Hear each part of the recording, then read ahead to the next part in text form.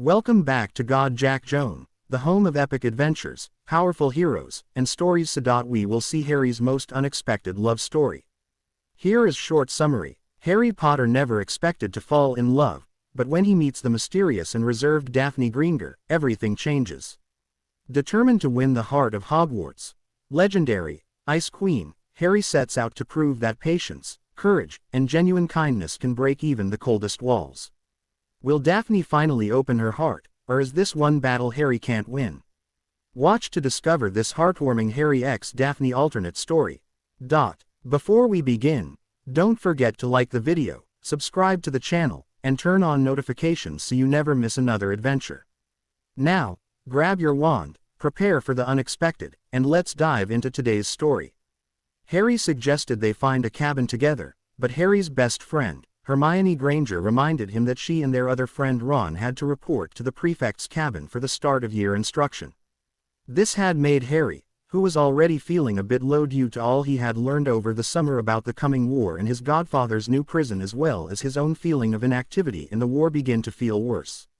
Harry turned to see if Ginny would like to find a place, but Ron's little sister had already disappeared to find her own friends, leaving Harry feeling the fool.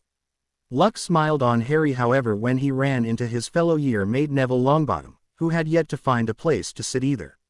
Together, the two boys moved further back into the train until they found a cabin that was inhabited by a girl with very long dirty blonde hair and reading a magazine. Harry poked his head inside and asked if they could join her.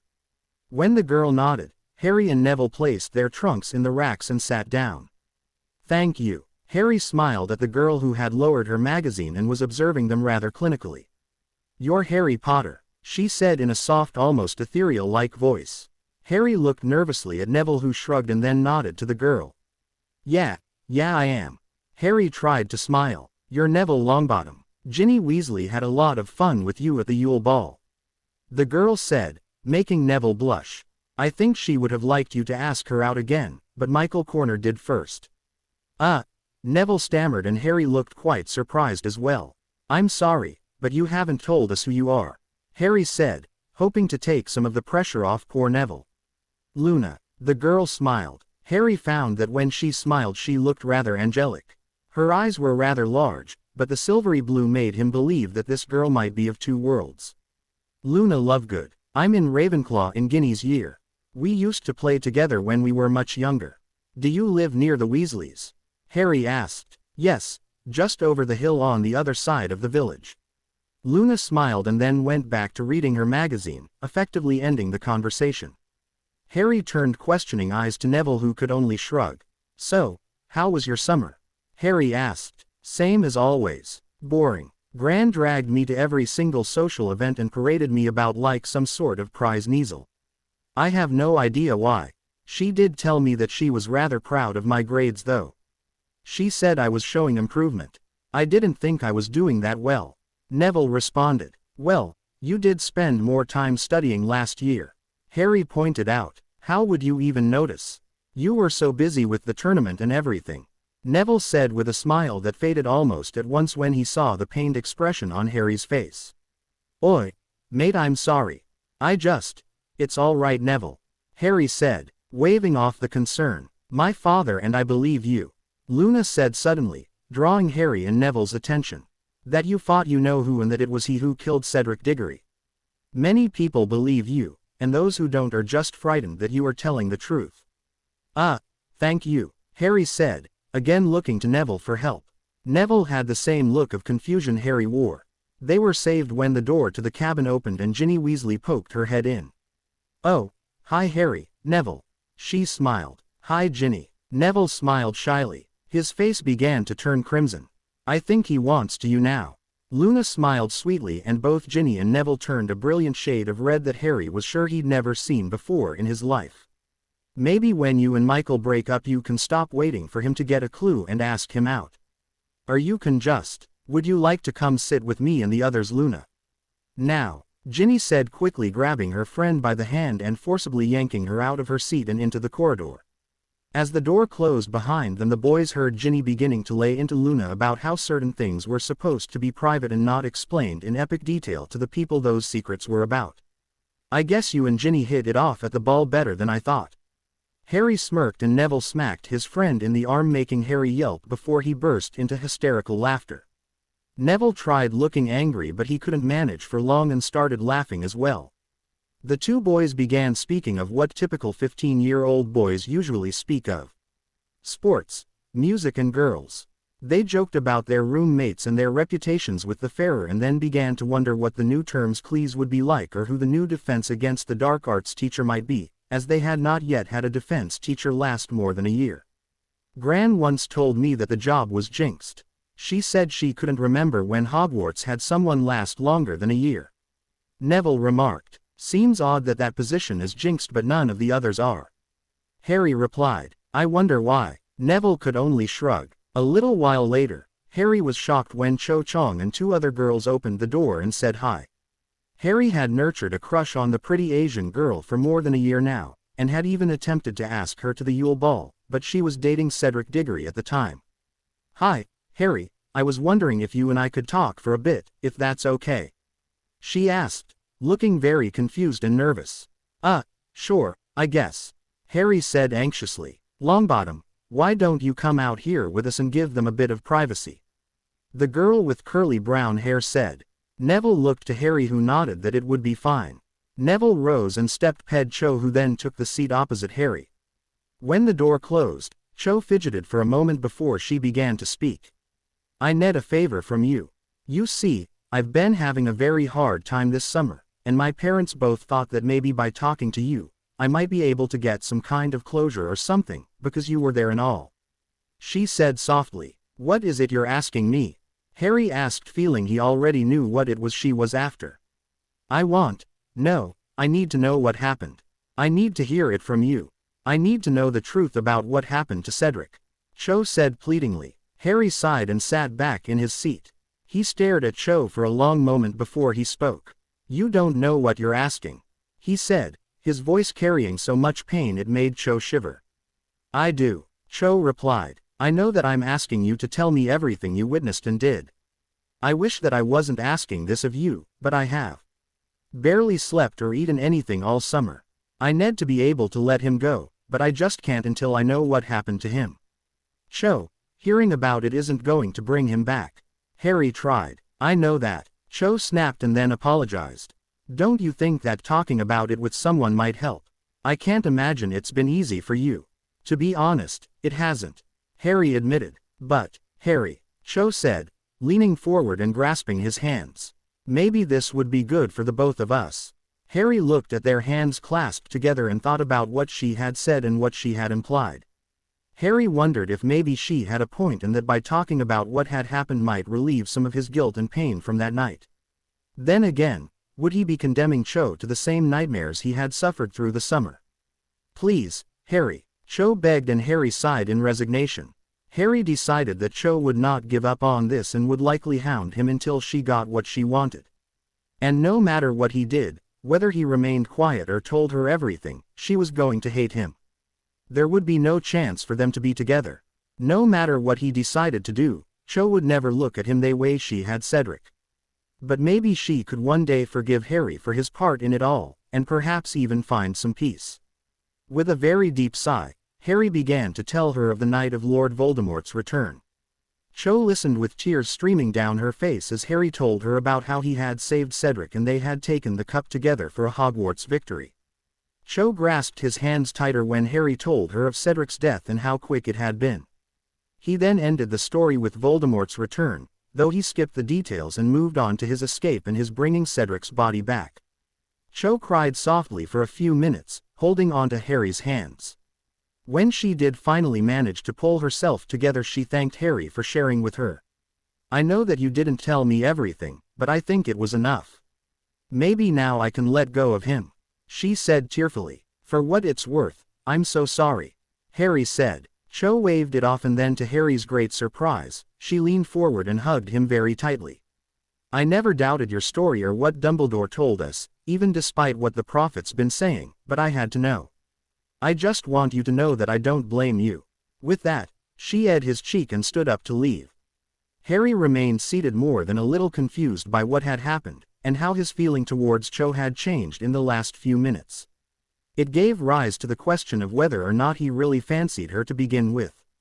"Are you all right?" Neville asked. Harry looked up and saw that Ron and Hermione were there, with Neville looking quite worried about him. Yeah, I think I'm okay." Harry tried to smile. The three entered the cabin and sat down, Ron and Neville on one side, Hermione next to Harry, who was staring into space. Hermione grasped his hand and gave it a squeeze. "Do you want to talk about it?" she asked. "No thanks. I think I've done enough talking. I think I just want to." "It's okay, mate," Ron said with a smile. "We understand." Harry nodded and leaned back into his seat, shutting his eyes. He felt strangely exhausted after his conversation with Cho. Yet at the same time he felt lighter somehow. Harry hated to think that Cho had been right, but perhaps talking with someone about what had happened had been cleansing. Harry woke with a start and looked around. Ron, Hermione and Neville all looked at him with concern. "You all right, Harry?" Neville asked. "Yeah, fine," Harry nodded. "Did I miss the lunch trolley?"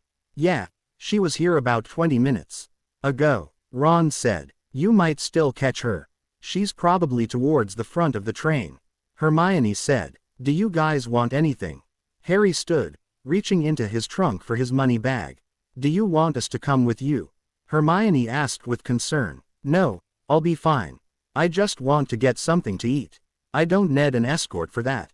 He smiled. Hermione frowned as Ron began rattling off some things for Harry to buy.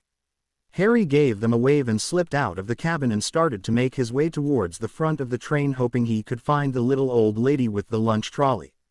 He glanced into different cabins as he ped, sometimes envying the other students who seemed to have not a care in the world. Harry found the lunch trolley in the 5th car, surrounded by a few people, who like Harry had missed the lady on her first pee. Harry got in line and waited for his turn. As he waited, he noticed a girl 2 people in line ahead of him that made his breath catch in his throat. The girl was just a bit shorter than he was, with soft honey gold hair that fell just past her shoulders. She had it kept out of her face by a jade green headband. She was facing away from him, so he couldn't see who it was, but he found her very attractive from that angle. She was wearing a knee-length green pinstriped skirt and a black blouse. She stood straight and proud in her high-heeled shoes, which accentuated her legs much to Harry's pleasure. When it was the girl's turn, she stepped around the trolley and Harry got a good long appreciative look at the girl, and he swore that his was going burst. She was stunning, with soft blue eyes and cream-colored skin. She looked like a dancer he'd seen on the cover of one of Aunt Petunia's magazines years ago, but the image had stuck with him. Her lips were thin yet full, and her nose was thin and petite, just like the rest of her. Harry couldn't help notice her, which wasn't huge, but by no means was this girl flat-ed. Harry listened as she gave the lady her money and asked for several items. Her voice was musically, though she sounded like she was in pain somehow. As he watched her a bit closer, he noticed that her eyes looked almost hollow, as if she had no soul. It pained him to see this vision of beauty looking so, was empty the right word? "Hey, hurry up," a girl with pixie-styled auburn hair said, grabbing the blonde by the elbow. "We've been waiting forever." There was a line, the girl said, collecting her treats and turning to follow the auburn-haired girl. Harry saw the girl with the auburn hair look at him briefly and give him a look of mild interest. Harry wondered if she realized that he had been staring at her friend. The blonde gave a look over her shoulder, and for a brief second, she locked eyes with Harry, and he swore that time stood still. The girl looked him up and down before turning again and walking away.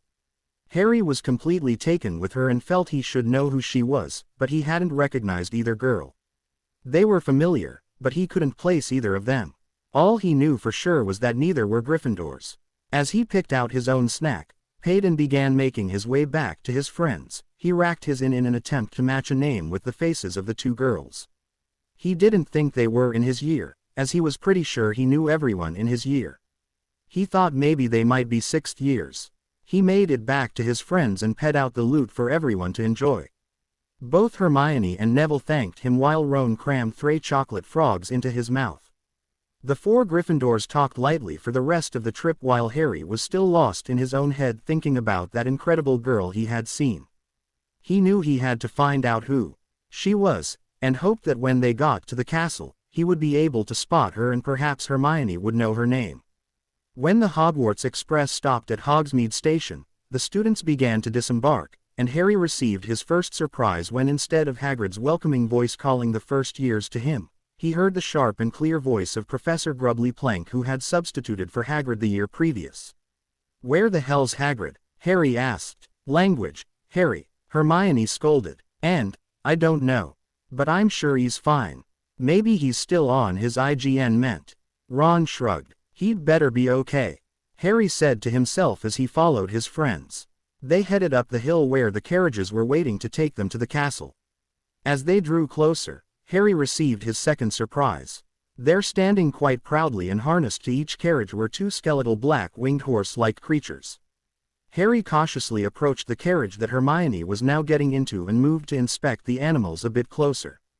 They appeared like something out of a nightmare, with their blood-red eyes and their scaly reptilian wings, but as he drew closer, the beast nearest regarded him and lowered its head to sniff him, much like a cat or a dog, before it extended its neck and tried to get Harry to pat it. Tentatively, the boy who lived touched the creature's snout and was surprised first by its warmth, and next by the leatheriness of its flesh. It was not unpleasant, and the beast seemed to enjoy his touch. "Harry," Hermione asked, looking very puzzled. "What are you doing?" "Petting it," he said with a smile as the beast maneuvered its head so Harry was scratching under its chin. "If it weren't harnessed to the carriage, I think it might roll onto its back so I could scratch its belly." He smiled. "Petting what?" Hermione asked, looking even more confused. "Huh." Harry was now the one who was confused. "Don't you see it?" "See what?" Hermione asked, looking the where Harry's hand was still scratching the air. "Are you joking? You can't see it?" Harry asked. He grabbed her hand and held it for the beast to sniff. Hermione looked quite freaked out when she felt the beast breathe on her before it nudged her hand. "What is it?" Hermione asked. Ron and Neville had now joined them. Harry noted that while Ron was looking all around like Hermione had been, Neville was looking right at the creature. "You can see it, can't you, Neville?" Harry said. Neville nodded, looking very nervous. "I've been able to see them since second year. They've always pulled the carriages. How can you two see them and we can't?" Ron asked. "We can find out later," Hermione said with a mixture of anxiousness and mirth as the creature kept nudging her hand. The four got into the carriage and it started for the castle. They rode in relative silence as both Ron and Hermione were pondering what it was that Neville and Harry could see pulling the carriages. Neville wondering why it was that Harry, whom he was pretty sure hadn't been able to see the beasts before, could see them now. And Harry, who was back to thinking about the beautiful girl he'd seen on the train. The four Gryffindors stepped out of the carriage and joined an ever-expanding group of students who were entering the Great Hall and began to take seats at the four house tables.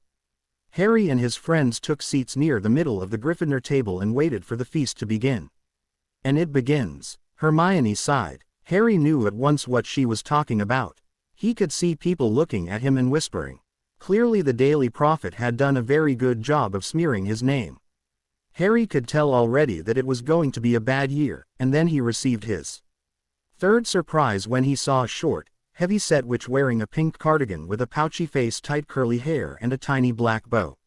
"She was at my trial," Harry said, pointing to the witch who wore a simpering sort of smile as she watched the students taking seats. "Then what's she doing here now?"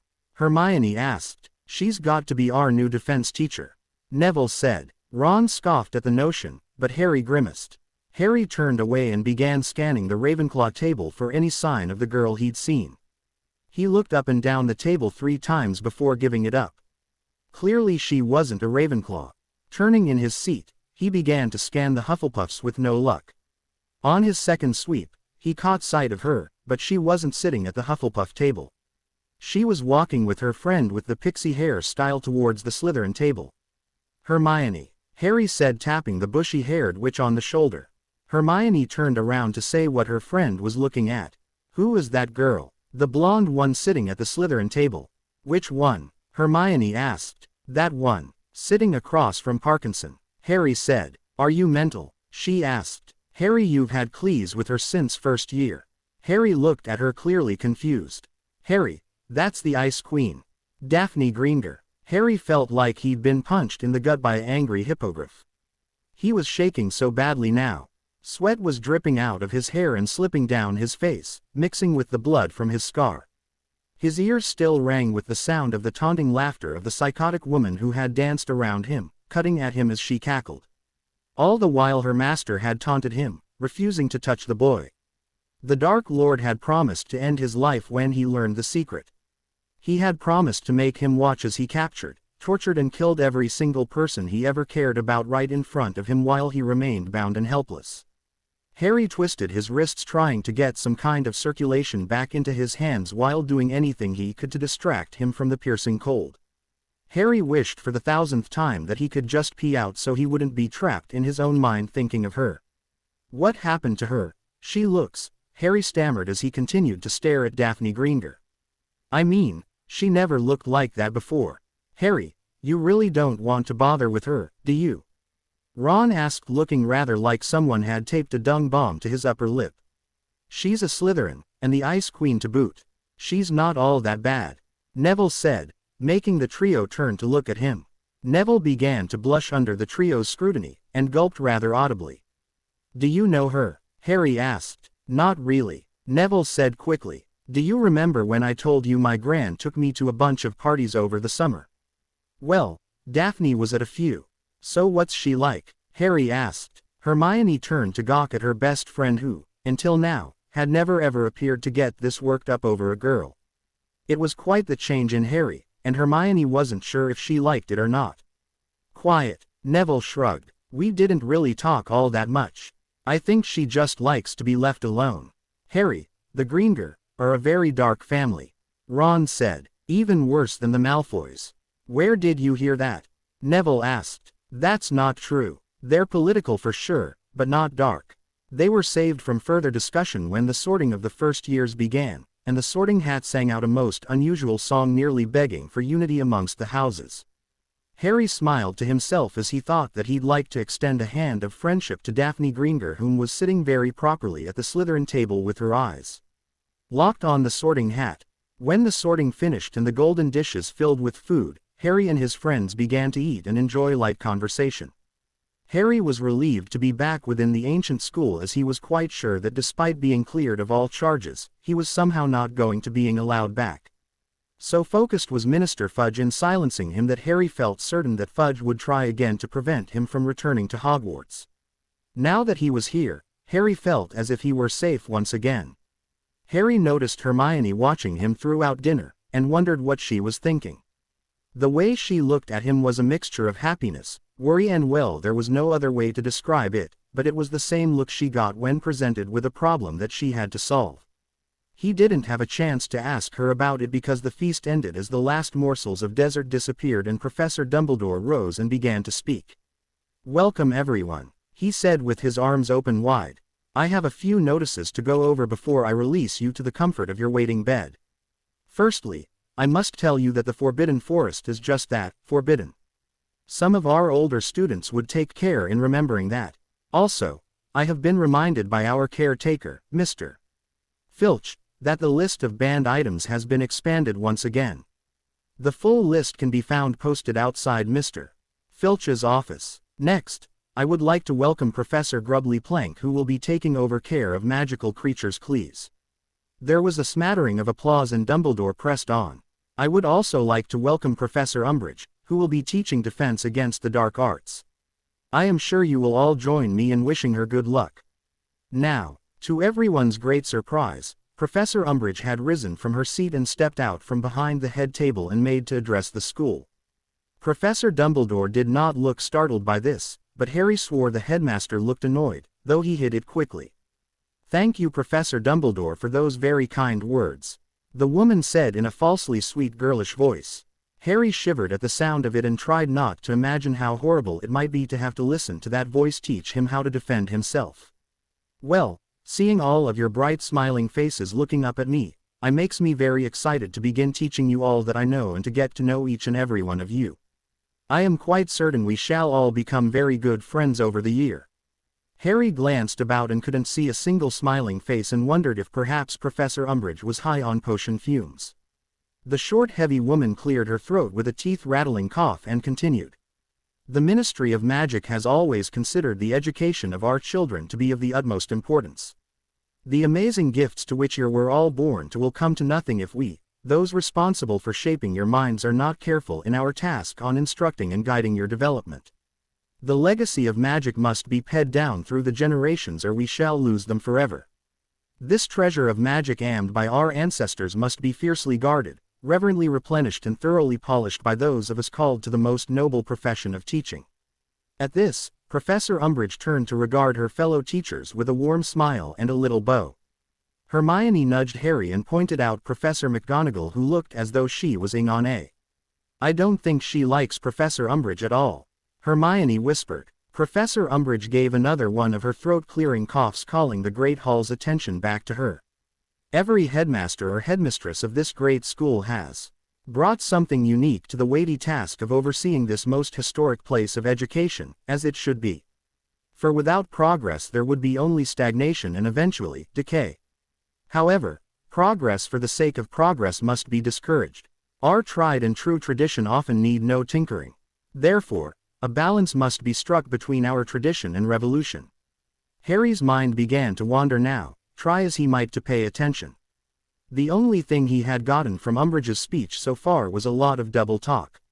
He noticed that Hermione was paying very close attention, and from what he could tell, she was getting more and more upset by what the pink toad was saying.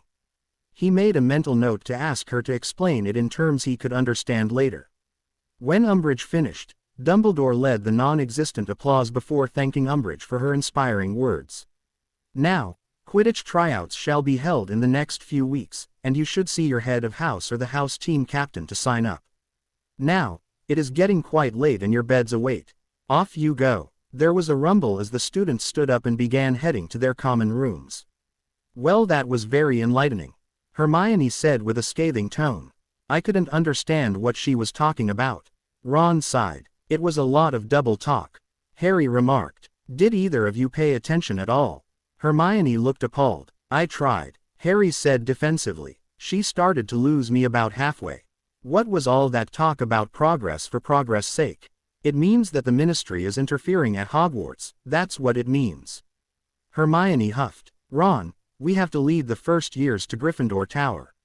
"Oh, right," Ron said, then whistled loudly. "Oi, midgets." "Ron," Hermione scolded. "Don't call them that. First years, this way please. I'll see you up there." Harry smiled and he and Neville headed towards Gryffindor Tower. The two boys made their way upstairs with Ginny Weasley, who caught up to them on the second flight of stairs. Harry noted how both Ginny and Neville were stealing glances at one another as they walked, and began to wonder if the youngest Weasley had indeed gotten over her crush on him. As they entered the common room, Harry noticed a sudden change in the atmosphere. As he looked about, he noticed many eyes upon him, many with guilty looks as if they'd just been caught doing things they shouldn't. Harry realized they were likely just talking about him, and felt it best to remove himself from the situation right away. He slipped up into his dorm room where Dean Thomas and Seamus Finnegan were already unpacking their trunks. "Hey Harry," Dean said with a sort of sad smile as he glanced at Seamus, who was avoiding Harry's eyes. "Okay," Harry said angrily, sitting on his bed. "Let me guess. You both believe what the prophet has been writing about me, right?" Seamus turned to look at Harry with surprise while Dean looked a bit guilty. Neville entered just then and it was clear he could feel the tension. "What's going on?" he asked. "Nothing," Seamus said flatly. "Potter was just going to tell us why we should believe him over the Daily Prophet." "You're saying that Harry's a liar?" Neville wondered. "That he's making everything up." "So, you believe him then?" Seamus asked. "You believe he actually fought you-know-who and lived? Why would anyone make something like that up?" Neville countered. "Maybe to cover up a murder," Seamus said, looking accusingly at Harry, who felt his anger explode. He leapt to his feet and was right in Seamus' face as he screamed. "You think I killed Cedric? You think I would do something like that? How else could you have won the tournament, Potter?" Seamus countered and Harry shoved him. Both boys went for their wands and Neville leapt between them. "Knock it off," Neville shouted at them both. "Seamus, you know that Harry would never kill anyone. You know he didn't put his name in the goblet last year. Why are you acting like this? His mum almost didn't let him come back because she was afraid Harry might kill him." Dean said. Shut up, Dean, Seamus shouted. I didn't kill Cedric, Harry snapped. Seamus turned back to Harry and the anger melted as he looked at Harry. His roommate's eyes were full of pain, and Seamus began to feel guilty as Harry backed off. Maybe if you just told us what happened, Dean started and Harry turned to look at him, making the taller boy cringe. Why are you all so interested in what happened if you don't believe me anyway? If you think I'm lying, why do you want to hear the lie? Harry asked, looking between Dean and Seamus. Why can't you believe me? Maybe it's because every year you wind up at the center of a ridiculous story where you wind up a hero, saving the damsel and all hat.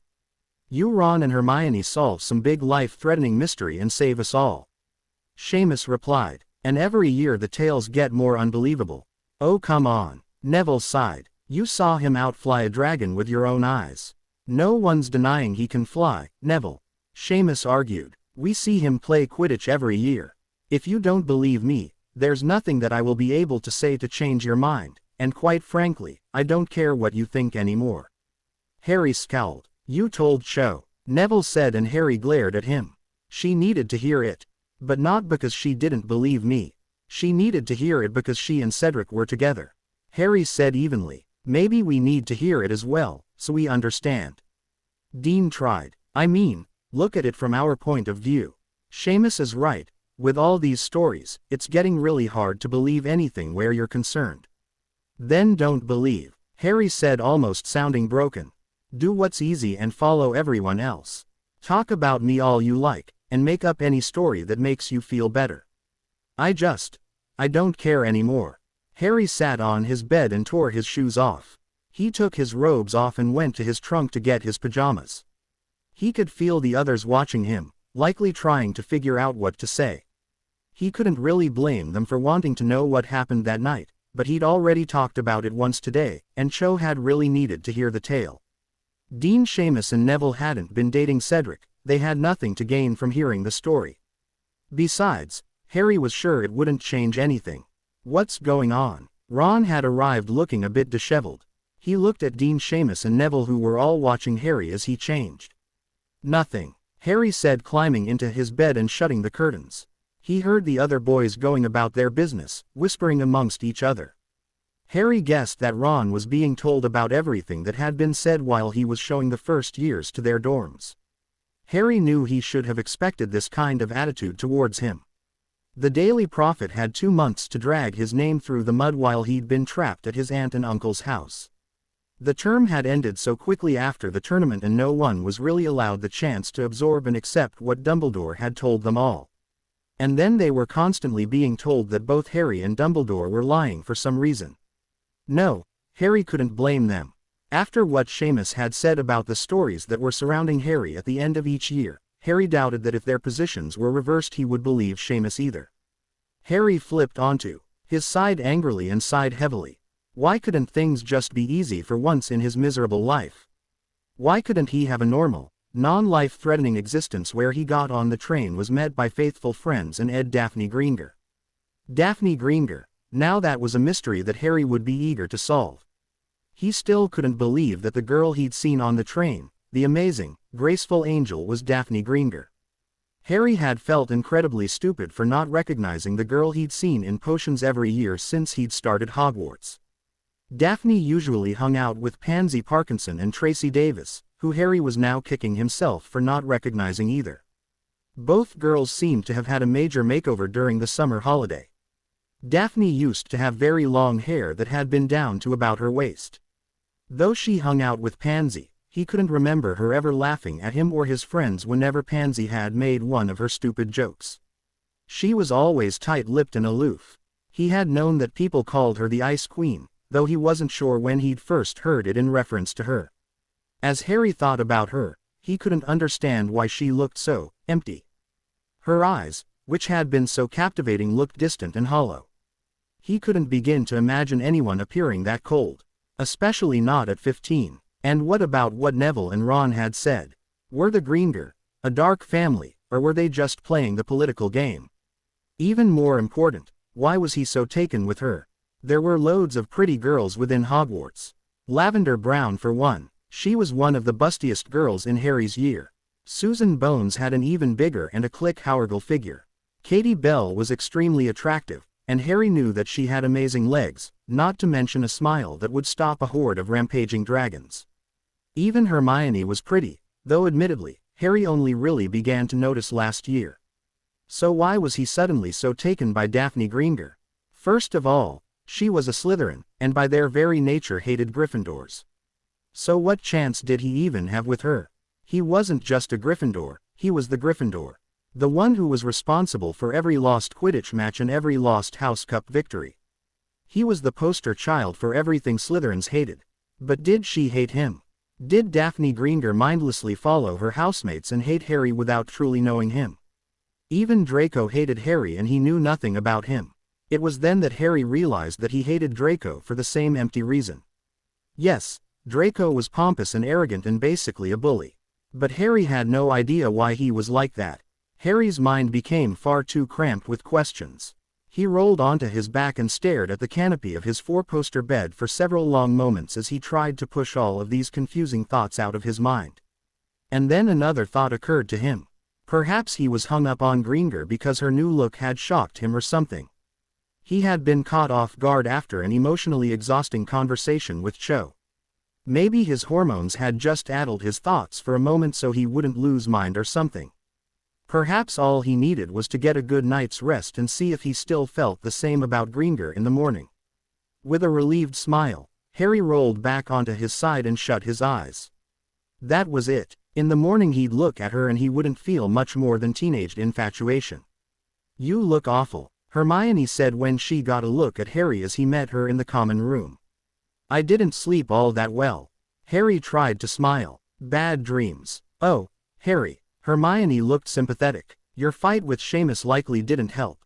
Ron said untactful. "You fought with Seamus?" Hermione asked looking stunned. "Not fought," Harry said glaring at Ron who was leading them down to the Great Hall. "We just had a disagreement, that's all. It's nothing. He believes the Daily Prophet like everyone else." "Ah," Hermione said. Lavender and Parvati were the same. "They asked me a bunch of questions about what happened. I told them to mind their own business and stay out of everyone else's. I don't think they like that. By the way, Ron, what did Lavender want with you last night?" "What?" Ron asked, turning around, his ears nearly glowing red. "Nothing. It was nothing." Hermione and Harry shared a look of disbelief as Ron turned and moved a bit quicker down to breakfast. Harry grinned a bit while Hermione rolled her eyes. As they drew closer to the Great Hall, Harry remembered that he was going to see if his initial flush of confused feelings for a certain Slytherin was just a strange moment of hormonal confusion, or real blossoming adoration. He was saved from having to look for her as just as he and his friends were entering the Great Hall. Daphne was also coming to breakfast following Tracy Davis, who glanced over at Harry with a wry smirk. Daphne didn't even bother to look at Harry as she walked next to him for the briefest second. In that moment, Harry's stomach flip-flopped and his hands became very sweaty. He stumbled over his own feet and he heard Tracy Davis chuckle while Daphne uttered no sound at all. "Smooth, Harry," Hermione said as they sat down. "Falling over yourself is really going to get her attention." "Shut up," Harry grumbled. "I don't know why you're even bothering." Ron glowered at the Slytherin table. "She's a.s. They all hate us. She's never going to even talk to you civilly. They can't all be bad," Hermione said, turning in her seat to look at Daphne who was pouring herself some juice.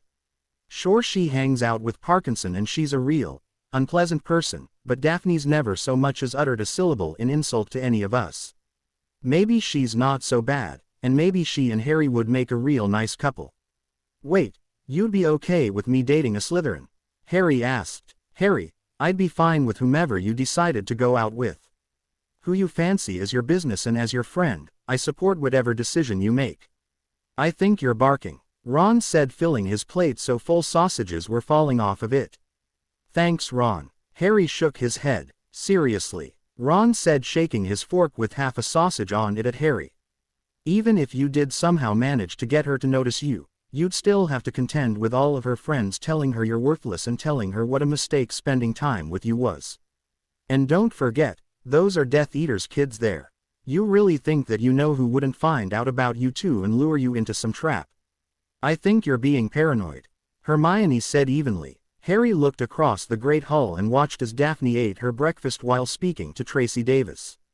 As he watched her he tried to imagine himself with her, only to be betrayed and handed over to Lord Voldemort as a gift. It seemed desperately crazy to him, and yet somehow possible. Well, I don't think we need to worry about it. Harry sighed. Like Ron said, I doubt she'd ever even like me enough that anything could happen between us. Hermione reached out and patted his hand comfortingly. You never know, Harry. Sometimes the heart wants what the heart wants and no one can talk you out of it. Maybe if she had a chance to get to know you. Harry gave a non-committal smile and began eating his own breakfast. Maybe Hermione was right. Maybe all he needed was a bit of time with Daphne so she could get to know the real him. Maybe then she might find someone she liked and they could perhaps become friends or something else. And maybe hippogriffs would come flying out of his butt. He'd been alone for a long time now. He had no way to tell how long, but he was sure at least a day had passed. He'd been released from the cursed chair, but he was too weak to do much more than to curl up on the floor and stare at the sliver of light from under the door. It was so very cold in this room and Harry wrapped his arms around himself with the vain hope that he could warm himself. His cuts were scabbed over and the blood on his face and back felt sticky and grimy. They had given him food and water, though it was quite meager. Enough to keep him alive so they could continue torturing him. Harry was thankful that so far none of his friends had been captured. He had not doubts that Voldemort would make good on his promise to make him watch those he cared for be tortured and killed. Harry wondered if perhaps his godfather or Dumbledore was looking for him. Did they even know what had happened to him yet? Was she being questioned? Did she even feel the least bit guilty for what she had done? Despite Harry's anger, there was still a small part of him that believed that there was more to what had happened than he knew. There just had to be. The Gryffindors were sharing history of magic with the Hufflepuffs this year, and Harry followed a few of the Badgers into the CL followed by Ron, Hermione and Neville. As Harry took a seat next to Neville, he noticed Hannah Abbott glance at him with the same look he'd seen on so many faces at this point right before she turned to Susan Bones. The two girls looked like they were having a very heated discussion. Forget it, Harry, Neville whispered. They'll see you're telling the truth. Harry thanked Neville as Professor Binns, the ghost who taught history, appeared through the wall and asked the students to settle down.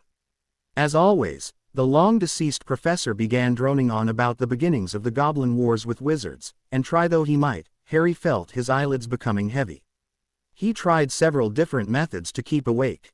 He pinched himself, stomped on his own foot, even digging his minuscule fingernails into his palm to stay awake, yet nothing was working, and before he knew it, a disgruntled Hermione was shaking him awake while Neville was wiping at the drool on his own chin. Sorry, Hermione, Harry said as he began gathering his things. I swear I tried to stay awake. Don't know why you bothered. Ron yawned. It's just the same old boring stuff. What if I chose not to share my notes with you this year? Hermione threatened. Then we'd fail and it'd be your fault. Ron said smugly. Hermione huffed and stormed off towards potions with Ron quickly hurrying after her, likely to get a few more pokes in before CL. We really should try to stay awake, Neville said as he and Harry followed the arguing pair. I know, and I really tried. Harry shrugged. Bet you don't get sleepy in potions, what with Daphne Greengrass in the same room and all. Neville chuckled. Oh ha ha. Harry rolled his eyes. Geez, I make one comment about her being attractive and now everyone's poking fun at me about being in love or something.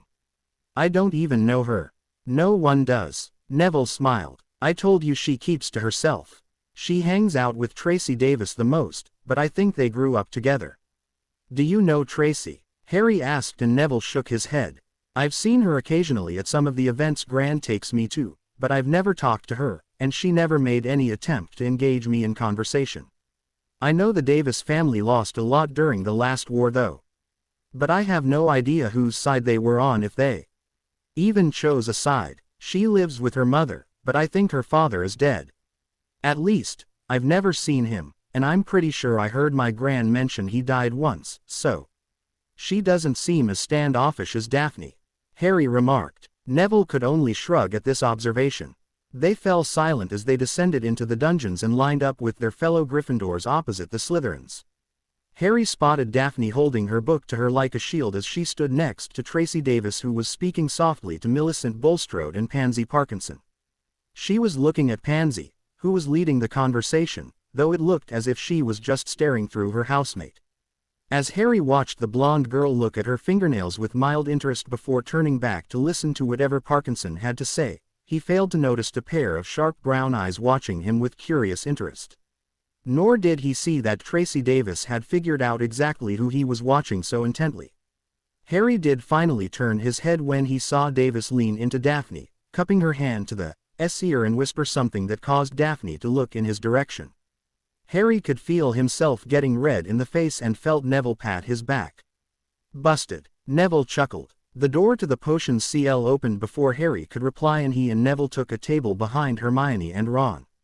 Hermione looked at Harry and gave the faintest smirk as her eyes flashed to where Daphne was now taking her own seat.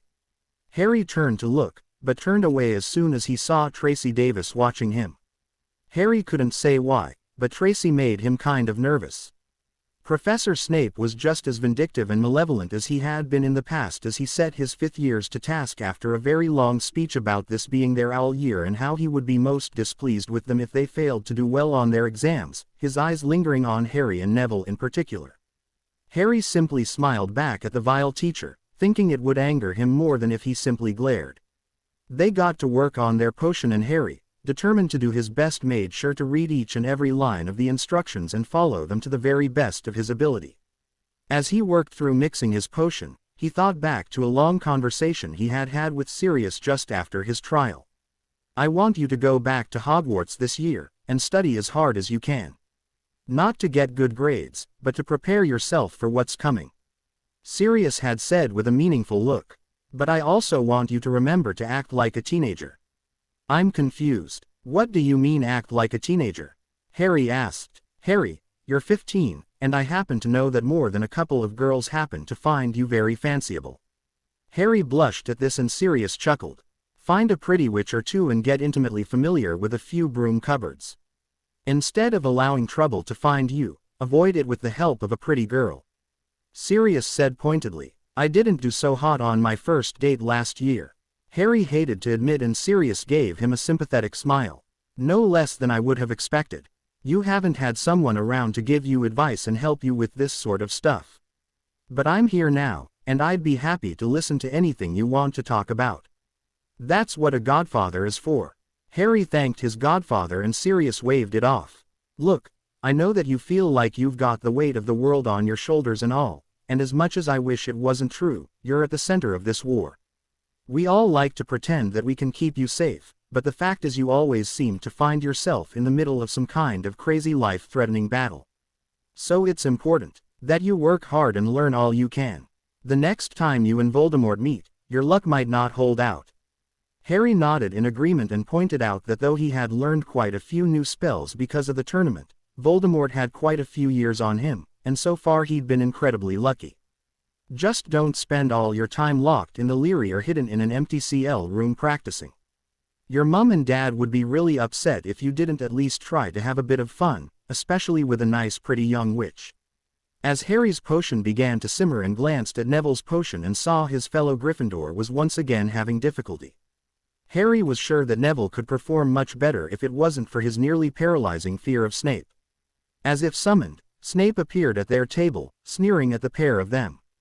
"Potter, what is this?" Snape asked, looking into Harry's cauldron. Harry looked confused. "Draft of peace, sir." He could feel other students looking at him now, and began to fear what might be coming. "How is it you've managed to nearly complete what appears to be a flawless potion? Has Granger been whispering instructions to you? I can't imagine Longbottom giving you any sort of helpful stance as his potion looks like swamp muck." Snape glowered. "No, sir. I've been following your instructions from the board," Harry said, motioning to the blackboard. "Watch your tone, Potter." "And just what step are you on?" Snape asked callously. "I'm simmering my potion for 10 minutes, stirring every 2 minutes clockwise until it turns red. Then I'm going to add 3 minced newt tails," Harry said, having memorized the next step. "Given your past performances in this CL, I find it hard to believe that you have somehow managed to follow instructions to the letter and managed such a performance." Snape glowered. Care to question me under Veritaserum then? Harry countered and Snape faltered. I'm sure you have a vial or two around here. Why not let me have some and then ask me how I managed to get these results? Snape looked indignant for a moment before his eyes narrowed. Would you really like me to do that in front of all your peers?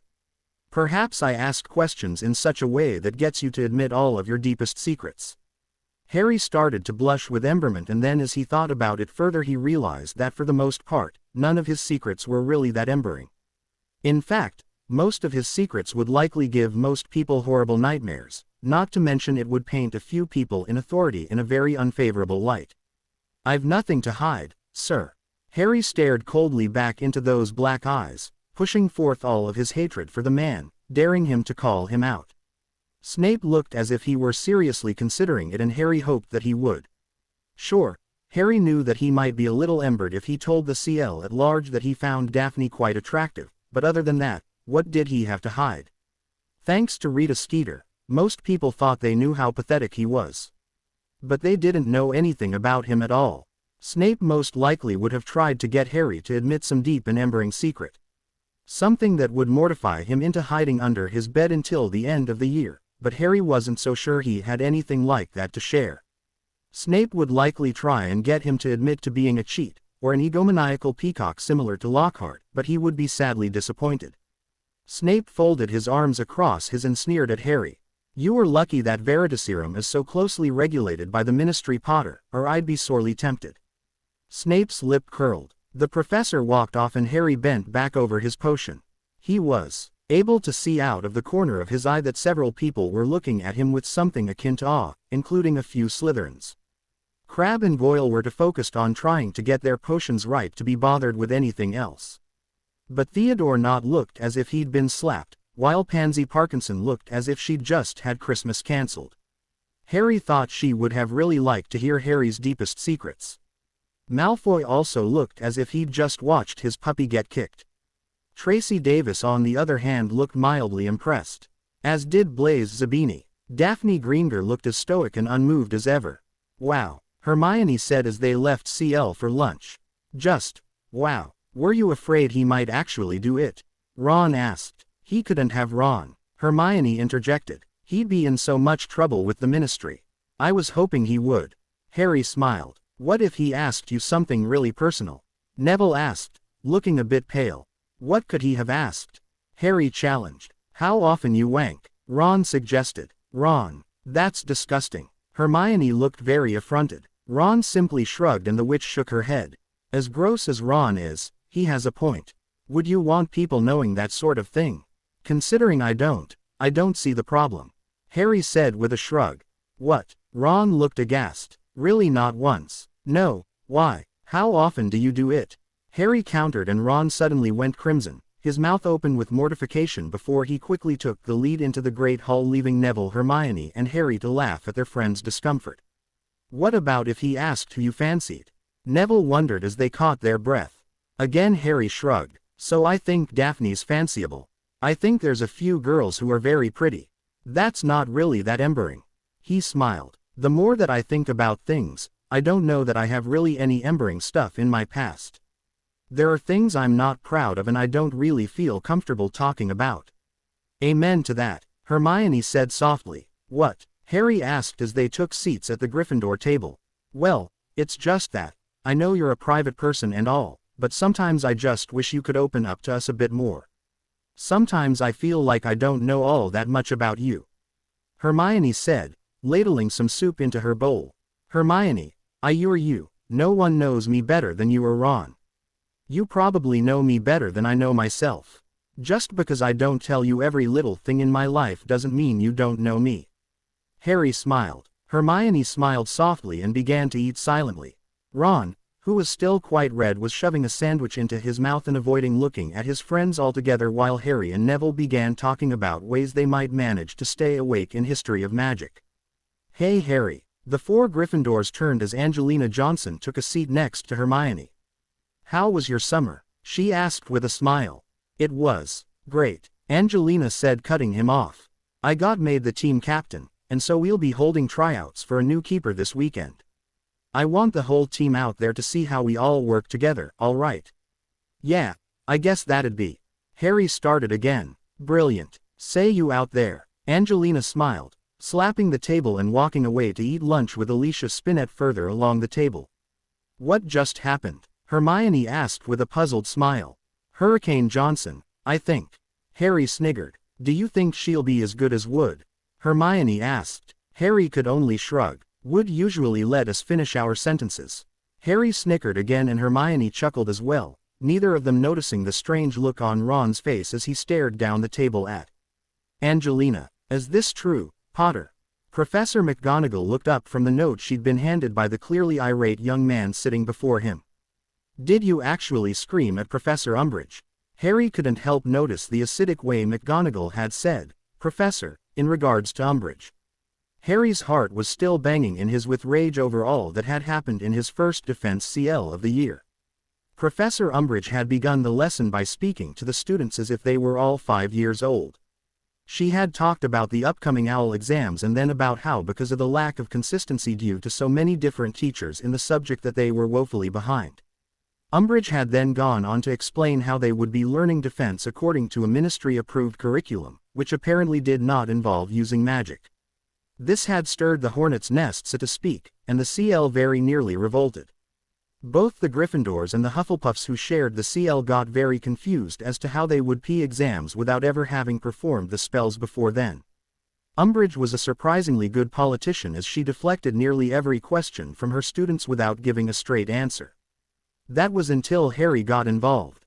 He was still kicking himself, but the pink toad had just infuriated him so much by telling everyone that they had been lied to about any threats upon their lives and that no one could come back from the dead. She had even laughed a high girlish laugh that made Harry's blood boil. When Harry questioned Umbridge as to her proof that Voldemort had not returned, she got defensive. When she asked Harry where his proof, he offered to show the scar where he'd been cut by Wormtail, and also to be questioned under Veritaserum. Actually it had been Neville who suggested it. Umbridge went white with irritation and had given Harry detention for speaking out of turn. She then tried to rein in CL again, but Harry just couldn't seem to keep his mouth closed now. He completely lost his temper when she had told the CL once again that there was nothing to be afraid of and that the rumors were nothing more than lies to create panic. When Harry said that the only liars were the Ministry, Umbridge lost it, and sent Harry to see McGonagall.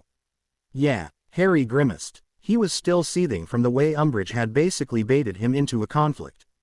Snape would have been proud if not begging for lessons. She called me a liar. Harry said, I would think you'd be used to that by now, after what has been printed in the Daily Prophet alone. McGonagall said, taking her seat behind the desk and offering a tin of biscuits to Harry, who smiled appreciatively at his head of house as he took one. Potter, Harry, I urge you to not push Dolores Umbridge. She is here with an agenda that does not bode well for this school, and especially for you. What do you mean, Professor? Harry asked, now very curious. Minister Fudge is worried that Dumbledore is setting the stage for some sort of takeover of the Ministry. McGonagall said urgently. I know, I was told over the summer. Harry said, then you must know then that the Minister is worried that you will help sway opinion to Dumbledore's cause. McGonagall said pointedly, your name and your opinion matter quite a lot to more than a handful of very important people. The Minister thinks that if enough of those people are swayed, he will be ousted from office, and Dumbledore will step in to replace him. That's mad, Harry exclaimed. Indeed it is, but nonetheless, it is true. We cannot give the Ministry any fuel for their fire lest we condemn ourselves to cells in Azkaban. Until he who must not be named finally steps into the open, we are forced to fight. On two fronts. I am begging you, Harry, do not give any more ammunition to Dolores Umbridge. No matter what you have to do, do not let your temper get the better of you. Harry looked at his head of house's expression and with a heavy sigh nodded his consent.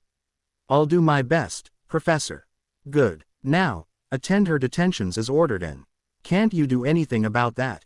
Make me serve them with you or even Snape. Harry pleaded. While I sympathize, I can do nothing. You will serve your detentions with Umbridge, and Harry, do remember what we discussed. Harry nodded and gathered his bag. He headed out of McGonagall's office and began to head to upstairs. There was still a few hours until dinner, and Harry felt he could get started on his history of magic IGN meant. As he trotted up the satires, he couldn't help marvel out how strange the year was beginning. Harry set his book bag on top of his trunk and went and laid down on his bed, rubbing his eyes hard. Harry had no idea why, but he was feeling a lot more confident than he'd ever had before. He never would have verbally sparred with Snape like he had that morning before this year. Was he perhaps taking serious advice and trying to live his life the way he wanted, or was it something else? Was he acting out because of how angry he had been over the summer after being kept in the dark and ignored? Harry didn't want to think about it anymore because his head was starting to hurt. Harry felt he'd rather think about Daphne Greengrass and why he found her so alluring. She was quite beautiful. He barely remembered what she looked like last year, but he was sure that she hadn't looked quite as fetching. She had clearly made quite a few changes to herself over the summer, and Harry was sure he wasn't the only boy who approved.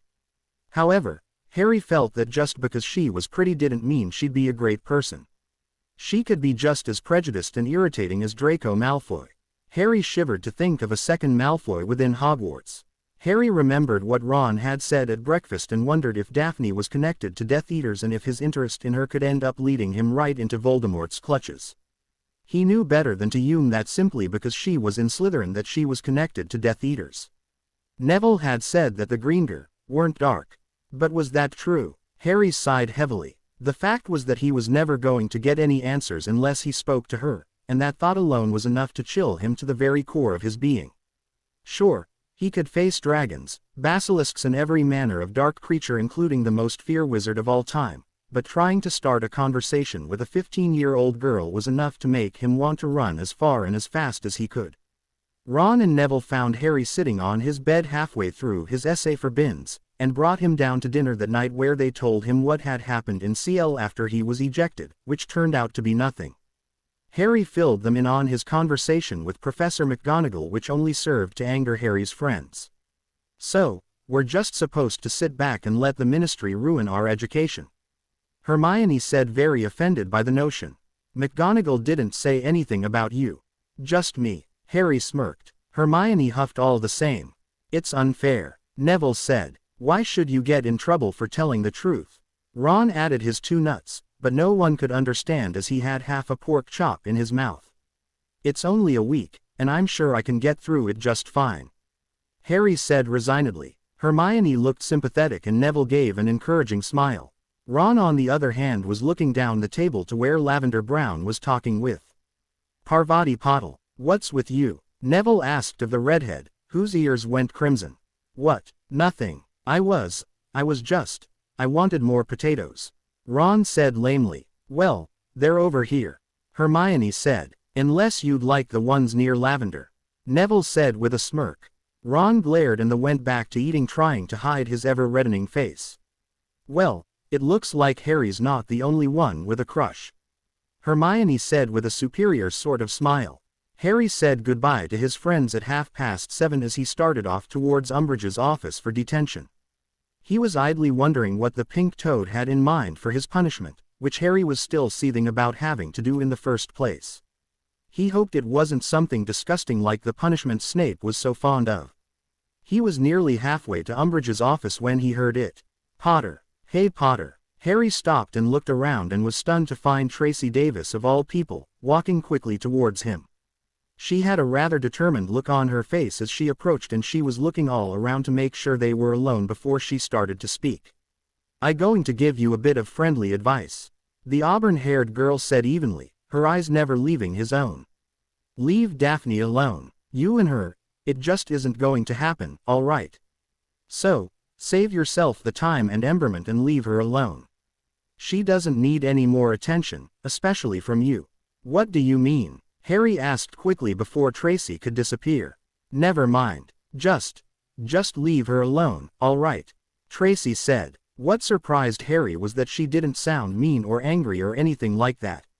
In fact, she almost sounded concerned, though Harry was sure it wasn't for him. "But why? Why do you think that I don't have a shot?" Harry asked. "Egotistical much?" Tracy cocked an eyebrow. "That's not how I meant it. Look, I don't even know her, so I don't even know if I like her." Why shouldn't I try and make friends with her, or you for that matter? Harry asked. You want to be my friend? Tracy asked incredulously. I don't see why I can't make friends with whomever I like. Unless you blindly hate me like the rest of your house. Harry challenged. Tracy's eyebrow raised even higher and a small smirk appeared on her face. You think you got us all figured out, don't you? Actually, I know that I don't. Harry replied. And unlike some, I can admit that I don't know everything. Pretty un-Gryffindor-like attitude, Tracy said, folding her arms across her. Now who thinks they've got people figured out? Harry said with a bit of a triumphant tone. Tracy shook her head. Look, I came to warn you away from Daphne and I've done that. Do everyone a favor and take it to heart. She doesn't need you drooling after her too. With that, Tracy turned on her heel and walked away. Harry wondered exactly what had just happened, and more importantly, what she had meant about Daphne. Did she have a lot of boys chasing after her? And if she did, what chance did Harry have with her? Why couldn't I just be head over heels over someone more attainable? Harry thought darkly as he made his way to Umbridge's office. He couldn't see it, but he could hear the scurrying of a rat somewhere in the darkness. He pushed himself up onto his hands and knees, hoping that the small critter would come closer and that it would have a silver paw. He swept his eyes through the inky blackness, becoming more accustomed to the shadow after having been locked within its cold MCA for such a long time. He listened hard for wherever the creature was likely foraging and slowly moved himself towards it. Every single movement sent electric shocks of pain throughout his nerve endings and he fought the desire to scream out. He gritted his teeth and pushed the pain down deep into his gut. He focused on finding the beast. He wanted to show the bastards who kept him that he was not some weak pathetic child, and if they dared face him on equal ground, they might not be laughing at him any longer.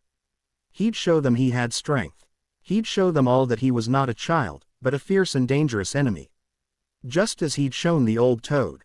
Still thinking over what Tracy Davis had said to him, Harry knocked on the door of the defense teacher's office. Professor Umbridge bade him to enter, and as Harry stepped into the office he gasped in true horror. The walls had been painted a bright pink and nearly every inch of those walls were covered with decorative plates, each depicting a very cute kitten. Much like basic wizarding pictures, each kitten was moving about, playing, drinking cream, sleeping, or even staring curiously at Harry as he cast his eyes about this pink nightmare. Even the furniture looked like something from a 5-year-old girl's bedroom, with little lace doilies laid out on her desk and a few small tables. The 2 chairs in the room were upholstered in pink velvet and there was an overpowering odor of flowers that was making Harry sick to his stomach. Please have a seat, Professor Umbridge said over her cup of tea, indicating a seat for Harry where a long piece of parchment sat awaiting him. Harry sat down cautiously, fearing for some reason that the chair might turn him into a doll for this demented woman to play with. You will be writing lines for me this evening, she said, getting up from her seat. Harry was amazed at how it made very little difference in her height. Harry thought that she was nearly as round as she was tall. The shiny black heels she wore did nothing to add to her height, and Harry was sure she wore them because she thought they were pretty. Umbridge approached him carrying a long simple black box which she opened to reveal a black quill. Harry had never seen a quill like this one before. It looked much sturdier than any other quill he'd ever used, which was saying something about the craftsmanship. Yet, there was something foreboding in the way Umbridge caressed it before removing it from the box and placing it before him. I would like it if you wrote I must not tell lies, she said with a soft smile, as if speaking to a favorite pet. I didn't tell lies, Harry said firmly, and Umbridge's sickly sweet smile faltered. Do not make me add more detentions, Mr. Potter, Umbridge threatened. We both know that you were simply trying to stir up confusion and doubt among your fellow students. Harry sighed and picked up the quill. Clearly the only way this woman would ever believe him would be if Voldemort himself appeared to kill Harry, and Harry doubted even that would convince her. There's no ink, he pointed out. Umbridge smiled and Harry swore he saw a glint of anticipation in her eyes.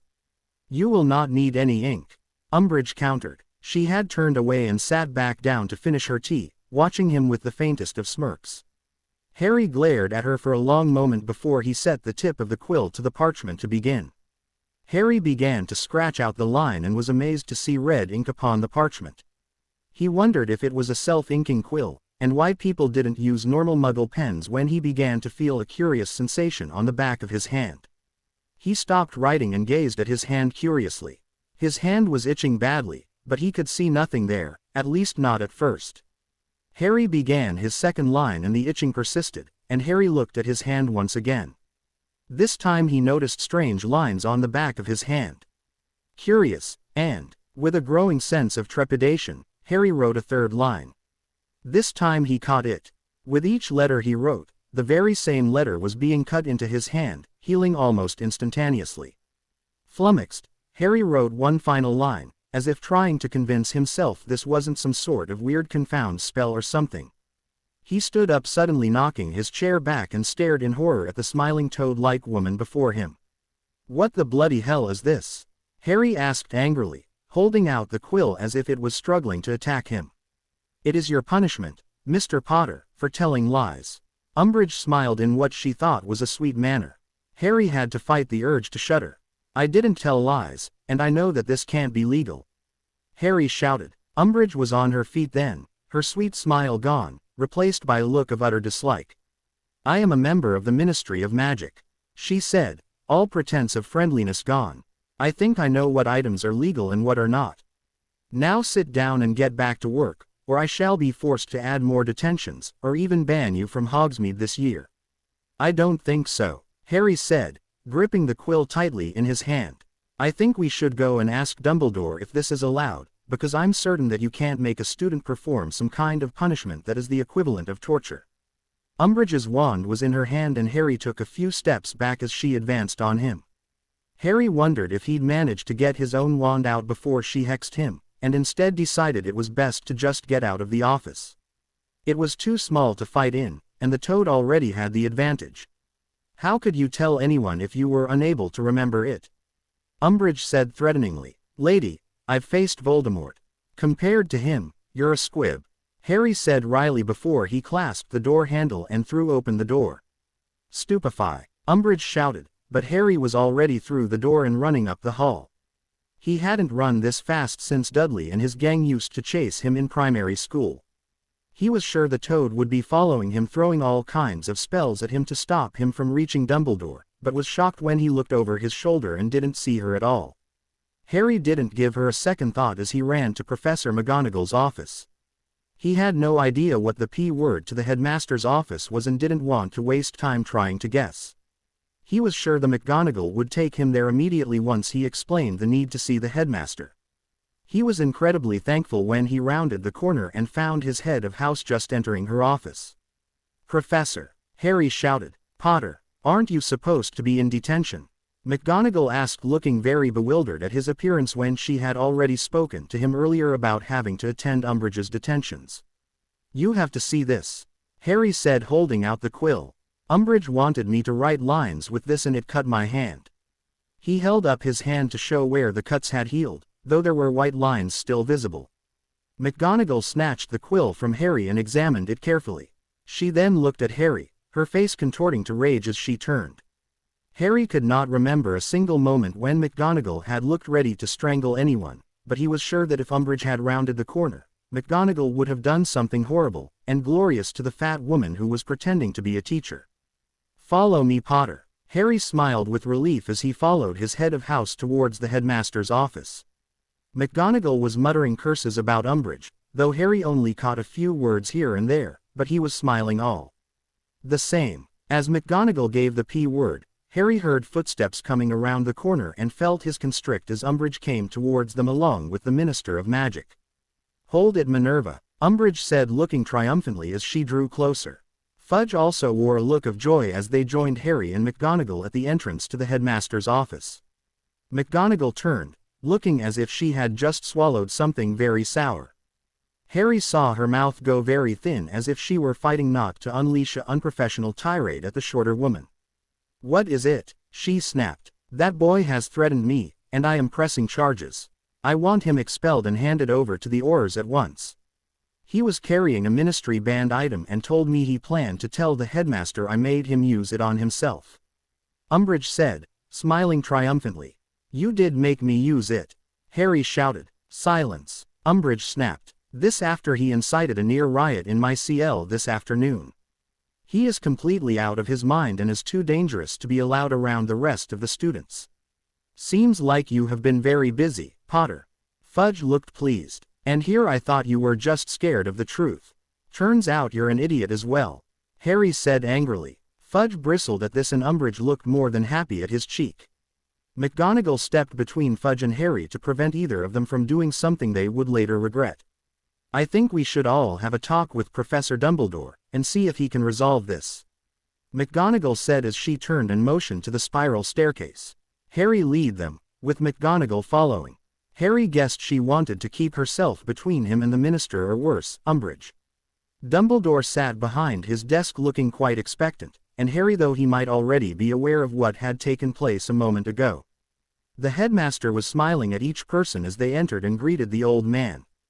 Dumbledore conjured several chairs for each person, though only Fudge and Umbridge sat down. Already supplying Potter with a way to usurp me, I see, Fudge said gleefully as he took his seat. I warn you, Dumbledore, if we prove Potter got this banned item from you, it'll be straight to Azkaban. And what if I'm telling the truth? Harry asked. Will you have to make a public apology? Will you listen to us about everything else we've been telling you as the truth? Harry, if you would please take a seat, Dumbledore said kindly, though he avoided Harry's eyes. Harry glared at Umbridge, who was returning the look with equal fervor. Now, what is this all about? Dumbledore asked. McGonagall laid the quill on the headmaster's desk. Dumbledore's congenial smile disappeared as he examined the quill with disgust. Potter gave this to me a moment ago, claiming Professor Umbridge was making him use it on himself during his detention, McGonagall said, watching Umbridge like a hawk. A blood quill. Dumbledore looked very shocked as he looked between the quill and a bristling Umbridge. If I am not much mistaken, blood quill are banned by the Ministry save for use by the goblins for certain banking contracts.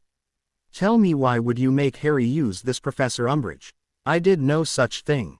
It is yet another one of Potter's nasty little lies, Umbridge said emphatically, looking quite disgustedly at Harry. Potter came to his detention tonight and showed me that quill, which I am certain he got from someone who was well connected to the black market. Harry didn't miss the emphasis Umbridge put on the word black, and had to fight the urge to leap from his chair and attack the great pink toad. He then went on to claim that he intended to remove me from the school. He told me of his plan to frame me for those cuts, which he clearly inflicted upon himself before arriving to his detention. Umbridge finished. You're lying, Harry shouted, and Dumbledore held up his hands to calm the youth. Harry sat back in his chair, getting angrier by the second. Very serious claims, Dumbledore said, looking between Harry and Umbridge. And as there were no witnesses, it is Harry's word against Professor Umbridge's. I believe we have very little choice in this matter. We shall have to view the memories of tonight's events from both of you to get a clear picture on the truth. I want this dealt with tonight, Dumbledore. I do not have time to waste it while we get a pensieve and verify each memory. Fudge waved his hands in annoyance. As it happens, I have a pensieve right here. We can view the memories, and then have them verified by an unspeakable, Dumbledore suggested. That way there would be no disputing that the memories had been tampered with. Harry saw Umbridge blanch and Harry stood up. I like that idea. What do I have to do to give you my memory? This is ridiculous, Umbridge said, also getting to her feet. Would you perhaps prefer questioning under Veritaserum? Dumbledore suggested. You know that if it turns out that Harry is indeed telling the truth, Professor Umbridge, that you must be remanded to the custody of the Aurors. And the parents will be questioning why someone so willing to torture students was placed at this school by you, Cornelius. Fudge turned red at these words, snatching his lime-green bowler hat off his head and beginning to twirl it in his hands. He turned to Umbridge with questioning eyes. Harry could see that the minister was now doubting his undersecretary, especially given how she seemed to be turning several shades of red, likely from trying to figure a way out of this.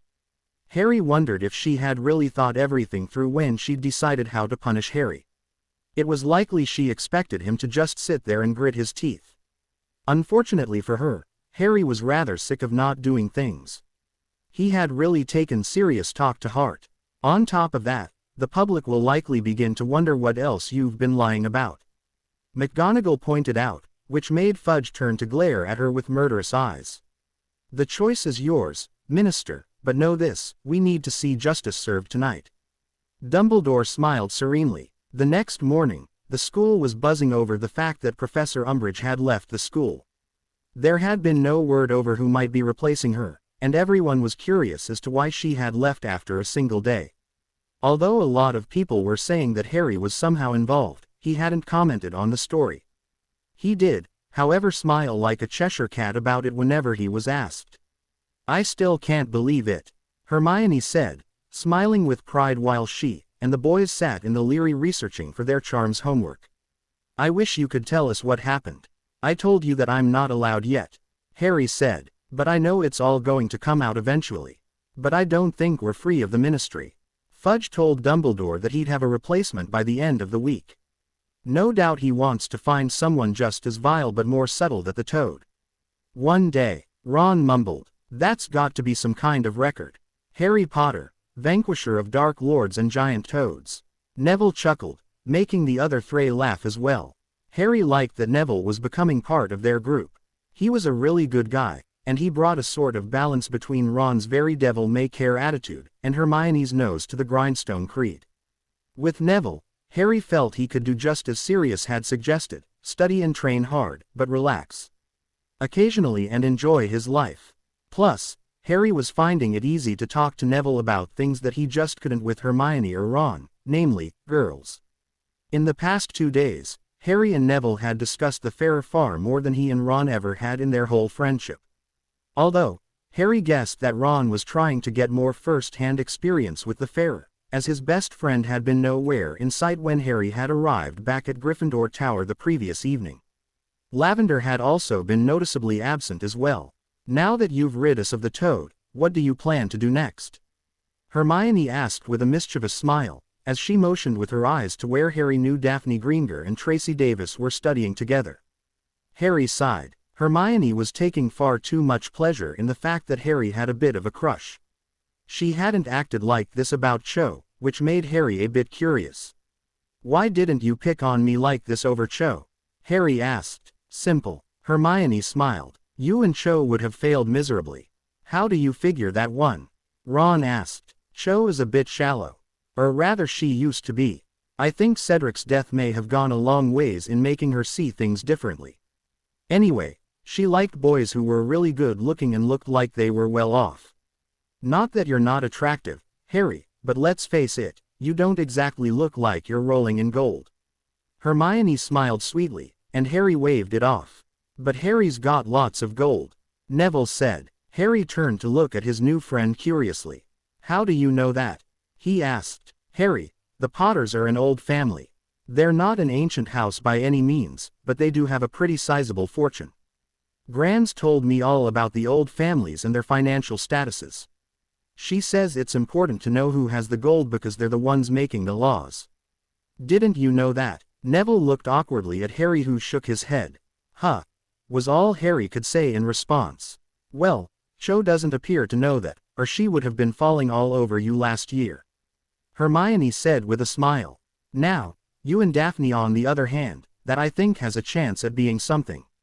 I think if any boy has a shot to break through her walls it's you, Harry, because unlike other boys, you want to get to know her and not just get under her skirt." Is that what Tracy meant by Daphne getting a lot of unwanted attention? Harry wondered aloud. "It's possible," Neville said. "I do know a lot of guys think she's really pretty and that they'd do anything for just a few minutes alone in a broom cupboard with her. As far as I know though, no one's managed to accomplish that.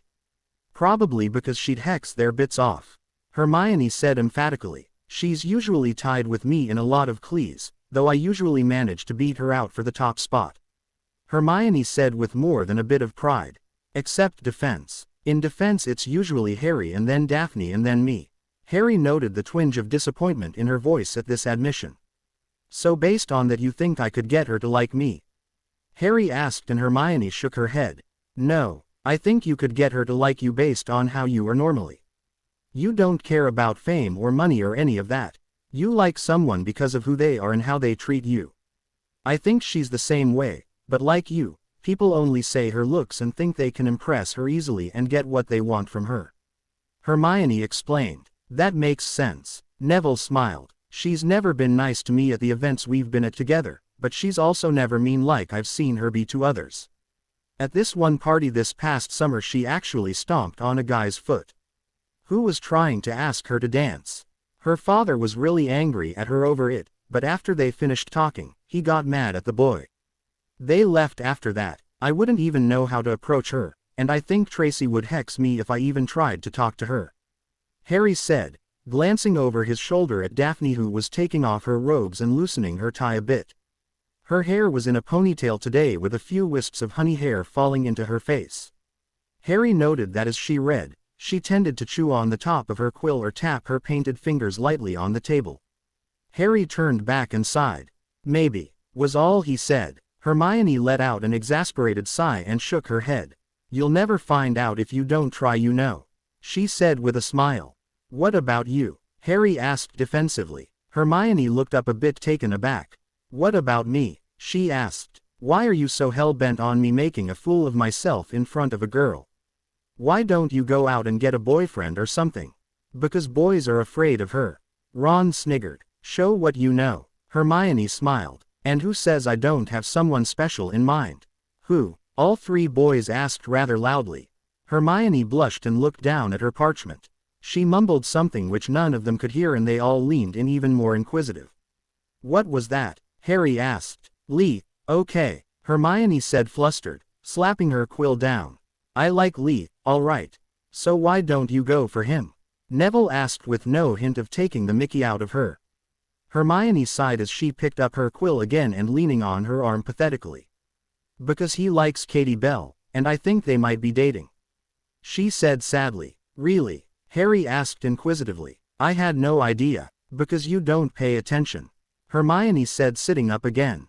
They fell silent for a bit before Ron finally sighed. "Hermione, can you take a look at this?" he said, handing over his essay. "I'm really lost here." Hermione took the essay and happened to look past Harry. With a mischievous smile that only Neville noticed, Hermione asked Harry to return one of the books they were using and get another that she needed. Harry shrugged and got up to accomplish his trivial mission. "Okay, what's up?" Neville asked curiously after Harry was out of earshot. "I saw Daphne going into the stacks, and I thought maybe Harry might talk to her if they were alone with no one watching." She smiled evilly. "Like I said," Ron smirked, shaking his head. "Scary." Harry walked through the stacks looking for where Hermione's book belonged as well as for the one she had asked him to retrieve. It wasn't until he had replaced the first book that it occurred to him that she could have easily done this. Only Madame Pants knew the Leary better, and Hermione likely knew exactly where the book she wanted was. It was clear that she wanted him occupied, likely so she could talk to the others about him. Harry decided he'd be able to find out from Neville what was said after Hermione went to do her rounds that night, so he didn't worry too much, despite the irritation he felt. So preoccupied was he by his search that he failed to notice another person come down the aisle holding several books, until he backed up to get a better look at the higher shelves, and knocked into someone. Harry stumbled and nearly fell on his face. The girl hadn't been so lucky and wound up on her rear with several books strewn about her. She looked up at her assailant with a hard scowl, and Harry's throat closed up before he could utter an apology. Daphne Greengrass stood up and brushed herself off before kneeling to pick up her books. Harry immediately dove to help her, trying to say anything. He was getting more and more flustered, as all that came out of his mouth was an odd assortment of noises, none of which were very flattering. When she finished, Daphne stood up again, and snatched the last book out of Harry's hands before stomping off.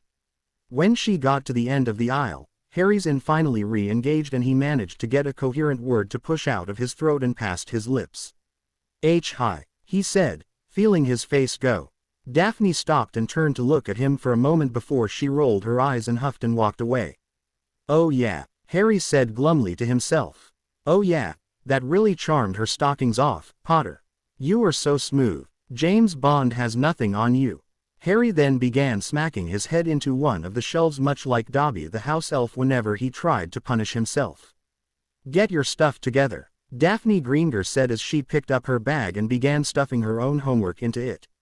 She was so incredibly annoyed that she could barely see straight. Many would have described Daphne as plain or even cute.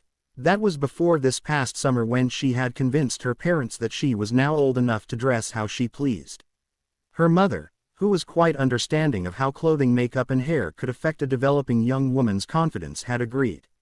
Though, her mother had always advocated for both Daphne and her sister to be able to express themselves, their father had been harder to convince. However, after 4 years of outstanding performance in school, Mr. Greengrass had finally relented, though when he had seen the results, he regretted it almost at once. He was now more fearful that his daughter, who already garnered far too much attention from other families, was about to get a lot more. He was unaware of her Ice Queen persona, which her mother had helped her to develop to deter most of this unwanted spotlight. Daphne's father had enough difficulty with defending his eldest against potential house unions without having to hear about what a shame it was that she wasn't more refined. "Please hurry up," Daphne said rather impatiently. "But, I'm not finished," Tracy Davis said as she looked up from her Transfiguration essay with confusion. "And weren't you going to get a few more books? We'll finish it in the dorm. Now if you please, hurry up," Daphne said, slinging her book bag over her shoulder, and glancing back to the stacks where that infuriating klutz was likely doing some kind of celebratory dance over his superficial triumph.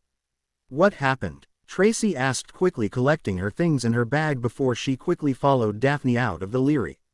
Her best friend was quite agitated, and Tracy had difficulty in remembering the last time Daphne had allowed any emotion to show so readily on her face while at school. Daphne was usually quite reserved and piv. "I thought you said that you told him to leave me alone." Daphne huffed, her voice soft and icy, making Tracy shudder involuntarily.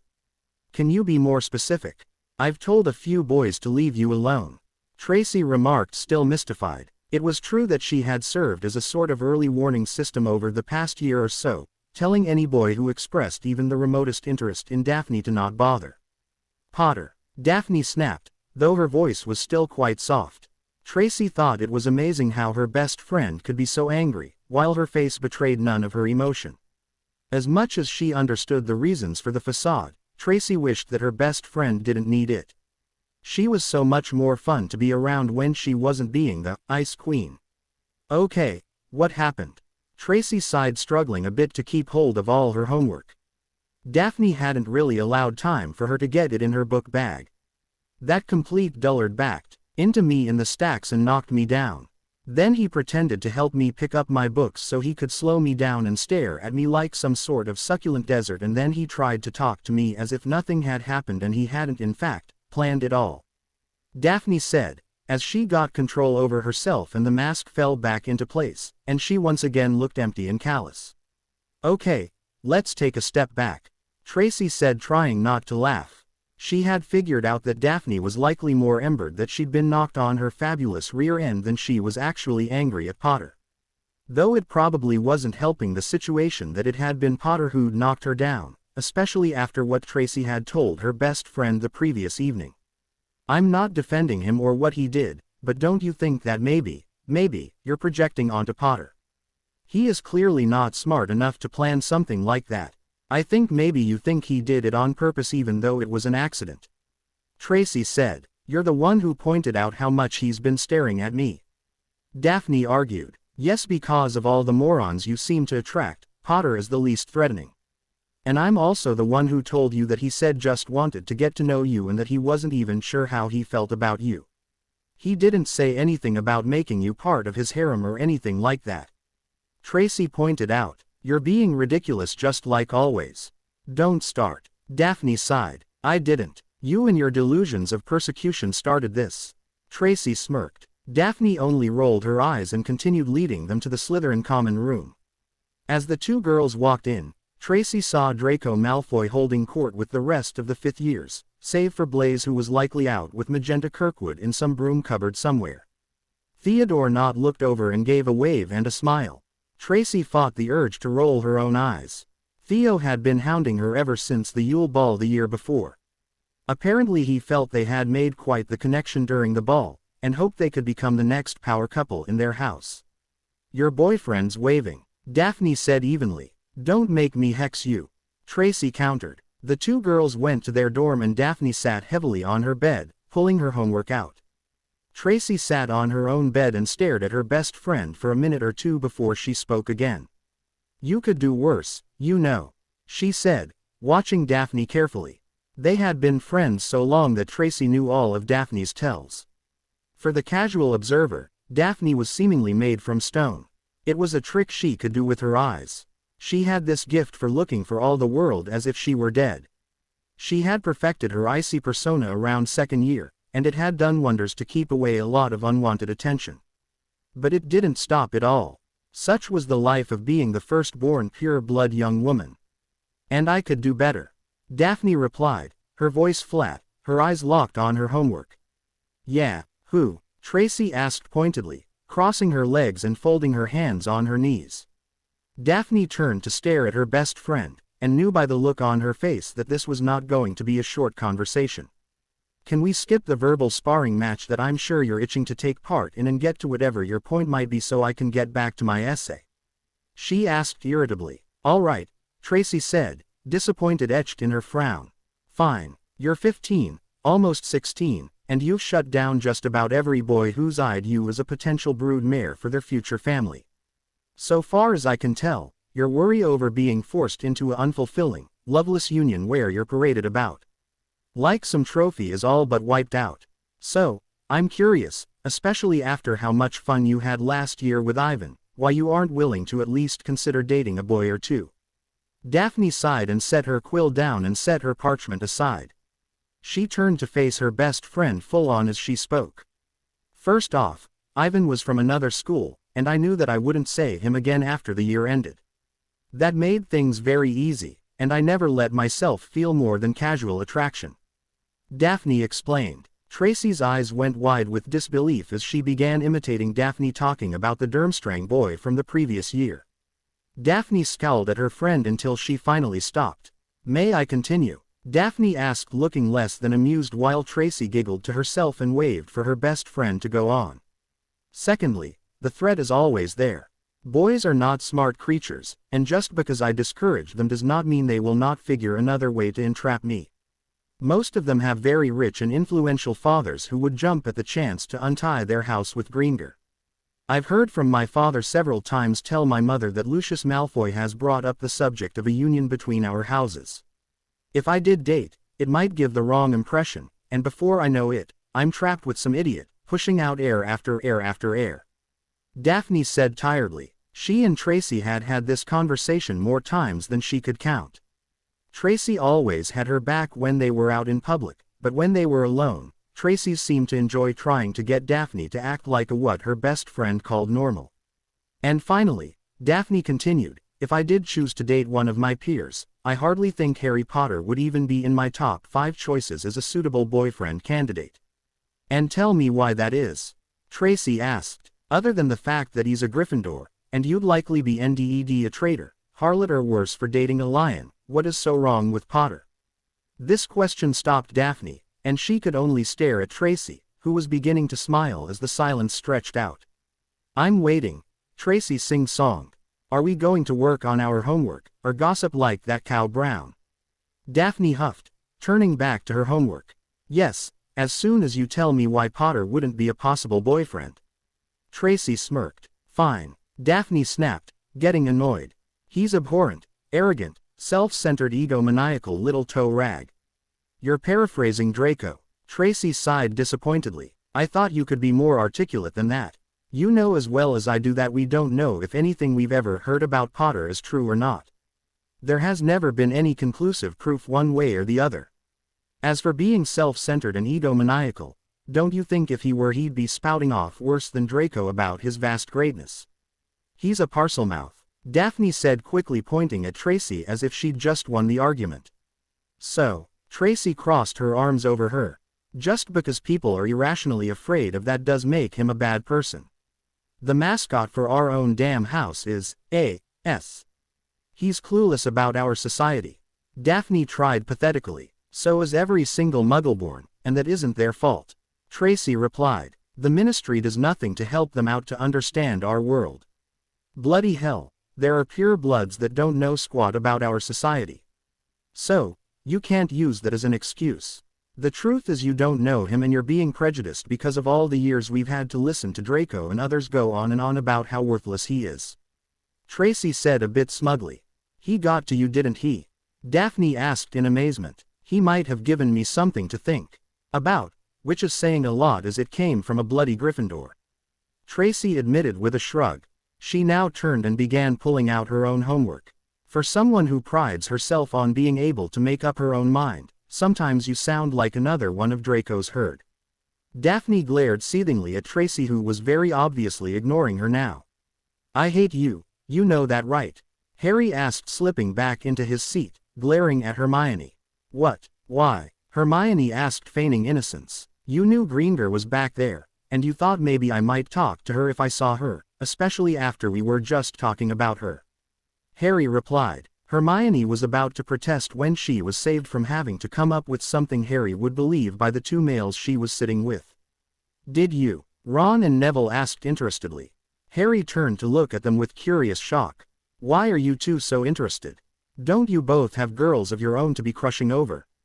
We need you to show us how it's done, mate. Ron smirked. You are our leader, Neville remarked, his eyes wide and blank as if he'd been Imperio used. Hermione was losing the battle to laugh as she watched the antics of the three boys. Sod off, Harry said grumpily, going back to work on his essay, trying to ignore the sniggers from his three friends. Over the next few days, Harry could not stop himself from looking for Daphne while he was in the Great Hall for meals, around the school, or in any cleas they shared. He wasn't even doing it consciously now. His head would simply rotate of its own accord to catch a glimpse of the vision. He was fascinated by her. The way she walked with her back straight and her head focused straight ahead, as if there was nothing outside of her eye line. In CL she almost Hermione-esque, in that she was paying very close attention to everything being said, and when they actually were doing work, she barely spared a glance at anything other than whatever she was working on. Mostly for Harry it was her eyes. That's what was keeping him so enchanted by Daphne Greengrass. Her gorgeous blues, empty eyes. They betrayed nothing. On the rare occasion he had seen her smile at something Tracy Davis had said to her during a Care of Magical Creatures CL, her eyes had remained dark and hollow looking. It pained Harry that this girl appeared to be so hard and lifeless. Like an enchanted doll. Nighttime was worst for Harry, as Daphne had begun to invade his dreams. Not that he was really complaining about that. Somehow, her image was keeping nightmares at bay, almost as if she were some sort of guardian angel. Harry even thought about sending her a thank you, though he had no idea how he would be able to explain it to her without making himself look even more pathetic than he had in the Leary. What he could never guess was that Daphne Greengrass had begun watching him with veiled curiosity whenever his attention was otherwise averted. She would glance in his direction during potions and Care of Magical Creatures lessons while he was focusing on his work, and look away if he even looked like he might be looking her way. I thought you said that you didn't talk to her in the Leary. Hermione asked Friday evening as they sat down to dinner. She had noticed Greengrass' strange behavior over the last couple of days and had started to wonder if Harry had been truthful with his friends regarding the Daphne situation. Harry had no idea what Hermione was talking about and indicated as much. Eloquent as ever. Hermione rolled her eyes. You and Daphne. She's been watching you all week. Ever since you saw her in the Leary. She said as she reached her a pitcher and filled her goblet. Oh, you mean when you sent me to get your book so I could ember myself in front of her? Harry asked irritably. She's probably remembering how idiotic I was when I tried to say hi to her. Harry grumbled, cutting a piece of chicken. I don't know. Neville chimed in. She almost looks like she's trying to figure you out. So you've noticed it too then? Hermione asked Neville, who nodded. I noticed yesterday in potions. And she's not the only one. Tracy was looking at him a lot too. I figure they were taking turns and telling each other what he was doing. Maybe trying to figure out how he was doing so well, especially after Snape went off on him again for cheating. Neville explained. Hermione gave a look of understanding, and Harry guessed she must have witnessed the same thing. You'd better be careful, Harry. Ron warned. One of these days, he's going to take you up on your offer to take Truth Potion. I hope he does, Harry said. He'd look like a real ass after he tried to get me to say I was some fortune-seeking attention whore. So what about you and Daphne? Hermione asked, getting the conversation back on track. What actually happened between you two? I told you. Nothing. I knocked her down. She got mad. I tried to speak but my stupid in wouldn't work and she walked away. Harry shrugged. He was still inwardly cringing as he thought of the oh-so-smooth way he'd managed to strike up a conversation with the beauty. So then why would she be watching you like she has been? Hermione puzzled, looking over Harry's shoulder to where the very girl they were discussing was sitting with her back to them. Probably to make sure he's not anywhere near her in case he decides to knock her on her butt again. Ron sniggered. Neville laughed as well, making Harry glower at them, which only served to make them laugh harder. Harry thought about talking to the twins and make his two mates pay for laughing at his emberment.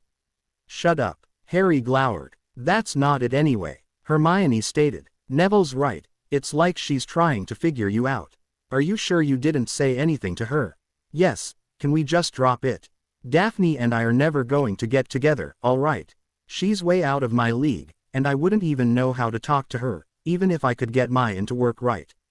Harry sighed, exasperated. She is not out of your league. Hermione said angrily. You're good enough for any girl you want. And if they think they're better than you then it's their loss, Harry, not yours. Besides, you have no idea what she thinks of you. Neville pointed out. She could be just as interested in you as you are with her, and have no idea how to talk to you. Why are you all so obsessed with the idea of the two of us together? Harry wondered. For a lot of reasons, mate. Neville said as he looked to his new friend. You could be the one who put an end to House rivalries, which has been going on for nearly 50 years. It's only been 50 years. Hermione asked, looking interested. According to my gran. Neville nodded. She said there was always a healthy sort of competition between the two, but in the last 50 years or so, something changed and it became like a full-on hatred, and she has no idea why. No one does so far as I can tell. Probably because they're all a bunch of evil little gits. Ron said offhandedly. Or maybe it's attitudes like that. Harry said. I mean, we hate each other for no reason. Okay, yes, the Quidditch team cheats like crazy, and a lot of them act all superior and say and do things to us just to get us in trouble, but we kind of do the same to them. That's not why I'm intrigued by the idea of you dating Daphne Greengrass. Hermione smiled sweetly. Harry's dating Daphne Greengrass? Fred Weasley asked as he took a seat next to Harry. Good on you, mate. I heard she can be a real. Not a very nice person. George Weasley said to help prevent Fred getting slapped by Alicia Spinnet, who was right behind him. Fred nodded a thanks to his twin and turned back to Harry, looking very interested. How did you manage to melt the Ice Queen's heart? He asked. I didn't. I'm not dating her. I don't even know her. Harry said very irritably. Fred held up his hands defensively and then turned to Hermione, his eyes gleaming with mischief. Hermione, we heard through a little bird that you might fancy Lee. Hermione dropped her fork as he face turned a shade of red that would have made every Weasley ancestor proud. Fred winked at George, who then wrapped an arm around the bushy-haired witch who was now glaring daggers at Ron, who was pointedly looking at his plate. Not to worry, George said with a warm smile, and he gave Hermione a squeeze. We haven't said anything to him, yet. Hermione couldn't say anything as she looked completely horror-struck between the twins, who were smiling back at her. We've known Lee a long time, and we both agree that he could benefit with someone like you as his girlfriend. So, we thought that maybe we'd offer to help set the two of you up. Fred said with an encouraging tone. Hermione still couldn't speak. I do hope you will be able to talk to him. He really doesn't like the silent type, much like ourselves. George said, looking at Hermione with concern. By now Harry and Neville were nearly choking with laughter. Hermione tried to speak, but a pathetic little squeak was all that could be heard from her, which only made Harry laugh all the harder. All right then, Fred said as he got up from his seat. George also rose and with funny little bows to Hermione went up the table to join their own friends, leaving Hermione shaking with fright and emberment. Harry was doubled over with tears streaming from his eyes while he held his stomach, which hurt so bad from laughing. Neville wasn't in much better shape. Ron decided it would probably be a very good idea to make his getaway before Hermione's mind began working properly again and she began thinking of a really good hex to use on him. After dinner, Neville, Hermione and Harry began heading up to Gryffindor Tower, where they had planned finishing up all their homework so they'd have the whole weekend. Harry was anxious to finish it so he could concentrate on the tryouts for the new team keeper the next day. Both boys were still lightly teasing Hermione, who had had more than enough and was nearly ready to jinx the both of them when they were distracted by someone calling out to Harry. Tracy Davis had come out of the Great Hall and asked to speak with Harry privately. After telling his friends he'd say them in a bit, he followed Tracy into a nearby CL room. As soon as they were inside, Tracy shut and locked the door before turning to Harry looking more than a little put out. "You know, I swear that I told you to leave Daphne alone," she said, advancing on Harry. She had her wand in her hand, and Harry went for his own. Tracy already had the advantage and fired a stinging hex at him. Harry had little choice and cast a shield charm that burned through his robes. Tracy's hex impacted on the shield and Harry got his wand free of his robes and disarmed the Slytherin who was gawking at him in disbelief. Harry reached out and caught the girl's wand deftly. "That was," she started to say, though it was barely a whisper. "I did as you said," Harry said defensively. "I haven't done anything to her. She seems to think otherwise." Tracy countered swiftly, though she was still goggling at how quick he'd managed to disarm her. Harry was frowning bitterly as he stared back at her. "And people thought I had a high opinion of myself," Harry snapped, taking a few steps away from Tracy. He crossed his arms, each hand clutching a wand. "That's my best friend you're talking about," Tracy said warningly, though the effect was minimized by the fact that Harry still had her wand. Harry grimaced slightly nonetheless. "Look," Harry said, narrowing his eyes. "I accidentally knocked her down in the Leary. I tried to apologize and she stormed off. I haven't said or done anything to her since, so whatever issues she has are her own." Tracy stared at him for a moment before a small smile appeared. "You're not wrong about that," she said, her demeanor easing up. "She does tend to be a little overdramatic." Harry could only watch the Slytherin who began pacing slowly, chuckling to herself. She finally stopped and looked at Harry as if deciding something. "Okay, look, what I'm about to say, you can't repeat to anyone. If I hear even a hint of what I tell you, I'll know you opened you big mouth, and I promise you won't be fast enough to protect yourself from my wrath. Are we clear?" she said, her eyes narrowed, trying to be as threatening as possible. Harry seemed rather immune to her evil stare, but not at all the same. Tracy took a seat at one of the desks, and motioned that he should do the same. When he finally sat down, she was a bit taken aback when he handed back her wand. She slipped it into her robes and noted that he kept his out. Apparently he wasn't as stupid as she had once thought. Daphne has sort of isolated herself for very good reasons. She is a pure-blood daughter of a very prominent family, and more than a few ancient and noble houses would consider it a triumph to make a union through marriage. "You follow?" Tracy asked. When Harry nodded, she continued. "Daphne wants nothing to do with what a marriage like that would entail. She has her own dream, and while I know that one day she wants a husband and children, she wants it on her terms. So, she feels very threatened whenever any boy shows interest, regardless of their family or blood status. I personally think there are other ways to deal with this, but this is how she's chosen to operate. However, you have somehow managed to infect her ends, so to speak. Ever since the Leary, she's become increasingly curious about you. It probably helped that I told her all about our little conversation and how you wanted to get to know her and you weren't even sure of your feelings for her." Tracy said. "It was all true," Harry said. "All I know is that she's pretty, but that doesn't mean anything. Looks aren't everything. You know, I thought you were an idiot." Tracy smirked and Harry shook his head. "And now?" he asked, not sure if he wanted to know the answer. "Jury is still out. We'll see." "Now," Tracy said, sitting up a bit straighter. "As you may or may not know, the best way to get into a girl's heart is to have the acceptance and approval of her best friend. As I am Daphne's best friend, you'll need my say-so in order to proceed. For that, I want something in return." Harry looked at her very suspiciously for a moment before asking the Slytherin girl's price. "The truth," she said simply. "There are literally hundreds of rumors floating around here about you, and I pride myself on being able to tell when someone is lying to me. A trick my father taught me, and one that has served me incredibly well here." "Okay," Harry said skeptically. "Don't worry, I'm not going to ask to know all your secrets, at least not right away. But I do want a couple of answers now." Tracy said, leaning forward again and staring into Harry's green eyes very deeply, making Harry gulp audibly, which in turn made Tracy smirk. In second year, who opened the Chamber of Secrets? And where is the entrance? She asked pointedly. I can't tell you who opened it. Harry said quickly. I won't betray someone like that, especially when it wasn't their fault. But, I can tell you that the entrance is located under the school, and that the entrance to the pageway to the entrance is in Ing Myrtle's bathroom, though you need to speak Parseltongue to get it to open. Harry replied. Tracy stared at him for a few seconds before sitting up and looking pleased. Admirable. She smiled softly. Usually that level of loyalty can only be found with the Puffs. Impressive, Potter. Harry merely smirked and shrugged. One more question for now, if you please.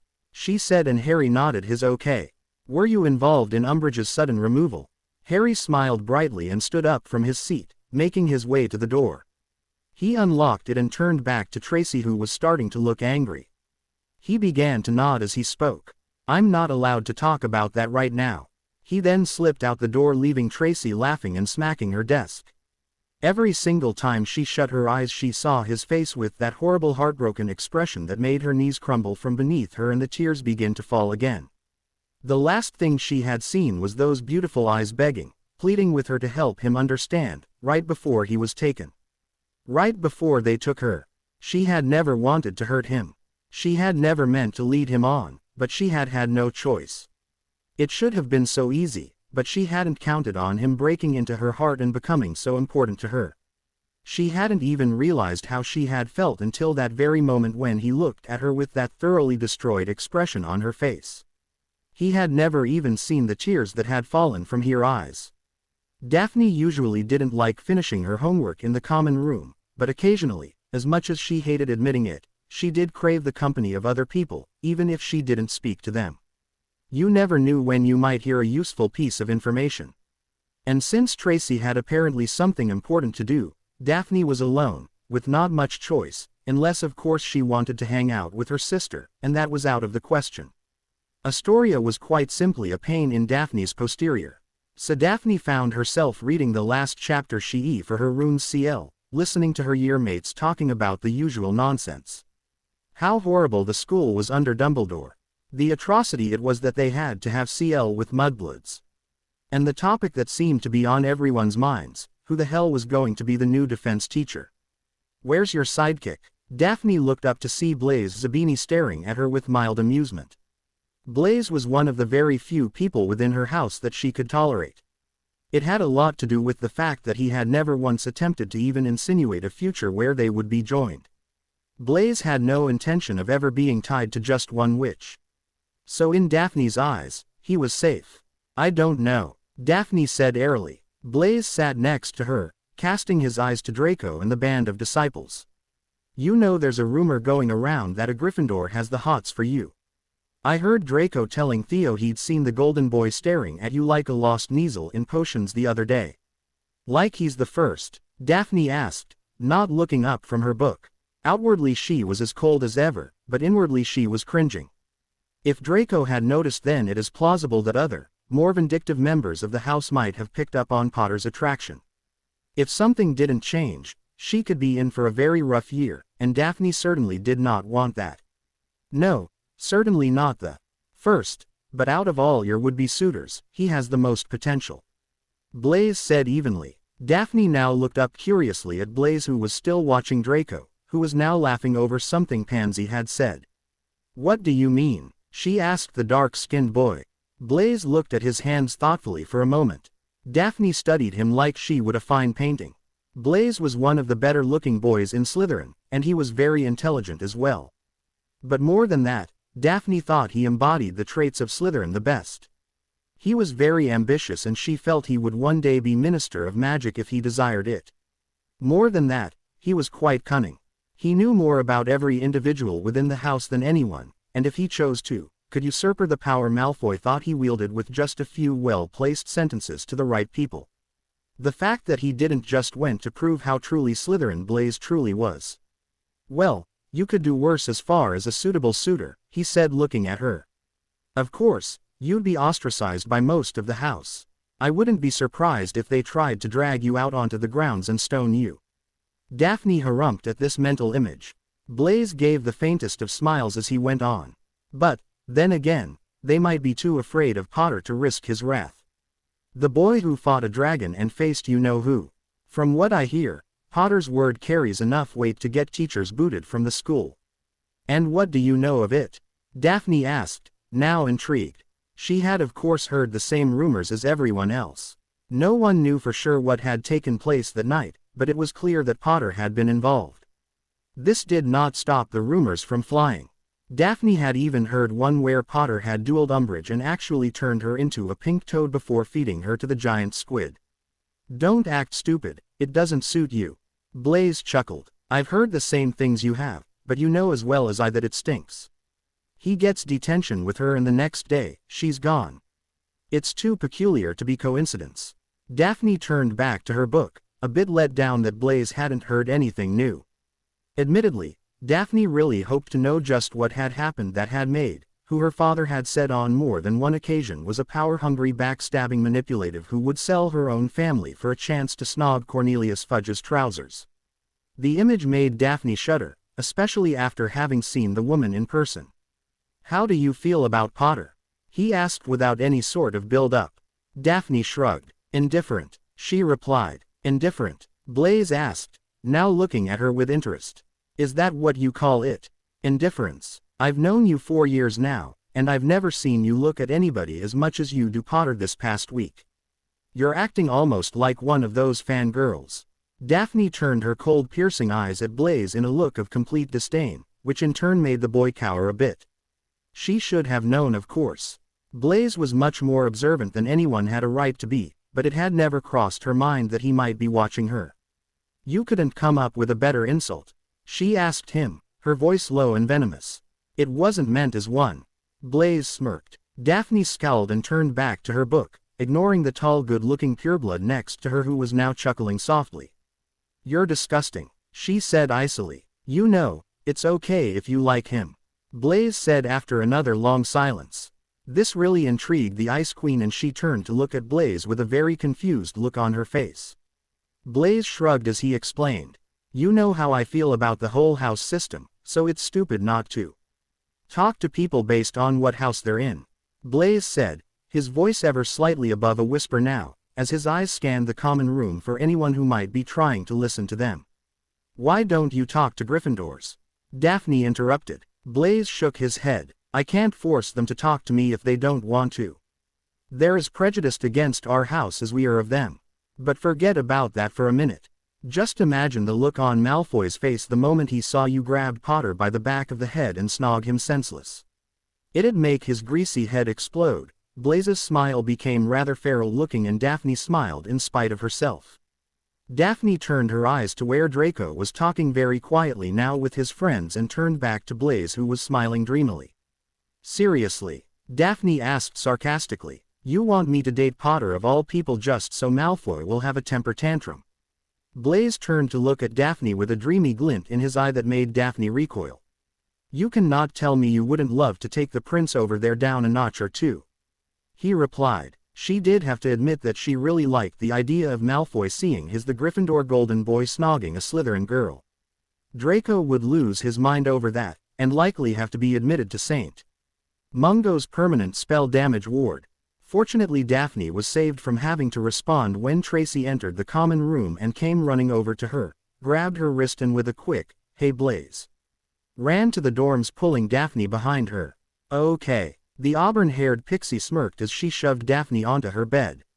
So, I went to tell off Potter again, like you wanted, and he made it very clear that he hadn't done anything to you. He keeps. Daphne started to yell but Tracy cut her off. Yes, I know, he keeps looking at you. Tracy looked sourly at Daphne who looked as if she'd been slapped. But, in case you haven't noticed, a lot of boys look at you. Shut up will you, I'm trying to tell you something. Daphne held up her hand submissively, which made Tracy smile. So, anyway, I got him to tell me that he did, in fact, get Umbridge kicked out of here. Tracy sang, doing a funny little Cilician dance. Daphne gaped at her. How did you get him to tell you that? She asked with astonishment. Oh, it was no trouble at all. I just let him see my ass, Did a little dance for him. Tracy nearly fell over laughing at Daphne's scandalized expression. She ran up to her best friend, grabbing her by the shoulders and touching her nose to Daphne's. I asked him. You need to brush your teeth," Daphne said, shoving Tracy away, who was now cackling like a raving mad woman. "Seriously, you just asked him. I thought you were going to shoot a stinging hex at his bits." I tried. Boy's really fast with his wand. Conjured a shield charm through his robes and then disarmed me. Tracy said, her grinning fading a bit. "He disarmed you. Are you all right?" Daphne asked, looking at her closely as if she was trying to spot any wounds. Tracy waved away her concern. "He didn't do anything. We just talked a bit and I asked him a few questions. By the way, the Chamber of Secrets is under the castle. You can get to it by going into Ing Myrtle's bathroom, but you have to speak Parseltongue to get the entrance to open." Tracy smiled again, making Daphne more and more curious. "He just told you that?" Daphne asked skeptically. "Well, I had to coerce a bit, but yeah." Tracy smiled nonchalantly. "Remember how I told you he said he would like to be my friend? Well, I think he meant it, and I think he meant what he said about you too." Tracy smiled. "Oh, for the love of Morgana, not again," Daphne said, getting to her feet and going to the bathroom. Tracy followed on her heels. "What?" Tracy asked. Daphne got her toothbrush and pointed it threateningly at her best friend. "You're trying to set us up. You're spending time with him so you can convince me of all his virtues so that I'll give him a chance. Gods, why are you so set on me dating Potter?" Daphne asked quite bitterly. "It doesn't have to be Potter." Tracy smiled. "Just date someone. Do you want to end up like my Aunt Talia? She didn't date in school, and then she ended up alone because she couldn't figure out how to connect with anyone. Now she lives in a tiny little house with 55 cats. My parents won't even invite her over because her clothes stink so bad. There is no cleaning charm that is powerful enough to get rid of that stench." "Dramatic much?" Daphne asked as she brushed her teeth. "You would know," Tracy replied. "And just what is that supposed to mean?" Daphne asked, chasing after Tracy, who'd gone back into the dorm. "It means that ever since we started Hogwarts, you have become more and more intolerable over this belief that you are going to end up trapped in a political marriage. And frankly, I'm getting tired of being your advanced guard. We're supposed to be drooling over boys and thinking about how far we're willing to let them go. We're supposed to be talking about who's better looking than who, and talking about which broom cupboard is the most private. Gods, Daph, I want to have a boyfriend." Tracy whined. "So get one," Daphne shouted, getting really angry now. "How the hell can I?" "Do you remember what happened third year?" Tracy asked. "Do you?" Daphne asked. "I still have nightmares sometimes, do you know that?" "Yes, I do," Tracy replied. "I've heard you talk in your sleep during the summer. And I know that you say you've forgiven me, but I also know that you still blame me. If I hadn't been out with Thomas, you wouldn't have been cornered and things would have been much worse. I get it, but maybe, just maybe, if you had a boyfriend of your own, he could protect me," Daphne asked, nearly screaming. Her face was red and her fists were clenched. "Gods, all I want is to finish school without all kinds of drama. Can't you understand that? Can you understand that life is full of drama?" Tracy countered. "Sooner or later, you're going to fall into a whole mess of it. Here at school, in your career, or even with your family. Maybe you should think about if you want to face that alone, or with someone who cares." "So you've already got me and Potter married?" Daphne asked. "Oh, for the love of... You know what, I'm just trying to help you. I'm trying to be your friend. You know, when we're at your home or mine during the summer. When you're relaxed and you're not being this stone-faced heartless wench. That's when you're fun to be around. It has become so hard to be around you in school, and quite frankly, I don't know how much I can take," Tracy shouted. Daphne was gawking at her now. "So, I should just change who I am. I don't give a damn." Tracy shook her head, no longer shouting. "I just want to see you happy, for once in your life." "Thank you, but I really don't think a boyfriend is going to do that," Daphne said, still seething. "I guess you'll never know," Tracy said under her breath, turning away from her best friend. Harry awoke Saturday morning earlier than he had expected to. He tried to go back to sleep but he just couldn't. So much had happened in the first week, and Harry could not believe how strange the year had been in only a week. Harry decided to make good on his promise to Sirius and wrote him a letter to tell him about everything that was going on. The trouble was he had to do it in a way so that someone who might intercept it would be unable to figure out too much. It took him over an hour to get it right, but in the end, he was sure that he'd been successful. He dressed and grabbed the letter and began making the trek to the Ollery. Harry liked wandering the halls early in the morning like this when it was quiet. It was so peaceful that he could almost imagine that the world he loved was not on the brink of war. He just wished that people would wake up and realize that he had been telling the truth. Harry grimaced as he realized that so long as Fudge was the minister, people were going to die. Pushing those thoughts aside, Harry began to wonder more about the way things were developing for him on a more personal level.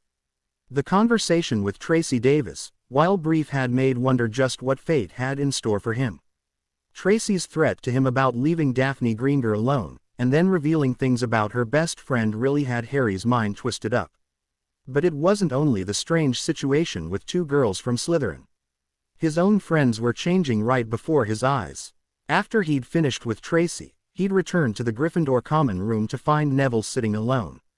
Ron had apparently disappeared again.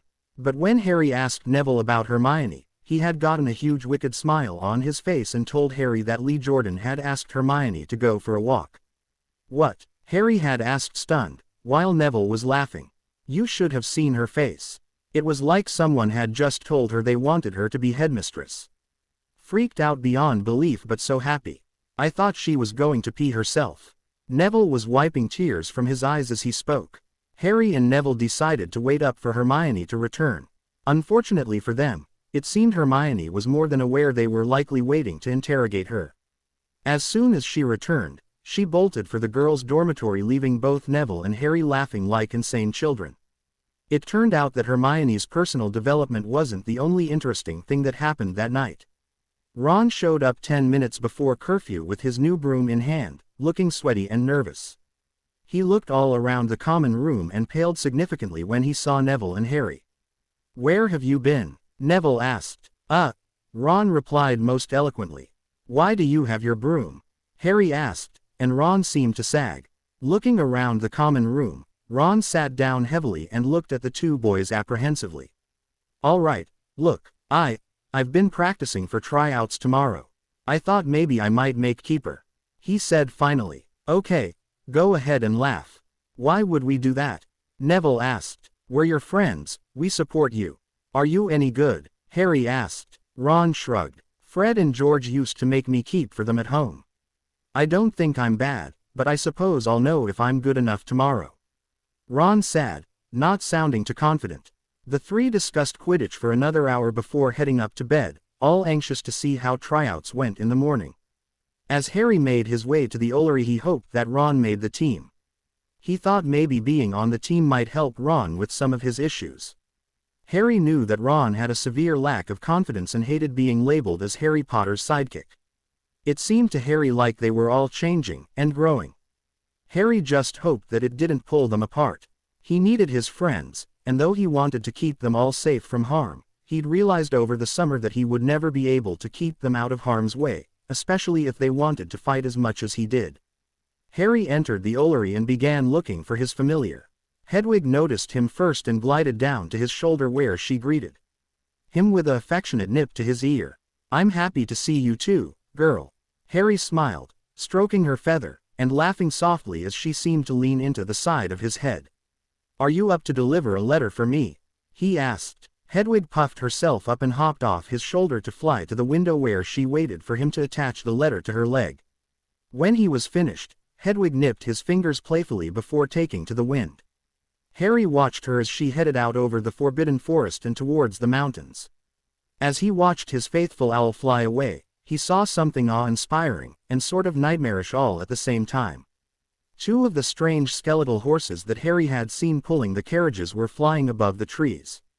Harry watched them for a long time, wondering just what they could be and why only he and Neville seemed able to see them. He was torn from his musing when he heard two voices coming closer. Harry turned around just as Tracy Davis and Daphne Greengrass entered the Ollery.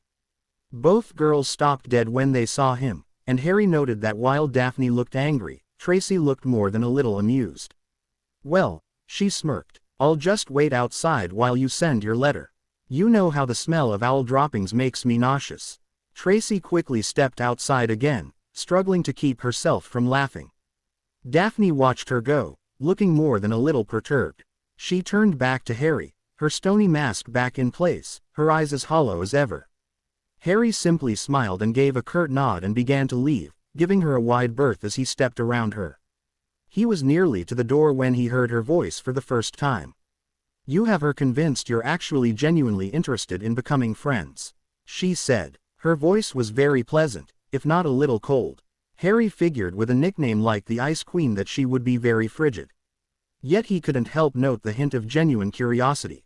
"I do," he said, turning to watch her as she called for an owl. A very majestic-looking tawny floated down to her and presented its legs so she could attach 2 letters. "Were you lying to her about the Chamber of Secrets?" she asked, not looking at him. "No," Harry said quickly. Daphne turned and regarded him with disdain. She stared at him, and Harry wondered if she were trying to read his mind or something. She folded her arms across her and cocked her head slightly. "Why are you so interested in me? What is it you want?" she asked flatly, her blue eyes narrowing. Harry shoved his hands in his pockets and shrugged. "I wish I could give you an answer," Harry replied. "I don't know why, but I saw you on the train, and I didn't realize who you were. I thought you were really pretty." Daphne rolled her eyes and sighed exasperatedly. Harry just shook his head as if she'd just confirmed something. "Then I got to thinking about how I didn't know you and what if you were just like Malfoy or something, and would it be worth it at all to try and get to know you if you weren't anything special?" he said, his friendly tone all but gone now as he looked at her. Daphne looked up as if he'd just slapped her. She'd never had anyone look at her the way Harry Potter was looking at her right now. It was as if he'd disappointed him. And to her immense surprise, she hated how it was making her feel. "I guess that I hoped you were different," Harry said with another shrug and turned to leave. "I'm not like Malfoy," she said quickly. Harry turned around again to look at her, that disappointment still so easy to see.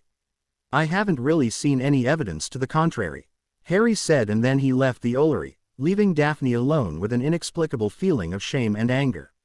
She'd been called a lot of things since she'd been at Hogwarts, but never had she been compared to Malfoy, who was easily the biggest turd in the punch bowl. Tracy came back in and saw the look on her best friend's face and instantly became concerned. "What happened?" Tracy asked. Daphne looked at her best friend and her expression changed to pure irritation. "You left on purpose." "Duh," Tracy responded. "How could I pee up an opportunity to allow the two of you to connect?" "He said I was another Malfoy," Daphne shouted. Tracy smirked and looked at the door Harry had just left through. "I'm really starting to like him." She grinned. Daphne scowled and folded her arms again. "I'm not." So many questions swirled around in his mind while he was locked in the desolate solitude. Yet, only 2 kept coming up over and over again. Why wasn't he dead yet? Why had she done it? His enemy had him at last, and he was defenseless. Yet, the so-called Dark Lord was keeping his distance. It was almost as if he were afraid of his prisoner. Of course that wasn't how he spun it. But Harry knew for sure that Voldemort was keeping him alive for a reason, and not just to prolong his suffering. It was the second question that haunted Harry deeper than the first. He had been sure that his trust and his faith in her had not been misplaced. They'd come so far together, broken through so many barriers, and he'd seen her soul shining through her crystalline blue eyes. Harry wondered as he shivered in the cold if she had really meant all those things she had said, or if it had just been a really well-done charade. Tears began to sting his eyes. He wasn't sure if his heart would survive this betrayal. Harry lay awake in his bed contemplating.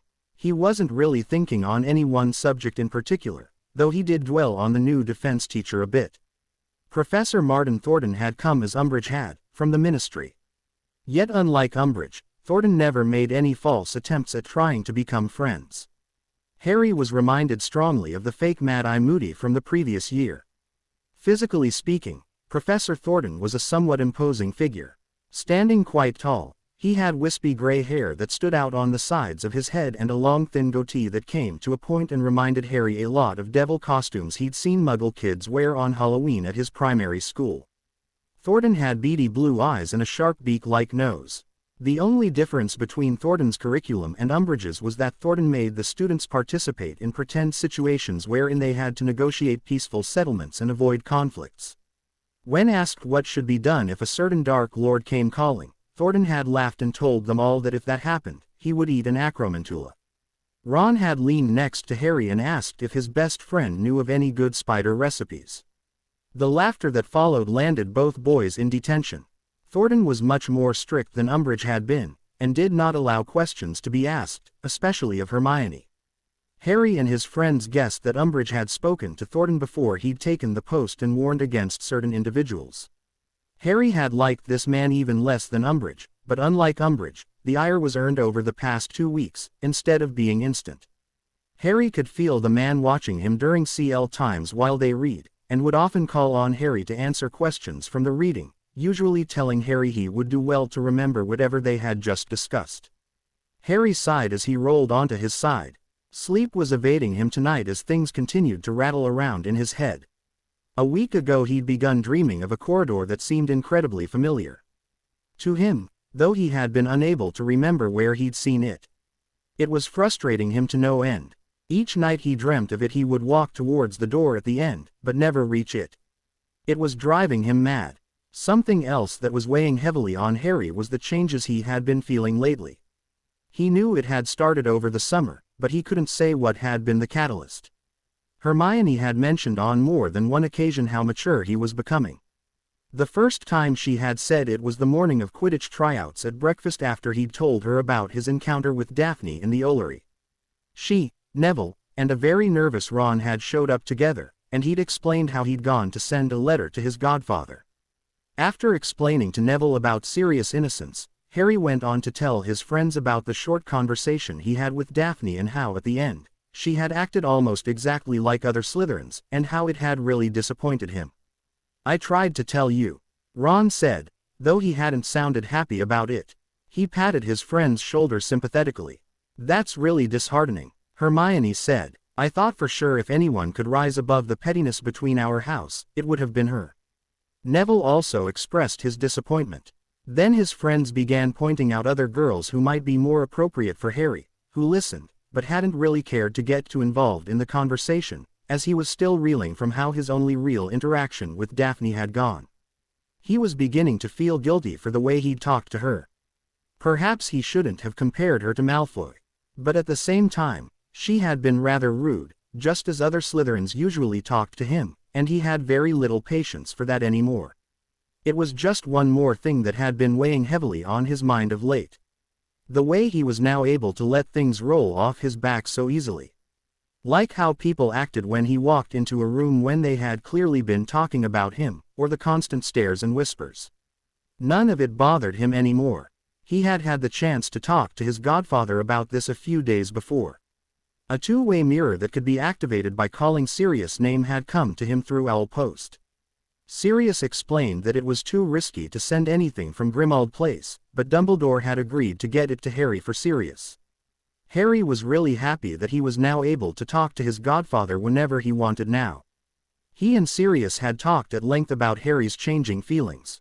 Sirius was able to shed a bit of light on the topic, which had done a great deal to ease Harry's mind. Everyone goes through stuff like this, though in all honesty, usually much later in life. It's called growing up. You've been forced to do it much earlier than others because of the things that have happened to you. Facing death and living through the experience will change a person, and you've done it 4 times now.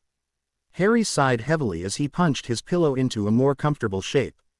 While he was fine with the idea of growing up, Harry couldn't mourn for a childhood he would never have. Because of Voldemort, and then the Dursleys, Harry had never had the chance to play and use his imagination and all the other things children do, and it made him frustratingly angry. Yet, there was nothing that he could do about it. Harry's mind drifted back to Daphne again. He'd hardly glanced in her direction ever since their initial meeting. Even though he'd been disenchanted in his interaction with the Slytherin, he still wondered if there were other factors involved in what had happened between them. Had something happened that made her angry and she took it out on him, or was she just protecting herself somehow? Harry was a bit saddened to think he wouldn't be able to get to know Daphne, and a part of him was really broken up over the fact that none of his fantasies where Daphne was the star would never come true. Crushes. He groaned miserably. The next morning Harry went to breakfast with Ron and Neville. Hermione had been spending more time with her new boyfriend, and although the boys missed her, they were all very pleased for her. The three boys sat down and began filling their breakfast plates and discussing what they wanted to do in Hogsmeade that day. It was the first scheduled Hogsmeade weekend of the year, and all three boys were determined to refill their stocks of sweets and pranks as well as visit some of the other shops and have a good meal at the Three Broomsticks.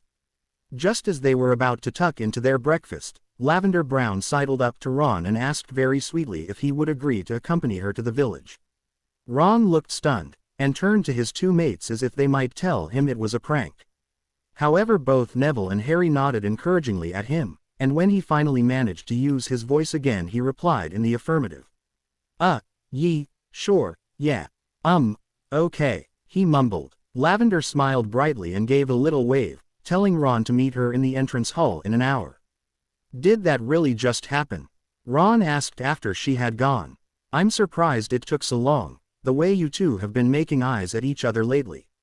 Neville smirked. They have. Harry looked interested. Harry, you've got to be more observant.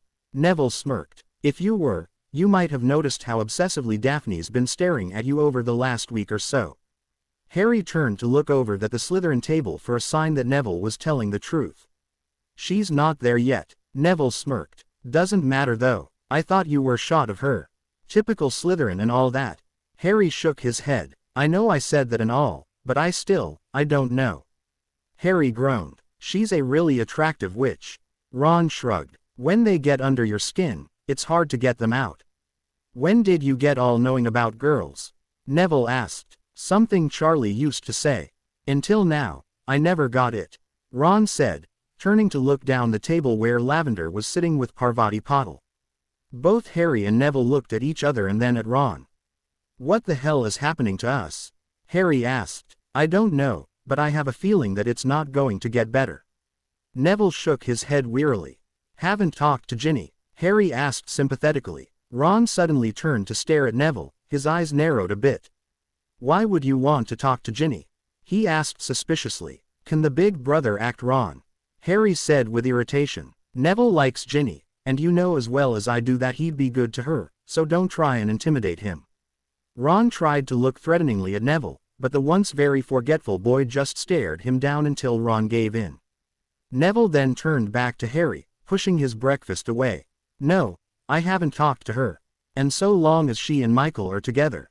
Michael who? Ron asked puzzled. And this is why you can't play the overprotective big brother card. Harry smirked. Michael Corner. That Luna girl told us he and Ginny were together when she blurted out about Neville's feelings to me. And thanks for not saying anything. Neville rolled his eyes. I could have told Hermione. She and Ginny are pretty close, you know. Harry said, finishing a sausage. Neville shuddered. Harry figured he was probably remembering the way Hermione had manipulated Harry into interacting with Daphne Greengrass. She does like to have things her way. Ron agreed, shuddering a bit. She just wants us all to be happy, and do well in Cleese. She's looking out for us.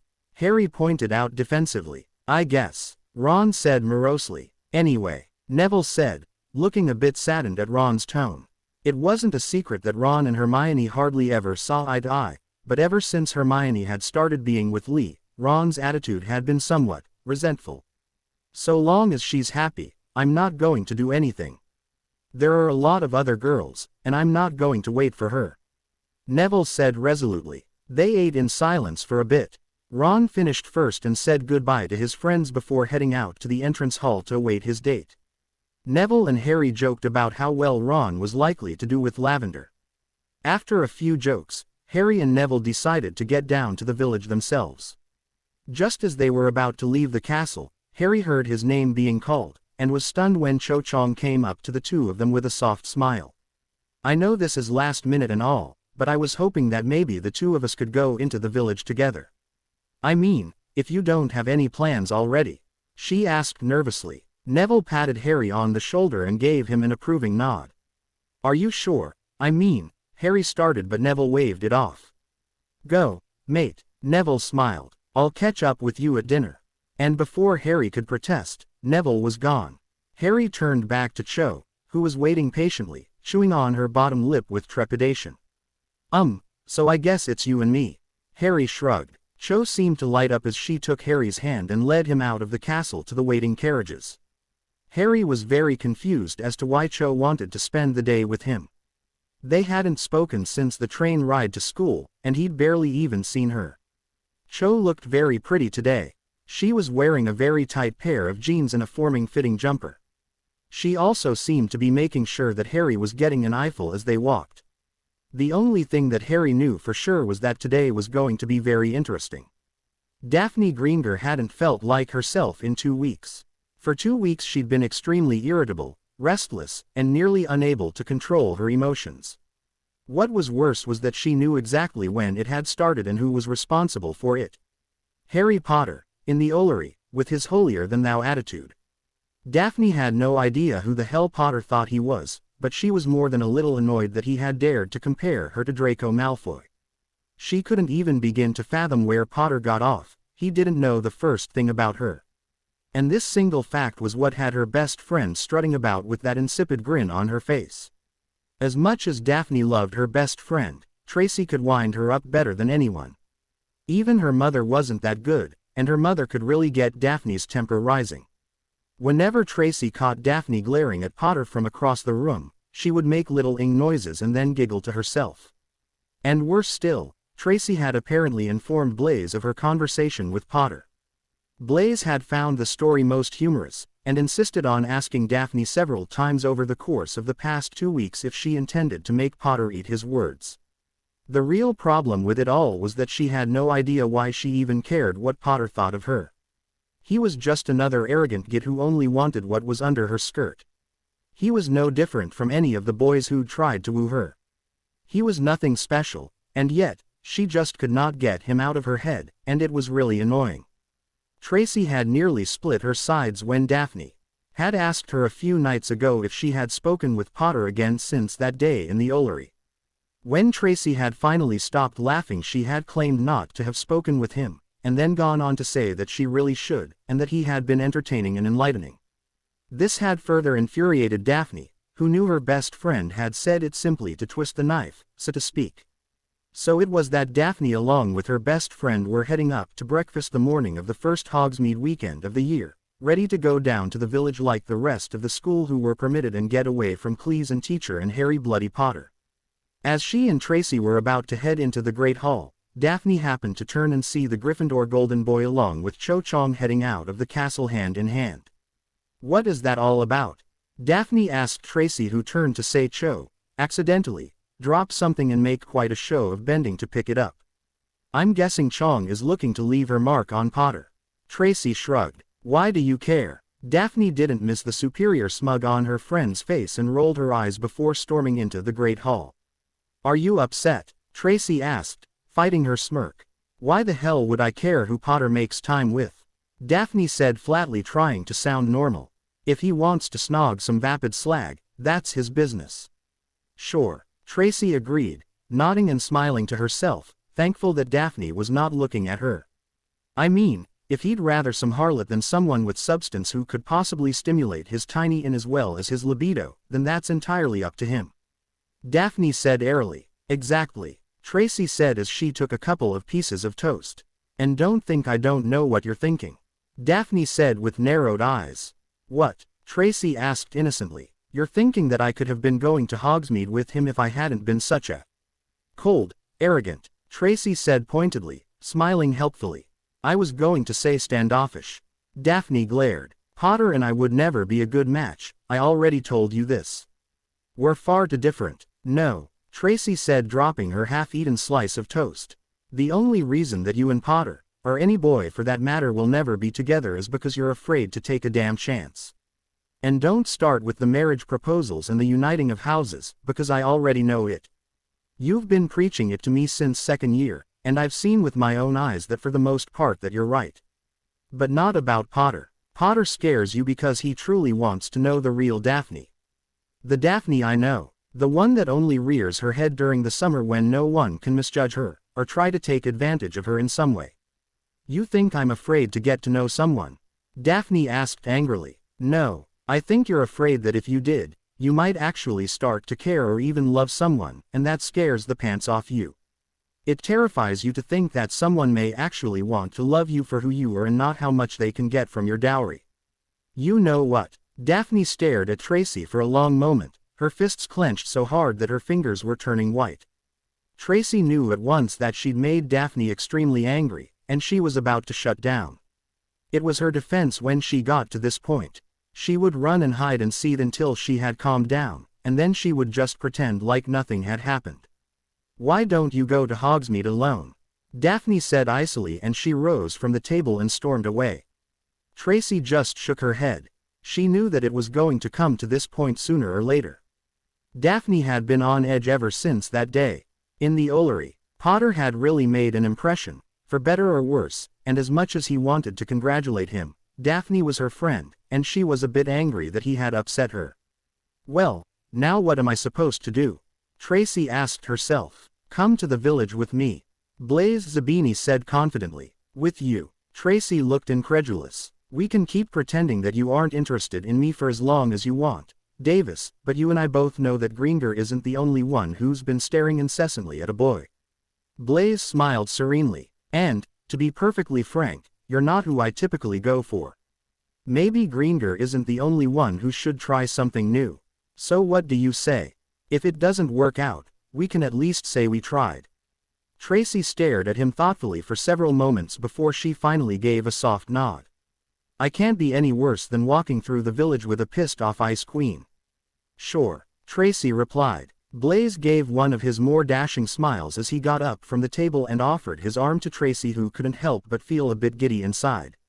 She had truly fancied Blaise for a long time, but knew that he was not really the relationship type. She was not going to fool herself into thinking she'd be the one to change his mind, but she decided that she was going to have fun today no matter what. She could deal with Daphne later. Daphne stomped her way back down to the dungeons, fuming. She and Tracy had gotten into disagreements before, but Daphne could not remember ever being so infuriated with her best friend. Tracy had been becoming more and more intolerable ever since she'd first noticed Potter's interest in Daphne, and Daphne had reached her limit to Tracy, thinking that Potter could solve all of her problems, as if she were some damsel that needed rescuing. Daphne was a very strong and capable witch, and she didn't need a boyfriend to come into her life and fix everything.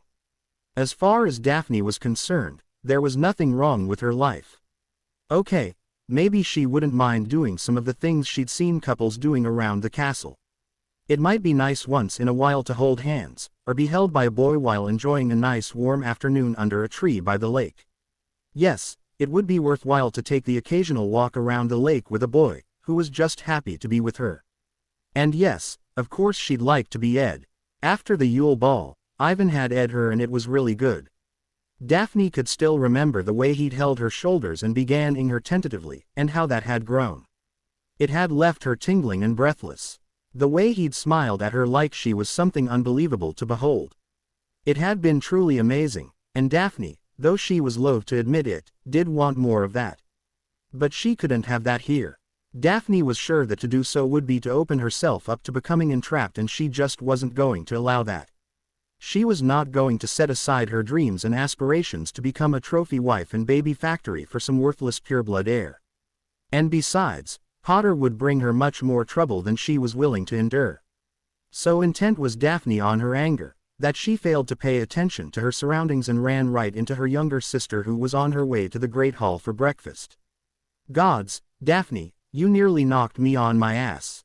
Astoria hissed. Astoria definitely took after their father. From her deep dark brown hair and her sharp chin, to her piercing judgmental brown eyes. She was even thin like their father, whereas Daphne had more curves, like their mother.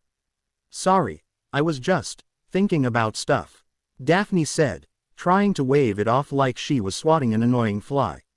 Aren't you going to Hogsmeade? Astoria asked, looking curious. You know the carriages are upstairs, right? I'm not going, Daphne said flatly. Astoria looked at her sister for a second before telling her friends that she'd catch up. She then took her sister by the arm and led her into a more private area. What's going on? You love going to Hogsmeade? Astoria asked pointedly. It's nothing, Daphne said, trying to put her Ice Queen persona back in place. I'm sure it is. You've been very agitated these past weeks. What the hell is going on with you? Did you have another incident like? No, Daphne said quickly, and much more loudly than she had anticipated. Nothing like that. Then what? Astoria pressed. Daphne sighed. Astoria was nothing if not tenacious, and Daphne also knew her younger would not drop the subject, or go about her business until she had her answers. She didn't like mysteries or puzzles.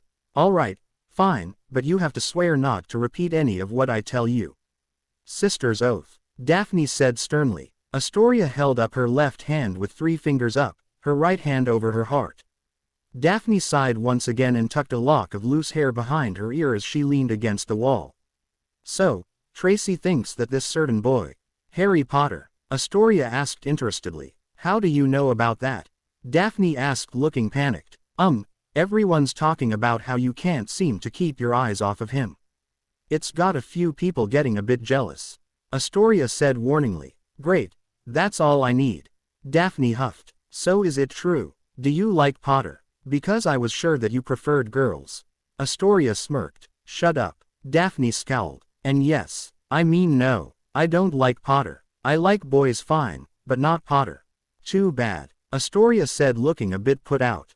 What do you mean? Daphne looked shocked. Astoria sighed. Of all the boys in this school, Potter has the most potential.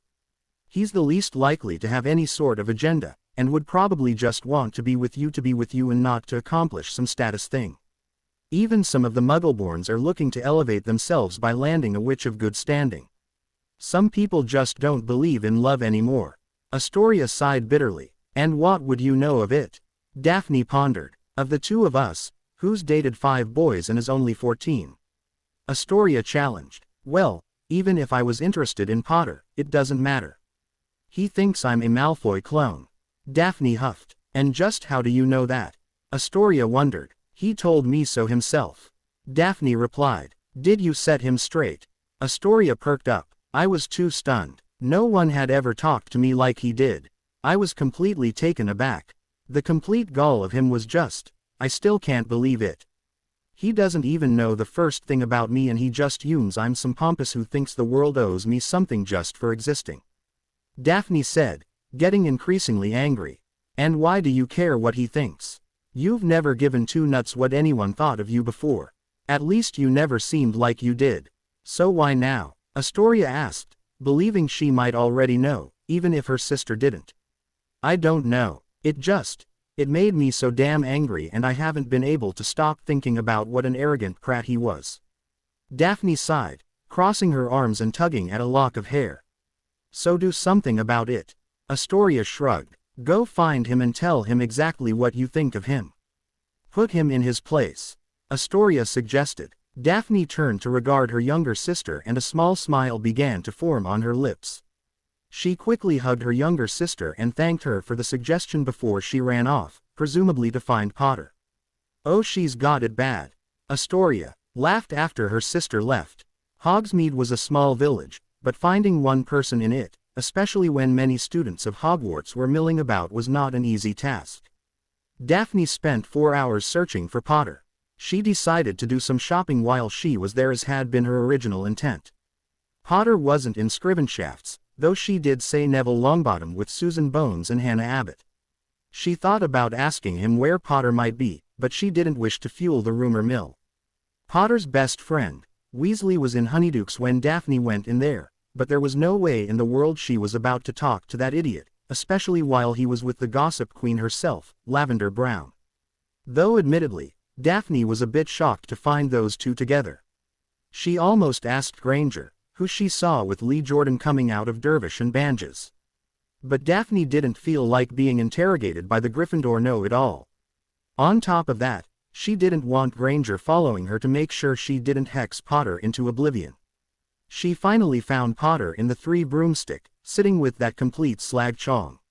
She didn't notice at first because she was so angry, and had really built herself into a fury, but Potter looked desperately confused and uncomfortable. As she approached their table, Cho was reaching out to take Potter's hand. It never happened as Daphne arrived, grabbed the mug of butterbeer and threw it in Harry's face. "Who the hell do you think you are, Potter? How dare you talk to me like that? You arrogant little prick. You're a god's damned hypocrite. You don't want people judging you, and yet you think you know everyone else without even talking to them. You think you know exactly who I am. You talk to me for 2 minutes, and you know exactly who I am and what kind of person I am. You duplicitous self-important hippogriff ass." Daphne threw the mug at Harry, narrowly missing his head before she turned on her heel and stormed out of the tavern, leaving everyone silent, and staring at Harry, who was dripping with butterbeer, and gawking at the door himself. Cho started but stopped as she kept looking between Harry and the door. "Did you forget to tell me you had a girlfriend? If I did, we would not be sitting here," Harry said, his temperament now giving way to anger. "Then what was that all about?" Cho asked, trying not to sound jealous and petty. "To be honest, I haven't got a clue." Tracy Davis was leaving the Great Hall after dinner, smiling to herself. She had had a really great day with Blaze, and they had actually made plans to spend time together the next day. She was still sure that she was likely nothing more than a distraction or something, and she had no intention of letting Blaze do anything to further his reputation. But he was just as nice as she had hoped, and a lot less intimidating than he liked to appear to be. Tracy hadn't seen Daphne, but had heard rumor that there had been an incident in Hogsmeade, and was hoping that maybe Daphne had calmed down enough that maybe they could talk about it when she got back to the Slytherin common room. The fact that the incident had involved Potter was really making her curious. "Davis." Tracy turned and found Harry Potter approaching her, with a rather displeased look on his face. "Could I talk to you for a moment about your friend?" he asked, nodding that she should follow him. Too curious to pee it up, Tracy chased after him until he slipped into the first empty seal room he could find. As soon as she entered, he locked the door. Tracy had a strange sense of déjà vu as he turned to look at her. "Your friend chastised me in front of everyone in the Three Broomstick this afternoon." "Any idea why?" Harry asked, clearly agitated. "I had to convince my date that I was not two-timing on someone else." Tracy burst out laughing. "It's not funny," Harry said irately. "No, trust me, if you knew Daphne like I did, you'd think it was hysterical." "No wonder she wasn't at dinner," Tracy howled. "Look, I don't need this. I left her alone like she wanted, and now she's following me and screaming at me like we broke up or something." "What is with her?" Harry asked, very agitated now. "Congratulations, Potter, you've done what no other boy has been able to do before you. You got under the Ice Queen's skin." Tracy applauded. "I bow to your brilliance," she said, giving an exaggerated curtsy. "What are you talking about?" Harry asked, looking thoroughly put out. "Okay, look, you remember what I told you about her? About why she keeps herself so isolated?" "Yeah," Harry affirmed. "She's used to guys chasing her and making idiots of themselves trying to impress her, simply because she's hot, or because she's Anton Greengrass' daughter. Not unlike you, where people fawn over you because you're the boy who lived." "It's bloody annoying," Harry grumbled. "Exactly," Tracy said. "You were the first boy who wanted to get to know the girl behind the mask, so to speak. When you basically called her out that day, it got to her. You got in her head. Now, I don't know why she sought you out today, but I do know she wasn't real happy seeing you with Chong this morning. But we're not even friends, so why should she care who I spend time with?" Harry asked, now confused. "Well, that is the million-galleon question." Tracy smiled. "Let me ask you this. Are you still interested in getting to know her? The real Daphne, I mean." Harry thought for a moment before he admitted to Tracy and himself that he was still curious about the girl who still made his breath hitch. "Good," Tracy smirked. "Well, looks like I will be once again playing the role of go-between. Why can't I just talk to her?" Harry asked when he noticed Tracy's humor evaporate somewhat. "Because that's not how this works, Potter. Be patient, we have to wear her down a bit. Now, off you go, and I'll talk to you later." Harry stared at her for a moment before he sighed and shook his head. He gave a final wave and left the seal room, leaving Tracy alone. As soon as the door shut, Tracy balled up her fists, closed her eyes tight and did a funny little Silesian dance, squealing to herself. "Oh, she has it so bad." Tracy laughed triumphantly. The more she thought about all that had befallen her and the boy, the angrier she became. Everything she had feared and tried to protect herself from had happened. She had been someone's puppet. Not in the way she had always thought, but there it was. She had been used for someone else's gain, and she felt disgusting for it. She hadn't really decided what made her feel worse, being used, or the feelings of guilt and shame about her part in it all. Specifically because she had allowed herself to open up to another human being. To a boy who had made her see the world so much differently than she had before. Because of that boy, she had begun to believe in the myth of love. She knew it had existed because she had watched her parents and felt their love for her. But she had made herself believe that she would never find romantic love.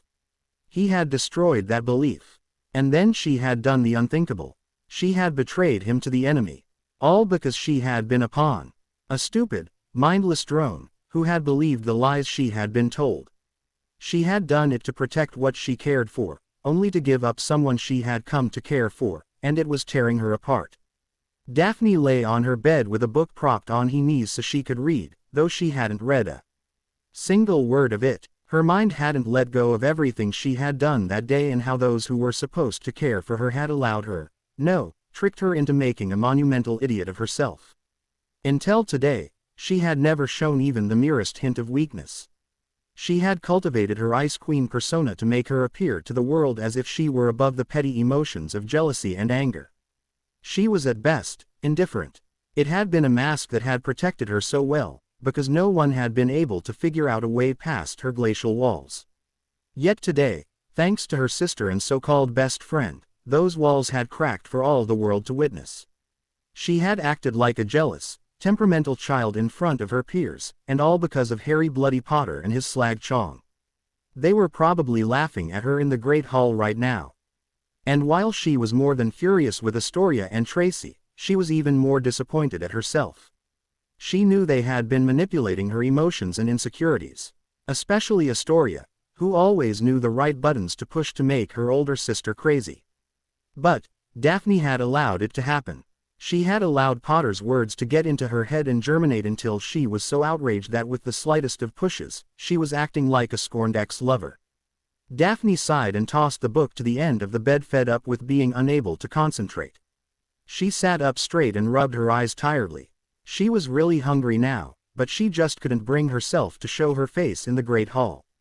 Worse, she had no idea where the kitchens were hidden. She knew Malfoy's gorillas knew. They were there almost nightly, but she had never thought to ask them for the location.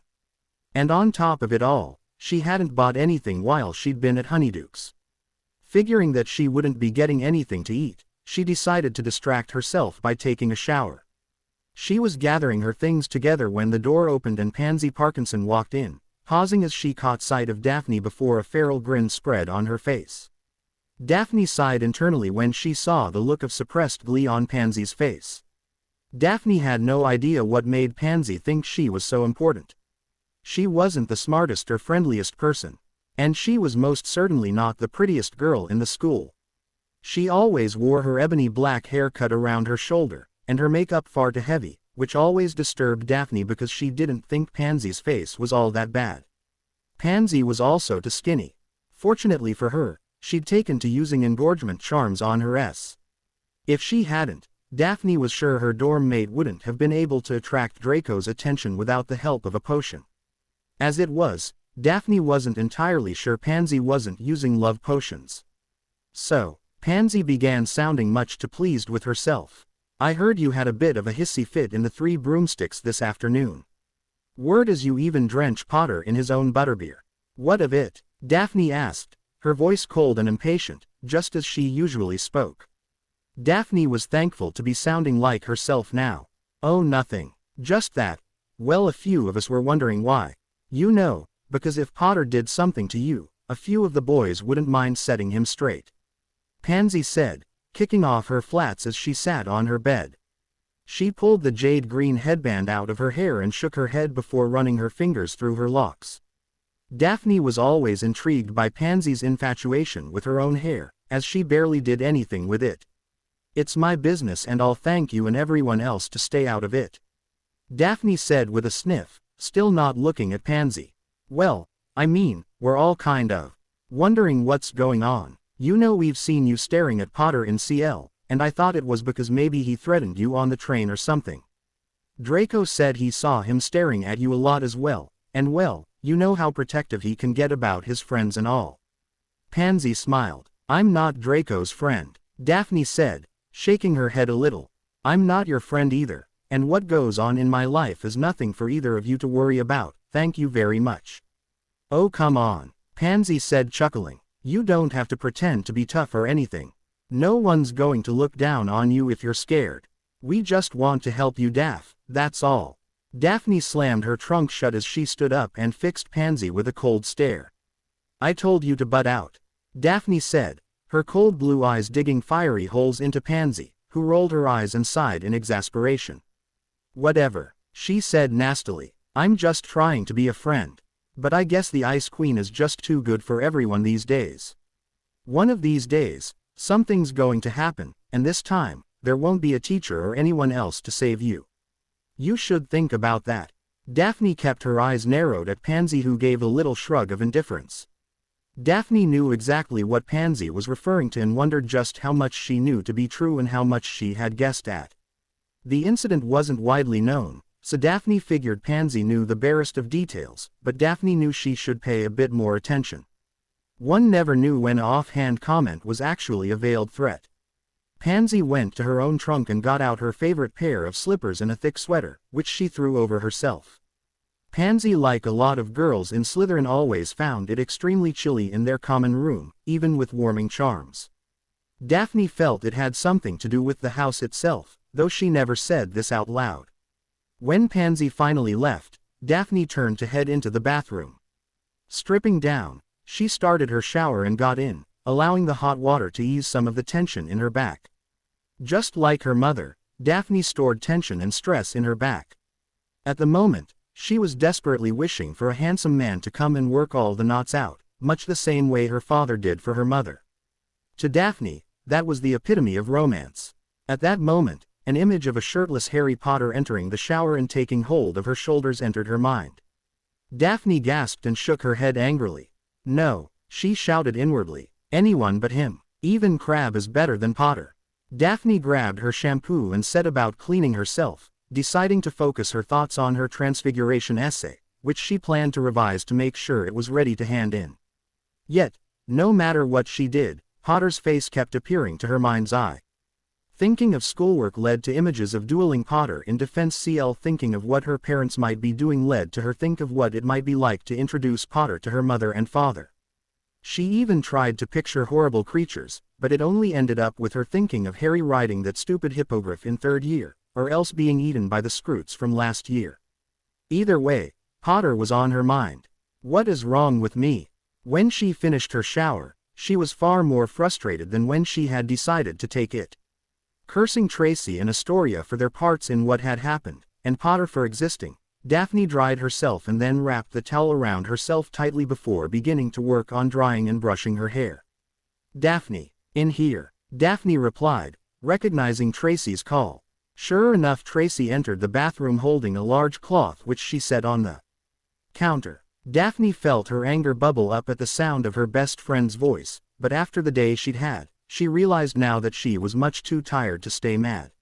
She'd also been extremely lonely all afternoon after the Potter debacle.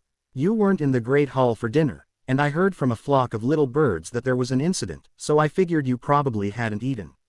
So I brought you a few things. A peace offering. Tracy smiled weakly. Daphne gazed at Tracy skeptically for a moment before she opened the little bundle and a thankful smile appeared. Tracy had brought her a couple of chicken legs and some rolls. Thank you, she said gratefully, taking a large bite out of a roll. So, you accosted Potter in the Three Broomsticks. Tracy smiled, leaning against the counter. And don't even start blaming me for it. I didn't put you under the Imperious Curse or anything else. But you did make me mad this morning. Daphne tried, but Tracy wasn't going to allow it. I make you mad all the time. She smirked. You're nearly 16, don't you think you should take responsibility for your own actions? Yes, Daphne said evenly, when they are in fact my own actions. Not when people are taking advantage of my emotions and putting thoughts into my head. I didn't do any such thing, and even if I did, it's still on you to act. If you go off and make a fool of yourself, Tracy began, but Daphne held up her hand. Astoria talked to me after I left breakfast this morning, she stated. Oh, Tracy nodded in understanding. Tracy knew just how good Astoria could be at manipulating people. An evil thought occurred to Tracy at that moment, and she made a mental note to speak to the younger Greengrass soon. I was such an bloody idiot, Trace. Daphne sighed as she brushed out her hair and used her wand to dry it. I poured a butterbeer on him and made him look like an idiot, and I have no idea why. Those things he said to me, I haven't been able to stop thinking about it. It's pathetic. Well, Potter's pretty confused by you now. He caught me as I was leaving the Great Hall. I got to tell you, I think the two of you need to sit down and just talk like adults, instead of acting like a couple of TTY kids fighting over a toy. Tracy said with a shrug. Right. Daphne rolled her eyes as she finished her hair and took a chicken leg. And I suppose you think if we did talk we might find out we have stuff in common and then fall madly in love. No thank you. She finished determinedly. Well, think about this, Tracy suggested. You hate guys fawning over you because all they see is an extremely fanciable witch who is also the daughter of Anton Greengrass. They all think you're this air-headed who'd make a great trophy wife, and no one gives a care to who you really are and what you want, right? More or less, yeah. Daphne agreed. Well, have you ever once considered that Harry Potter is more than the boy who lived? More than the Gryffindor golden boy? More than. Okay, you made your point. Daphne groaned, shoving her best friend, who was laughing softly. All right, I admit that I don't know the first thing about him, and he knows even less about me. So what? So, maybe if you two could get over your insecurities and your egos, you might find that you could be good friends. And I know you can't tell me you don't find him attractive, even a little. Tracy said, her eyes sparkling with mischief. Daphne groaned and threw her hands up in surrender. Fine, she bellowed. Yes, he does have certain physical attributes that make him appealing to my most base of natures. But a relationship, good looks do not make. You're right, Tracy smiled. There has to be communication. You're not going to let this go, are you? Daphne sighed, looking near defeat, which only served to brighten Tracy. I'm going to have to listen to you all year telling me that I should give Potter a chance, aren't I? Yeah, pretty much, yes. Tracy smirked as she nodded. Daphne groaned and bent over the counter, burying her head with her arms. Why am I being punished? She asked miserably. Because the Ice Queen must pay for her crimes. Tracy whispered playfully, hugging her best friend. Now, if you're good, I'll tell you what happened with me and Blaze today. Daphne stood up, nearly knocking Tracy to the floor. Start talking, Daphne demanded. Tracy fell on her butt laughing. Potter, I would like a word with you. Harry felt himself stiffen at these words. Conversations with Snape never ever ended well. Harry saw his friends all give him sympathetic looks as they left the CL. Harry waited as patiently as he could as the rest of the students exited. He noted the smirk on Draco Malfoy's face. And though he was sure he was mistaken, he swore what could have been concern on Daphne's face. He didn't have time to linger on it, however, as when the last student, Blaise Zabini, left the CL, Professor Snape closed the door with a wave of his wand, and began speaking. Professor Dumbledore has requested that I teach you occlumency. The greasy-haired professor began. Curious, and knowing how Snape hated being interrupted, Harry waited for the man to continue. Occlumency is a NCH of magic which allows you to protect your mind from alt. It is the headmaster's belief that you share some sort of mental connection with the Dark Lord, and he feels it is important to try and close that connection. Snape said without his normal disdain. I'm sorry, sir, but I'm confused. Are you saying that Voldemort can read my thoughts? Harry asked, troubled. In a manner of speaking. As a Master Legilmans, the Dark Lord can open your mind and root out all of your deepest secrets. We will begin this Thursday night in my office, precisely at 8 o'clock. Do not be late, and do not tell anyone about these lessons.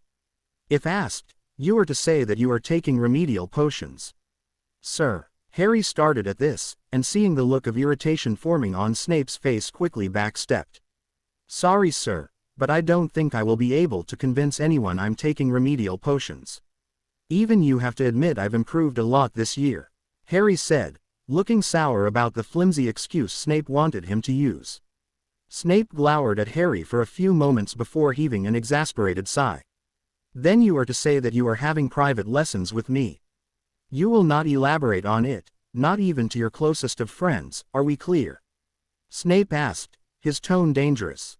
Yes, sir. Harry nodded. Thursday at 8 p.m., Potter. Snape said again, waving his wand to open the door. Harry gathered his belongings and left. As he walked to the Great Hall for lunch wondering what in the hell occlumency was. His first thought was to ask Hermione, but Snape's warning was still ringing in his ears. What did Snape want? Hermione asked as Harry took a seat next to her at the Gryffindor table. Dumbledore wants me to have special lessons with Snape, Harry said, trying to be as vague as possible. What kind of lessons? Neville asked suspiciously. He didn't say, Harry said, hoping it would end the conversation. Ron was about to say something further when a familiar girl took a seat immediately across from Harry, staring at him with protuberant silver blue eyes and a dreamlike expression. I don't think you should date Cho Chang, Luna Lovegood said evenly, making Harry and his friends look at her strangely. Excuse me, Harry said, looking around as if this was some sort of prank. Cho Chang isn't a good match for you. She's quite shallow, you know. She only likes you because you're the boy who lived, and have a lot of money. She dated Cedric for the same reasons. Luna said as if everyone in the castle knew this. How are you so sure of that? Hermione asked, looking interested. Hermione had told Harry something similar a few weeks ago. I hear her and her friends talk. I don't think she's ever mentioned what kind of person Harry is. Only that he comes from good stock and has a nice bum, though I'm puzzled how she knows that since his robes cover his posterior. Luna said dreamily, looking down at the table as if she could say through it. Harry unconsciously readjusted himself as if he could prevent her from seeing through the table and his clothing to see his bits. Neville and Hermione sniggered a bit while Ron simply looked lost. I think you can do much better. Luna continued. Who did you have in mind for Harry? Hermione asked, laughing when Harry turned to glare at her. Neville and Ron both also laughed, making Harry get a bit angrier. I think you would do well by pursuing any Hufflepuff girl. Boys seem very interested in Susan Bones. Are you a man? Luna asked innocently. Yeah, Harry, Ron said, choking on his laughter. Do you like I kind of figured you for a butt man. Neville said, eyes tearing, cheeks red with mirth. Especially with as much as you stare at Daphne's hind end. You're both wrong, Hermione added. She was more composed than the boys, but it was clear she was fighting to maintain that control. Harry likes both. If you ever paid any attention, he focuses mostly on a girl's butt and then her. You all can saw it off. Harry glowered. Maybe you could ask out Sue Lee.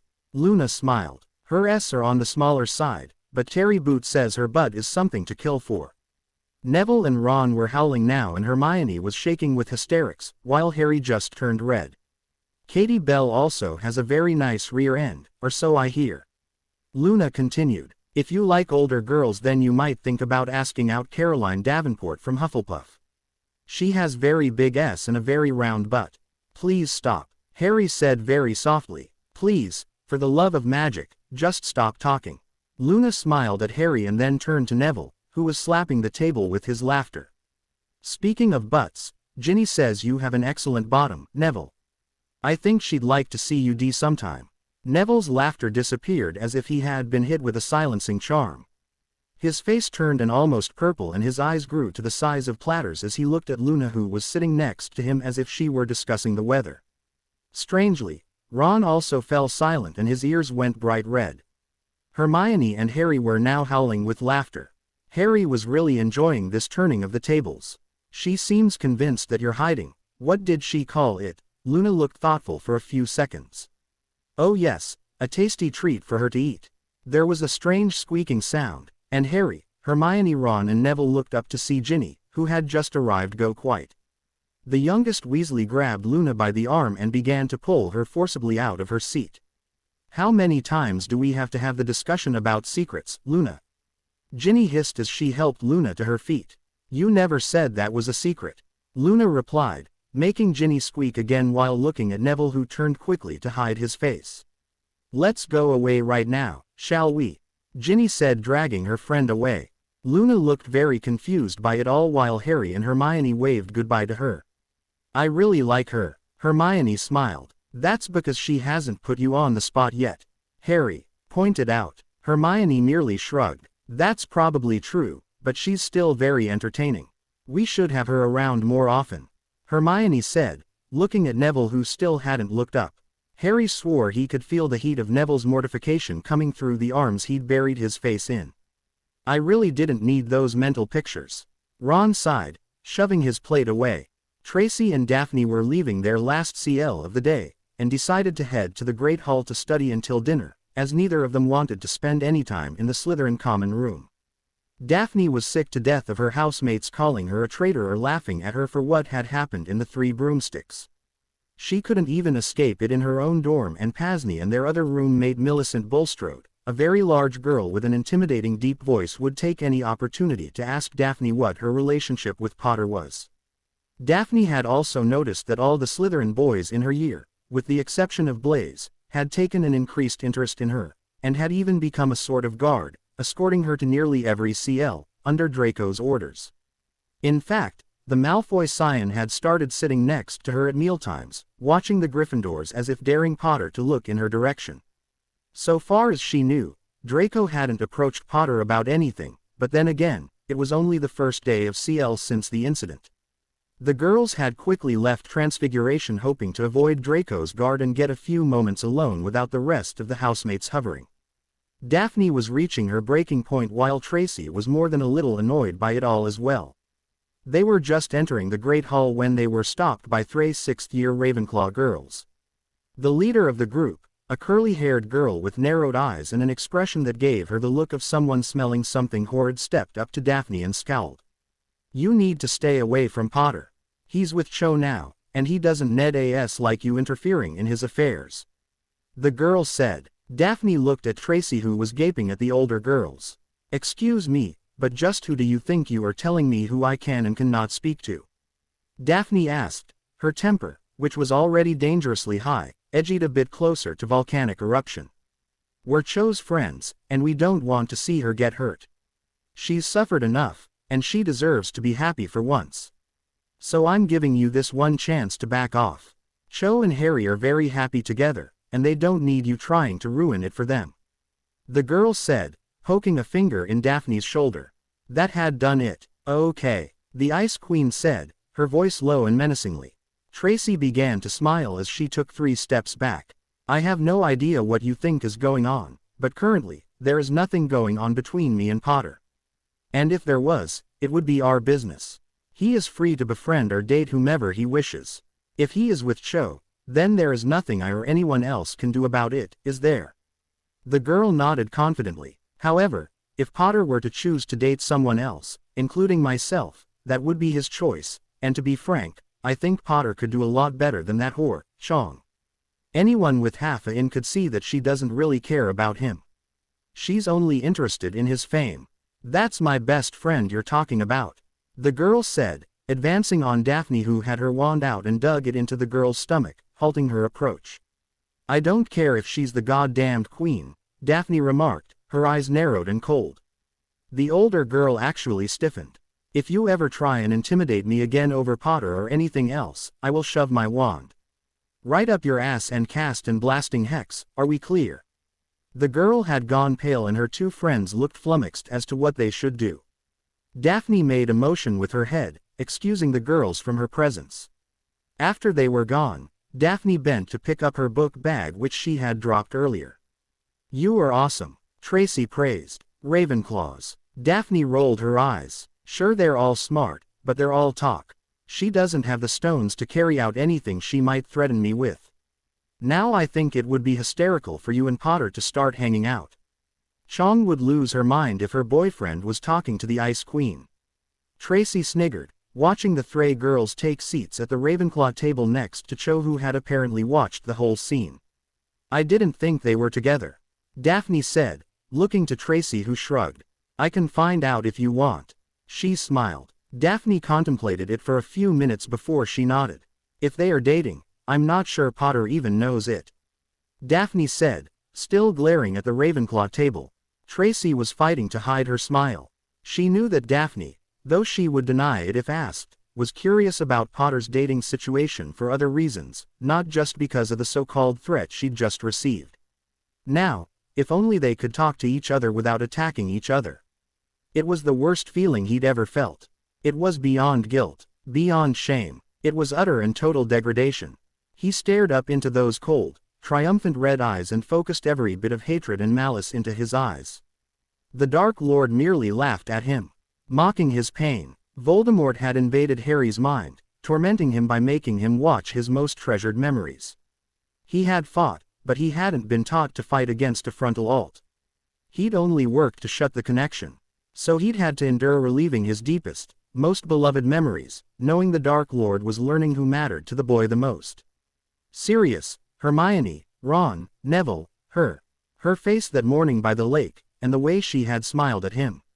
Her lips pressed against his and the way she'd held the back of his neck as they ed. Even the way she would glare at him with narrowed eyes when she was angry at him, or anyone else for that matter. Even after all that she had done, how she had led him to this, God help him, he still cared for her. And now Voldemort knew it. "Sit down, Potter, we have much to discuss," Professor Snape said as Harry entered the elder man's office. Snape rose from his seat and came around to stand in front of his desk, crossing his arms and glaring down at his pupil, though Harry noticed it wasn't as apparent as in years past. "Tonight we will be discussing what you will be learning. I have no intention of actually teaching you, as you have not had time in which to organize your mind, and the method will be uncomfortable for you," Snape said evenly. "I don't understand," Harry said as he sat down. "Occlumency is not something that can be mastered in a few hours, Potter. Unlike charms or transfiguration, it is a subtle yet demanding art. You cannot simply wave your wand and protect your mind. It takes great concentration, something that until recently you seemed to have lacked." Snape stared at Harry, who was watching the man pointedly, taking in his every word. "An accomplished Occlumens will be able to repel any attack made by a Legilimens, and protect his secrets. The Dark Lord is a master Legilimens, and only 3 people have been able to keep him out of their minds. Only 2 of them remain alive today." Harry shivered slightly, and Snape's lip curled. "Normally, a Legilimens must use eye contact in order to break into your mind. Through that contact, the Dark Lord would most certainly be able to discover your deepest emotions and memories, and use that information against you," Snape said, avoiding Harry's troubled gaze. "I must warn you now, Potter, that I have never taught occlumency to anyone. So, I will be teaching you in the same way in which I learned myself. That will consist of actual attacks upon your mind. Tonight, however, I shall be attempting to teach you ways of organizing your mind." "Sir," Harry started, "you said that Voldemort and I share a sort of connection. Yet, just now you said that he would need eye contact to break into my mind. Professor Dumbledore did not explain to me in what way you share a link to the Dark Lord, only that he fears that your mind is vulnerable. He has tasked me with teaching you how to protect it," Snape replied, most unhelpfully. Snape turned and retrieved something from his desk, which he handed to Harry. It was a book on the mind arts called The Mental Fortress. "You will read chapters 7 through 18 by our next lesson next week. You will also begin to put into practice the things which you read about. Most especially clearing your mind before you go to sleep. Now, put it away, and we shall begin. The first thing you will need to learn is how to control your emotions. Especially anger. Anger is the one emotion that will crumble even the best mental defenses." Harry nodded, knowing what Snape said was true. How many times had he leapt without thinking because his emotions had gotten the better of him? "How can I do that?" Harry asked. "Discipline, Potter," Snape said as if it were obvious. "You control your emotions, not the other way around. Your father, for instance, could not control his temper, nor did he have any discipline.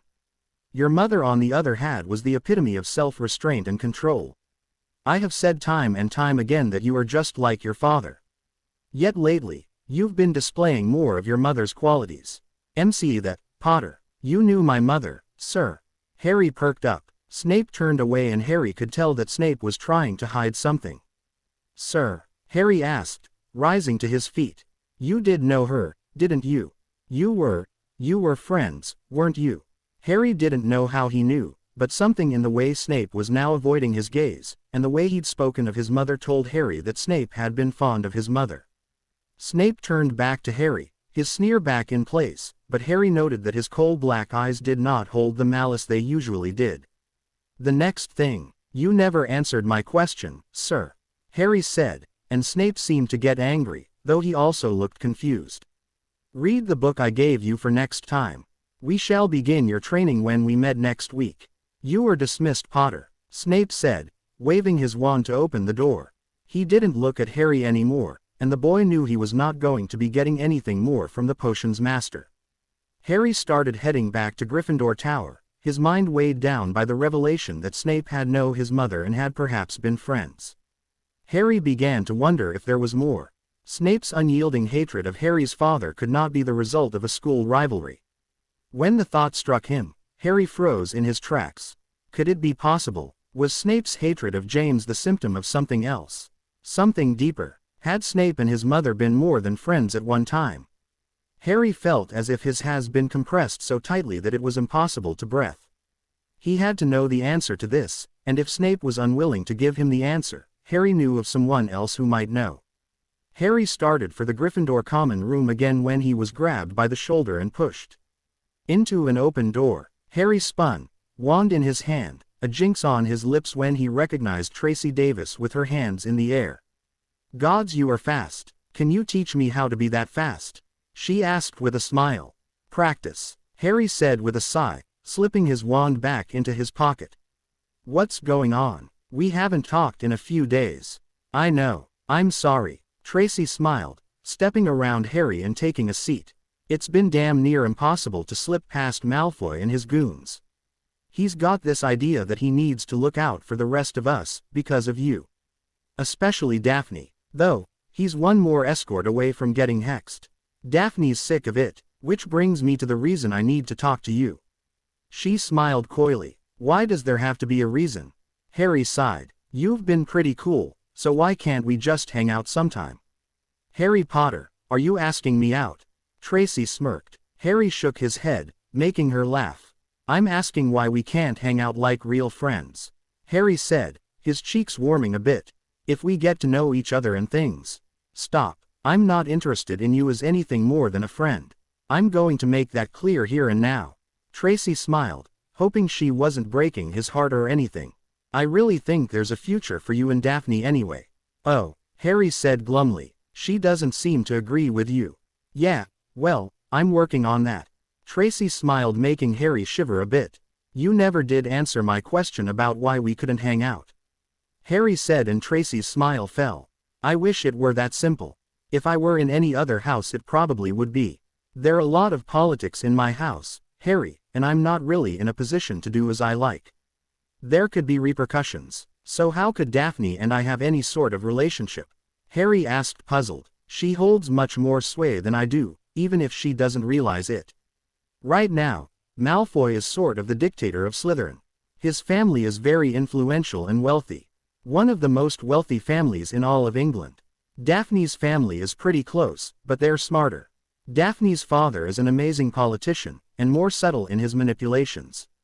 It's probably why people think the Greengrass are a dark family. That's not true in the least, so don't think that. Now, if Daphne was a bit more ambitious, then she could easily usurp Draco and control the house, but she doesn't want power." Tracy explained. "Don't all Slytherins want power?" Harry asked, confused. Tracy laughed. "You're adorable. No, we're ambitious, but that doesn't mean power hungry. It means that whatever we want to succeed in, we work hard to achieve that, get it?" Tracy asked. Harry nodded, thinking of Ron's brother Percy, who was really ambitious. "We're also quite cunning, which means that we will find and exploit every resource to accomplish our goals," she finished, eyeing Harry pointedly. "And right now, my current goal is to see you and Daphne together." "Why?" Harry asked suspiciously. "What do you get out of this?" "Freedom." Tracy sighed wistfully.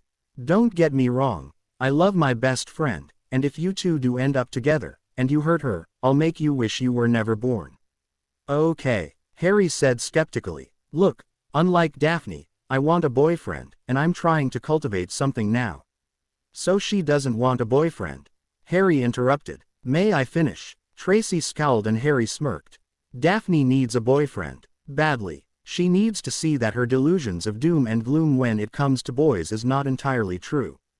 I agree that there are more than a few boys who'd lock her in a tower or whatever, but I also know there are boys, like you, who can treat her right and show her that being involved with someone isn't necessarily a bad thing. Tracy finished. I don't know. She acted just like, Harry began. Like Malfoy. Yeah, she still hasn't let go of that. Tracy rolled her eyes. She's not the only one who needs to open their mind a bit.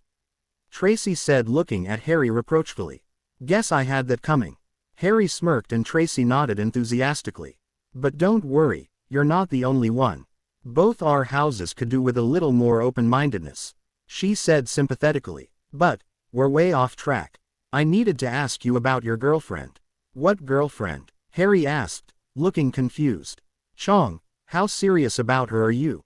You mean Cho? We're not dating, Harry said, looking more confused now.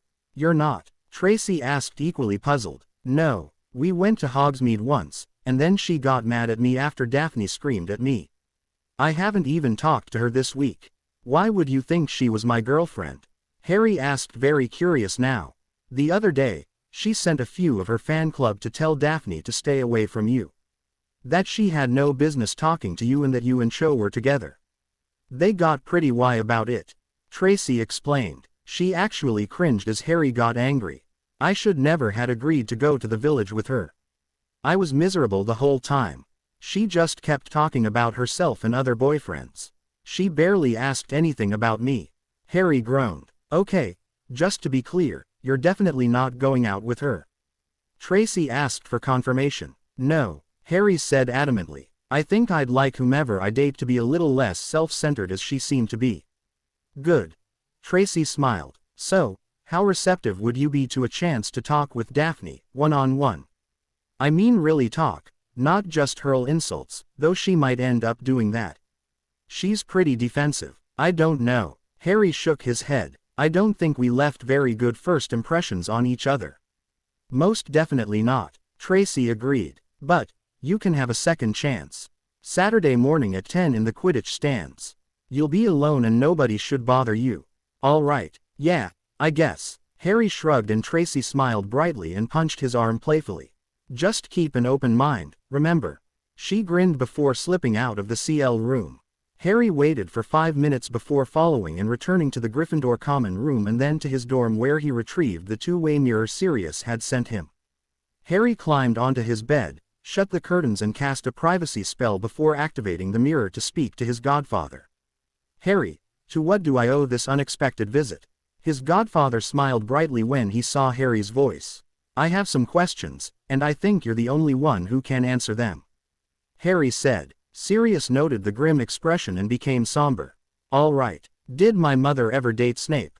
Harry asked quickly. Sirius looked as if he were going to choke, clearly not expecting that question. It took him a moment to collect himself before he responded in the negative. No, Sirius said flatly. So far as I am aware, Lily and Severus never dated, though I do know they were friends for a long time. Until something happened in our 5th year. I never heard the story, but I do know that when they started Hogwarts, they were thick as thieves. They grew apart each year, partially being in different houses. But in 5th year, they had a rather big row, and Lily never spoke to him again.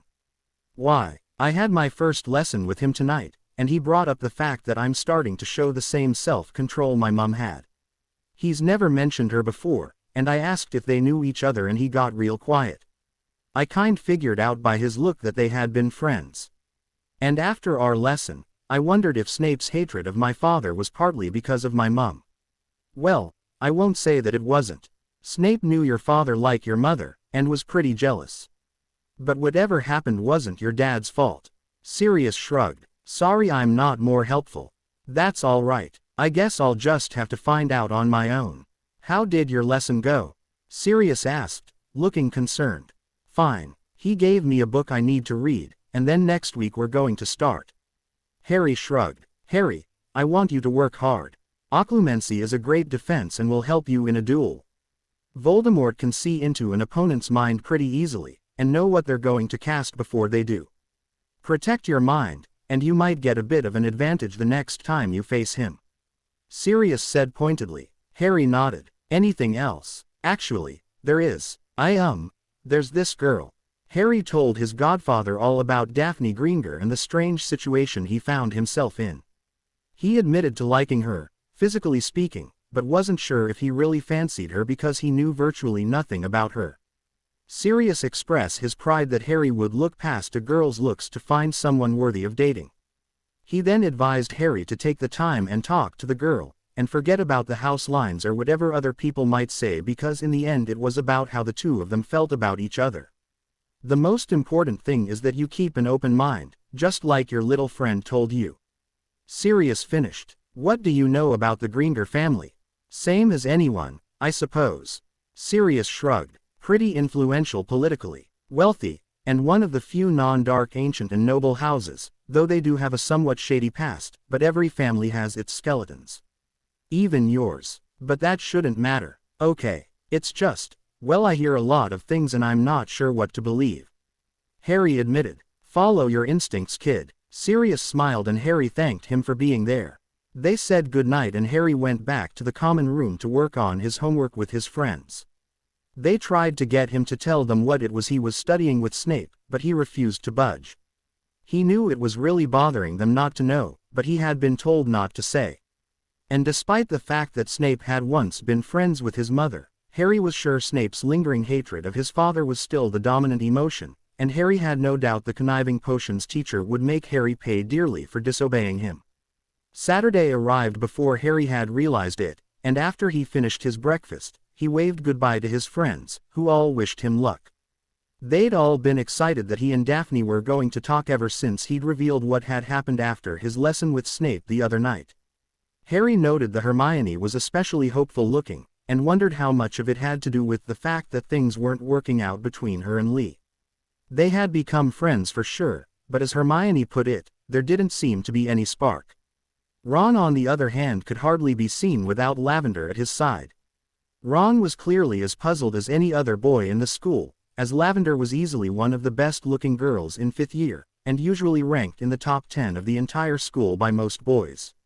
None of the other Gryffindor boys could figure out what she saw in Ron, including Ron himself. Whatever it was, Lavender wasn't sharing. Then there was Neville, and his growing crush on Ginny Weasley, who, if you believed what Luna Lovegood said, had a real fire in her loins for Neville. Harry and his friends had been treated to another visit from the bluntly honest Luna the day before. At lunch, the Ravenclaw had sought out Hermione, who she had heard was very smart, and asked some questions regarding Transfiguration that had gone right over the three boys' heads. She had then turned her attentions to Neville, wondering why he had yet to make a move on Ginny. When he had explained that Ginny had a boyfriend, Luna seemed adamant that it would not last, and that Neville should be laying the groundwork to see Ginny D. Ron had very nearly thrown up, while Neville looked as if he wanted to be swallowed by the earth. Luna then went on to ask why Neville was so embered, and that she would be flattered if someone expressed an interest in seeing her in the altogether, despite the fact that she felt her s were much too small. Hermione then pointed out that she was still growing, and that likely her figure would fill out more. That had been Hermione's mistake. Luna then began asking if Hermione had come by her spectacular naturally, or if she used engorgement spells like Pansy Parkinson. She also wondered if Hermione would teach her how to walk with that hypnotic hip sway that she was so good at, as she was sure it would attract more boys. This had of course sent Harry, Neville and Ron into peals of laughter. Harry had never seen Hermione turn the shade of red she sported that day. Harry had to push all of those fun memories aside as he climbed the stairs of the Quidditch stands. He had promised Tracy and Sirius that he would do his best to keep an open mind, but he still couldn't get past the way Daphne Greengrass had spoken to him the last time they had been together. Daphne was sitting at the very top of the stands, wrapped in a thick coat, and looking wary of Harry as he approached. Despite his own trepidation, Harry couldn't help but admire how pretty she looked with her honey hair down. Harry hadn't seen it down since the train ride to school. She usually wore it up and out of her face. "Good morning," he said as he sat down, keeping a bit of space between Daphne and himself. "That's yet to be determined," she said stonily. Harry's heart sank. She was just as cold as she had been before. He had hoped that maybe Tracy would have softened her up or something. So, Tracy asked me to give you a chance, so here I am. Daphne sighed. I don't know why, as it's pointless. Yeah, I really don't know why I even bothered. Harry sighed as well, beginning to stand up. Daphne looked at him, and Harry thought he saw something flash in those crystalline blue eyes. Panic. Fear. Don't go, she said quickly. We haven't even tried. Harry looked at her for a moment and sat back down. They sat there silently for a very long time. Harry could feel the tension building, and racked his in for anything to talk about. He was quite certain that Quidditch was out, as Daphne didn't really seem like someone who was rabid over the sport. He wasn't sure what she liked, and wasn't sure that she would be all that interested in talking about anything he liked. So they remained silent for a very, very long time. Okay, this is pathetic. Daphne said, sitting up a bit straighter. I have no idea what to say to you, and it's clear you're just as clueless as I am. So, I'm going to ask you something that I've been curious about for a while, and I want you to be completely honest. Why me? Excuse me, Harry asked, taken aback. Usually when a boy shows interest in me it's because of some agenda. They think I'm hot or whatever and they begin planning how our lives should be. So what is it, Potter? Why are you so interested in me? I saw you on the train, and I didn't recognize you. I thought you were very attractive. At this, Daphne rolled her eyes and let out a very exasperated sigh.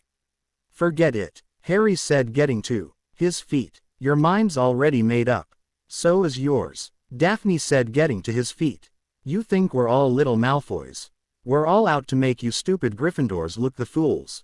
You asked me a question, I was trying to answer it, and you got all superior like you already knew what I was going to say. Like I was exactly like everyone else. Harry pointed out. Prove me wrong, Daphne said, crossing her arms. I'm here, Harry said, pointing at the stands beneath his feet. I'm here trying to get past my own misconceptions of you and trying to get to know the real Daphne. The one that Tracy is convinced is worth my time. But I'm beginning to think you've got your best friend fooled. You don't know the first thing about her or me, Daphne said as she advanced on him and poked him hard in the. You're right, I don't, but at least she's willing to try. Harry said. I'm here. Doesn't that count for something? Daphne asked, her eyes narrowing. Explain to me why I should believe you have any other interest in me than what I look like. Because I'm here trying to talk to you as a person. A person who might understand what it's like to be fawned over by people who have no idea who you really are inside, and what you want out of life.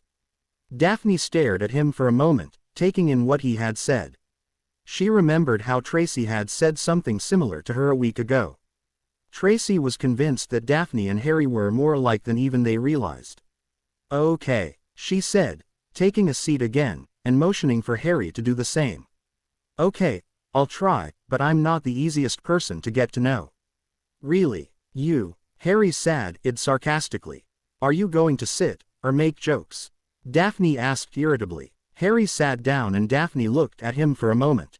Okay, how about this? I'll ask you a question. You answer it, honestly, and with no jokes, sarcasm or anything like that, and then I will reciprocate. Agreed. Harry nodded and Daphne's expression softened. And that's when Harry saw it.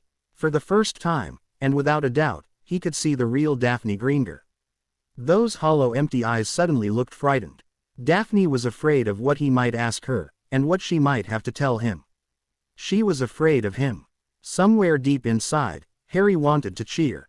The Ice Queen was actually human, and she had, however unintentional, allowed him a glimpse at the girl behind the mask. All right, my first question, she said, the mask falling back into place. How did your name get into the Goblet of Fire last year? Really, that's your first question? Harry asked sarcastically. You promised no sarcasm, Daphne said quickly. Sorry. All right, so far as I can figure, Professor Moody, who was actually Barty Crouch Jr. in disguise, took my name from one of my IGN ments and put it in. Without a school on it, I guess the goblet thought I belonged to a different school. Why? Daphne asked curiously. Her tone was still that of the Ice Queen, and her mask was still in place, but Harry could tell she was genuinely curious. So I could be entered in the tournament, and get to the center of the maze and be taken to where Voldemort was waiting to be resurrected. Harry noted that while Daphne jumped at the use of the Dark Lord's name, it wasn't as evident as in some people. "So it's true then?" she asked. "Lying doesn't achieve anything," Harry replied, getting annoyed. He hated defending himself over this particular subject. "Sorry," Daphne said quickly, "but you have to look at it from my point of view. If you heard the things people say you have done without seeing it, you'd hardly believe anything you said either." "I suppose so. My turn. Where did you get the nickname the Ice Queen?" Daphne actually smiled a bit at this. She pulled her coat a little tighter around herself as she took a deep breath. "My sister gave it to me. In second year, her first, there was a sixth year who was trying to get all grabby with me. I froze his nether region, and he suffered some serious frostbite." Harry shivered involuntarily and Daphne chuckled. Astoria then warned everyone that if they messed with me, they might suffer the same fate because the Ice Queen is unforgiving. So, it stuck. Also, I don't know if you've noticed, but I am rather cold towards people. "Strange. I always thought you had a very sunny disposition," Harry remarked. "Oh, you're a riot." Daphne scowled. "Did you and Granger actually have some sordid affair like Rita Skeeter wrote about last year?" "No, and we never will," Harry said, shaking his head. "She's like the sister I never had. I love her, but not in that way." "And what's with you and Cho?" Daphne asked. "Yeah, I heard she sent some of her friends to warn you away from me." Harry smirked. Tracy. Daphne nodded and looked towards the pitch where the Ravenclaw team was gathering to practice. "Maybe we should take this somewhere a bit more private," she said, getting to her feet. Harry followed as Daphne led him under the stands to the staircase that lead back to the grounds. She sat down on one of the steps and Harry again followed her lead. They were now protected from the weather and prying eyes, thought it was still quite cold. "So, you and Cho?" she asked when they were settled. "There's nothing going on. I don't know what she thinks is going on, but our time in Hogsmeade was not fun, and it only got worse after you showed up." "I should apologize for that," Daphne said. She looked at Harry, who looked a little expectant. "But I'm not going to. You were rude to me, and I don't like that." "You were also rude," Harry pointed out. "Yes, but I'm the Ice Queen. It's expected," Daphne said, smiling in a superior sort of way. "It's your turn to ask a question." The back and forth was actually pleasant for a while, though both teens were still very guarded and suspicious. After the first bit, the question became far more mundane. Many of the queries didn't allow for a conversation to evolve, but neither teen seemed to mind. Still, the tension lingered until Daphne, sick of childish questions, asked something that turned the conversation. "Why do you defend that oaf Hagrid? Even you can't deny he's a despicable teacher. You don't know anything about the man," Harry said dismissively. "I know he's a half-giant with a preoccupation for creatures that are more than a little dangerous. Don't you remember what happened to Malfoy in third year with that hippogriff? The hippogriff Malfoy taunted right after Hagrid told us all not to," Harry said, getting annoyed. "I'm not defending Malfoy, I'm just saying that could have been any of us. And those Scroots last year," Daphne added. "I'm sure if he were here this year we'd be lining up to be dinner for an acromantula or a dragon or something. Just because Hagrid curriculum is a little slanted towards more interesting things, doesn't mean he's a buffoon. He's protective of us, and wouldn't let us study anything that would kill us." Daphne arched an eyebrow in disbelief at this. "Again, I cite the hippogriff incident that Malfoy caused," Harry snapped. "What is it with you?" Daphne asked, getting annoyed herself. "You don't like Hagrid because his CL isn't filled with unicorns or whatever. Let me guess you think Snape is the best teacher in the school." "He's not the worst," Daphne replied. "He's a child. He's completely biased towards Slytherins, and perpetuates this stupid house rivalry. Not to mention he intimidates people instead of trying to help them get better. He loves picking on Neville and me." "Oh, Longbottom's a joke. Everyone knows that," Daphne remarked irritably. Harry stopped and just stared at her for a few moments before he shook his head and got to his feet. "Where are you going?" she asked in annoyance. "I won't sit here and let you insult my friends," Harry said flatly. "Hagrid may not be a good teacher, but he's always been there when I needed him. And Neville's going to surprise a lot of people." See you around. I see. We disagree on one thing, and you walk away. You're pathetic, Daphne said defensively. Maybe so, but it's better than being. Harry stopped himself and turned around again.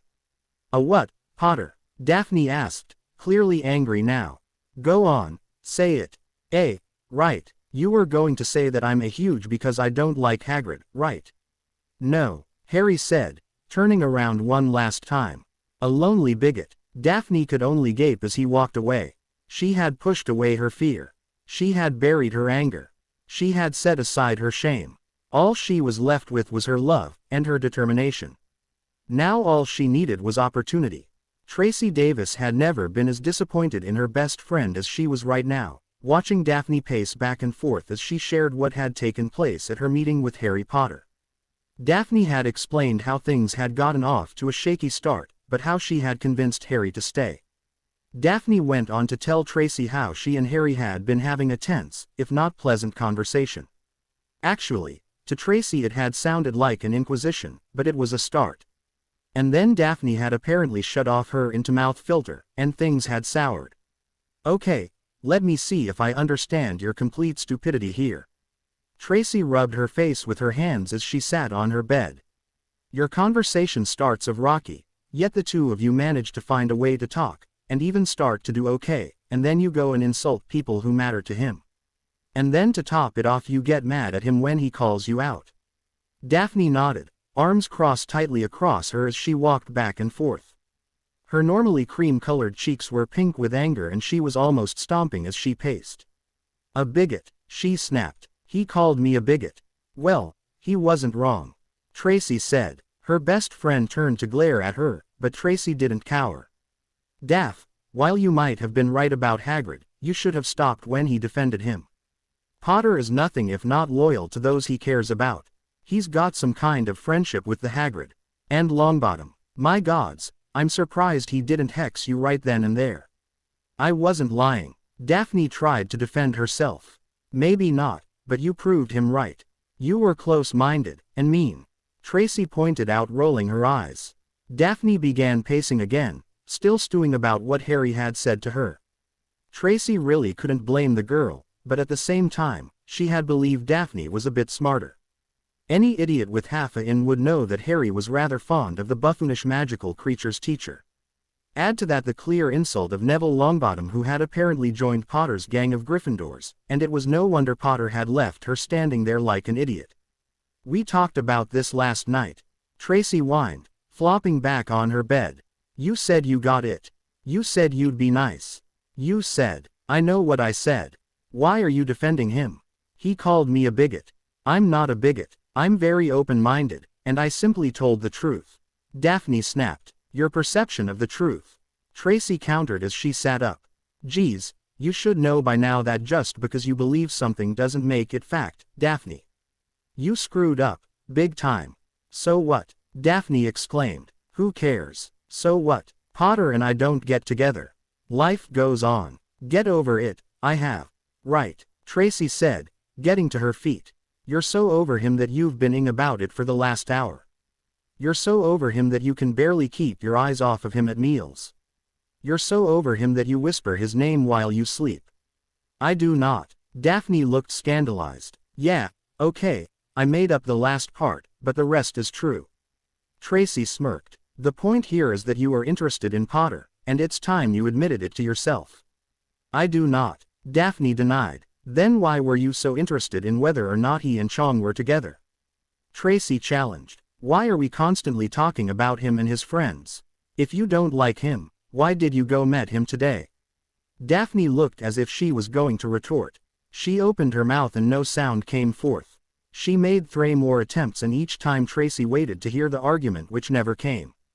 After a few minutes, Daphne deflated and went to sit on her bed. Okay, let's just say for a moment that I am intrigued by Potter. I'm not saying that I like him, or anything else. I'm simply curious about him. What's the point? There can't ever be anything between us. And why not? Tracy asked. Daphne gave her a very pointed look and swept her arms about. Okay, yes, you will probably get people teasing you or whatever, but no one's going to do more than that. You're the Ice Queen, and no one wants to get the bits frozen off. Second off, with the exception of Malfoy, no one's going to say or do anything because it's Potter. Either they're afraid of him, or they're afraid of Dumbledore, and everyone knows Potter is Dumbledore's favorite. The only person standing in the way of anything is you. Tracy said irritably, and the first thing you have to do is apologize. Apologize. Daphne looked appalled at the idea. He needs to apologize to me. And I'm sure he will. Tracy smirked. After you apologize. You were the one who started it all. You have to be the one to swallow your pride and make things right. No, Daphne said stubbornly. I did nothing wrong. Yes you did, Tracy said, and held up her hand before Daphne could retort. He's not blameless either, but I honestly think if you apologized first, he will apologize as well. Plus, you'll be the better person for taking that step. I'm not going to apologize, Daphne said adamantly. Tracy simply sighed and rubbed her temples. Fine, she said bitterly. Fine, you know what, I just don't care anymore. Do what you want, but I'm not going to babysit you anymore, Daphne. I am sick to death of missing out of stuff because of your issues. I still think you and Potter would be good for each other, but I can't make you do anything you don't want to. But I'm also not going to remain in your isolated little world when I could be getting out there and getting felt up in a broom cupboard like a normal girl. So this is all about you. This whole trying to set me up with Golden Boy was so you could go off guilt-free and have some boy stick his hand in your knickers. Daphne scoffed. No, it was about getting to see past the tip of your own gods be damned nose. It was about seeing you break down your ing walls and having a chance to be normal and God's help us, happy for once in your miserable existence. I'm sick and tired of the Ice Queen, and I want to hang out with my friend Daphne. Whatever. Daphne snarled and Tracy shook her head. For the first time in their friendship, it was Tracy who walked away. When the door slammed, Daphne looked up, still seething that her supposed best friend had put all the blame for her lack of social activities on Daphne. While it was true that Daphne had somewhat guilted Tracy after what had happened to her early in third year, it wasn't her fault that Tracy didn't have a boyfriend. She was perfectly free to go out with whomever she wanted, whenever she wanted. No one was stopping her. Okay, maybe Daphne had made Tracy feel bad about going off and leaving her on her own, but Daphne could take care of herself. She didn't need Tracy watching her back all the time. And yes, Daphne also enjoyed being able to let her walls down and be herself with her best friend when they were away from the school. Sure, she would like to be able to relax more, but she couldn't allow that. Not at Hogwarts. Daphne knew as soon as she let her guards down, she'd wind up regretting it. She very nearly had in third year. Daphne sat on her bed, her anger evaporating and a very uncomfortable weight of guilt settling on her shoulders. The more she thought about it, the more she realized that she wasn't a very good friend at all. In fact, Potter might have actually been right when he'd said what he'd said. Potter. This was all his fault. If that insensitive bastard had just ignored her as he had the past 4 years, she might not be in this situation. She and Tracy would likely be talking about how disgusting it was that Pansy threw herself at Draco, or how appalling their homework was getting. But no, she was having to deal with all this drama. And yet, she couldn't help but wonder if she was actually responsible for it all herself. What was it she was so afraid of? She certainly didn't want to end up as a trophy or a brood mare, but Tracy was right, she'd all but eliminated that possibility. And she had certainly enjoyed her date with Ivan last year, so much so that she had daydreamed about going out with faceless suitors, and different situations in which she was being ed so well that her toes actually curled. So what was it she was so afraid of? Why did she keep pushing Potter away? In all honesty, Potter wasn't that bad. Sure, he could use some help with his wardrobe, but other than that, there wasn't anything wrong with him, was there? He was certainly one of the nicer looking boys in school. Even his perpetually messed up hair was adorable in its own way. And how many boys were there with emerald green eyes? Daphne had been sort of enjoying their talk earlier. It had been nice, if not a little tense. As Daphne analyzed the conversation in her mind, she began to realize that it was when she had begun to feel relaxed that she had brought up Hagrid and Neville. She had sabotaged herself. Things were beginning to be comfortable, and she had subconsciously thrown the proverbial wrench into the works. Tracy had been right. Oh crap. Daphne said glumly. So, I don't get it. Hermione said as Harry and Neville sat against a wall in the 6th floor corridor. They had decided to get out of the common room for a while. Ron and Lavender were nowhere to be seen, which had led to a few innuendos before they had left, and Harry had told them all about his rendezvous with Greengrass. Everything was going good and she just started insulting Hagrid. The bookish girl asked. Pretty much. Harry shrugged. I tried to talk calmly and point out that Hagrid wouldn't let anything happen to us on purpose, but she just kept pointing out what happened in 3rd year. Malfoy did that, Neville said. He taunted the hippogriff. I reminded her of that, but she wouldn't listen, and then she insulted you, Nev, and I just had enough. Then she tried to goad me, like she wanted me to hex her or something. She thought I was going to call her a. Harry's cheeks pinkened as he glanced at Hermione. But I called her a lonely bigot instead, and I think it startled her, because she just stared at me, and I left. Sounds like she had that coming. Neville shrugged. The thing is, I feel bad. I mean, she has a right to her opinion and all. Harry said. That's true, but she shouldn't have said anything.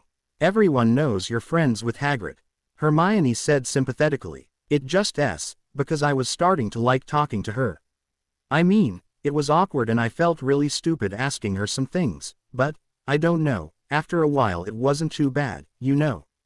Harry shrugged. Well, she's not the only girl in the school, Harry. Hermione said, trying to cheer her friend up. The important thing is that you tried. If she wasn't receptive, then there's nothing you can do. I think I should apologize. Harry said. I feel really bad for what I said. Dumbledore's right, mate. You really are noble. Neville smiled. Not many guys would apologize for saying something like that, even thought it was true. True or not, I don't think she deserved it. Harry sighed. I'm proud of you, Harry. Hermione smiled. You've really grown up a lot. Sirius said the same thing. Harry chuckled. He says facing death and surviving has that effect on most people. I think he meant that he was the exception. Hermione chuckled a bit at that while Neville simply listened. They sat in relative silence for a bit when Hermione began to laugh softly.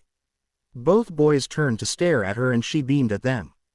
You got your wish, she said, and laughed harder when Harry and Neville looked even more puzzled. Being normal. Most boys spend way too much time thinking about girls, and trying to get them to notice them. You're just as normal as anyone else. Both Harry and Neville began laughing as well. Seriously though, Harry, I'm sorry things didn't work out. Hermione said, nudging his shoulder with her own. Ah, it's all right. I don't know why I even let myself think anything would have happened. Harry said sadly. Something did happen. Neville said. You made friends with Tracy. A Gryffindor and a Slytherin making friends. My gran would die. I feel bad for her. Harry said. I can't imagine not being able to hang out with certain people because someone who doesn't even matter might object. I'd really like to know what it's like within their house. Hermione said. If what she told you is true, I can't imagine anyone in Slytherin being happy. That's just because you're used to Gryffindor. Neville pointed out. Each house is going to have its idiosyncrasies, traditions and the like. Just because we don't agree with it, or whatever, doesn't mean they feel the same. I guess I never really thought about that. Hermione admitted. Even the smartest of us can make mistakes. It makes us human. Neville smirked. They all looked as they heard footsteps approaching rapidly. Expecting a first year or two running through the halls discovering Hogwarts secrets, they were surprised to see Tracy Davis round the corner and smile, giving them a wave that they should follow. Hermione and Neville looked at Harry as he got up. All of you, let's go. Tracy whispered, looking over her shoulder. Neville and Hermione didn't have to be told twice. They had been very curious about the Slytherin girl ever since Harry had told them of his first encounter on the first day of term. The three Gryffindors quickly followed Tracy, who led them into a CL room and shut the door, locking it and erecting privacy charms. I'm really sorry, Tracy said as she turned to Harry. I was positive that you and Daphne would have been good together, but she's clearly too buried under her own paranoia and whatever other issues to even attempt anything. At least I tried. Harry shrugged. We both did. Tracy replied. I just wish you could have seen the real Daphne. She actually really great. She's funny, and considerate and sweet. But here at school, she just locks herself under the Ice Queen and won't let anyone near her. Quite frankly, I'm sick to death of it. I didn't want to cause problems for you and Daphne, Harry said apologetically, but Tracy waved it off. Don't, she said simply. Daphne and I have been friends since we were in nappies. We fight all the time, but we always know that we care about each other. I'm just sick of her at school. She's not fun, and hard to talk to, and it's bloody annoying. I hope that maybe if you two got together, even just became friends, that some of the real Daphne would slip out and I wouldn't hate school so damn much. Isn't there anyone else you are friends with? Hermione asked, thinking that Tracy sounded very lonely. She felt even worse when Tracy shook her head. There are people I talk to in Slytherin, but no one I'd consider hanging out with. Most everyone has some sort of agenda or something. I just have no patience for that sort of thing. I mean, it's one thing to plan for your future and strive to reach your goals, but some of the things I hear people discussing just makes me cringe. Theo thinks he's going to be Minister of Magic one day, and thinks the way to do that is through marriage and political backstabbing. He has no interest in law at all. Tracy looked appalled. You're welcome to hang out with us whenever you like, Harry offered. Tracy smiled, and to his, and everyone else's surprise, Tracy hugged him tightly. I really do appreciate the offer, but I already told you what could happen. It's part of the reason I hoped you and Daphne could work things out. It has to be someone with influence to cross the house lines in order for others to follow. So long as people like Malfoy and Bletchley and Cross hold sway, she shrugged, looking sad. I think it's just awful, Hermione said, crossing her arms. It's stupid that you can't be friends with whomever you please simply because of which house you're sorted into. It didn't used to be that way, Neville said softly. That's what my grandfather tells me all the time. He's ashamed of what Slytherin house has become. Tracy smirked. I gotta tell you, I don't think he's wrong. Especially when I see what it's done to my best friend. So what happens now? Harry asked. Tracy could only shrug. We go forward. Just, look, I know you've pretty much got your choice of girls and all, but, don't go after one just because she's pretty or something like that. Get to know her and then decide if she's for you. Like I was trying to do with Daphne. He asked, a smile on his face. Tracy nodded enthusiastically. Exactly. Don't be like half the boys in school and date someone just cause they make goo-goo eyes at you or something. Date her for who she is inside. Tracy smiled again and with that, waved to the Three Gryffindors and left the CL. Damn, Neville said grumpily. I like her. It's hard not to. Harry agreed. She's honest, which I think is a rare trait with Slytherins. It's a rare trait for any teenager, Hermione pointed out, looking pointedly at Harry, who continued to stare at the door. It was refreshing. So what happens now? Neville asked. Neither Harry nor Hermione had an answer. Daphne Greengrass had been thinking about things nearly all day now, and she had come to the conclusion that she was very, very unhappy. She hadn't been happy in a very long time either. She was ruled by her own fear of the grim future she had only really ever heard stories about. She was not those women, and she had done a lot to make sure that she wouldn't end up with the same fate. So why was it that she remained so cold towards those who just wanted to be a friend? Daphne rationalized that they came bearing NCHES of friendship when they really had ulterior motives. No one was who they appeared to be. But even that wasn't true. Potter was exactly who he claimed to be. He had sincerely wanted to get to know her.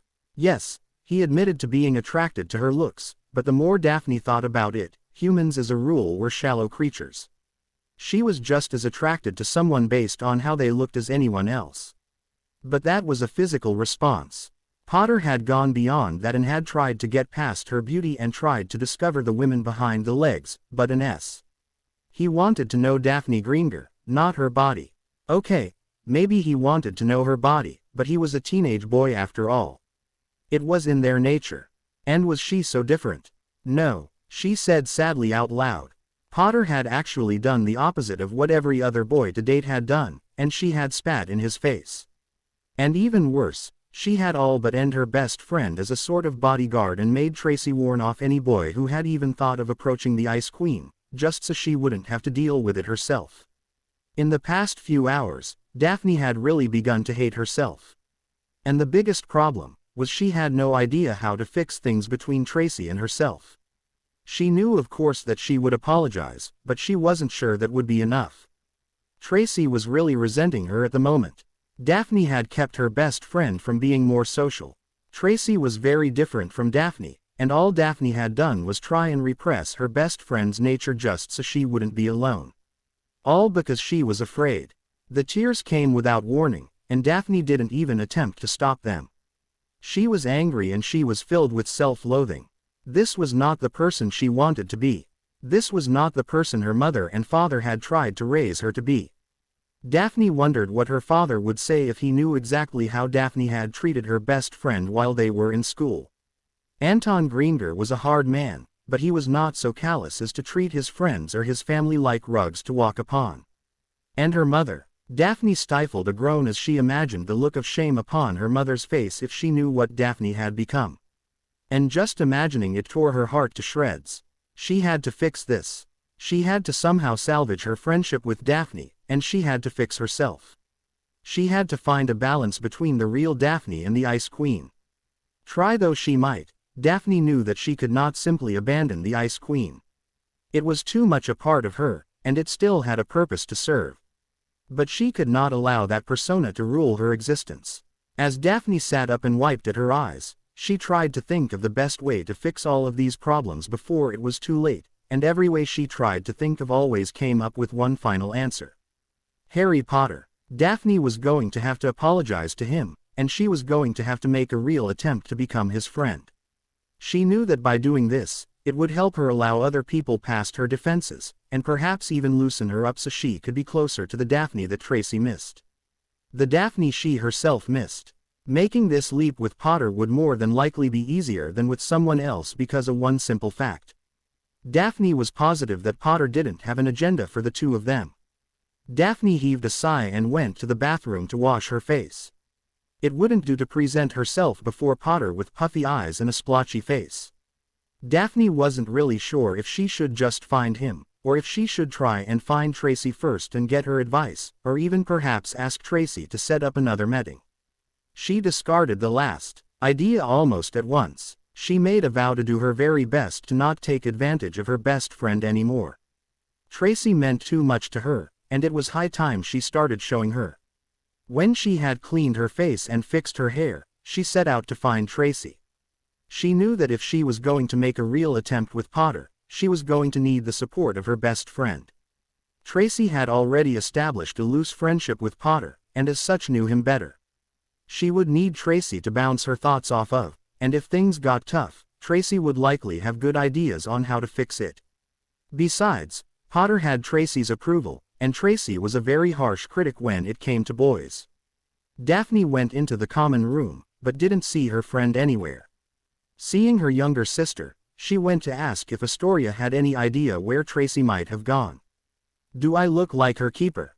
Astoria rolled her eyes. "That's your job." Daphne cringed. She knew that Astoria likely didn't know about their fight and knew that she meant something else, but the word stung anyway. "I don't need your attitude right now," Daphne said a bit harshly. "Oh yes, Your Majesty," Astoria said with a mock bow. "Please forgive this lowly servant, but I just can't go and seek." "Shut up," Daphne snapped. "A simple yes or no will suffice, Tori." "Don't call me that," Astoria replied. "No, I don't know where your friend went." "Satisfied, thank you," Daphne said, spinning on her heel and heading into the castle in search of her best friend. Her first thought was the Great Hall. It wasn't quite dinner time yet, but Tracy might have been in there taking part in a game, or just simply reading a book. However, when Daphne reached the Great Hall, she didn't see her friend. She went to the Leary and the Astronomy Tower, thinking she met up with Blaze and they went up for a nice long snog. Both places she came up empty. By that time, dinner was being served, and Daphne felt her best bet was to go down and wait for Tracy to show up. Daphne was one of the first Slytherins to show up, after Crabbe and Goyle, who couldn't miss a meal if they tried. Daphne took a seat where she could see everyone enter the Great Hall. It was an hour into dinner before Tracy arrived on the arm of Blaze. Daphne felt a pang of self-hatred when she saw how happy Tracy looked at the moment. Daphne waved to Tracy, but her best friend ignored her completely. Daphne felt as if someone had just stabbed her heart with a red-hot poker. Tracy and Blaze took seats further up the table. Daphne thought about joining them, but she could see there was no room. So, she ate for the first time in her whole school career, alone. Daphne stopped watching her friend, and instead sought out Potter, who was having what looked to be a very pleasant conversation with his friends. He was laughing at something Longbottom was saying, while Weasley looked like a tomato. Likely it had something to do with Weasley's relationship with Brown. Everyone was talking about what poor taste Lavender Brown had in choosing Weasley. Daphne scolded herself. Slytherins weren't everyone, and she had overheard someone the other day say that Weasley and Brown actually made quite a sweet couple. As Daphne watched, she noticed how Harry was around his friends, and she wondered just how they could sit there telling jokes and acting for all the world as if they hadn't a care at all. She wondered if she could ever allow herself to let loose and relax. Could she sit and joke and act as if nothing else mattered except that moment? The mere idea of letting her guard down terrified her, which is why she had basically antagonized Potter earlier. When dinner was finished, Daphne waited for Tracy and Blaze to get up and start heading for the door. She immediately got to her feet and intercepted them. "I need to talk to you," Daphne said when she got close. "I kind of think we're done talking," Tracy said rather coldly. "Not yet," Daphne said, taking Tracy's arm and dragging her away. "She'll met you in the common room, Blaze." Blaze smirked and waved. He'd listened to Tracy most of the afternoon talk about what had happened with Daphne and Potter and how it had affected her. Blaze had felt for Tracy as he knew how irritatingly difficult Daphne could be. He, like a lot of boys, just thought Daphne needed a real good shag, though no one was willing to risk getting their bits frozen off to straighten her out. "Okay, I'm sorry," Daphne said when they were safely away from prying eyes and ears. "I've been a complete to you and I forgot that you're my best friend. I haven't let you get on with your life because I was terrified of being alone, especially after third year." Tracy just stared at Daphne, not sure if she could believe what she was hearing. "I've thought about everything you said, and even what Potter said, and I've realized that I'm a really unhappy person, and I've been taking it out on you instead of looking inward. So, I just wanted to say I'm sorry and ask for your help." Tracy huffed and folded her arms across her expectantly. "I need your advice on how I should approach Potter so I can make a real attempt this time. Not one so you'll stop pestering me, or anything, but a real try in making friends." Tracy wasn't sure if it was her tone of voice, the genuine humility in her eyes, or the actual words that fell out of her head that made her want to hug her best friend, but without realizing it she had wrapped Daphne in a tight hug as her best friend broke down in tears. Inwardly, Tracy was giggling like a greedy child as she watched her mental picture of the Ice Queen being burned at the stake. It was more than a little frustrating. No one was talking. She didn't dare ask questions as it might arouse suspicion. Yet she wasn't getting any information. How was she supposed to formulate a plan without some kind of intelligence? Patience had never been her strongest trait, and right now, it barely existed. She needed to find out what was going to happen to him, and she had no idea how much time was left. Daphne spent a month trying to figure the best way to try and approach Potter once again. At first she had decided to allow some time to pee so the memory of their last encounter wasn't so fresh in his mind, and they could both cool down. Also, Daphne felt she needed the time to get a better handle on what made her feel the need to attack him. But then her schoolwork, along with the rest of the fifth years, began to pile up. Tracy was kind enough not to mention Daphne procrastination, partly due to the fact that Daphne herself would bring it up every couple of days, usually after potions, where Potter's advancement was beginning to garner some jealous talk amongst her fellow Slytherins. The fact that Professor Snape had not even verbally haired the Gryffindor had people concerned for their head of house's health. During this time, Daphne was allowed to try and mend fences with Tracy, who was getting along quite well with Blaise Zabini. While they were not an official couple, the two were the topic of many gossip circles. Daphne couldn't remember Tracy ever being so goddamned giddy. It was almost annoying. Tracy kept saying that she didn't believe that things would last, but she was truly enjoying the ride while it lasted. She kept telling Daphne that she should get off her duff and try it for herself. The problem was that the more time that went by, the more fearful Daphne became. She knew that she had really alienated herself from him, but she also knew that if she was going to even attempt to make herself a better person, she knew that Potter would be the only one, outside of Tracy, who could help her without wanting something in return. So it was 2 days before the second Hogsmeade weekend that Daphne had screwed up her courage and sought Harry out after the last CL of the day. She had staked out a spot in the entrance hall where she would be able to see him coming. Her plan was to catch him before he went to dinner, and ask him for a moment. As the minutes passed, she felt herself growing more anxious. She had rehearsed what she had planned to say for a week now, and even practiced it on Tracy.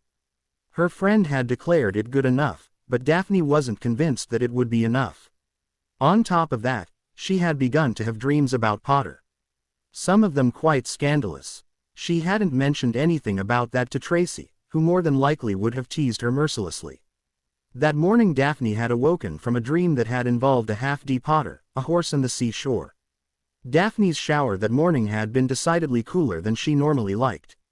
Daphne had decided that her dreams were the manifestation of her anxiety about what she was hoping to accomplish.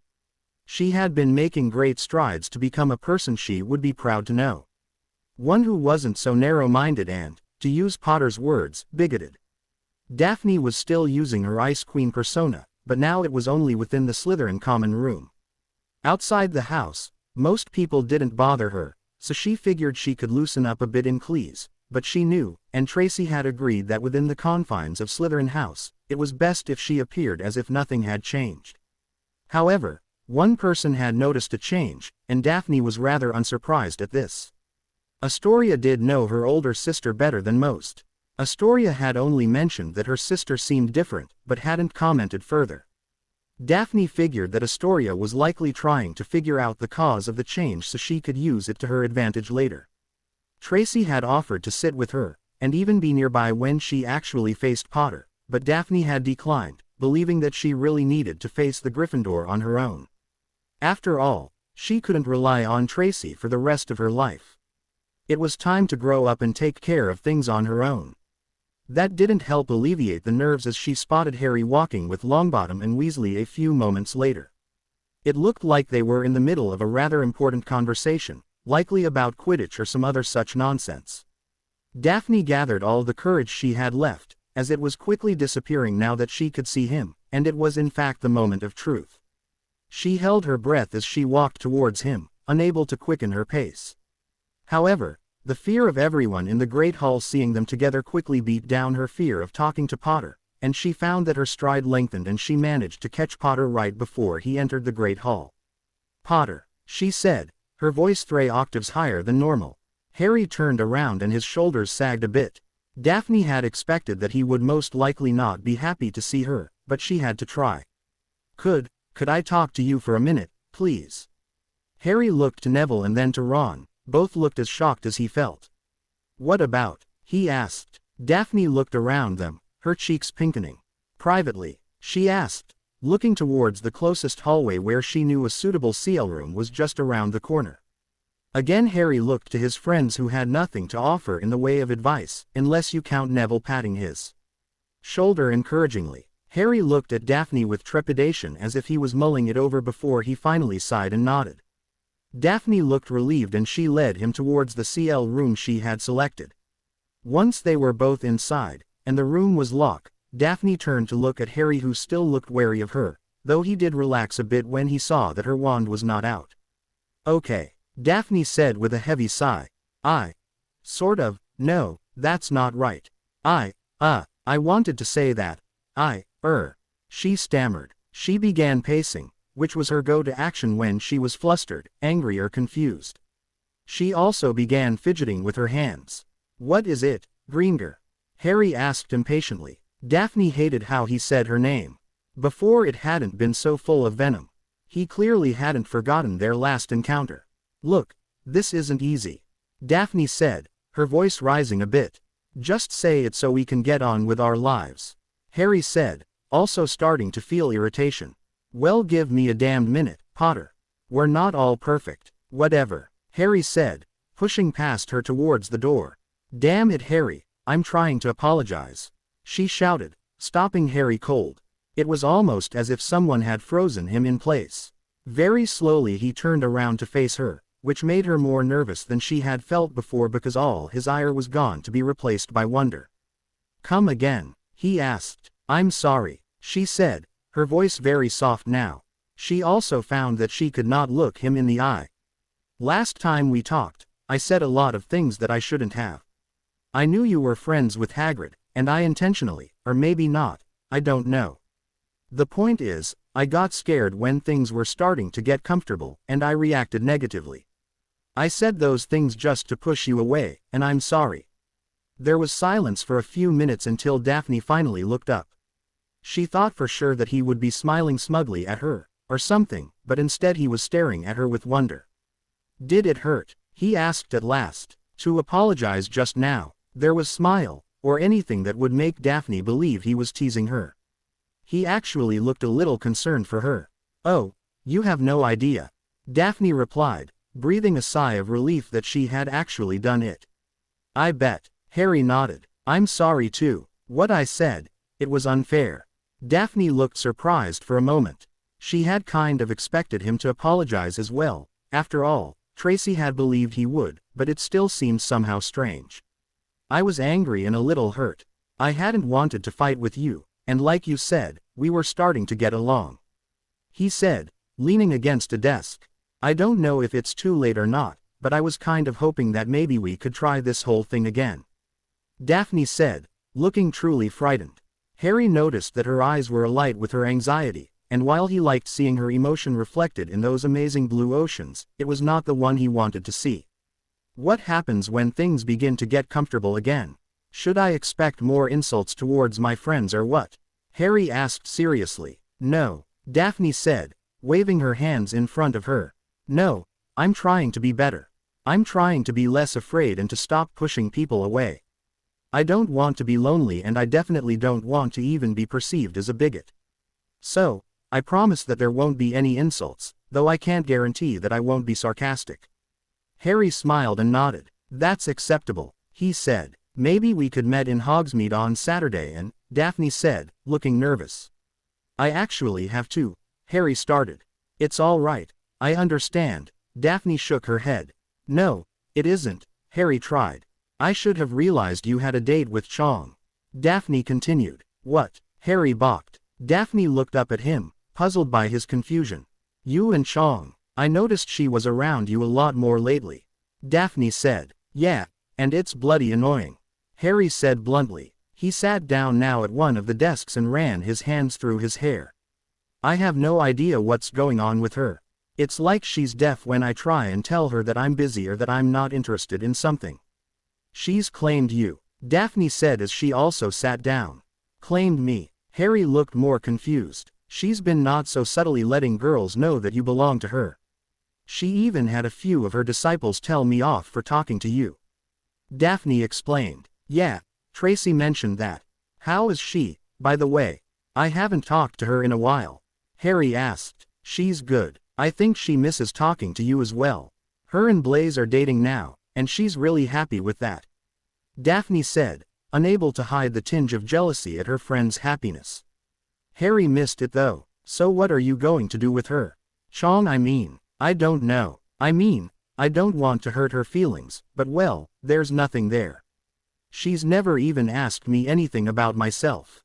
Whenever we talk it's all about her, you know. Harry said, looking pitiful. So wait, if you're not going out with her, what is it you're doing on Saturday? Daphne asked. I was trying to tell you. Harry brightened a bit. Hermione and some others have gotten rather tired of Professor Thornton not teaching us any spells, and they've decided that they want me to teach them defense. Well, Hermione told me today that she, Neville and Ron have sort of asked around, and there's more than a few people who are interested, so we're going to meet at the Hog's Head Tavern and talk about it. They want you teaching them. Daphne looked skeptically. Harry simply nodded. Daphne also noted that he didn't look superior or egotistical about. In fact, he looked scared out of his robes over the idea. Would it? I mean, could I? She started. I was trying to invite you. I mean, if you're interested, that is. Otherwise, we could meet up after, if you'd like. Harry smiled, looking rather embered. Would a Slytherin be welcome? I mean, all those Gryffindors might get kind of upset if AS is there. Daphne pointed out. If they have a problem with it, they can deal with me. Harry said determinedly, which made Daphne smile slightly. They were barely talking, and he was already defending her. "Would it be all right if I brought Tracy?" she asked hopefully. "Of course," he smiled. "Wouldn't be a party without her. You like her, don't you?" Daphne asked, trying to sound coy, and hoping she didn't sound jealous or petty. "Sure," Harry shrugged. "She's been straight with me since she started talking to me." He fell silent, and then he realized what Daphne had meant. "I mean as a friend," he said quickly, feeling his cheeks burn. "She's a cool friend. Besides, even if I did like her more, she made it clear that there wouldn't be anything between us." Daphne nodded, hiding the tiny smile that was threatening to appear. "We should go, or we'll miss dinner," she said, getting to her feet. "Thank you for letting me apologize. I promise that I'm going to really try. That's all that matters, right?" Harry shrugged. Daphne felt loads better as she left and headed for the Great Hall. She had imagined several different scenarios, all of them ending with she and Potter hexing each other into oblivion. She of course knew of Potter's reputation as far as dueling, but Daphne didn't doubt her own abilities at all. As she headed to the Slytherin table, something Potter had said reared its head in her mind. Potter and his friends were going to be teaching themselves defense. While she was by no means satisfied with the level of competency of Professor Thornton, Daphne couldn't imagine trying to learn defensive spells on her own. It could be dangerous without proper instruction. Yet, she was intrigued by the idea. It was their OWL year, and to be so stunted in their defense education was going to ruin career chances for a lot of people. Maybe by banding together they might be able to accomplish at least a ping grade. It would be worth it in Daphne's mind. Besides, she just couldn't imagine facing down a dark wizard hell-bent on ending her life and simply talking him out of it as they were being taught to do now. Saturday morning, Daphne woke, showered and took extra time dressing herself, and brushing out her hair. She had decided to wear it down, and Tracy had advised that she looked her best like that. She chose her nicest jeans, which were not exactly skin-tight, but did wonders for her legs and her bum. A simply blouse and a dark green jumper finished off her attire. She and Tracy then went up to breakfast. Tracy had agreed to accompany Daphne to the Hog's Head at noon, so long as she could bring along Blaze. Daphne didn't think it would be a problem, though she had not asked, and decided not to mention it. Daphne could feel her stomach tightening with nerves, as she had planned to spend time alone with Potter after this meeting. She was very interested in the meeting itself, but just the thought of walking through the streets with Potter was nearly paralyzing. It wasn't that she was afraid of what people might say when they saw them. In fact, she was more than prepared for that. The Ice Queen could handle all of that concern easily. No, Daphne was afraid of saying something stupid again and being unable to fix it this time. She knew that this wasn't the only opportunity she would ever have to straighten herself out, as it were, yet there did feel like there was a lot that depended on this day. "You should really eat something," Tracy said as she was finishing her own breakfast. Daphne hadn't so much as nibbled on a bit of toast. She kept looking over Tracy's shoulder towards the Gryffindor table. "He's not going to change his mind," Tracy said after noting her friend's expression. "You're going to have to spend the afternoon with him, so you'd better just accept it." "I'm not worried about that," Daphne said with annoyance. She cringed as she spoke. It wasn't a great start if she was already getting irritable. "I don't want to repeat my earlier errors." "Then don't," Tracy said as if it was so simple. "Look, just calm down. Just let things happen on their own. Don't overthink about anything. Just go, talk, and worry about everything else later. Just remember, when you start feeling comfortable, shut up. That'll make talking difficult," Daphne retorted. "Yeah, but if you keep your mouth shut, you're less likely to say anything that'll piss him off, right?" Tracy smirked as Blaze appeared and greeted Tracy with awe on the cheek. "Prepared for your outing with Potter?" Blaze asked. He had been filled in on what was now becoming a sort of soap opera between the Ice Queen of Slytherin and the Gryffindor Golden Boy. Blaze had found the whole thing rather comical. He felt that Daphne should just snog Potter and be done with it. He was of the opinion that Daphne couldn't do much better for a boyfriend or an ally than Potter, and had even suggested that if it turned out the rumors were true, he was considering aligning House Zabini with Potter. Daphne could understand his reasoning. The Zabinis were not vastly wealthy, but they did have quite an amount of gold that would be wasted by Death Eaters. She's not eating because she's nervous, Tracy remarked. Daphne shot her a very evil look which Tracy ignored. Because nothing's more attractive than throwing up on your date because you starved yourself. Blaze smirked. Daphne's eyes widened in horror and she grabbed a piece of toast. Both Tracy and Blaze chuckled. Daphne tried to glare at them, but she noticed Harry and his friends entering the Great Hall at that moment. She noted that Harry looked tired this morning. He sat down heavily and propped his arm to hold his head as he yawned widely. Are we going with them to the village? Blaze asked. Daphne shook her head. We're supposed to meet at the Hog's Head at noon, she said. The Hog's Head. Blaze looked at her as if she might be confused. Isn't that place a bit dodgy? I don't know. Daphne shrugged. That's where they're having this meeting of theirs. Good morning. The three looked up as Draco Malfoy and his entourage arrived. Listen, he said, sitting next to Daphne, whose Ice Queen shell slipped easily into place. Her eyes became vacant and her face was the perfect mask of indifference. I've been thinking it would be best if you joined us in the village today. I think it's best if all of us stuck together. I just don't think I could live with myself if I allowed you to wander and someone took advantage of that. And just what, pray tell, would possibly happen to me? Daphne replied with disdain, though she didn't even look up at him. There's no reason to get defensive. Pansy Parkinson said sympathetically. We know Potter's been harrying you. Excuse me. Tracy looked up curiously. We've all noticed a change in you, Daph. Theo explained. We all noticed Potter staring at you these past months and you've been rattled, it's plain as day. We're your friends, and we're not going to let Potter do anything to you. While I appreciate the gesture, Daphne said as coldly as ever. She lifted her eyes to look at each and every one of them in turn, finishing with Draco. I am more than capable of handling my own affairs. If Potter, or anyone else attempted anything, I would make sure they never tried anything similar again. I am much faster with my wand than most of you combined.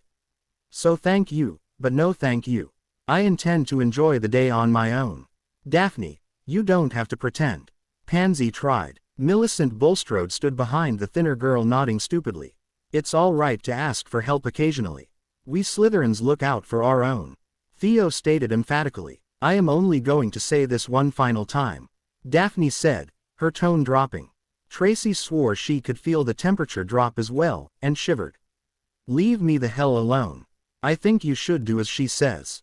Blaze suggested, looking right at Draco, who looked as if he were about to argue. You don't want to spend the day with Pomfrey having your family jewels thought out, do you? Theo, Crabbe and Goyle all shivered noticeably, but Draco simply scowled as he rose from his seat. We're just trying to help you, Greengar. It wouldn't be right if something happened to such a remarkable pureblood such as yourself. With that, Draco motioned for his friends to follow him. Pansy left last, giving Daphne a suspicious look. What in the hell was all that about? Tracy asked. Draco's got a thing for Daphne. Blaze said. He thinks it's only a matter of time before she succumbs to his fine nobility, his jaw-dropping good looks, not to mention his family's vast wealth. He figured by the end of the year, he'll have her eye, then he'll string her along next year, and finally make her his in our last year. What about Pansy? Tracy looked appalled, while Daphne looked ready to regurgitate her toast. She's practice, Blaze said matter-of-factly. She's someone he can refine his love-making techniques before the big show. Both girls shuddered at this. Oh, that's so wrong. Tracy gagged. Maybe I should take you advice, Blaze, and just snog Potter. Daphne said, looking down the table to where Draco was buttering a scone. If I chose anyone else, Draco would do everything in his power to run them off. Potter's the only one who Draco is at least wary of. No kidding. Tracy agreed. The three Slytherins finished breakfast and made their way to the queue for the carriages. The ride to the village was as pleasant as always, though Daphne didn't say much. She had far too many thoughts swirling about in her head, trying to make herself better, the newly discovered plot of Draco's and just the all-around mystery of Harry Potter. The morning was rather pleasant as Daphne, accompanied by Tracy and Blaze, visited the shops and replenishing their supplies. Each of them needed things from the apothecary. They visited Zonko's, though none of them were truly into playing pranks or silly jokes. As Tracy needed new quill scrivenshafts was next. Daphne picked up some new ink which changed colors as you wrote, as well as several new quills herself.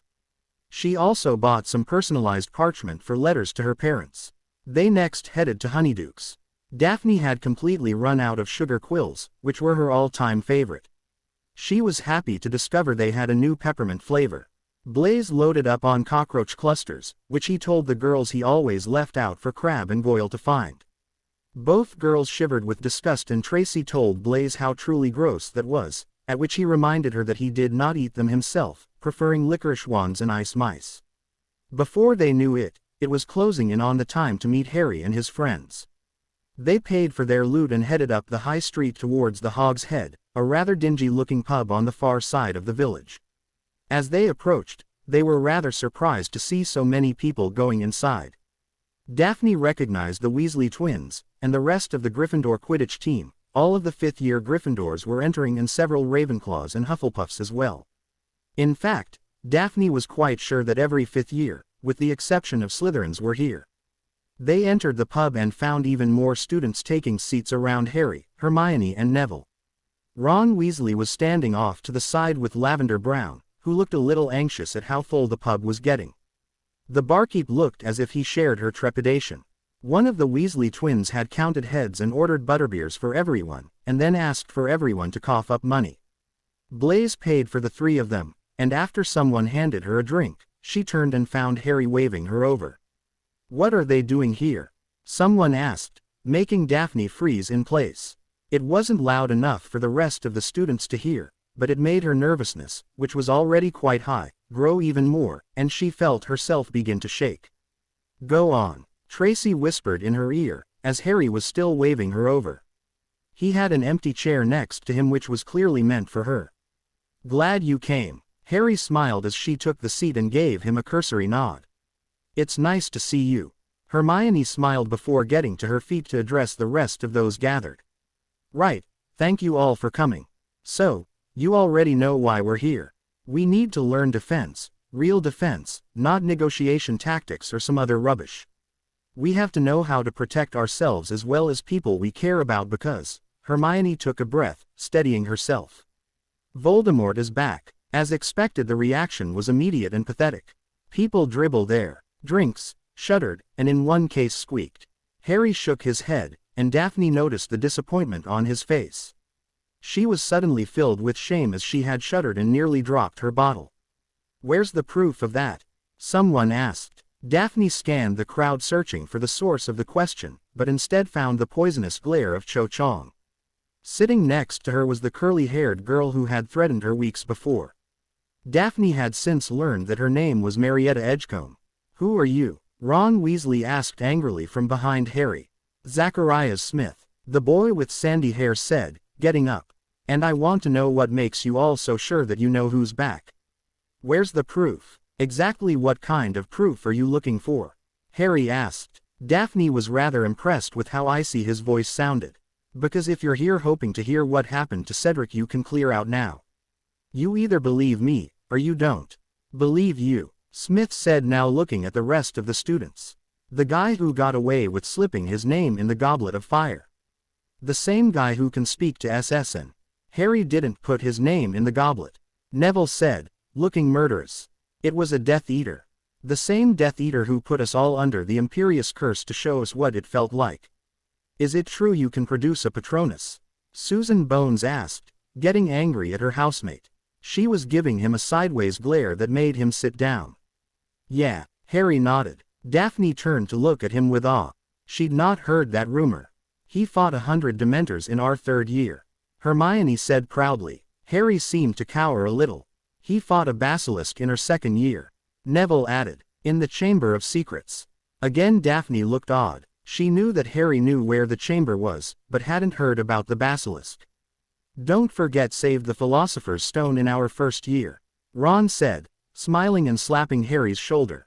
"I know he learned a bunch of stuff for the tournament last year." Hermione said, "And has now faced Voldemort." The crowd shuddered again. 4 times and lived. "All right," Harry said, now getting to his feet. "Look, when you say it like that, it makes it seem fantastic and all that, but the truth is that it was mostly luck, and I did have help on some of that. The point is that until you're in a situation where you're a heartbeat away from death, where it's just you and your wand, and the next spell you cast could save your life, you just won't understand how truly scary that is. How it will change you. But only by learning all you can and practicing it will give you the chance to possibly live through it, and maybe even save your families. This isn't about becoming famous, it's about staying alive. What kinds of things will we be learning? Justin Finch Fletchley asked. Every single jinx, hex and curse we can find. Hermione said emphatically. Strategies for fighting, teamwork, and distraction techniques that will give you time to escape. Ron Weasley said. Will we learn how to do a Patronus? Luna Lovegood asked. Of course. Harry, Hermione, Ron and Neville all said together. Daphne saw them chuckle a bit at this. Hermione then went into her bag and pulled a quill and a roll of parchment. I think everyone should write their names here as an agreement that you are joining our group and that you will not go shouting about it. While Professor Thornton isn't as obvious as Umbridge was in his attempts to prevent us from learning, he's still from the Ministry. Are you really going to let Slytherins join? Someone shouted angrily. Can you trust them not to go right to Professor Snape about all of this? Zacharias Smith asked. You got a problem with people learning to defend themselves? Neville queried. I got a problem with Slytherins learning more spells they can use against the rest of us. Smith said. Another boy, a Ravenclaw with dark skin, stood up and agreed. You can't trust any of them. He said. I do. Harry said stonily. Daphne, Blaise and Tracy are here because I asked them to come. Daphne knew that wasn't true. He'd only asked that she come. She had asked if Tracy could join, and they had dragged Blaise along. Harry didn't even know about Blaise until they had walked in. If Harry trusts them, we do too. One of the Weasley twins said, looking menacingly. I do too, Ginny Weasley said to the dark-skinned Ravenclaw, whom she was sitting next to. The boy sat down, though he still didn't look happy. Ginny looked angry as well. This isn't about house rivalries. Harry said pointedly. It's about protection, and I don't care who you are, or what house you belong to. If you genuinely want to learn to defend yourself, then you're welcome here. Harry then signed his name to Hermione's list. Neville went next, followed by the Weasley twins. In ones and twos, everyone came forward and signed their names. Daphne was shocked by it, as she was sure some of them would just leave, but no one even attempted. Even Blaise and Tracy signed up. Hermione was the last one to sign, and when she put the parchment away she turned back to the group. So the next thing we should decide is how often we will meet. She said, looking rather relieved. It should be no less than once a week. Daphne nearly lost control of her jaw when she realized it had been Blaise who'd said this. There was a lot of nodding at his suggestion, though. People who were on Quidditch teams all argued that it could not interfere with practices. When that was decided, they hit their first problem. Where to meet. No one could come up with a suitable place, and Hermione suggested they all think it over and they would communicate to everyone when they found a suitable place. After that, the meeting ended. Several people came up to Harry to ask questions, and Daphne took the time to seek out Blaise and Tracy, who looked excited. They really thought this out. Tracy smiled. Well, we'll see, Blaise remarked. But they're right. We all need to be able to protect ourselves. I don't fancy Death Eaters coming to my house and having to submit. Greenger. Daphne turned and found Edgecombe and Chong standing in front of her. I swear I told you to leave Harry alone, Marietta said in a hushed whisper. Tracy sniggered and Blaise looked confused. And I told you that it wasn't up to you, Daphne replied. Is there a problem? Harry said, coming over. Both Chong and Edgecombe's faces morphed into polite, even happy smiles. No, Chong said sweetly. I didn't get a chance to ask you before, but do you want to go get something to eat? I can't, Harry said with a smile as he looked at Daphne. I have plans. With her. Chang's smile was gone nearly as fast as it had appeared. Yes, with Daphne. Now, if you'll excuse me, Harry said, waving for Daphne to lead them out. What about us? Chong shouted. Harry stopped and turned around. There is no us, Cho. There never has been, he said, looking at her as if she should have known that. He turned and followed Daphne out of the pub, leaving Cho to do an impressive imitation of a fish. I think he just dumped you. Blaise smirked. Tracy laughed, smacking her date's arm playfully. Was all that true? Daphne asked when they were outside. What your friends said in there about Dementors and all that? Unfortunately, yes. Harry's smile faded a bit. I had heard some of those rumors, but I never thought you can really produce a Patronus. Daphne looked at him skeptically. Since third year. Harry shrugged. My own father can't even do that.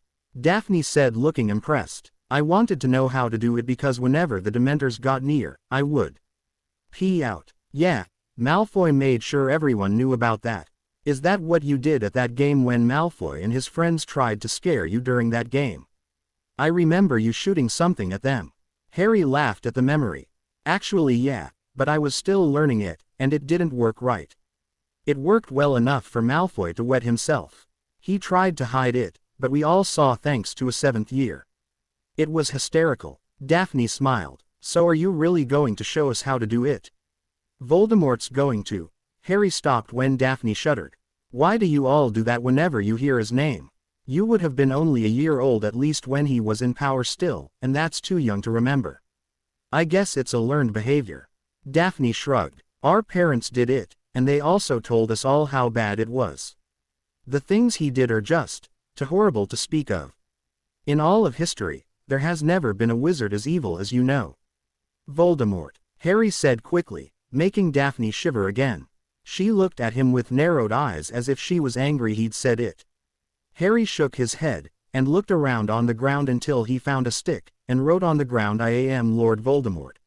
You remember Neville saying that I fought a basilisk in the Chamber of Secrets? Harry said, looking back at Daphne, who nodded. Well, that was when I learned his real name. He wanted to create an identity to separate himself from other wizards, so he created an anagram from his own name. Harry said. He began scratching out letters as he used them to write something else. Daphne, becoming more curious, bent down to watch him more carefully as he wrote Tom Marvolo Riddle. He's not even a pure blood. Harry said as he wrote. He's a half-blood like me. His father's name was Tom Riddle. And he was a muggle. I know that because he told me after he used a bone from his father's grave to revive himself. Harry finished and stood up. So, everyone is basically afraid of a made-up name. I understand being afraid of the man himself. He is a powerful and evil man. But to shudder at the mere mention of his name just gives him power over you, and that's stupid. You're telling me the truth, aren't you? Daphne said, though it wasn't so much a question. Harry stuffed his hands in his pockets and nodded. I've no reason to lie. He said. And you won't lie to me, will you? She asked. Harry saw it then. Just as he had the first time they had attempted a conversation. The raw emotion in her eyes. He gave her a smile and promised that he would never lie to her, no matter what. She smiled in return and began to walk again. So, tell me, how do I do a Patronus? She asked, and Harry smiled again, chuckling to himself. Unknown to Harry or Daphne, they were being watched quite critically. They had been spotted as Harry was showing Daphne about Riddle's name and were followed at a distance the rest of the day. Draco Malfoy had had his suspicions about Potter's interest in his future lady, but had no idea to what lengths the Gryffindor Golden Boy would go to get his hands on his trophy. He was sure that Potter had not used the Imperious Curse, because Daphne looked as if she was somewhat in control. Which left potions as the only explanation. Draco and his friends, who were unaware that they were tailing their housemate, kept far enough away that they would not be spotted easily if Daphne or Potter turned around, but close enough that Draco could take careful mental notes of what happened between them and report to his head of house. He needed irrefutable proof if he was going to get Potter expelled. Draco would then have Daphne's eternal gratitude for rescuing her from Potter's nefarious scheme, and he could finally be shot of Pansy, and trade up for a much better, less battered model. Draco could not stop smiling as he strolled the high street, watching his future bride. He didn't know why the thought had even occurred to him, but he was so desperate for someone to find him and rescue him that he refused to let go of the idea. He knew that it was impossible. How could anything he'd ever seen in a movie work? Then again, he lived in the magical world, and he'd seen too many things to simply dismiss the idea. So there he sat in the cold blackness, repeating their names over and over, hoping beyond hope that one of them would hear him, and come find him. Harry sighed wearily as he watched Daphne storm off in another one of her tantrums. Things had been going along smoothly once again, Yet Daphne had sabotaged it all again. Any other boy would have given up on her at this point and moved on to the next bird, but Harry had inside information, and knew that, despite the tantrums and the sarcasm and everything else, Daphne was becoming legitimately interested in him. Tracy Davis had talked to him a great length a few weeks ago and explained Daphne Greengrass to him. "I'm serious, it's all becoming pointless." She picks a fight, storms off, and then comes to apologize a day later. Harry was running his hands through his hair frantically while Tracy sniggered at him. "I'm done, Trace, I've got more important things I should be worrying about here." "Don't give up, Harry. She told me that she really likes talking to you. She thinks that you really understand her. Hell, she's starting to rely on you more than me." Tracy smirked. "What do you mean?" Harry asked curiously. "That thing with Malfoy the other day." Tracy said. "You know how he basically accosted her. She was livid, and I mean fit to murder. Usually she would drag me down to our dorm so we, or rather she, could vent her frustration. But she sought you out instead. And it isn't just the stuff that makes her angry either.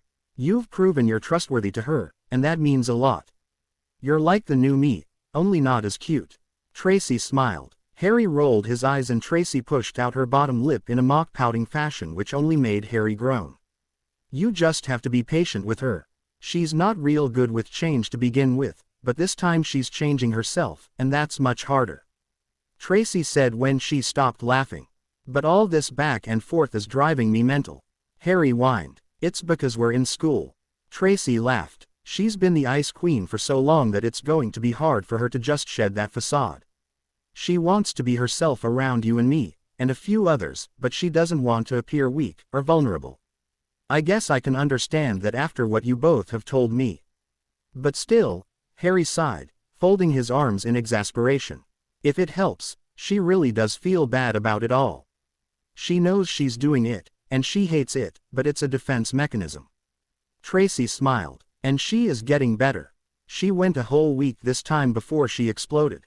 And something else, she's spending more time getting ready each day. She knows she'll talk to you. Whether she's conscious of it or not, she's trying to attract you. You notice she's wearing her hair down a lot more. What does that have to do with?" Harry began to ask, but Tracy cut him off. "She thinks that she looks better when it's down. A lot of girls do. It's so they can flip it and play with it. It's a way we flirt. Okay, Daphne's no great shakes at flirting, but she's trying. The point here, Harry, is that Daphne's got a long road ahead of her to become the witch she wants to be, and she needs your help to do it. So, will you help her?" Harry grumbled to himself and got up from the table he'd been sharing with Daphne until she'd stormed away. The truth was that the times when they weren't arguing were fun, and now Harry, loath though he was to admit it, had a good idea of what Ron and Hermione's friendship was like. He was also getting better at reading the subtle signs that Mount Daphne was in danger of erupting. The way she would stiffen a bit, or focus really hard on something in the distance. If they were walking, she would begin walking as if she had something lodged in her. Harry shook his head and pushed all of this negativity out of his head. He really didn't need it clouding his mind when he was about to meet with Snape for his weekly occlumency lesson. Harry knocked on Snape's door and waited until the professor bade him to enter. Harry stepped inside and set his book bag beside a desk as he reached for his wand. Professor Snape was, as usual, pulling thoughts from his mind and placing them in the pensieve. "Have you been practicing clearing your mind before bed?" Snape asked without turning around. "I have, sir, but I'm still having dreams about that hallway. I've used every technique from the books you gave me, but nothing seems to work," Harry confessed. "There has been a noticeable show of improvement on your part. You are still ruled by your emotions, and that is your greatest weakness," Snape said coolly as he turned to face Harry. Harry was looking at him questioningly. "Professor Dumbledore says it's my greatest et," Harry argued. "Not against the Dark Lord. He preys upon insecurities, and he can turn your emotions against you. The Dark Lord is not only a cunning wizard, but he is also quite good at mental manipulation. Why do you think he taunts his opponents? Emotional warfare," Harry said thoughtfully. "Indeed. Now, let's say if you're still improving.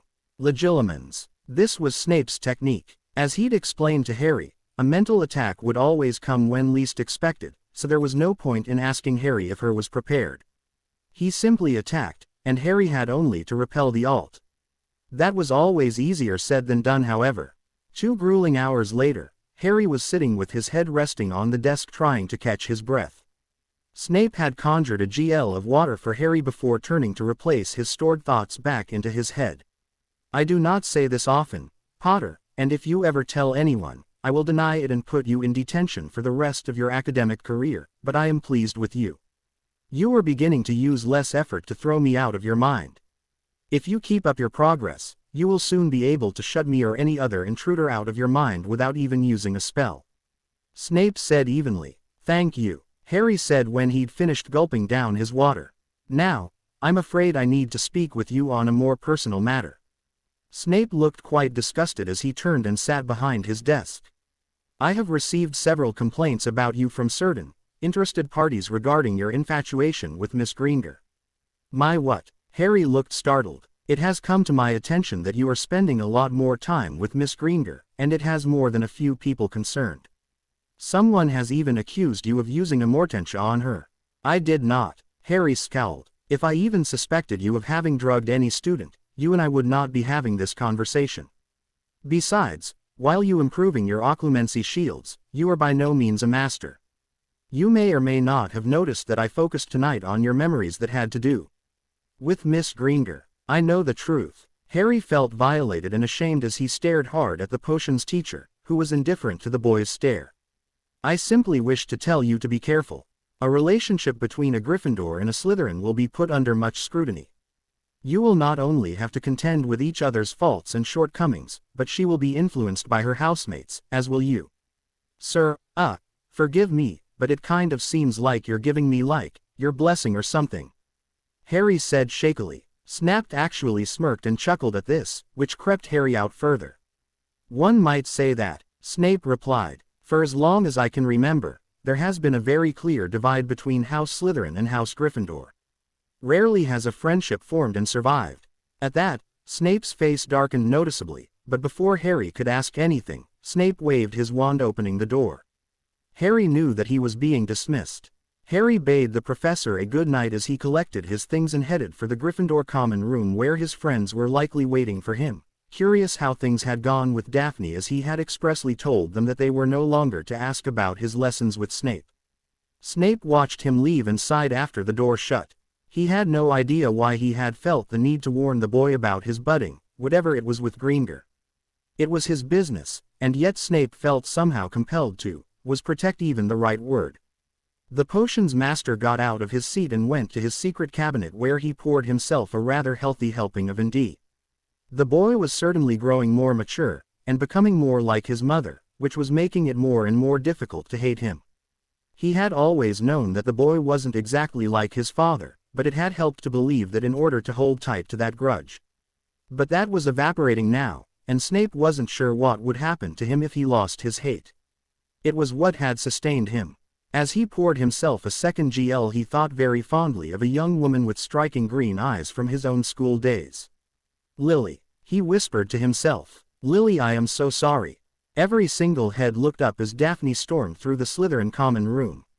She ignored everyone as she made her way to her dorm, hoping that Tracy was either already in there, or that she would follow her. Tracy sat up from her bed as the door slammed open and sighed when she saw the anger on her friend's face. What happened this time? Tracy asked with exasperation. It isn't all my fault this time, Daphne said defensively, kicking off her shoes and ripping off her robes. He promised to be honest with me, and he wasn't. He lied to you, Tracy asked in wonderment. In all her own interactions with Harry, she'd never once felt he was lying to her. In fact, for the most part, he'd always been quite frank. No, Daphne said irritably. Yes, no, Tracy asked, quite confused now. It was more like he was omitting details. Daphne huffed as she sat heavily on her bed. Omitted details? Are you freaking mental? Tracy asked incredulously. You picked a fight because he wasn't giving you every tiny detail of whatever you were discussing. I didn't pick a fight, Daphne argued. I merely pointed out that it wasn't very good to keep secrets as it was tantamount to lying. And what did he say to that? Tracy looked at her friend curiously. He made up some stupid excuse about not being able to tell me anything. Daphne scowled. Okay, I think I'm a little lost, so let's go back to the beginning, before you tried to ruin things again. Tracy sighed, throwing her legs over the side of her bed. Daphne noted that her best friend was dressed in shorts and a camisole, and that she had some lotion next to her. Her hair was also slightly damp. Daphne guessed that Tracy had just finished a shower. Tracy wasn't great at drying charms. Why did you take a shower tonight? You usually shower in the mornings. Daphne asked. I'm going out with Blaze later, and I didn't want to have stubble where there should be no stubble. Tracy said quickly. Another grope session. Daphne wrinkled her nose disgustedly. Maybe if you got groped every so often, you wouldn't be looking down your nose at me all jealously. Tracy retorted. I am not jealous. Daphne argued indignantly. Sure sound jealous. Now stop trying to change the subject. What happened between you and Harry? Daphne clenched her fists and pounded on her mattress. He's so infuriating, she snarled. Right. Tracy rolled her eyes. How can you sit there smiling like that? You have no idea. Daphne tried to rant, but Tracy held up a hand as she got to her feet and went to her trunk. We both know that I've talked to Harry a lot. Never once have I walked away all twisted up inside. We also both know that Harry Potter is at the center of a lot of things that could be dangerous. So maybe you should be asking why he's not telling you everything. Maybe he can't tell you because it could put people at risk, or even put you at risk. Tracy pointed out. Daphne simply stared at her best friend as she began pulling out a short black skirt and a green jumper. I also know that even Harry's patience has its limits.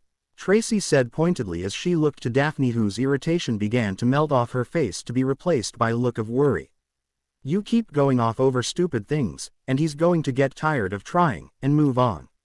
Now, I'm not saying that you two will get married one day or anything like that. Who the hell knows what's going to happen? But I know that right now, you need someone like him. Someone who knows what it feels like to be objectified and misunderstood. I also know that despite any of your protests, you do like him.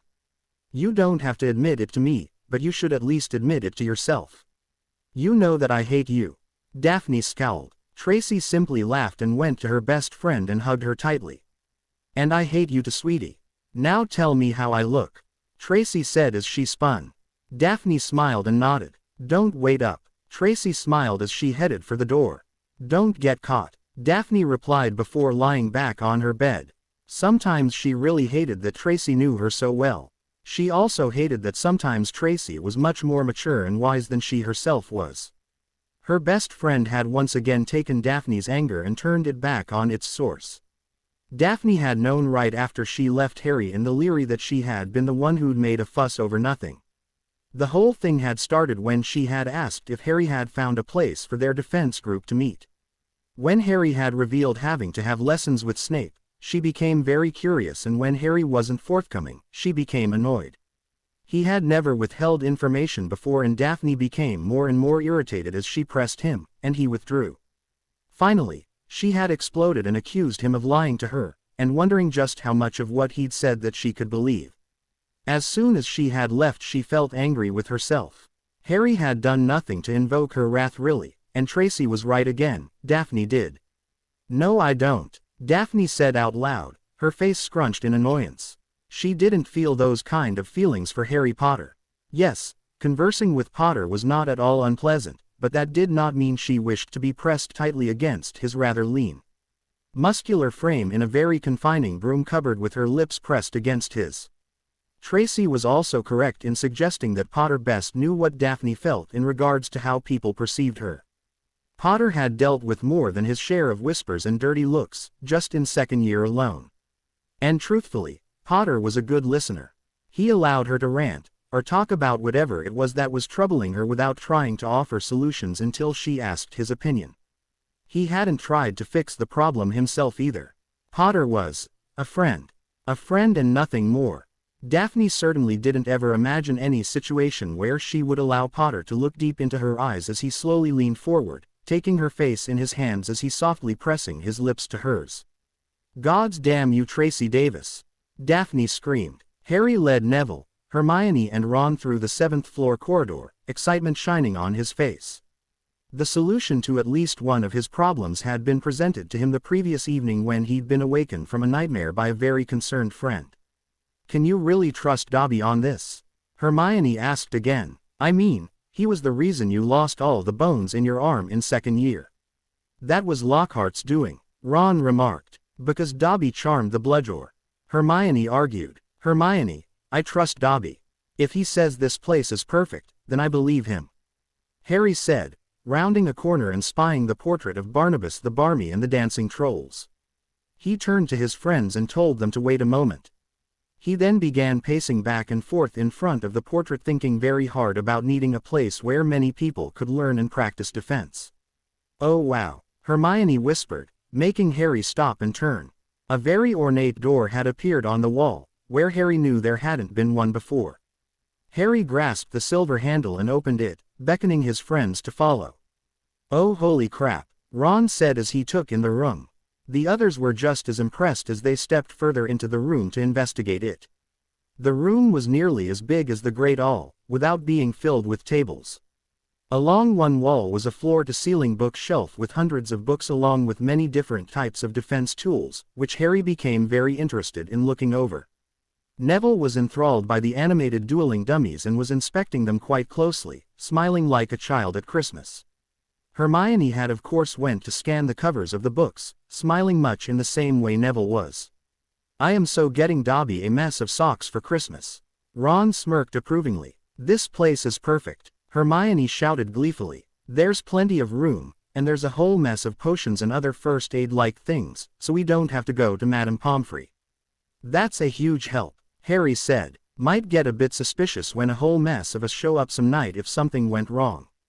"Those dummies will be great when we're using more powerful stuff," Neville said, pointing to the practice dummies behind him.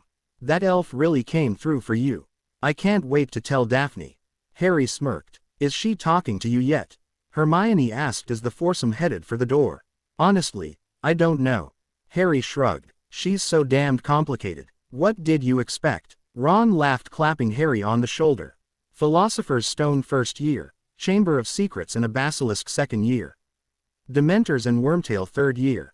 Triwizard Tournament and you know who last year, Daphne Greengrass this year. I doubt Daphne is going to try and kill you though." Hermione smirked. "Oh no, just drive me completely crazy," Harry retorted. "Hey, at least she's talking to you," Neville pointed out. "Ginny's still ignoring you?" Hermione asked with concern. "Ever since Luna's last visit," Neville said sadly. "She won't even look at me." "You can't really blame her," Harry said sympathetically. "I mean, Luna did tell us all about Ginny's." "Oi, that's my sister, so I'll thank you not to keep talking." Hearing all that once was enough, Ron said, his face reddening. "How are things with you and Lee?" Neville asked, changing the subject. Hermione shrugged her shoulders and sighed. "Fizzled out, I guess," she said without any bitterness or regret. "We just didn't click. He's nice and all, but there was no spark. But it's okay. There are quite a lot of boys in this school, not to mention the world." "The world?" Ron looked puzzled. "Oh come on Ron, you don't honestly believe that you're going to meet your wife here at Hogwarts, do you?" Hermione asked. "Most people do," Neville pointed out. "Most wizarding couples met here at school. I'm not going to limit myself," Hermione said evenly. "I'm not going to settle for someone just because I spent 7 years with them here." "Where do you plan on meeting Mr. Right?" Ron asked, looking interested. "Maybe here, maybe at university, maybe in my career, or maybe it'll be one of those things that just happens." Hermione shrugged. "No one can say for sure when or where love will choose to strike." "Have you been reading one of Parvati's romance novels?" Harry asked suspiciously. Hermione clamped her mouth shut and turned a bright red, making her 3 male friends snigger. Hermione smacked Harry's arm and scowled, or she tried to. The laughter of the boys was too infectious. "Shut up," she said, fighting her own laughter. Her weak attempt to make them stop laughing only caused them to laugh harder. Over the next couple of days, the word was spread to everyone on the secret list of when and where they would be meeting for the first Defense Club meeting.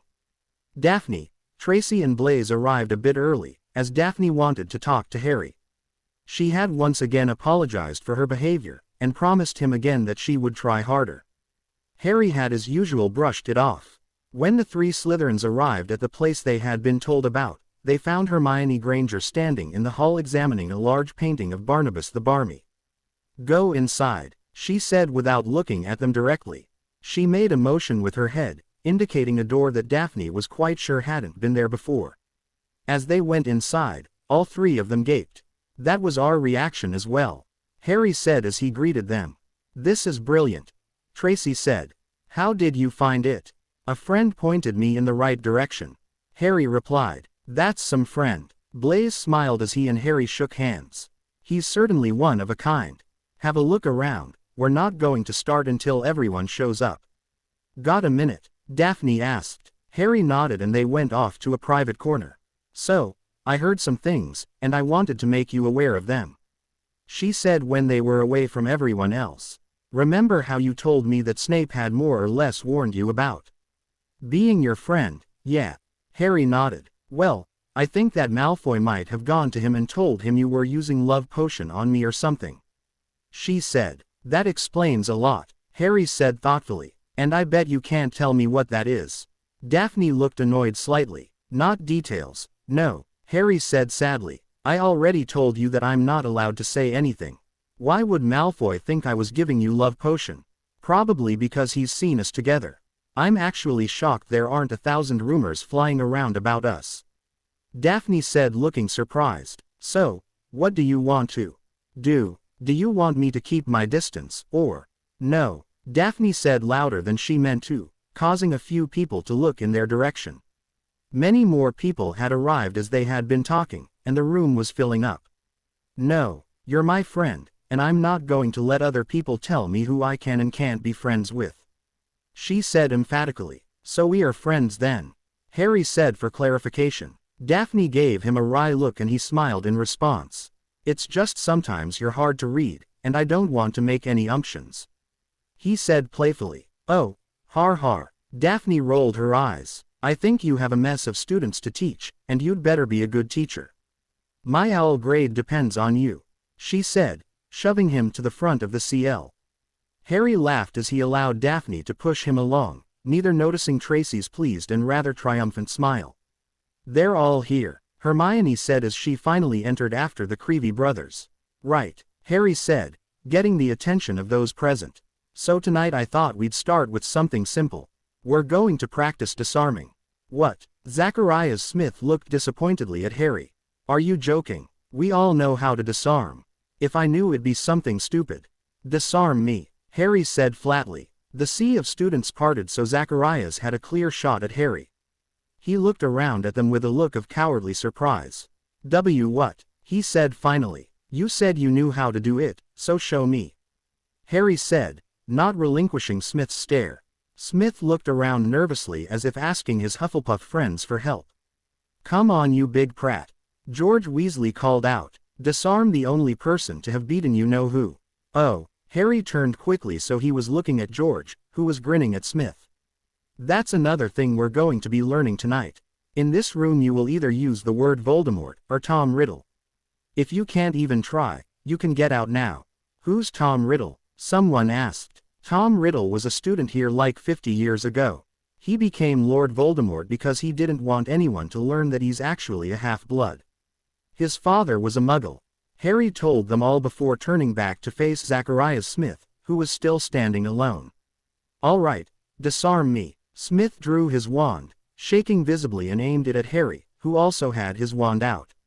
Expelliarmus, Smith said. The spell shot wide and fizzled, leaving Harry still holding his wand. Expelliarmus, Harry snapped, flicking his wand. Smith's own wand was wrenched from his hands and said to Harry, who caught it deftly, earning a smattering of applause. "Sometimes the most basic stupid spell will save your life," Harry said, turning to look at the rest of the group. "Just because you think it's stupid doesn't mean it isn't worth knowing and practicing." Harry returned Smith's wand, and had people pair up. As he feared, very few people were able to cast a decent disarming charm. Hermione of course perfected it within a few tries. Padma Patil followed her, and Harry had them pair off in a sort of contest to say who could disarm the other faster and more often. This allowed Harry to check on others and help them as needed. Neville was not as bad off as Harry might have thought. It seemed Neville's acceptance into Harry's circle of friends had inspired the boy to work harder than anyone. Cho Chang, it seemed, needed a lot of help, and she tried to monopolize Harry's time. Daphne watched as the pretty Asian girl pouted and stamped her foot trying to look extra cute or whatever in order to attract Harry. Harry didn't seem to be taking the bait. "I don't think you need to worry," Tracy said from beside her. She and Blaze were taking turns in disarming each other. So far, Tracy had done it twice, while Blaze only managed once. "I'm not worried," Daphne said flatly as she took aim on little Dennis Creevy, who seemed to be the only one willing to work with a Slytherin. "Oh good," Tracy smirked, "because I thought I saw the green-eyed monster of jealousy on your shoulder for a minute." "Jealous?" Daphne turned to look angrily at her best friend. Her wand was suddenly torn from her hand and Dennis gave a triumphant shout as he caught it. "Look what you made me do. Here you go," Dennis said, running up to hand her the wand back before returning to his spot. "I didn't do anything. You weren't paying attention," Tracy pointed out. "You distracted me with all your talk of being jealous," Daphne argued. She took aim and managed to disarm the smiling Gryffindor, who praised her on a job well done. He ran over to collect his wand from her and then went back to his spot. Daphne thought Dennis was rather cute the way he seemed so eager to please. Was it talk of jealousy, or actual jealousy? "I saw you two earlier. I saw how you were smiling at him during his little speech as well. I told you before that you should just admit that you like him," Tracy said confidently. "He's my friend," Daphne argued. "Are you sure that's it?" Tracy asked with an infuriatingly jubilant smile. "Sod off," Daphne replied, making Tracy laugh harder just as Dennis managed to disarm Daphne once again. After an hour, Harry called everyone back to order and allowed Hermione to tend to a bit of business she had. The Gryffindor witch handed out charmed galleons which she explained would tell them of the date and time of the next meeting.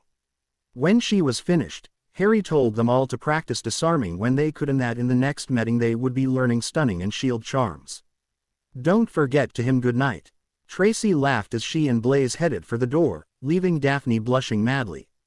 "How'd you do?" Harry asked, making Daphne squeak in surprise. She smacked his shoulder hard, telling him not to sneak up on people.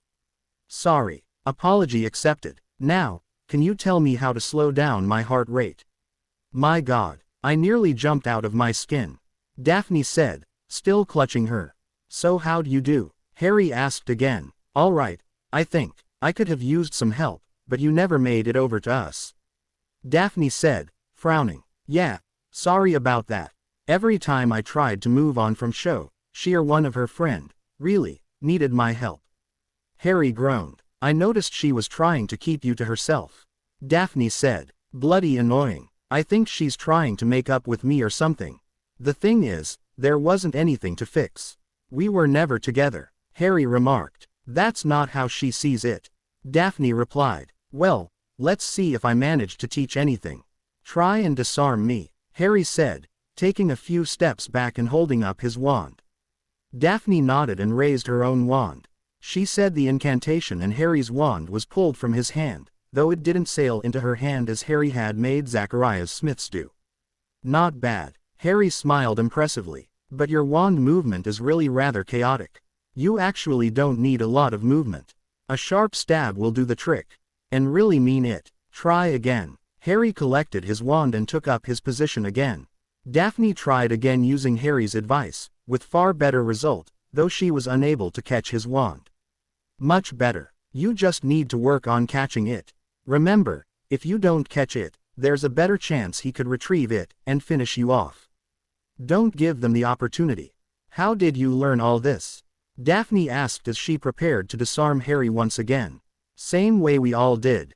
I don't know. Used it more." Harry shrugged as his wand was taken from him once again.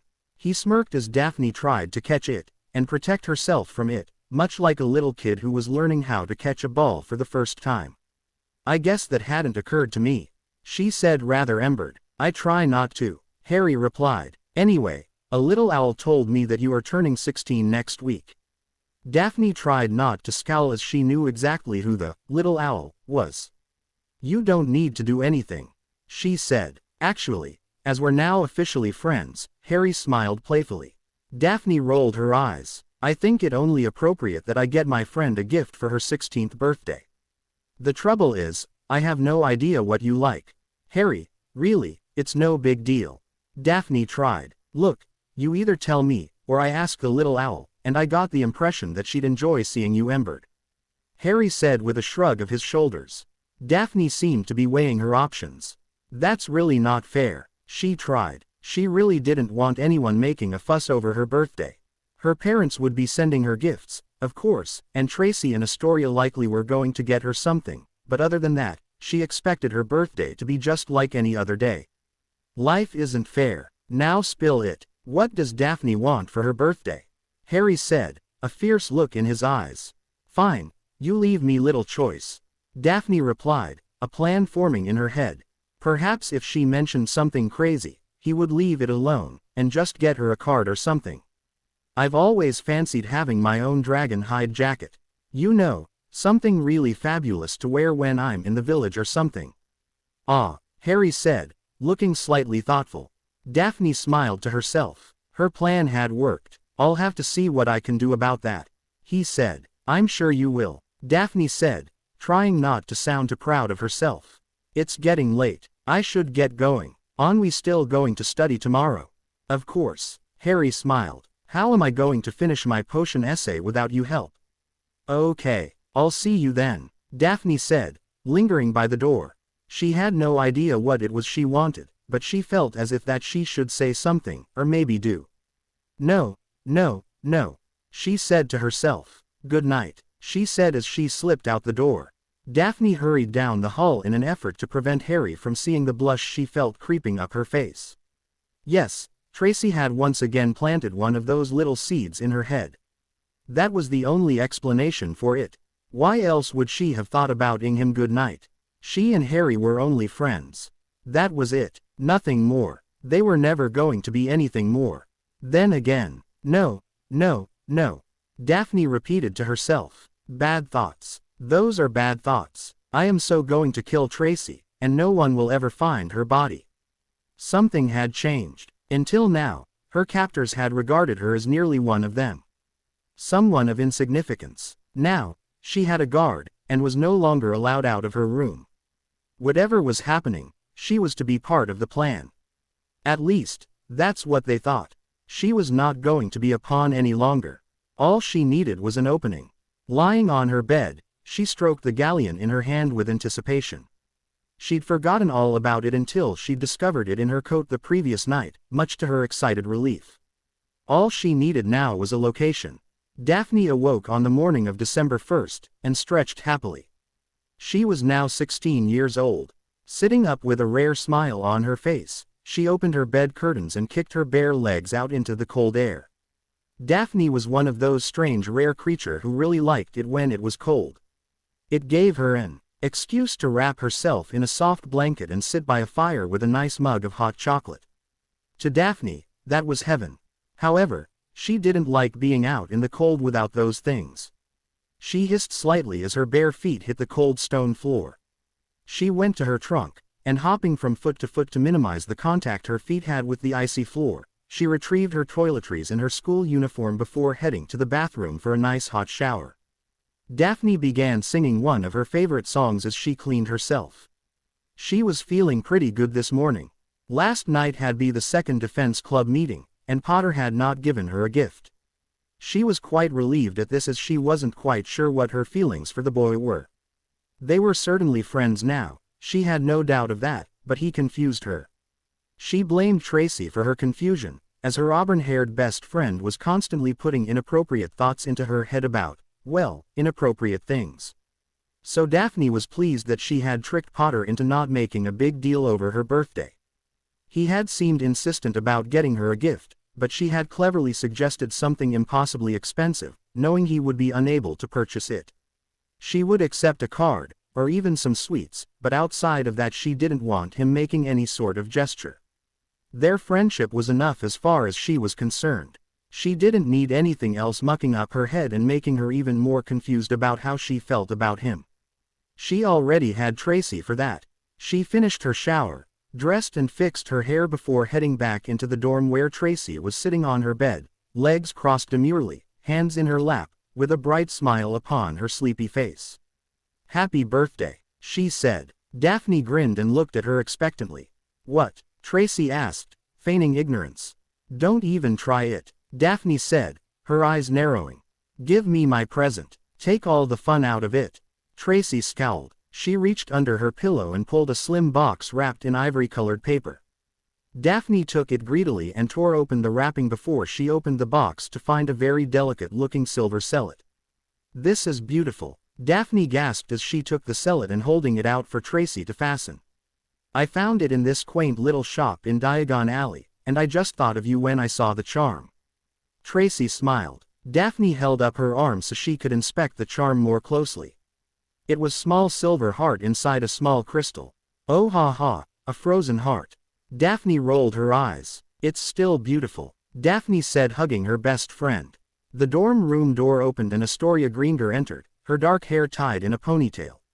She flung a box at her sister, which Daphne tried to dodge and catch at the same time. "Happy birthday, Slag," she said flatly before she left.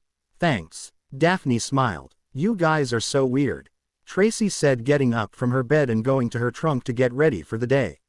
Pansy and Millicent were stirring now as well. "Why do you two call each other names all the time? I've never even seen you fight, or anything. You guys are so close." Daphne shrugged. "It's how we tell each other we love each other, I guess. Every family has their quirks." "Whatever. I'm going to go get cleaned up." Tracy smirked as she headed for the bathroom.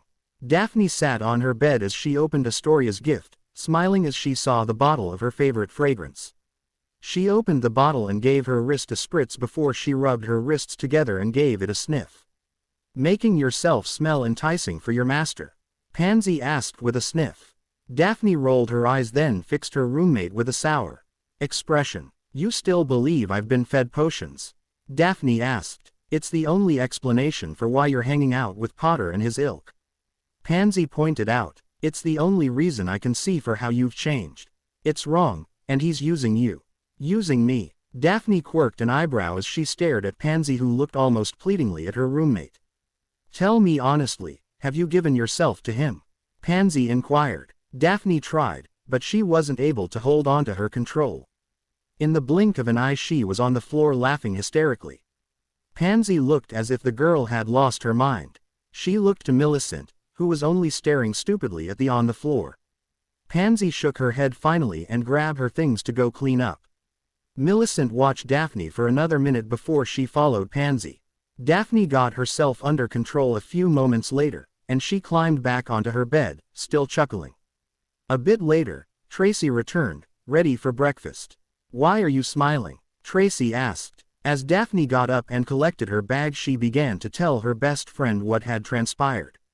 "She actually said given yourself to him?" Tracy asked as they entered the Great Hall. Daphne could only nod as she was taken by another fit of giggles. "I can't believe they're all still harping on about this. Draco told Snape, and if Snape didn't do anything, that should have been a signal or something." "Who cares?" Daphne smiled. "Draco's just upset because his little plan has been ruined, as if it would have worked in the first place." "What do you think your parents got you this year?" Tracy asked, changing the subject. Daphne's parents always got their daughters fantastic gifts for their birthdays.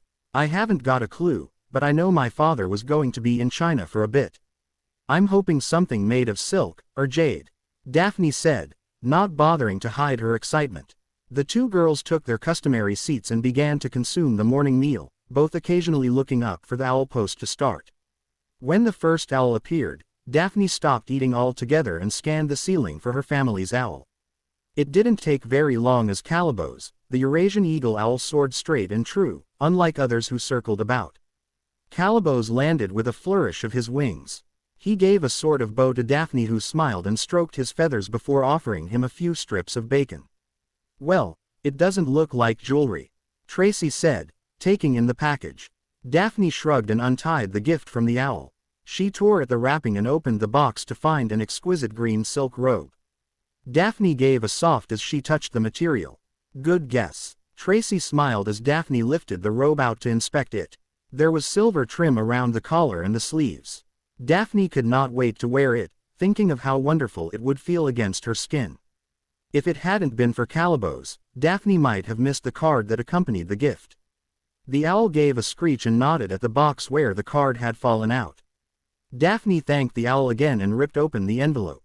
Dearest Daphne, happy birthday. We know that you will likely be in Cleese today, but do try and enjoy the day as much as you can. 16 is a very special age for a young witch. You are growing up so fast, and we are proud of the young woman you are blossoming into. Smart, determined, and loyal. No parents could ask for more in a daughter.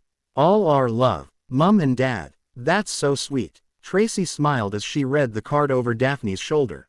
I wish. But Tracy never got to finish her wish as two barn owls landed at that moment carrying a large box addressed to Daphne. What's that? Tracy asked curiously. Did they send you something else? No, Daphne said, though she didn't sound sure. It's usually just the one.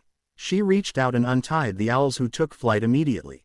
Calibos gave a hoot and took to the sky as well. Daphne didn't even watch him go as she was puzzled by the new package. Astoria Tracy and her parents had already given her gifts, and no one else ever bothered. With the exception of Zabini, Daphne doubted anyone else knew when her birthday was. Are you going to open it, or should I? Tracy asked impatiently. Daphne gave her a warning look as she began to unwrap the new box. When she finally pried the lid off, she gasped in astonishment. That can't be real, Tracy stammered as she beheld what lay inside. Daphne's head shot up and she began to scan the great hall. He'd done it. Daphne looked back down at the black dragon hide jacket, and touched it with trembling fingers. It was simply the best-looking jacket she had ever seen. Lifting it up as if it were made of GL, she unfolded it to get a good look at it. It was very fine, and decidedly feminine. She knew from the color as you could not dye dragon hide, that it had to have come from a Hungarian horntail, and Daphne had to wonder if it came from the same one Potter had faced the previous year. Please try it on, Tracy begged. Daphne nodded mutely and slipped her robes off before slipping on the amazing jacket. It fit her like nothing else, almost as if it had been tailor-made to fit her and no other. There's no card, or note or anything, Tracy pointed out after admiring her friend's gift a bit jealously. Do you know who it's from? Daphne nodded, and looked through the Great Hall again, this time finding the responsible party as he walked into the Great Hall along with one of his friends. Daphne got to her feet and marched as fast as she could, punching Harry Potter in the arm as hard as she could. Harry cursed and spun to face Daphne, who was still wearing the new jacket. I told you not to bother, she shouted. I told you not to make a big deal out of it, and you went ahead and did it anyway, you complete ass. Harry was still holding his arm, though he was smiling at Daphne now. He knew exactly what she was referring to, as she was wearing it. It looks good, do you like it? He asked. Of course I like it, Daphne said angrily. I absolutely love it, you prat. Why did you do it after I told you not to? How could you even afford it? Does it really matter? Harry asked. I asked you what you wanted, and then got it for you. I told you something really expensive so you wouldn't bother. I didn't want you to get me anything because I didn't want you to feel obligated, you get? You complete and utter prat, she shouted. More than half the Great Hall was looking in their direction now, and Tracy had come running over now to hear what was being said. Well, it looks like it backfired, Neville Longbottom said with a smile. Clearly you don't know Harry that well. Daphne could only stare at Harry, and he noted that there was no anger in her eyes, despite her tone of voice. In fact, if he had to clarify what he was seeing, he'd call it amazement. You are, she began, but her tone was empty of irritation or annoyance. She was speaking almost reverently. I know, an ass, a prat and a git. Harry smirked and rolled his eyes. Surprising, Daphne said, and then she did something that made more than a handful of jaws drop, especially her best friends and her sisters, who had been watching this whole scene play out. Daphne closed the gap between herself and Harry and wrapped her arms around his neck very tightly. She held him very closely for several long moments, squeezing him as if he were something precious to her. Harry had only begun to wrap his own hands around her middle when she suddenly let go and stepped back. Her eyes were wet with tears as she gazed at him before spinning on her heel and racing from the great hall. "You really are powerful," Tracy whispered in awe before she too ran from the great hall, likely to find her best friend. Harry turned, visibly stunned by what had just happened, to find his friends and most of the rest of Gryffindor staring at him with gobsmacked expressions. It was then he noticed that it was nearly dead silent in the great hall. Harry happened to look towards the head table. Professor Dumbledore gave a slight nod of his head, and saluted Harry with his goblet, before giving the young man a sly wink. Harry knew that with his simple act of friendly generosity, he had just changed worlds. "You, Potter," Tracy smiled proudly at her Gryffindor friend. "You are something else." Tracy and Harry were alone in a small CL room on the 3rd floor later that night. Tracy had been wanting to talk to Harry all day, but had been unable to do so as they had Cleese and the like. Right after dinner, however, she had followed Harry and his friends as they were heading to the Leary and caught hold of him, asking for a bit of his time. Daphne isn't one to show a lot of affection outside of her family. "We've been friends all our lives it seems, and I can count on one hand how many times she's imitated a hug between us. She always been guarded and all that, but you sir, you broke down all her defenses today." Tracy beamed. "It was just a jacket." Harry sighed. "No, it was more than that," Tracy said, shaking her head. "To her, it was a sign that you really care. Yes, it was expensive and all that, and she's not a materialistic person by any means, though sometimes she can seem that way." "I don't understand," Harry said, scratching his nose. "Are you saying she likes me now because I got her a gift?" "No," Tracy said quickly. "It has nothing to do with the gift, though I'd really like one of those jackets for Christmas, if you're so inclined." Tracy smiled and winked. Harry rolled his eyes and chuckled. "Let me say if I can explain this. Okay, any other boy who was trying to woo her?" "Woo her?" Harry asked with a smirk. "Get into her skirt," Tracy said pointedly. "Would have bought her some expensive gift without asking her if she wanted it. They would try and buy their way into her heart, got it?" "So far," Harry nodded. "You asked her first. You didn't have an ulterior motive for getting her the jacket, other than it was her birthday, and you think fondly of her. It was nothing more than what you might do for Longbottom or Granger essentially. She would have been more than happy with a simple card from you, and you went above and beyond because you wanted to do something special for no other reason than to make her happy. She gets that, and it really touched her. In fact, it overwhelmed her completely. You've proven to her that not everyone wants her for a trophy or anything. That you like her because of who she is on the inside." "I honestly didn't give it that much thought," Harry said, astonished by what he was being told. "And that's why she's falling for you." "She's what?" Harry looked odd now. "She still has a way to go. I mean, she hasn't even admitted it to herself, but she's into you, Potter. Now the question is, how do you feel about her? Because if you don't like her in that way, you need to tell me now, because I'm not about to let her get her heart broken." Tracy said, her smile disappearing. "I do like her," Harry said immediately. "I really do. It's just, well, she's always freaking out and we fight, or rather she screams and runs away." "I've already told you why," Tracy said. "Unlike other girls, Daphne doesn't wear her emotions on her sleeve, she usually buries them, something I'm told you're familiar with." "You've been talking to Hermione," Harry accused. "We may have had words," Tracy said with a smirk. "The point is, she's allowing herself to feel this stuff and it scares the pants off her. I told you, you need to be patient with her. I know that you'll be good for each other.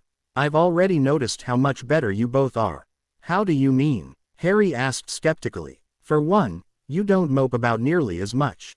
"I don't mope," Harry argued. "Please, you're the king of Moppyland. You're also not so shy either. I've seen you in our defense club. You're all take charge and strong. Even last year with the tournament, everyone could see how awkward and frightened you were, even though you were able to do everything. She's changed you, but I know she's only a part of it. And Daphne, oh my gods. Come on, you can't tell me you haven't noticed how she's changed?" Tracy asked. Harry had to nod at this.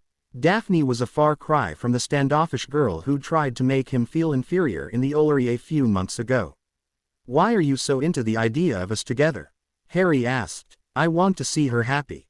Tracy shrugged. She's my best friend, and I don't want her to end up alone. I know we're all young and all that, and I know that the two of you probably won't end up married someday, but she needs you now to help her open up and allow people in her world. Without you, she'll become as cold as she wants everyone to think she already is. Harry could only sit there thoughtfully. He had no idea how to react to that. He didn't want to be a savior, he just wanted a bit of normalcy. Yet he could not deny that he did like Daphne. She'd starred in more than a few dreams of late. She was fun to be around, when she wasn't ready to bit his head off for some perceived offense. And he really did like the way she would smile at him when they were alone, especially when it reached her eyes. Daphne was truly an amazing person, and he was flummoxed as to why she hid her best qualities. It had been explained to him, but he still didn't understand any of it. So, I really need to go get the transfiguration essay done, Tracy said as she headed for the door. By the way, something's been really bugging me lately. Who told you about her birthday? She thinks it was me, but I know I never told you. Harry smiled, and gave a little chuckled. A little owl. Tracy turned, her eyes narrowed. A little owl, that's what she told me to say. Harry replied. She said if Daphne ever found out that it was her sister who told me, she'd never see her next birthday. Astoria told you? Tracy asked, her jaw dropping open with shock. Harry just nodded. The weekend after Daphne's birthday was the first Quidditch match of the season, with Gryffindor facing Slytherin.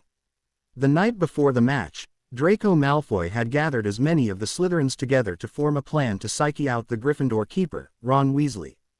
Both Tracy and Daphne had opted to spend the evening in their dorm, as they thought the whole thing was childish and grossly immature. It was worse by morning. Tracy and Daphne dressed and prepared themselves for the match, as there was little else to do. Daphne slipped her new jacket on as she and her best friend headed out of their room and were met by Malfoy. He had silver badges in his hand shaped like crowns. You'll be needing these for today's match. He smiled insipidly. Sod off. Daphne said coldly. I'm not helping you win the match with underhanded tactics. So you're going against the house then? Draco arched an eyebrow. You're turning against your family. I'm not turning against anyone, Draco. I simply believe that our team should actually try and win without cheating, which you all seem incapable of. It's shameful, and embering to the rest of the house. So many, you should ask yourself if you're truly representing the House of Slytherin, or are you out for yourself? Daphne tried to push past him, but he got in her way. So he's really gotten to you then? He buys you one little gift and you're eating all the same tripe that old fool spouts off about uniting ourselves. Wake up, Greenger. You're nothing more than a means to an end. He's using you. You're his spy in our house. What are you talking about? Daphne asked angrily. Potter, he's inwashing you. He's filling your head with all these half-truths and rubbish. He's blinding you with his flashy gifts so he can get you into his bed, all the while making you turn against the people who are truly here for you. Pretty soon he'll have you screaming for mudbloods and squibs to be treated better while he's spreading your legs in. Draco felt Daphne's hand connect with his cheek and his eyes narrowed dangerously. This is the very last warning I'm ever going to give you, Malfoy. You and I are not friends, nor are we related. So, my relationship with Potter or anyone else is my business. If you ever try and stick your pointed nose into it again, I will make Pansy a very unhappy girl because I will remove your jewels and make a nice pair of earrings out of them. Daphne shoved Malfoy out of her way, with Tracy following her, desperately trying not to laugh. Fine, Draco said to himself. I'll play your game, Greenger. I will teach you once and for all where your loyalties should be. I will show you beyond all doubt that being with Potter is a grave mistake. The last 2 weeks of term flew by, and for the 5th year, the Christmas holiday was an extremely welcome relief. All the 5th and 7th years were drowning under a mountain of homework, all preparing them for the upcoming exams. It was even tougher for the Gryffindors, however, as ever since the last Quidditch match, their team had been disbanded. The entire team had been punished after Harry and Fred and quite literally beaten the snot out of Draco Malfoy after the game. Malfoy had tried taunting Harry after the very impressive trouncing, by making fun of the Weasley matriarch. Professor McGonagall had brought both Fred and Harry into her office, scandalized at their behavior. Her punishment had been overruled however by Professor Thornton, who had recently been named High Inquisitor of Hogwarts, and title which he was using to make dramatic changes within the school.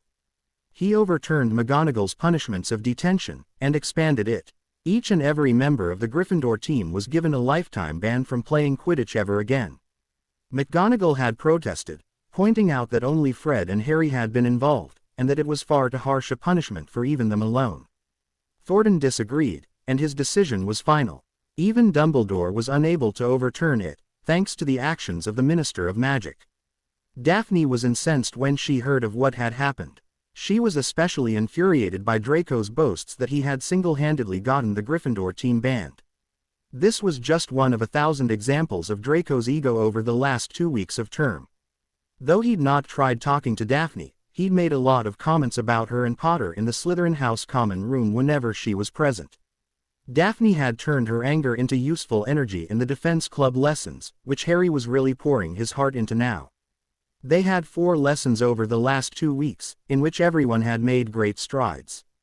The last meeting had been on the night before they were all to return home for the holiday, where Harry had promised on their return, they would be at last learning the Patronus charm. On the morning they were to leave, Daphne felt nervous. She had promised to ride with Harry on the train. She was looking forward to it immensely, though she was quite nervous. Her feelings for Harry were definitely changing, and it was the scariest thing she had ever felt. She didn't dare utter any of this to Tracy, as her best friend would just smile one of those truly annoying smiles and start humming the wedding march or something childish. However, Daphne didn't see Harry that morning. He, and strangely enough, all of the Weasleys were missing from the Great Hall at breakfast. That was really strange as Ron Weasley never ever missed a meal. Hermione Granger was gracious enough to allow Daphne to join herself, Longbottom and Brown on the train ride to London, as Tracy was off alone with Blaise, and Tracy had made it quite clear they did not wish to be disturbed. It was Neville who explained that Harry had awoken the night before from an awful nightmare in which he claimed Weasley's father was in trouble, and that McGonagall had taken them to the headmaster. None of them returned. I have no idea where they went. Hermione had all but shouted at Brown after the 14th time the girl had asked if Hermione knew where Ron had gone. They didn't bother to wake me up and tell me. Lavender had then left, looking miserable, leaving Daphne alone with Hermione and Neville, something she'd never done before. Awkward was not even close to the right word. However, thanks in large part to Neville, a conversation was struck that helped them through the trip. Daphne's respect for the two grew during the journey as she learned how deeply they respected and cared for the same boy she was coming to care for. When the train reached London, Daphne bade them both a happy Christmas as she exited the train. It wasn't long before she spotted her father. A man of average height, Anton Greengrass was no less imposing. His dark hair was cut short and had a bit of graying on the sides. His eyes were dark and hard, though he had a somewhat easy smile. Standing next to him was a virtual mirror of Daphne. Slim, with long honey hair and soft blue eyes, Abigail Greengrass was an angelic vision. Her eyes lit up the moment she saw her firstborn and opened her arms in greeting. Daphne all but ran to her mother. "It is so good to see you, Mrs. Greengrass." Smiled softly into her daughter's hair. "I've missed you so much," Daphne said as she was released so her father could have his turn. "You have grown again," he said. "Don't need to bend at all anymore." Daphne couldn't help but smile. Astoria joined the family and received her hugs as well, before she began chattering on with their mother who took her youngest by the hand. Their father wrapped an arm around Daphne's shoulder and began to lead the family towards the barrier. "Your grandparents are eagerly awaiting our return," he said with a wise smile. "Nana has ordered we bring you straight home." "Are they staying for Christmas?" Astoria asked eagerly. "We insisted," Mrs. Greengrass said with a nod. "It's been too long since we were all together. This is a very fine jacket, young lady." Anton noted of his daughter's outerwear. "A gift." Daphne nodded, but remained quiet, hoping Astoria would keep her mouth shut about who had given her such a gift. "Impressive. A suitor," Anton pressed. "Anton, leave your daughter alone," Abigail said, patting her husband's shoulder playfully. "If she doesn't wish to share with us about her love life, then we shouldn't pry, though I do confess myself curious." Daphne could feel the heat rising in her face, and kept her eyes on the ground as they walked, especially regarding the rumors of one particular boy. Abigail continued. Daphne felt the hair on her neck stand up. I wonder, sweetheart, if you might be willing to tell us about Harry Potter.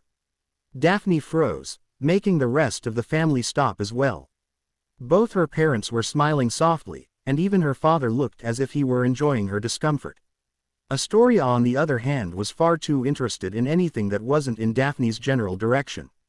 You little spy, Daphne said coldly. Perhaps if you felt you could share with us, Astoria wouldn't feel the need to keep us up to date on what was happening with you. Anton said protectively, as Astoria now cowered behind their mother. Daphne glared hard at her younger sister. This was unforgivable, and Daphne swore that Astoria would not live to see 15. The Greengrass home was not quite as lavish as some other pureblood families, but it was inviting and warm and cheerful, and Daphne loved it, especially when her whole family was together. She was barely through the door when her grandparents were there to wrap her tightly in their arms and lament about what a beautiful young woman she was blossoming into. Dinner was a very simple affair that night. The family was gathered around the table listening to Astoria, who was running the entire conversation. Daphne was thankful for this, as it kept the spotlight off of her, especially as she knew her parents were very curious about things they had heard about Harry Potter. However, luck was not with Daphne, as soon, Astoria was now out of things to talk about, and everyone turned to look at Daphne, who felt all the blood drain from her face. Well, you've been very quiet this evening, Greengrass said with an affectionate smile to her granddaughter. The elder Greengrass woman had owlish brown eyes, wise and observant. Her hair was mostly gray, but still had much of its original dark brown, like her son's hair. I think she's hoping we won't ask any more about Harry Potter, Daphne's mother said with a conspiratorial smirk to her mother-in-law. Harry Potter, William Greengrass said with an approving smile. I am quite curious as to if what I've heard or read about the young man is true, and how serious are things between the two of you. William Greengrass was a strong, broad-shouldered man with a short beard and silver-gray hair. He was a very stern man, though he had a very soft spot for his two granddaughters. We're friends, Daphne said in a squeak. She cleared her throat and repeated her claim, feeling nervous when her mother and grandmother shared knowing looks. I expect that you're feeling pressure from others in your house about associating with him, Anton asked, folding his napkin neatly and placing it on his empty plate. A tiny set of arms reach up to take his plate. Thank you, Darcy. A bit, but nothing I can't handle, Daphne said, thinking of Draco's snide comments. Mostly everyone steers clear of me. They say he's given her love potions. Astoria piped up, but sank in her seat when Daphne glared across the table. I don't think so, Abigail said with a learned eye at her daughter. For one, your eyes are quite clear, and you aren't getting all lost in your emotions when we speak his name. Yet her cheeks tell me that there is something more than friendship brewing. Nana Greengrass smirked knowingly. Daphne wanted to run to her room and never come out again. I'm going to kill Astoria, Daphne kept repeating in her head. I'm going to slip into her room and smother her with a pillow. Are we safe in umming that it was Mr. Potter who bequeathed that jacket to you? Daphne's father asked interestedly. What jacket? William asked. The dragon hide jacket she was wearing when we arrived, Anton answered. Dragon hide. William's eyebrows rose with curiosity. It was a present, yes, but it's complicated. Daphne tried. Why don't you explain it to us? Asked, leaning on her elbows and smiling interestedly. Daphne knew there was no way out, so she took a breath and a healthy sip of her wine. He found out from someone when my birthday was, Daphne began and noticed Astoria turning pink. You told him? She asked of her sister. You were stalling him, Astoria replied defensively. It's so obvious he likes you and you like him, I figured I'd help. I don't need your help, Daphne shouted. That's enough, young one, William said authoritatively. Daphne blanched and sighed, trying to gain control of herself. Anyway, she continued, glaring daggers at her sister, who was now staring back defiantly. He asked me what I wanted. I didn't want him to do anything or go to any trouble for me. He insisted that I should have some sort of gift. So I thought I'd say something really expensive, thinking it would be too much and he'd drop it. Daphne tried to explain. And he actually got you the jacket, William said, a hint of impressed respect in his eyes.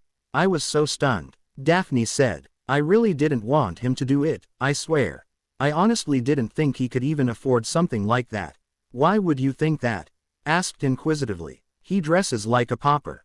Astoria said. Again Daphne shot a cold glare at her sister. Astoria made a face and turned back to her parents. Smotherings to good, Daphne thought. Drowning. That's what I'll do. I'll drown her in her own bath. That's very strange, William said. Charles was not the epitome of fashion by any means, but he always dressed quite nicely. James was also well dressed. Lily was no slouch. Abigail said puzzled. Have you both forgotten that they are all gone? Asked setting her empty wine GL down. I understand he lives with muggles, is that not right? Daphne only shrugged. We haven't talked about his home life. What do you talk about? Anton asked. School mostly. Daphne shrugged. We really only starting talking, really. She keeps getting mad at him for no reason. Astoria supplied. Why do you keep talking? Daphne asked, wanting to jump over the table and strangle her sister. It's true. He's always very nice to her and she screams at him for no reason. You don't know what you're talking about. Daphne said, her anger rising. I think that's enough. It's getting late, and we have quite a bit to do tomorrow.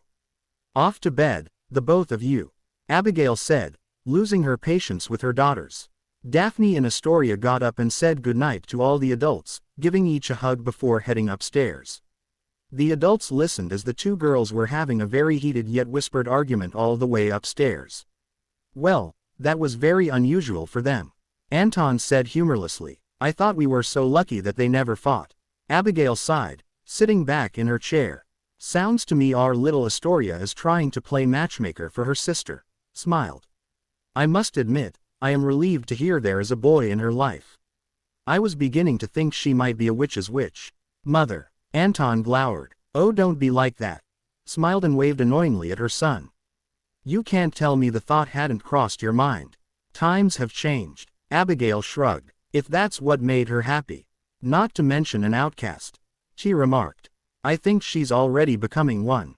Anton said. Given the state of things, associating with that boy could be dangerous. Because of Fudge and his jihad against Dumbledore? William asked curiously. He's teetering on the edge, and I don't think he'll remain in office too much longer. It isn't Fudge that worries me. I've heard whispers that maybe the Potter boy isn't as touched as we're supposed to believe.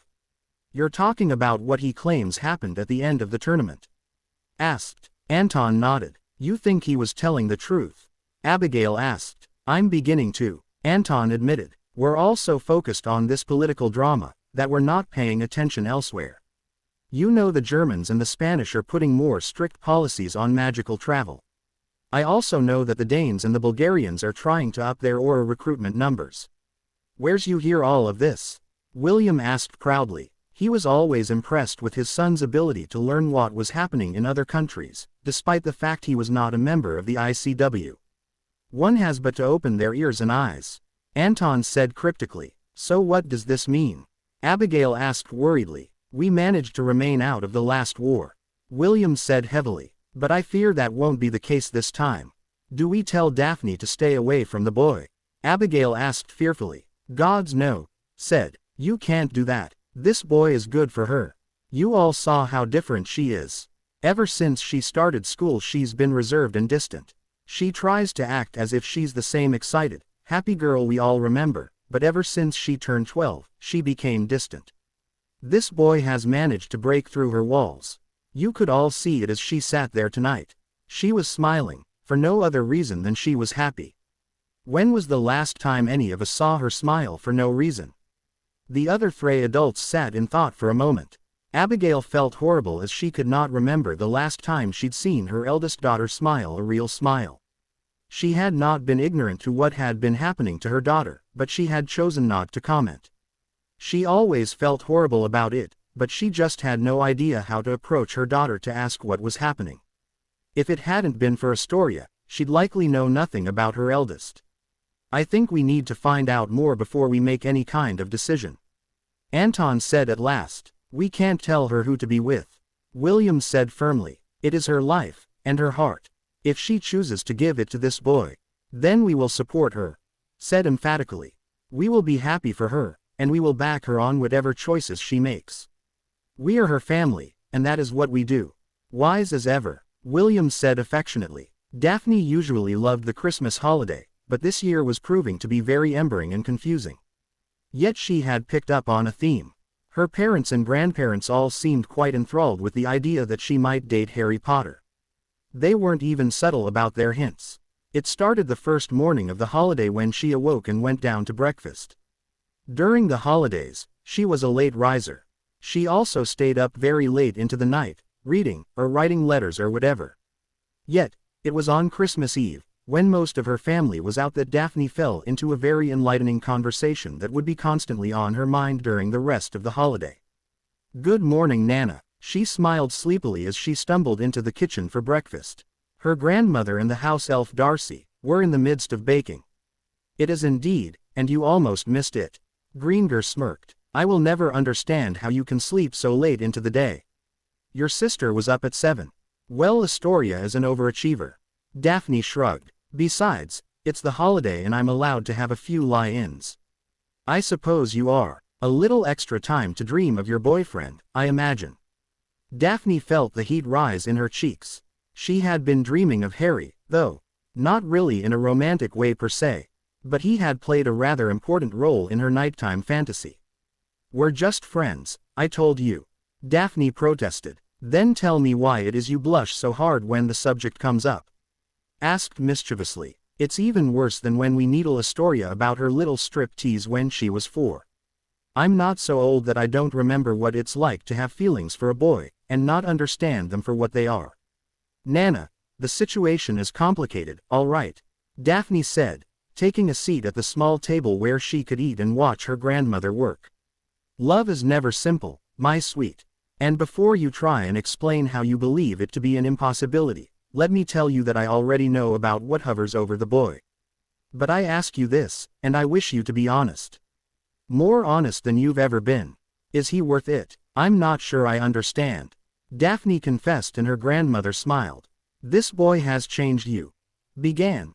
"None of us, your mother or father, nor myself or your grandfather chose to say anything for our own reasons, but we all saw how different you were after your first year. You were harder, as if you were hiding behind some sort of mask." Daphne looked down, slightly mollified. "With each year, it got worse. Then of course we had to hear from your sister that people were referring to you as the Ice Queen, whatever that meant. Every year when you returned from school, it was more apparent. It was in your eyes." Looked up pointedly at her eldest granddaughter. "It was almost as if a dementor had ate out your soul." "Sure, you smiled and laughed and carried on as if you were still the same, but we could all see it in your eyes. You were lost behind your own walls. Did you know that your father agreed to your makeover because he believed it would help bring you back? He wanted to see your real smile again. He was so devastated when you returned from London looking so grown up and so hollow." "I didn't," Daphne began, but her grandmother held up a hand and bustled around the kitchen island where she'd been rolling out dough to take a seat beside Daphne. "When you arrived home the other night, it filled my heart to bursting when I saw my precious little flower again. And I don't mean you entering the house. I mean when I looked into your eyes at dinner, and there, in your precious blue eyes, was that fire that I had missed for so long. After you went to bed, your mother wept with joy. You father and your grandfather were beyond relieved. Of course we're all worried, as this Harry Potter does seem to attract unwanted, or I should hope it is unwanted attention.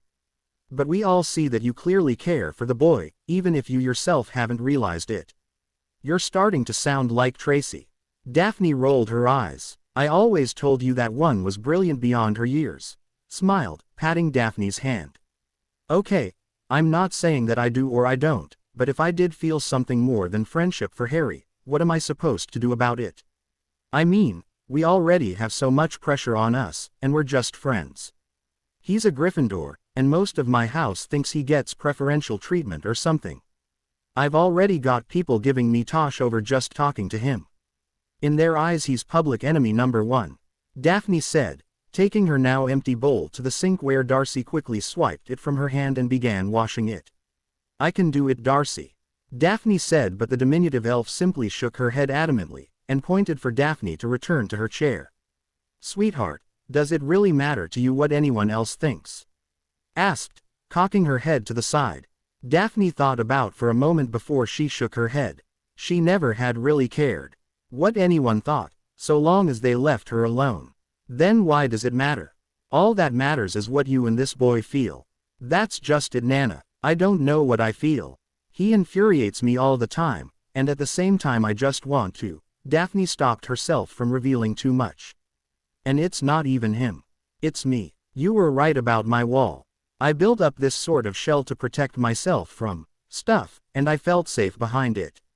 And then, he comes along, and not just cracked it, but shattered it completely. I didn't want to feel anything for anyone, I just wanted to get through school.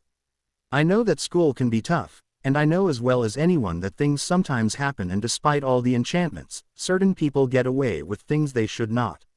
But if you lock yourself behind these walls, then you'll be missing out on some of the greatest magic in life.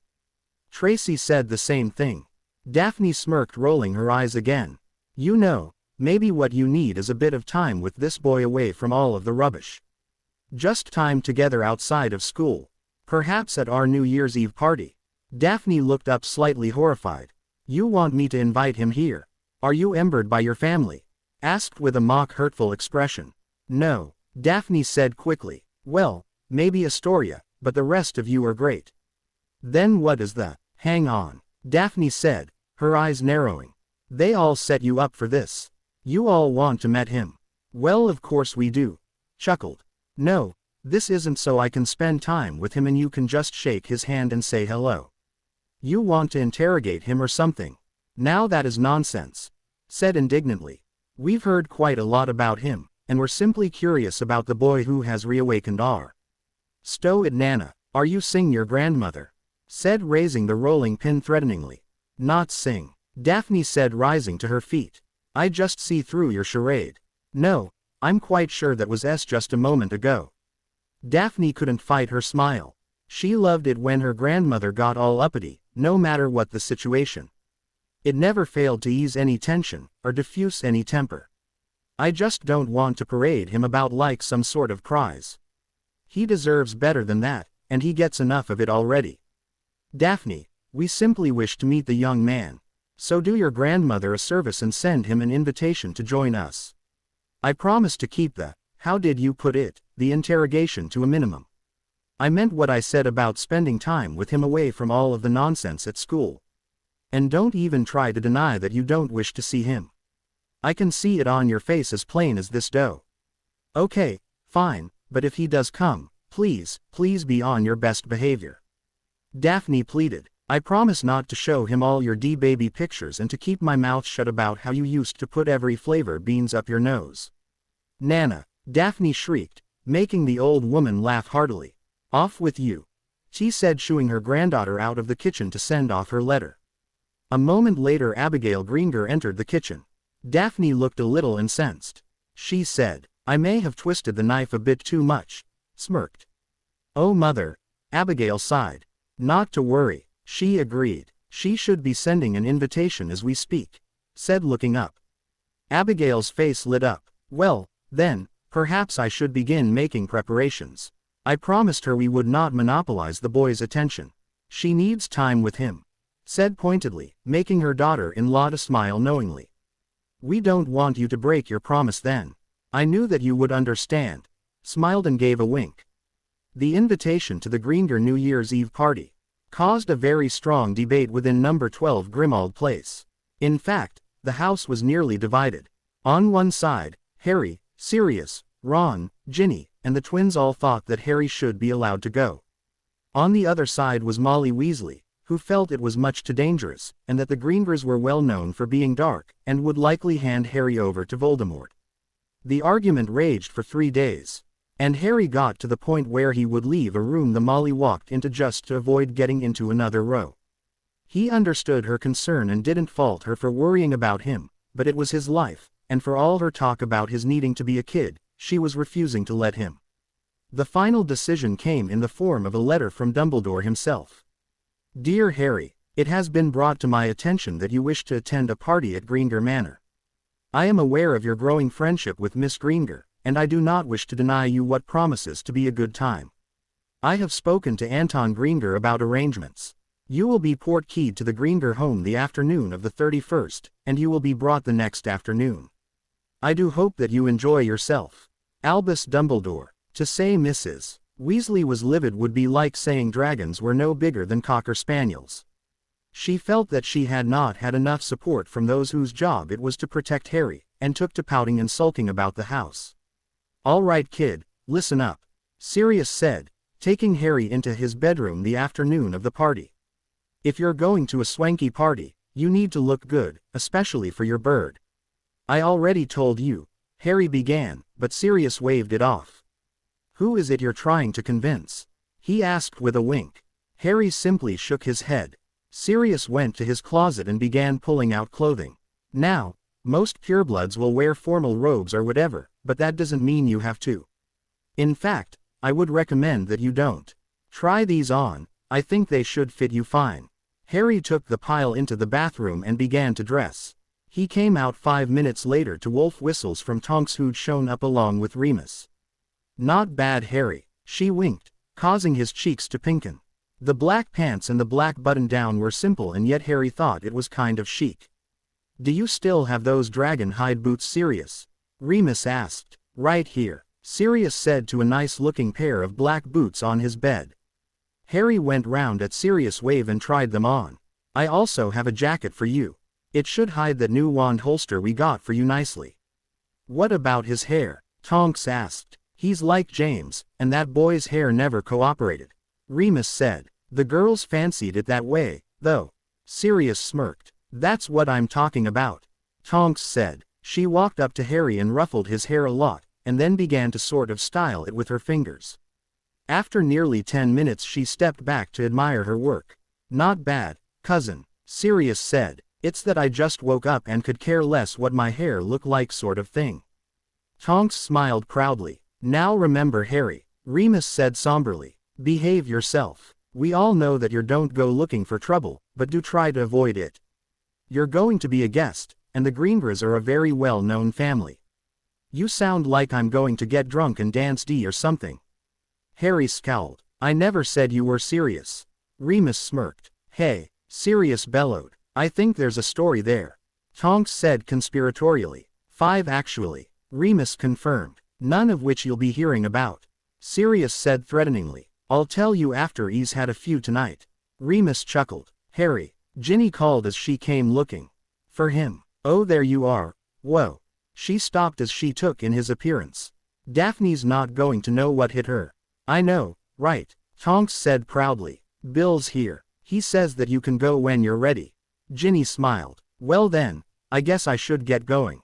"Just one more thing," Sirius smiled, holding a small bottle. "Hold out your wrists." Harry did as he was told, and Sirius sprayed Harry with some cologne and told him to rub it around his neck.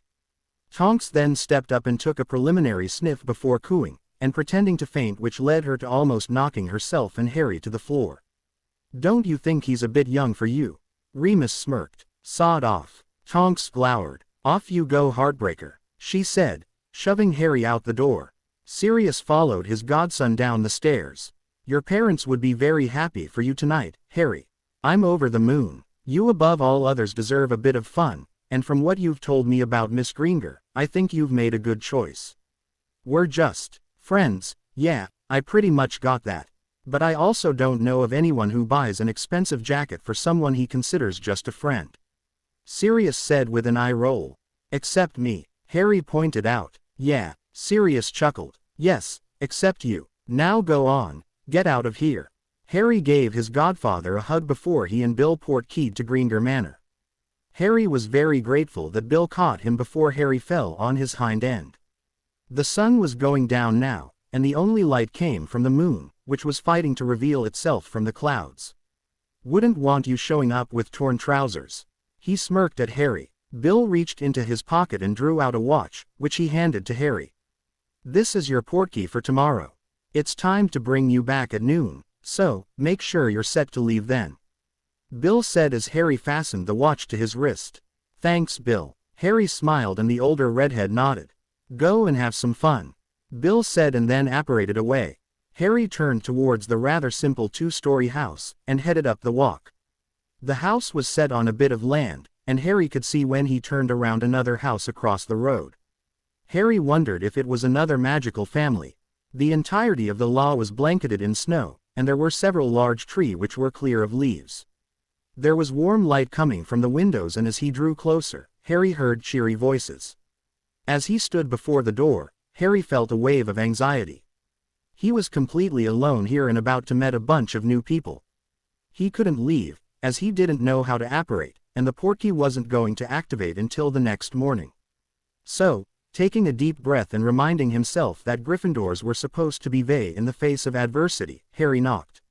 Then waited. Then knocked again. On the third knock the door was opened and Harry found himself looking at a tiny elf with a long thin nose and protuberant blue eyes. It was wearing a short apron that looked very clean and starched. Hi, I'm Harry Potter. Harry started. The elf's eyes went wide and a huge smile appeared. Please be coming in, sirs. Missy Daphne is waiting on yous, the elf said with a high squeaky voice as it opened the door. Thank you, Harry smiled. The elf shut the door and clapped its hands together. Pleased to be following me. I is Darcy, the Greengrass house elf, she said, nearly skipping as she led Harry down a small hallway. She rounded a corner and cleared her throat, and Harry heard the voices fall silent. Mr. Harry Potter is arriving, Darcy said and stepped aside so Harry could enter. There were more than a few people in the sitting room, and Harry tried to take them all in, but he was saved from any really awkwardness as Daphne appeared and gave him a welcoming hug. I'm so glad you came, she said with a smile that touched her eyes. Harry felt his swell with relief. Come in, I need to make the introductions. By the way, I'm going to apologize in advance. Why? Harry asked. Daphne shook her head as she approached a finely dressed man with dark, close-cropped hair. Father, may I introduce Harry Potter? Daphne said. Harry, this is my father, Anton Greengrass. An honor to meet you, Anton said, grasping Harry's hand firmly. May I introduce my friends, Gerald Holmes, Kenneth Pritchard, and Howard Davis. I believe you know his daughter Tracy. Harry shook each hand in greeting and answered a few questions about his time in school. And who is this? A woman said from behind Harry and Daphne. Harry guessed this must be Daphne's mother. She was a beautiful woman with the same honey gold hair and the same jewel-like blue eyes. Harry Potter, Harry said. Abigail Greengrass. It's really nice to meet you, Harry said with a soft smile. Would you like to accompany me for a drink? Abigail asked. Harry glanced at Daphne who gave a nod. Harry agreed and Daphne's mother took his arm and led him towards a large table loaded with food and drink. Daphne tailed them looking nervous. I'm very happy that you could make it. We've heard so very much about you, although, not from Daphne, Abigail said as she handed Harry some punch.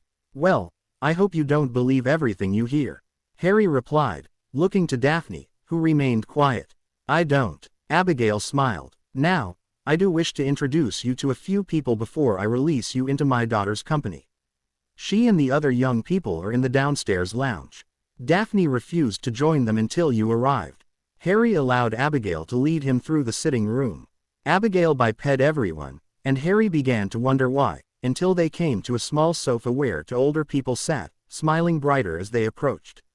Harry Potter, allow me the honor of introducing you to William and Greengrass, Daphne's grandparents, Abigail said. Harry smiled and shook hands with them, refused to let his hand go, and instead pulled him into an empty chair next to her. Well, Mr. Potter, smiled. Harry noted Daphne going pink in the face, though she still hadn't said anything. Abigail put a hand on her shoulder as she smiled down at her daughter. My granddaughter here tells me you two have become quite good friends, said with a pat on Harry's hand. I guess so, Harry responded looking to Daphne for help. The S face was stony, but Harry swore he could say something in her eye that actually made him shiver a bit. You must be, William said, looking at Harry critically. She must mean a lot to you for you to spend so much money on a birthday gift. Dragon hide isn't cheap, son. Grandpa, Daphne hissed. Abigail patted her daughter's shoulder while trying to keep from laughing. What is it that you do, sir? I mean, what is your job? Harry said, lamely trying to change the subject. Oh, this isn't the time or place to discuss business, chided It is also quite rude to ask about his intentions, William, as you very well know. William nodded apologetically. I wonder, Harry, if you might tell me how you're finding your 5th year to be. I remember quite well how difficult it was preparing for your OWL exams. Well, it hasn't been a laugh. Harry smiled, thankful for the topic change. Especially with the lack of teaching we're getting in defense. Your professor is not teaching you anything? William asked in surprise. Both Harry and Daphne shook their heads. Thankfully, Harry's taken it upon himself to show us what we need to. No, Daphne said. The 3 adults turned to Harry, who blanched a bit. That's quite good of you to show your friends and share what you know, son. William said, impressed. Actually, it's more like 40 or so people. Harry said, looking away embered. Let me see if I understand this, said, her brow furrowing. You are teaching students how to defend themselves. That's right, Harry nodded. And just how do you believe yourself qualified? Asked. I don't, Harry replied. I was asked to show my friends what I knew, and kind of got urged into leading a sort of study group. And don't forget all the things you've accomplished. He's going to teach how to do the Patronus charm, Daphne said quickly. What? William gaped. Is that true? Abigail asked gobsmacked. Young man, do you mean to tell us that you can actually perform a Patronus? Asked, looking incredulous. Yes ma'am, since my 3rd year, Harry said, trying to sound as humble as possible. I don't believe it, William scowled. Are you trying to impress us with some far-fetched, began. I can prove it if you like, Harry said, trying not to get angry. The 3 adults looked at each other. I think I would like to see that, William said. The Greengrass women all nodded in agreement. Daphne realized that she had actually never seen Harry produce this legendary Patronus. Harry got to his feet, and looked around. As this, I mean, should I do it here? He asked. Go on, boy, William said. Harry cringed a bit at the word boy, as it reminded him of his uncle. Harry pulled his wand from his new wrist holster and to everyone's great astonishment, cast the Patronus right in the sitting room. Those who had not been privy to the conversation were shocked to find a very large silver stag standing in the room, regarding them all in turn. There were a couple of choked screams, and a cry of shock from a very well-dressed man in the corner. Very impressive, Anton Greengrass said as he came over. The stag evaporated and he looked at Harry, who was quite unsure what to say. Am I correct in guessing that my parents asked you for some sort of demonstration? Actually, I think we rather goaded him, William said. Our apologies, to both of you. Perhaps Daphne, you would like to escort Harry downstairs with the other young people. Anton said, his eyes narrowed ever so slightly at his father and mother. Yes, father, Daphne said, taking Harry's hand and leading him out of the room. I'm sorry about all of that, Daphne whispered as they walked down the hallway. It's fine, Harry replied. I expected something different. They've been really on me about you and me and, well, I just thought they were going to interrogate you about us. Daphne said, turning to face Harry. It's fine, don't worry about it. He tried. Well, the rest of the night should be much more enjoyable. There's only a few of us, young people, here. So, Daphne saked, beckoning Harry to follow with her finger. They descend a dark staircase into a large room, much like a common room at school.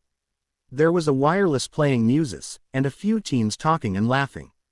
Harry, Tracy Davis shouted as she leapt over 2 girls sitting on the floor. She wrapped Harry in a warm hug. I'm so glad you came. This is really cool, she said when she pulled back. How was your Christmas? He asked. Fantastic. Thank you for my gift, it was fabulous. Tracy grinned, and gave him a playful punch in the shoulder. Daphne introduced Harry to the others at the party, most of whom he knew from Hogwarts. Besides Daphne, Tracy and Astoria, there was Timothy Hodges, Samantha Crenshaw, Madeline Robards and Jeremiah O'Toole, all from Slytherin, and all in Astoria's year. At first they were just as horrid as any other Slytherin, but after a while, they began to warm up to Harry.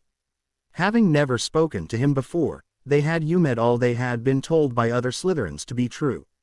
Harry really had a good time lounging, talking and generally being a normal teenager. 5 minutes to midnight, and the new year. Tracy announced. So, any chance you're going to ring in the new year with a from our dear Gryffindor? Daphne's eyes went wide and her mouth fell open. I. Because, if you aren't going to partake, I think I might. Tracy said, looking over her shoulder to where Harry was losing to Jeremiah in chess. What? Daphne looked aghast. What? Tracy shrugged. Everyone knows that the right way to ring in the new year is to, and the pickings are a bit slime this year. So, if you have no intention of partaking in such a great tradition, I'm going to. If she doesn't, I'm going to. Astoria said from behind Daphne. You will not. Daphne hissed, her eyes narrowing. No one is ing that boy. And why shouldn't we? Astoria goaded. I mean, you have no claim over him, do you? No, but, Daphne suddenly folded her arms over her and glared at Tracy and her sister. Oh, very clever. You think by threatening to him, I'll beat you all to the punch and him myself. Harry and I are just friends, and you can both stop trying to make us become something more.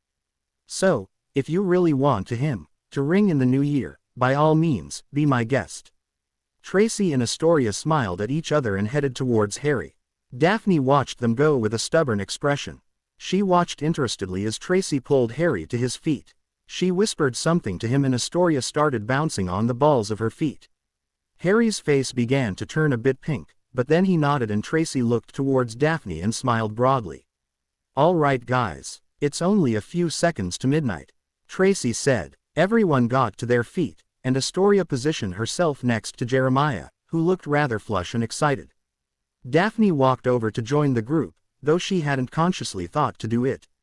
Together, the teens began to count down to the new year. When they reached 1, Tracy threw her arms around Harry's neck, and began to draw him closer. Harry slipped his arms around her waist, and something in Daphne snapped. Before she could even blink, she was lunging at Harry and Tracy, shoving her best friend aside. She grasped his head in her hands and ed him soundly. She was trying desperately to push away her fear. She needed to be clear-headed. He needed her to be clear-headed. She was not going to have much time at all. She needed to act with a clear head, and she could not let her fear control her. She was his only chance. I'm sorry, Daphne said to Harry, her voice soft. That wasn't. I shouldn't have done that. Why not? Harry asked. The two teens were sitting together in a corner of the room where they had been celebrating the coming of the new year.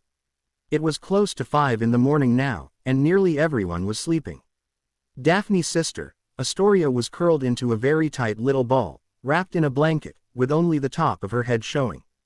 Tracy was splayed out on one of the two couches, using someone's cloak as a blanket.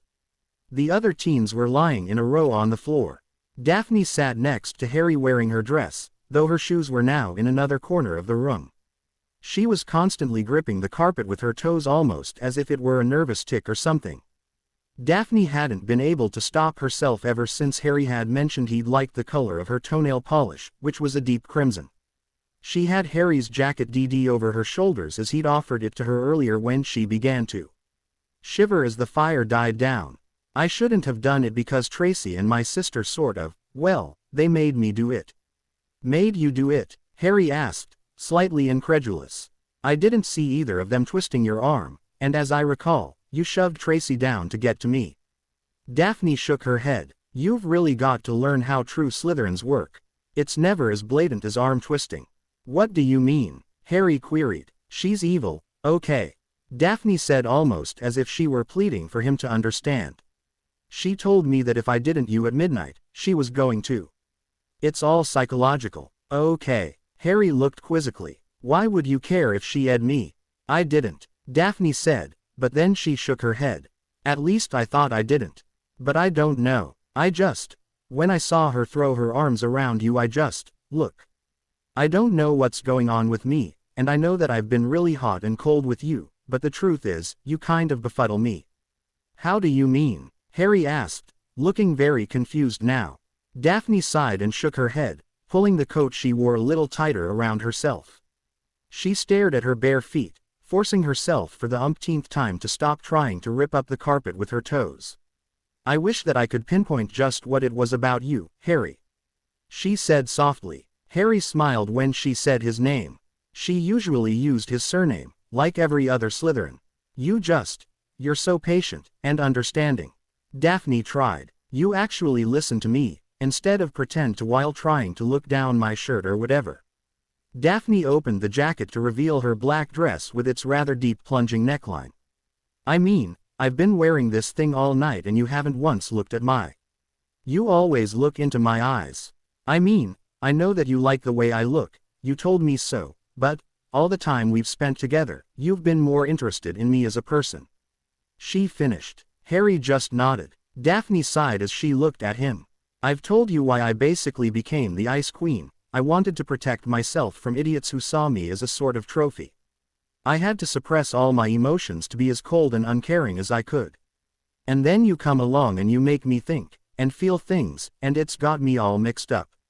I'm torn between trusting you implicitly and wondering what your angle is. Harry looked concerned as Daphne's eyes welled up, and she angrily wiped at the tears before they could fall. She turned away from him, trying to hide her weakness. And I'm so afraid of you, she whispered. Afraid? He asked, shaking his head in confusion. Daphne didn't turn back for a long time, but when she did, the tears were gone, and she was looking imploringly into his eyes. When I think about you, you know, when I'm in my dorm or whatever, I get this sort of tightening in my, and I feel, my stomach gets all queasy.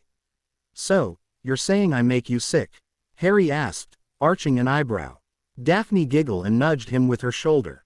No, it's something else. She shook her head. Maybe. Daphne shook her head quickly and Harry gave her a nudge with his shoulder as he smiled. Maybe what? He asked. Harry, how do you feel about me? Daphne asked. Harry took a deep breath and held it for a second before he spoke. I think that you're a very complicated person, he said politically. Daphne gave him a strange look, and he smiled. You're smart, and I find it mostly easy to talk to you. When you're not ready to bite my head off, that is. Daphne laughed softly and gave him another playful nudge. I still don't feel like I know you though. I mean, we talk a lot and all, but you still have your walls up. There was a pause and they both looked away for a moment, both feeling terribly nervous. I was really happy when I got you invitation, because I just couldn't wait to say you again. And honestly, Harry paused, looking a bit anxious as Daphne turned to look into his eyes. I think I'm starting to feel more for you than just friends. Daphne nodded. I think I am too. But it's so hard to let go of everything and just, as Tracy would say, go for it. I'm too afraid. I'm afraid of things going wrong, and I'm even more afraid of things going right. I've spent so much time keeping people away because I felt safer that way. And now, Harry asked, you're the first person I feel is worthy of getting past my defenses, Harry. But I'm so afraid of what might happen if I do. The tears were welling up in her eyes again, and she reached out and took his hand in hers, squeezing it. They were looking at each other in silence and Daphne kept looking at his lips. Those very soft lips she had ed earlier in the night. It hadn't been a good, because of the circumstances. She had basically just mauled him just to keep Tracy from taking him.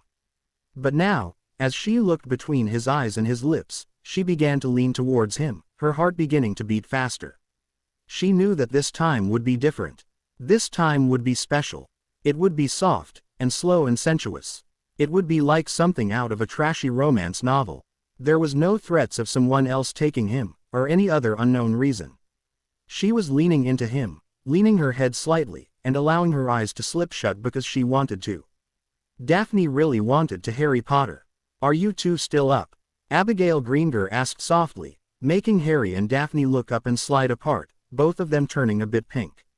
Why? Daphne asked, her voice cracking. It looked as if her mother hadn't seen them, but Daphne couldn't be sure.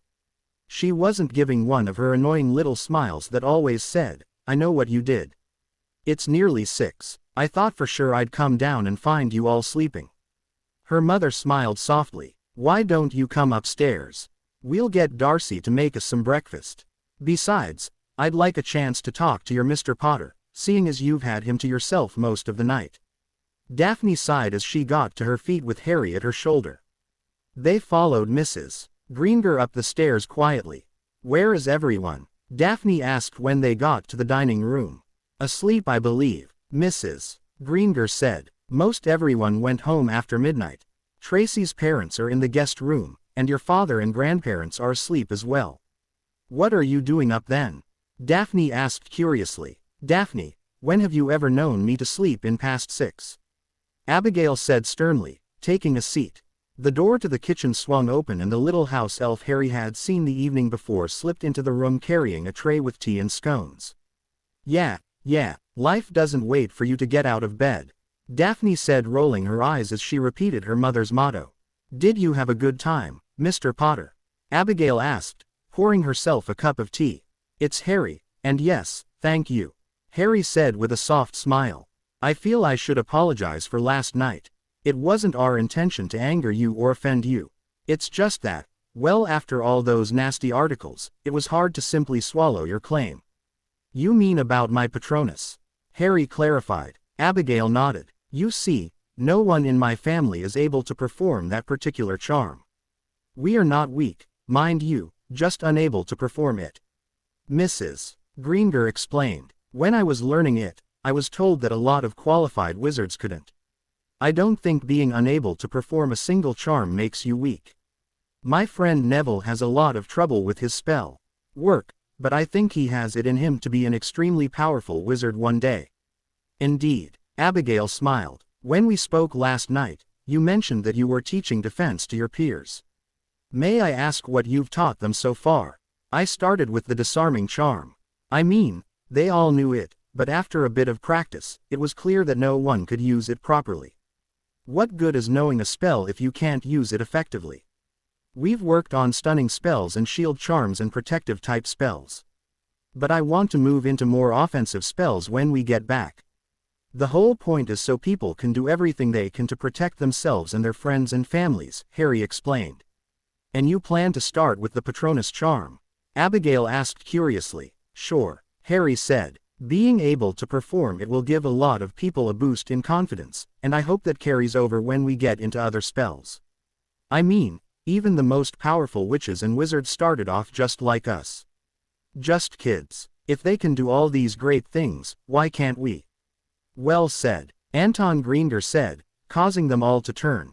Anton was standing in the doorway dressed in pajamas and a dressing gown.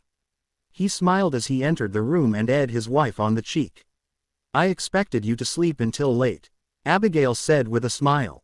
I suppose I could have, Anton said, taking a seat. But, our guest is only here for a short time, though I thought for sure he would be sleeping like the rest of our young guests downstairs. I found these two tucked away in a corner. Abigail smiled mischievously. I suppose the two of you don't get much time to converse at school, Anton said with a questioning gaze at his eldest child, who shrugged. Not where we're alone without other people trying to butt in or eavesdrop, Daphne said. And we usually just talk about school and things like that. Harry noted that she was making a reference to his earlier concern that he didn't really know her. At least, he thought that was what she was saying. I assume you found your time together here to be beneficial then. Abigail smiled into her tea. Daphne felt herself going red, but nodded just the same. Harry agreed that it had felt they had been able to speak more freely. Good, Anton smiled. A true friendship only endures when there is honest communication. Perhaps you would do well to learn some strong privacy charms, so that you can continue to speak freely to each other without fear of being overheard. Or to stop worrying about other people ping their judgments upon you both. Abigail added, even if we did, we'd still both be getting a lot of flack. I'm becoming some sort of pariah because I'm lowering myself to befriend Harry. Slytherins are not supposed to mix with Gryffindors, Daphne recited in a snotty voice. Both her parents frowned. That ridiculous rivalry is just plain stupid. Do none of you realize that when you leave school it doesn't matter anymore? You may wind up having to rely on each other at your jobs. Would you throw away happiness if you fell in love and then found out that your lover was from the wrong schoolhouse? Abigail asked. The two of you are clearly much smarter than the rest, as you appear not to be too concerned about what your house thinks. Anton nodded approvingly. Actually, most of my house is pretty supportive. Harry chuckled. Only Tracy and Astoria seem to be behind me. Daphne shrugged. It doesn't matter who's with you or against you, Anton said. All that matters is that the two of you stand by each other, and not let anyone ruin your friendship. They continued conversing, as the little house elf brought out platters of eggs, bacon, sausage and toast for them to eat. Harry listened as Abigail, told them that she had attended Cleese with Harry's mother and father. Anton was 2 years older, and while he'd been in school with Harry's parents, he'd had little dealings with them. Both Daphne's parents remarked on James Potter's Quidditch skills, having witnessed some truly amazing plays during their own school days. The elder Greengrass were taking loads of mental notes as they conversed with the teens, especially when it came to their daughter, and how she interacted with the surprisingly polite and well-mannered young man. Potter was nothing like he had been represented, and both Anton and Abigail found themselves charmed by his humility and his curious interest in them. Daphne's grandparents joined them later in the morning, and they too enjoyed speaking to Harry, as they found him an extremely interesting young man. Kept to her promise and said nothing to Ember, her granddaughter, though there were more than a few hints about interesting stories. Harry unfortunately missed them all, though Daphne wasn't as thick, and glared at her grandmother every time a hint was dropped. They spoke for hours until the clock chimed 12, and Harry had to say very quick, but respectful goodbyes before his portkey activated and took him home. Daphne then excused herself and went to her room, where her parents knew she'd likely sleep until the next day. "Can you please explain why I like that young man, and yet want to hex him into next week?" Anton asked. Abigail began to chuckle and shake her head. "If I had to guess, I would say that you feel the way you do, because we've just met the young man who will one day become part of our family. Just keep reminding yourself that he's not stealing away our little girl. And my father likely felt the same about you when you first met him." Abigail sniggered as Anton threw his head back with a groan. "You and Daphne could do a lot worse than that young man." William said pointedly. "I would personally be honored to welcome him to our family. Could we please not begin planning the wedding just yet?" Anton whined. "I don't know that I'm ready to let go of my princess." "Doesn't matter if you are or not," said to her son. "When she's ready it will happen. And I don't think it will be all that long before she's ready, especially if I was reading her right. She's falling for that young man. I just wonder if she's aware of it yet." It was with a light heart and a very full head that Daphne boarded the Hogwarts Express back to school a few days later. The reason for this was that she had spent the better part of the last evening at home in her room with her mother and grandmother discussing what she may or not be feeling for Harry. In the few days following New Year's, Daphne had done a lot of thinking, which always ended with her getting a miv headache. But she couldn't stop. The littlest thing would set her off. The first was when she had awoken the day after New Year's and realized she still had Harry's jacket. This led to her remembering their long conversation and of course, Daphne made a mental note to rip Tracy a new one for setting her up. As she reminisced, Daphne began to wonder just what it would mean to date Harry. He was a good-looking guy, and he was incredibly nice, patient, intelligent. Hell, Harry was nearly everything she could ever want from a boyfriend. But still, she knew that she would become a target. Not only of you. No, Lord Voldemort. Daphne decided she was not going to fear the bastard's name. As Harry said, it was a really stupid name. No, Daphne would be a target of ridicule and gods knew what else. She would be seen as a traitor to Slytherin House, and though she knew that it shouldn't matter, it really did. She knew just how vindictive some of her housemates could be, and especially Draco Malfoy. She argued with herself over how unimportant what other people's opinions were, but it kept coming up in her mind. Then there was her own personal issues. She had vowed to become a better person, and she knew she had made strides in that effort, but the Ice Queen lingered much more than she really wanted, and it was the Ice Queen who kept telling her that dating Harry was a bad idea. That despite what she might be feeling in her heart, it was a ping thing, and like other crushes she may or may not have harbored, this one would pee. The Ice Queen kept telling her that Harry Potter would simply break her heart, and leave her worse off than before. He would either lie to her, or worse, use her and leave her when he was finished, discarding her like an old pair of shoes. Daphne hated herself for thinking like that, as Harry never showed anything to give her a modicum of doubt about how genuine he was. This of course led to thinking about what might happen if they got together. Was she even good enough for him? She was selfish and conceited. How could he even like her at all, much less want to be with her? Daphne barely slept over the next few days, as her mind would not stop thinking all of these things. It was why she had asked to talk to the two women she could count on to help her try and put some of this mess into perspective, though she really hated asking them to help. Yet, Who else could she turn to? First of sweetheart, you are good enough for that young man. You're good enough for any man. The question you should be asking is he good enough for you? T smiled kindly, patting her granddaughter's hand. I watched the two of you while he was here, Abigail said softly, and I remember what I felt when your father and I began looking at each other the same way. There is nothing wrong with having doubts, but you should not let them rule your heart. The best advice I could give you, said with a soft smile, squeezing Daphne's hand, is that if you think there is a chance to be happy with this boy, any chance, no matter how remote, then you need to take it.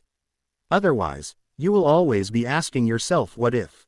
Take the chance, my angel. What if it doesn't work out? Daphne asked worriedly. Then you learn from the mistakes you make and better yourself. Love isn't easy, nor is it perfect. It doesn't come gift wrapped, and it certainly doesn't happen like in the stories, T said. You have to work at it. You have to give yourself, and expect nothing in return. You have to blindly trust, and you have to be totally honest. Not just with him, but yourself. But I promise you, no matter what, it is the most rewarding magic there is in this world. It fills you up and warms you right to your very core. Daphne, when you knew Harry was coming, how did you feel? Abigail asked. Daphne sat thoughtful for a moment before she answered. I was really nervous. I thought I was going to throw up all day. And yet, I just wanted him here. I wanted to see him so badly. And when you were getting ready for the party, you spent extra care with your appearance, didn't you? Abigail asked, with a knowing smile to her mother-in-law. Yeah, Daphne said, looking at her toes, remembering how she had even painted them, though she knew he wasn't likely to see them through her shoes. It turned out he had, and had even complimented her on them. In fact, he'd complimented her a lot that night. He seemed to like it. She smiled shyly. And you did it so he would notice, and like it, didn't you? Smiled, and Daphne's smile grew a bit. But does that mean it's love, or is it just something? Daphne asked, her smile disappearing as her frustration reared its ugly head again. Who knows? Abigail said, throwing her hands in the air. But don't you want to find out? Follow your heart, said, rising from her seat. Don't overthink it, don't overanalyze it. Just follow your heart. Take the chance, my sweet. Take the chance and try and find your happiness. Daphne was really considering it as she sat on the train. As it rumbled back towards Hogwarts, Harry wasn't on the train, which made her heart sink a bit, but she had no doubt that she'd see him there. But all this time without him only allowed her to do as her grandmother had warned her against. She could not stop overthinking it. But her heart beat a little faster whenever she thought about sitting in the corner of the lounge with Harry's jacket around her shoulders, the same jacket she wore now, and was very reluctant to return.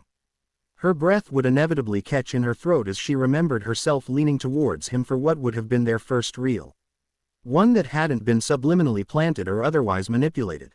It would have been pure, and honest, and Daphne was sure, glorious.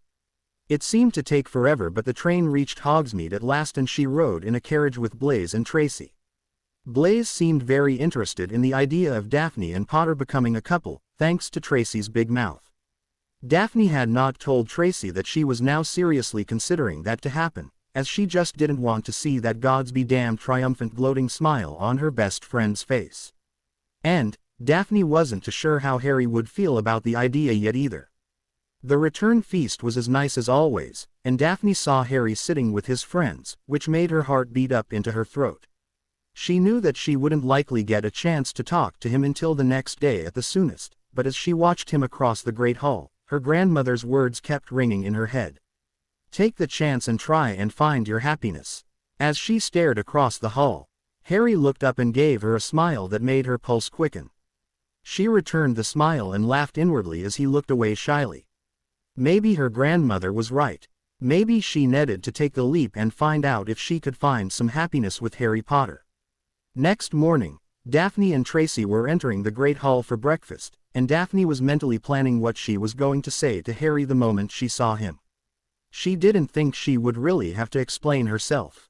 In fact, she felt that she would present him with the idea that they might in fact take a walk around the lake, and then, once they were far away from prying eyes, she would try and subtly broach the idea that they might consider moving beyond friendship, in an experimental fashion, of course, and see if there might be some kind of spark between them.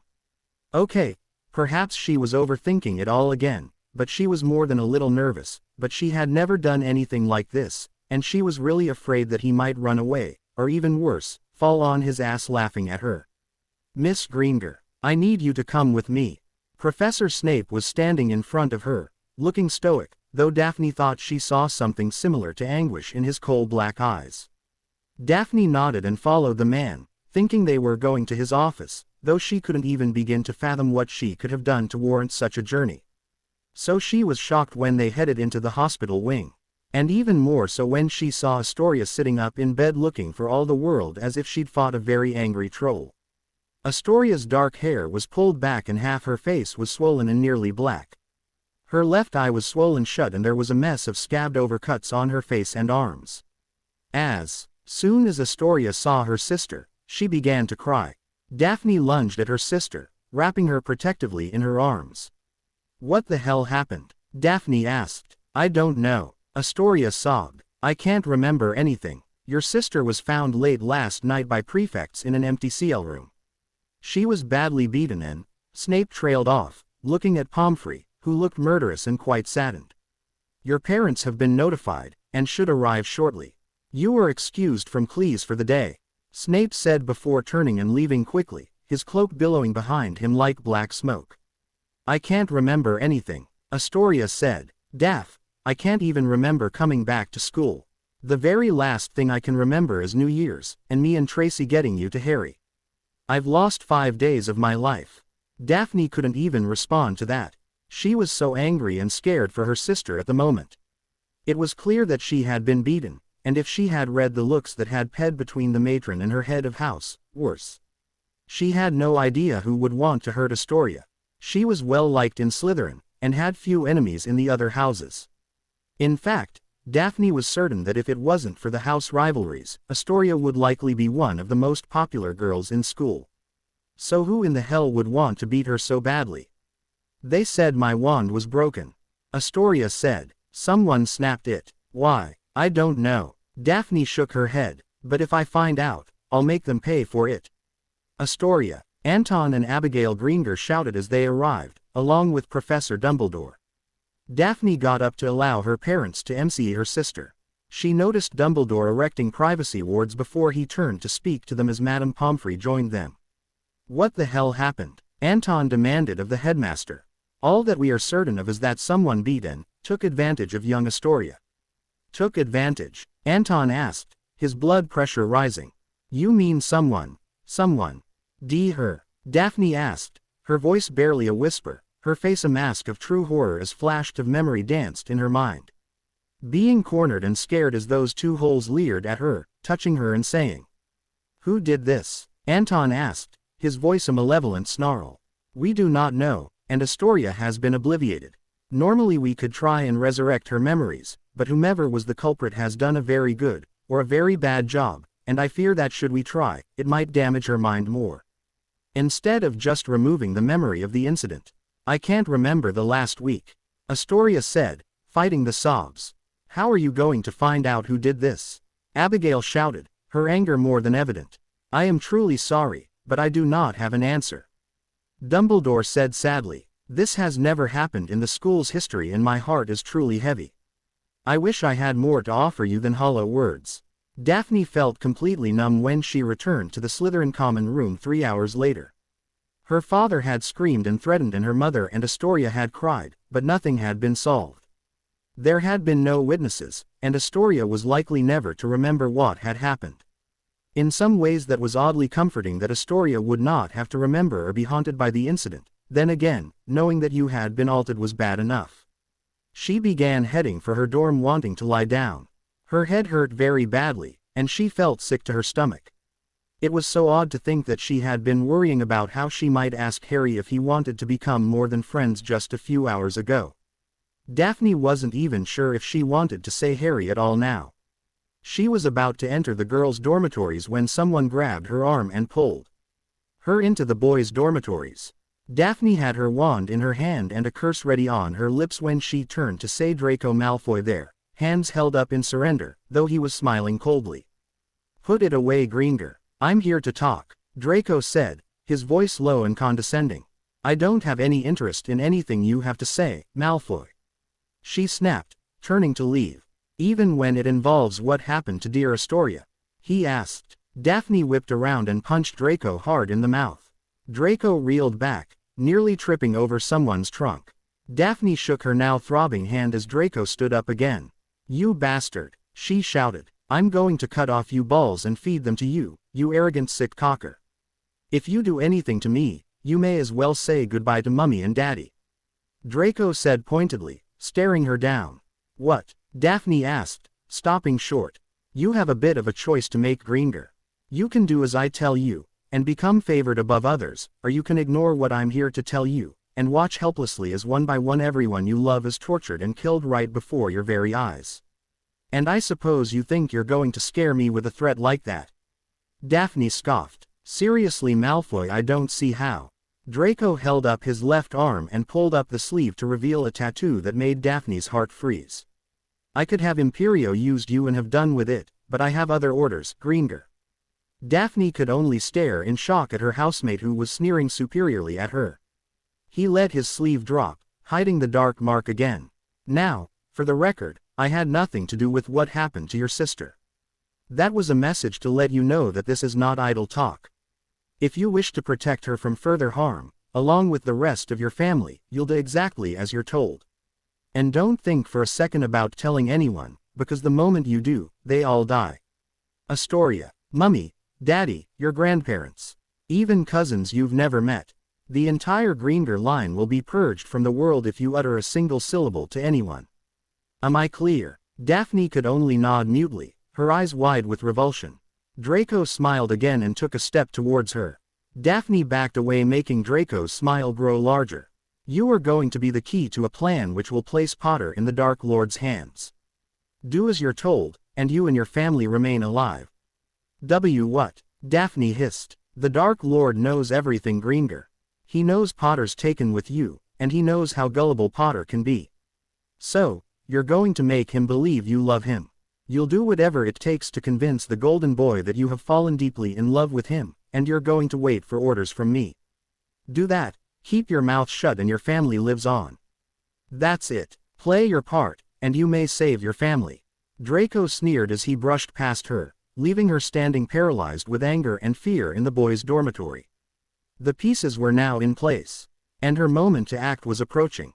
Though she wasn't being told anything, she knew that she was going to be used again to make Harry do what they wanted of him. But this time, she wasn't going to be their dancing monkey. They were not going to manipulate her anymore, and she was not going to let them have Harry. He belonged to her, and she was going to make them wish they had never even considered using her to get him. She'd been an idiot, but not anymore. Daphne Greengrass was very, very angry. He took the mark? Anton asked incredulously, staring at his eldest daughter who nodded. You're sure of what you saw? I saw it with my own eyes. Daphne replied, looking to Dumbledore, who looked downright murderous.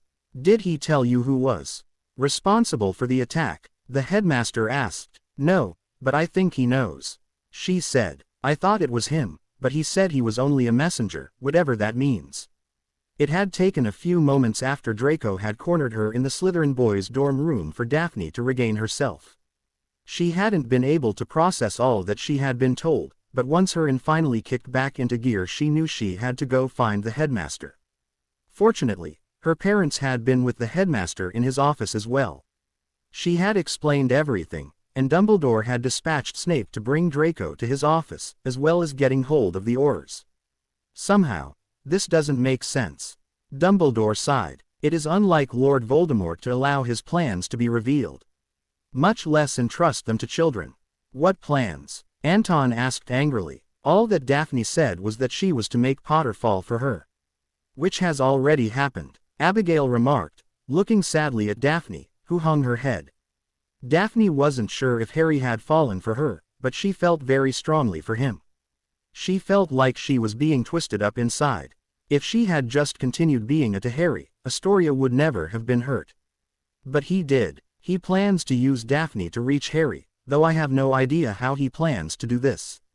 Dumbledore replied. He must know that Harry feels very strongly for your daughter, or he would not have bothered.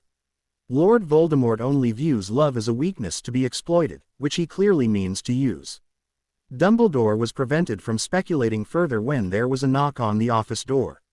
"Enter," Dumbledore said. Snape entered, holding onto Draco's arm.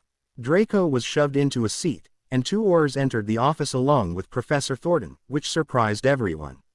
"Professor Thornton, I do not believe your presence was requested," Dumbledore remarked. "Yet, I feel that I am needed.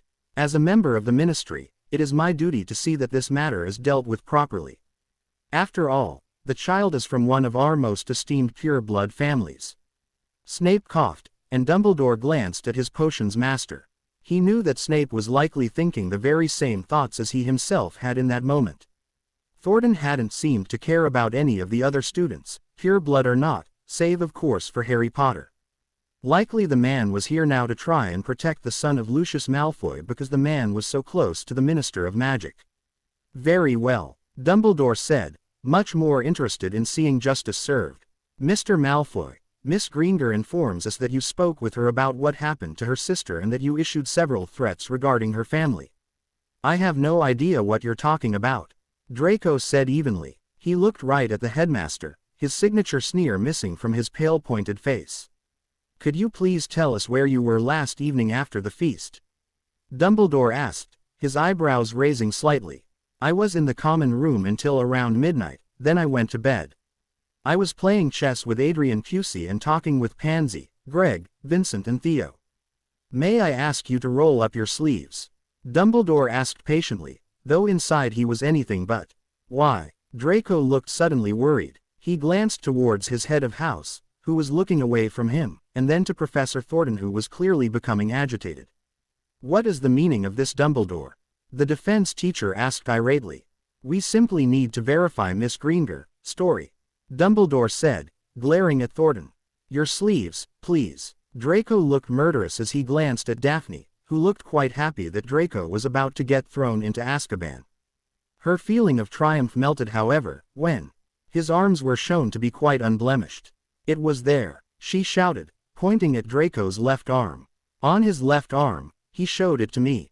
There doesn't appear to be anything on his arm," Professor Thornton said, looking a bit confused as he eyed Daphne critically. "I swear it," Daphne shouted. "He had the dark mark on his arm. He must have charmed it or something." "Now that's ridiculous," Thornton said, growing irritated. "To accuse someone, anyone, of taking on the dark mark. Perhaps the stresses of the coming exams are proving to be too much." "Shut up, you wanker," Daphne snapped. "Daphne," Anton shouted, making Daphne calm down a bit. One of the Aurors stepped up, and asked Dumbledore's permission before waving his wand over Draco's arms.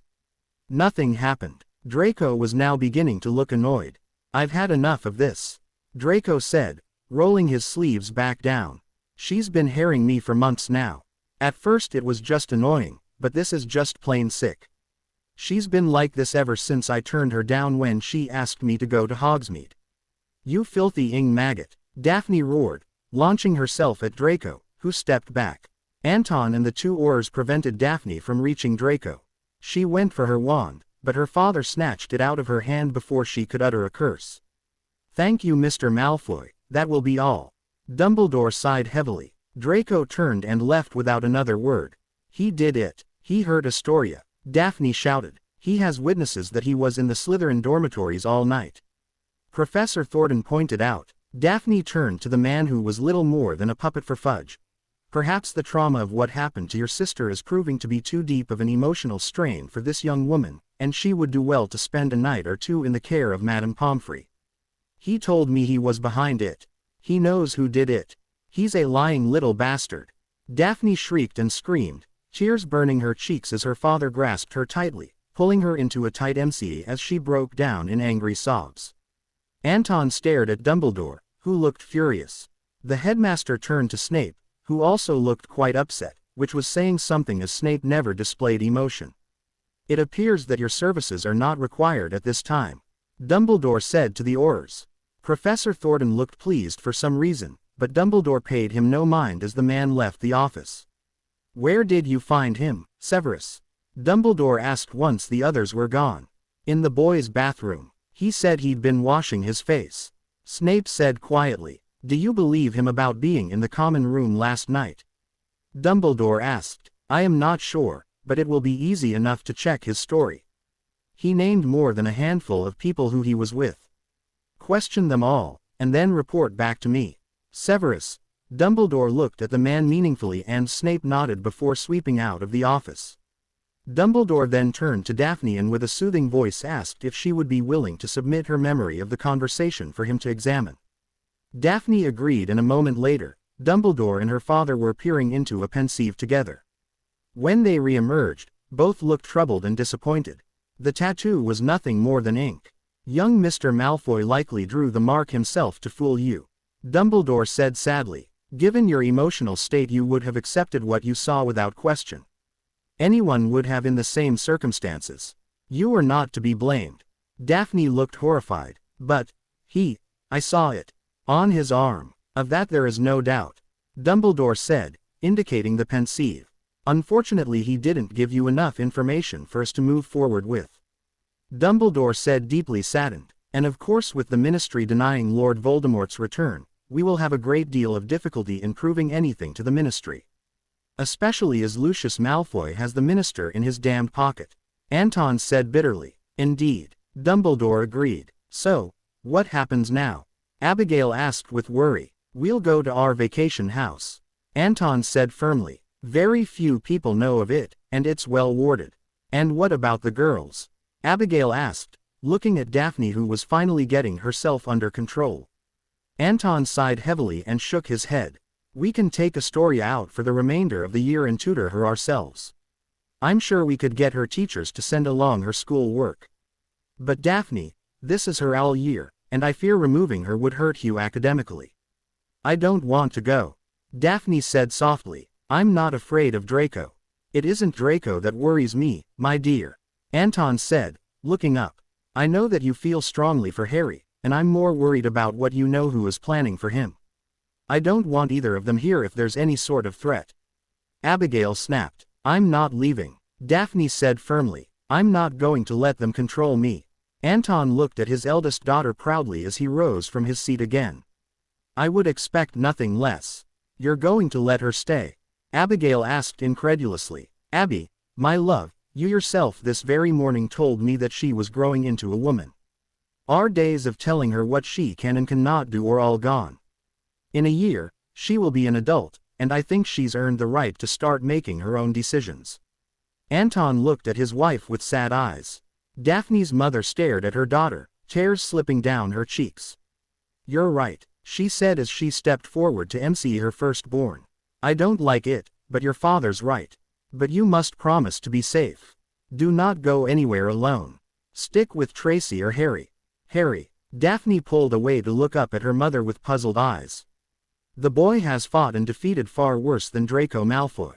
Anton said with a nod to Dumbledore, who smiled softly and returned the nod. Daphne quickly guessed that her parents must have been speaking to the headmaster about her friend before she had come storming in. If anyone can protect you, I believe he's the one for the job. Daphne's father finished, folding his arms across his as though he'd just decreed Harry suitable for his daughter. But what about what Draco said about? Daphne began. Daphne, regardless of what that boy said, you and Harry have already begun to grow close. What happens between you is no one else's concern. Just do as your grandmother and I advised you, and forget about the rest. Abigail said. And you will write to us more often than has been your usual amount this year.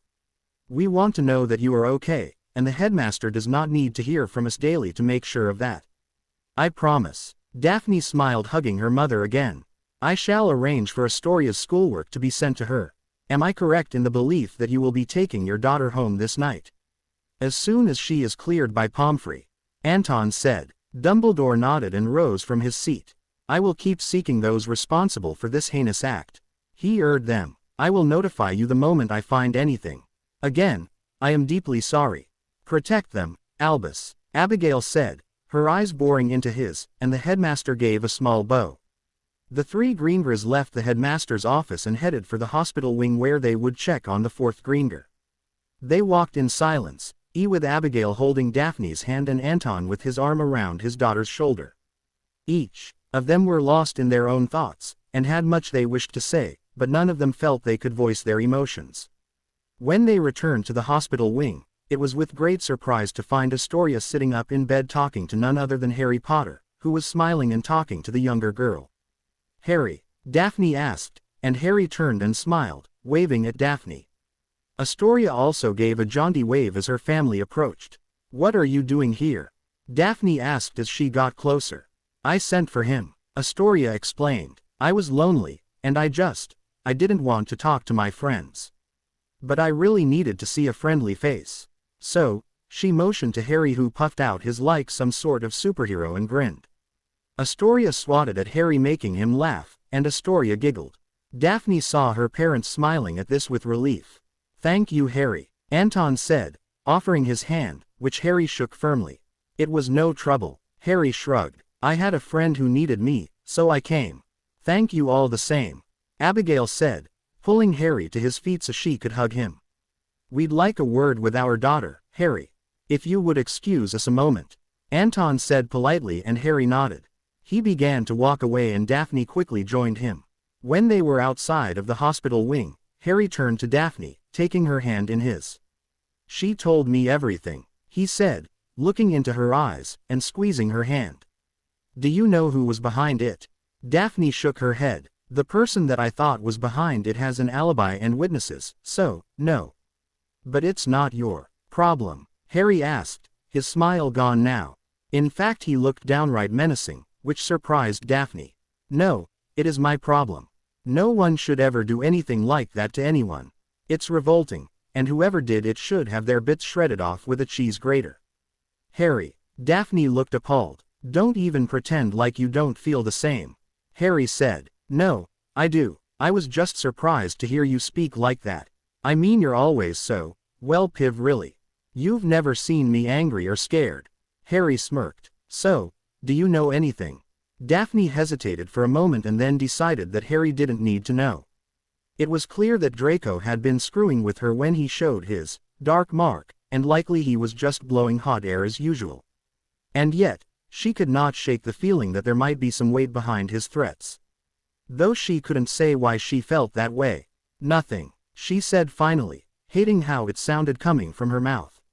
"Listen, do you think we could go for a walk or something? I really need to get out of the castle." "Yeah," Harry nodded. Daphne rushed back into the hospital wing to let her parents know she was leaving, and bade them goodbye, as well as hugging her sister tighter than she ever had before. Astoria leaned close to her older sister's ear and whispered softly so only Daphne could hear. "If you let him slip through your fingers, I will never ever forgive you," she said. Daphne felt herself smile in spite of everything, and with a final hug to each of her parents rushed out to grab Harry and get outside. As they walked outside, they talked about unimportant things, like Cleese and their holiday. Daphne finally got around to asking Harry where he had disappeared to before the holiday break, as he wasn't on the train. Harry got rather pensive for a moment and then, with a deep inhale, he began to tell her. I had this bad dream, and I saw Ron's dad being attacked. It turns out that it wasn't a dream and Ron's dad really got hurt. Dumbledore sent me and the Weasleys home that night so we could go to St. Mungo's. Was he all right?" Daphne asked with genuine concern. "Yeah, he came home right after the New Year, and he's much better. Tired, but all in all." "What did you, in your dream what happened?" Daphne asked. "He was attacked by a giant S," Harry said, though he avoided her eyes. Daphne could tell that he was getting uncomfortable, and figured it was best not to pursue it. It was cold outside, and the grounds were covered in snow with barely a mark, as no one had ventured outside yet. Daphne quickly cast warming charms on the both of them, as neither had gone to get a coat. "How are you?" Harry asked, now looking to Daphne, who shrugged and sighed. "I'm angry. I'm so angry right now," she said, looking at Harry, who nodded with understanding. "It didn't happen to me, and I feel so violated, and I just want to find whoever did it and use the worst possible curse I can find on them for what they did. Why would anyone want to hurt her? Isn't she pretty popular?" Harry asked. "I wouldn't say that," Daphne shrugged. But there's more to this than just, you know what, can we just talk about something else? It's been a really rough day, and I just don't want to dwell on it because I can't do anything about it right now. I can understand that, I guess. Harry shrugged. It's so funny how things can change. This morning I was really focused something I wanted to ask you, and then all this happened and it just kind made everything seem so meaningless. Maybe if she'd been training with us, she might have been better prepared or something. Daphne sighed as she stopped and leaned up against a tree, shoving her hands in her pockets. She looked to Harry and he noted how confused and sad she looked. Her eyes, normally so empty, were a sea of anguish. Harry hated seeing that more than the blank blue orbs he normally stared into. "What did you want to ask me?" Harry asked, taking a step closer to the, whose cheeks got a bit pinker, and he knew it wasn't the cold making that happen. "Oh, it was nothing really. I had this talk with my mum and grandmother before we came back to school, and it just got me thinking about a lot of things." Daphne said, trying to wave it off, though her heart was beating a bit faster in her. "Well, it must have been important to you," Harry said, looking at her curiously. "It was. Well, it still is, but it's just with everything," Daphne shrugged. "I understand," Harry chuckled. "Something bad happens, and you focus on that, and nothing else seems to matter. Everyone tells me that I shouldn't do that, but I can't help it. Maybe I'm mental, but I feel like I've got to try and help in any way I can." "Which is why you went to see Astoria." Daphne smiled appreciatively at Harry, who nodded. "She needed someone to talk to, I guess. I was happy to be that person," Harry said, kicking the toe of his shoe in the snow. "When I said goodbye to her, Daphne smirked, shaking her head. "She told me that if I let you slip through my fingers, she'd never forgive me." Harry looked up, and Daphne, realizing what she'd said, turned crimson. She stammered. "What do you mean, let me slip through?" Harry asked, smirking a bit as he took another step towards her. "I really need to learn to keep my mouth shut." Daphne shook her head, avoiding Harry's eyes. "Ever since New Year's I haven't been able to stop thinking about you, all right?" Daphne said, still keeping her eyes on the ground.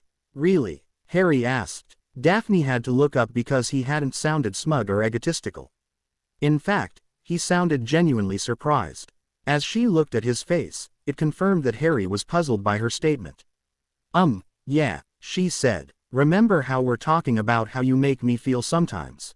You said I made you sick." Harry smirked. "I did not," Daphne said, indignantly, though she was laughing. She stood up and gave him a playful shove. "I said that I sometimes feel nauseous when I know I'm going to say you jerk." "Oh yeah, that's right. I make you want to throw up." Harry laughed. "You're such a git, you know that." Daphne smiled. "Can you be serious for a moment? This isn't going to be easy for me. And I don't know if I'll ever feel they enough to do this." "Okay, I'll try." Harry nodded. Daphne took a few moments before she continued. "Look, I like you, Harry. I think I have for a while, but I've been denying it, because I've been afraid. Petrified is probably more accurate, but I don't want to be afraid anymore." Harry watched as Daphne took a very deep breath and closed the gap between them in 3 steps. She looked up into his eyes and he saw something he'd never seen in her eyes before. It was beautiful, it was hypnotic, and it made Harry's heart feel like it would burst. She took his hand in hers and she took another steadying breath. "I thinking you that night really kind of, I don't know, made me want more than just be friends. So, here I am, asking you right now, how you feel about me, Harry." Harry stared at her eyes, entranced by the emotion he was seeing reflected in those sapphire blue pools. His throat felt tight, and the only sound that emerged was a strangled groan. Daphne raised an eyebrow questioningly, confused as to what was happening, but before she could comment, Harry pulled her to him and bent a bit, capturing her lips with his. It was very different from their first a few days before. It was soft, and warm and meaningful. It was peonate, and Daphne felt her toes curling with the power of it.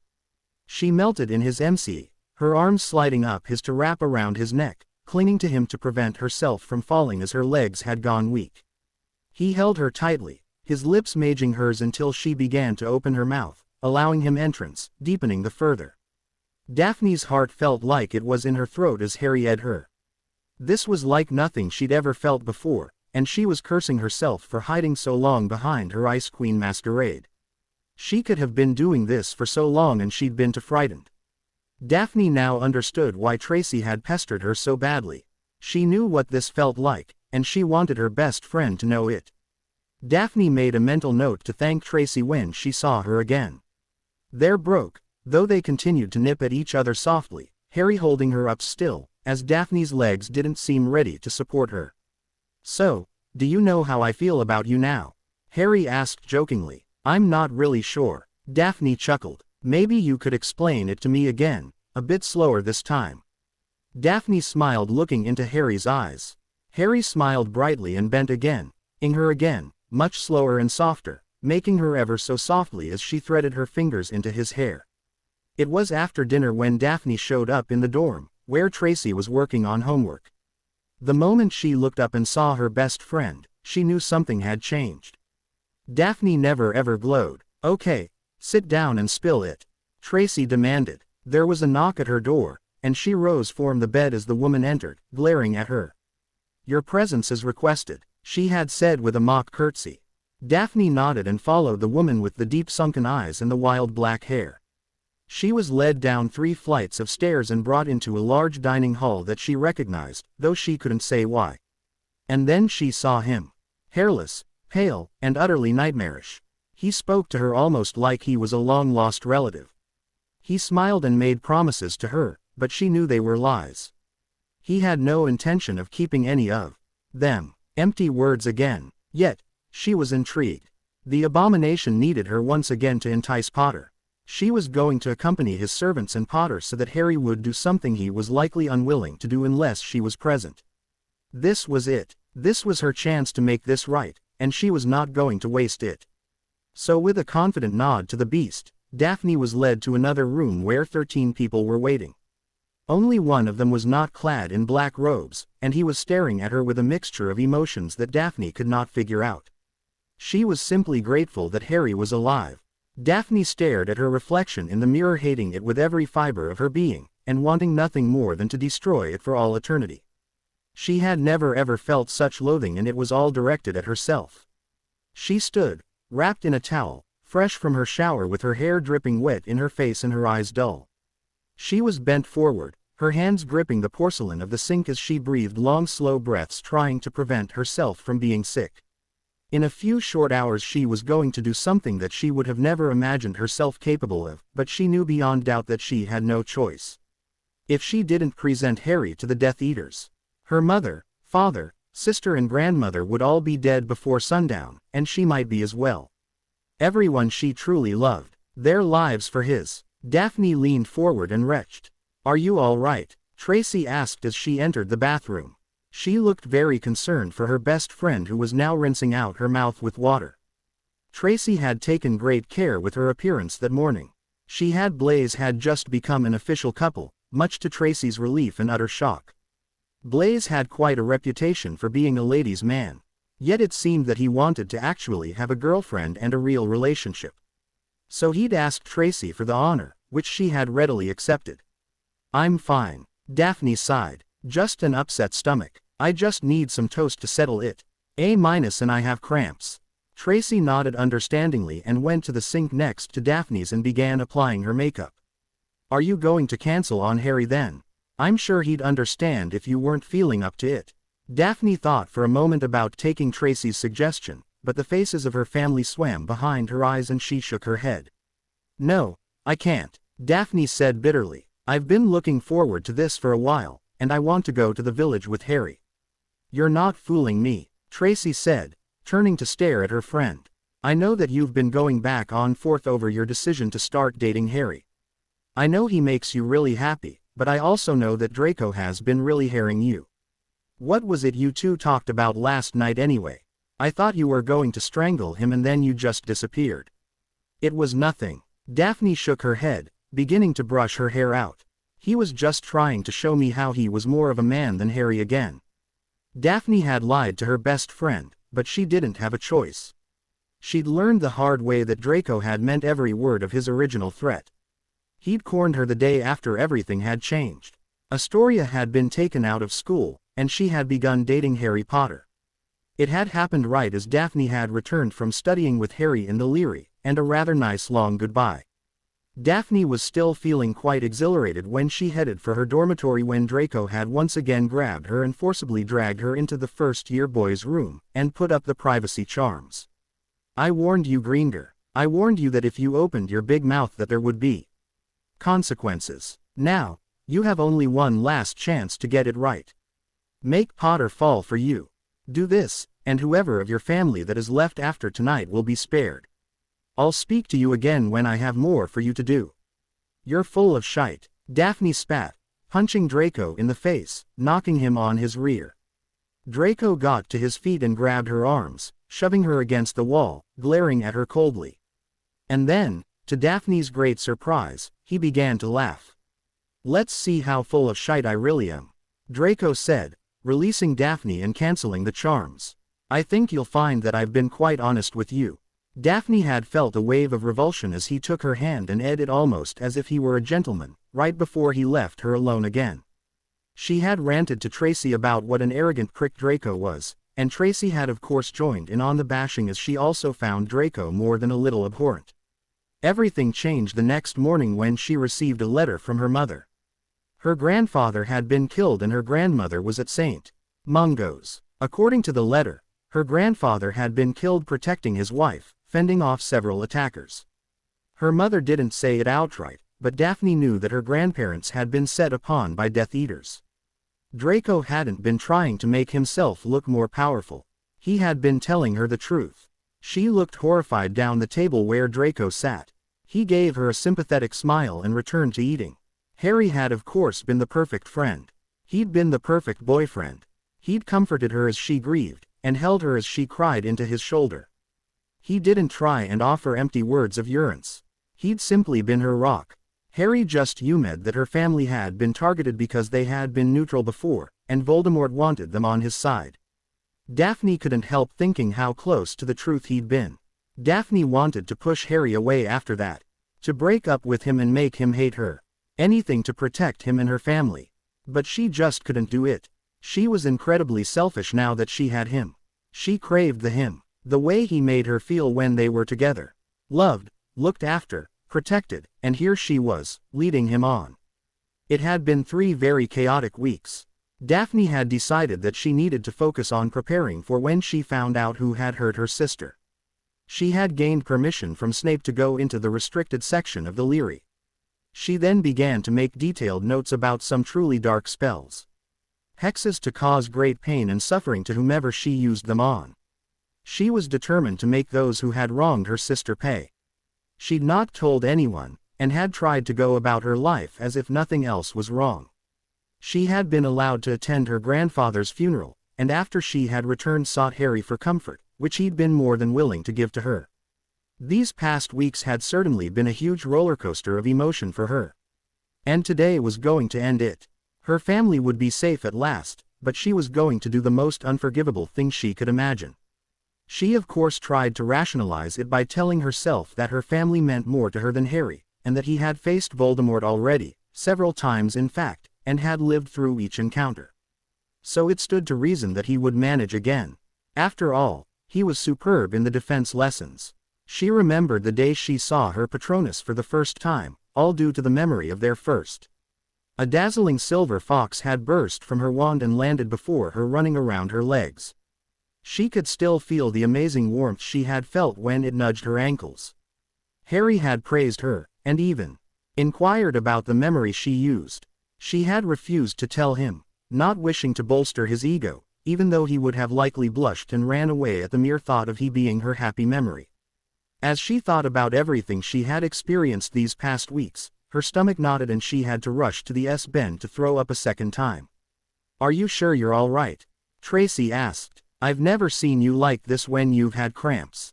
Tracy's eyes went wide with shock as she posed her next question. "Oh my gods, are you pregnant?" "What?" Daphne asked when she was able to look up. "I didn't think you would move so fast, but have you and Harry?" "No, are you out of your mind?" Daphne shot back. "I'm just not feeling right, okay. Harry and I have only ever ed. He's never even felt me up." "Well, that's a shame. Tracy smirked. We haven't had a moment alone where he could. Why am I even telling you this? It's none of your damn business. Daphne shouted. Okay, okay. Tracy said, holding up her hands in surrender. It's just, for as long as we've been friends, I can't remember you ever tossing your cookies like that. I'll be fine. Daphne lied. Well, you'd better get moving or you won't get any breakfast before you leave. Tracy said, looking worried at Daphne, who was trying to pull herself together. Daphne regretted shouting, but she was terribly edgy this morning, and she wasn't even sure how she was going to manage with Harry. After Tracy left, Daphne went back to the mirror and attempted once again to fix her hair. Her despair was so great that she was unable to do much, and in the end, pulled it into a ponytail. Doing her makeup was easy, as she never wore much, and finally she dressed, slipped her wand into her dragon hide jacket which Harry had gotten her for her birthday, and headed up to the Great Hall. As she walked up towards the Great Hall alone, she thought over what she was to do. Draco had caught her the previous evening once again. This time, rather than smug, he looked a bit strange. Anxious. He didn't say anything at first, but handed her 3 photographs, which made Daphne's heart freeze in her. There was no mistaking the house. It was her family's vacation house. The one that was supposed to be well hidden and protected. The second was shot through a window into the house where Astoria was lying on the floor reading, unaware she was being watched while her mother sat in a chair speaking to someone. And the third showed her father tending to her grandmother who'd been released from St. Mungo's a week earlier, and was recovering with her family. This is to motivate you, Draco said with his usual veto. Why are you doing this? Daphne asked, looking into his hard gray eyes. Draco shook his head and sneered. Because it's time to restore the proper order to our world. We are the superior wizards, Greengar. He'll make you understand. Take Potter to the edge of the village heading towards the mountains, away from the train station. Be there at noon, and keep him there. Tell no one, or they die. Get him there, or they die. Then, you'll be free. He said before slipping past her, leaving her with the pictures and a heavy heart. She hadn't slept at all that night. All she could think of was some way out of this. She could try and tell Dumbledore, but that hadn't worked before. Draco had been able to slip out of it. And her grandparents had been attacked, and she'd lost her grandfather. Now she stood to lose everything. Daphne had wept a lot during the night. She felt so lost and there was no one she could turn to. She wondered about some way to warn Harry, but Draco had told her that she had to get him to the designated spot or her family would die. If she warned him, he might not go. On the other hand, she knew Harry well enough now, that if she did tell him, he would go simply to protect her and her family. He was stupidly noble that way. Granger had called it his saving people thing when they had been talking about Harry's exploits a few weeks back. And so, Daphne knew what she had to do. She had to hand Harry over to the Death Eaters, and with every step she took, her self-loathing grew and grew until it was all-consuming. She had to stop at the entrance to the Great Hall and steady herself. She knew that once she saw him that she would be unable to go through with it. But her family needed her. Her mother and father, and even Astoria, who was so much stronger than Daphne believed herself to be. So, Daphne made another decision. With a very deep breath, she shoved down everything she felt for Harry. The way she felt when he smiled at her, and playful nudged her. Or the way he smelled in the morning, fresh from a shower. How it felt when he took her hand in his, or his arms wrapped around her, holding her so damn tight that she felt she would exploded from the nirvana of it. And then there were his S. Those sweet tender mind-blowing S.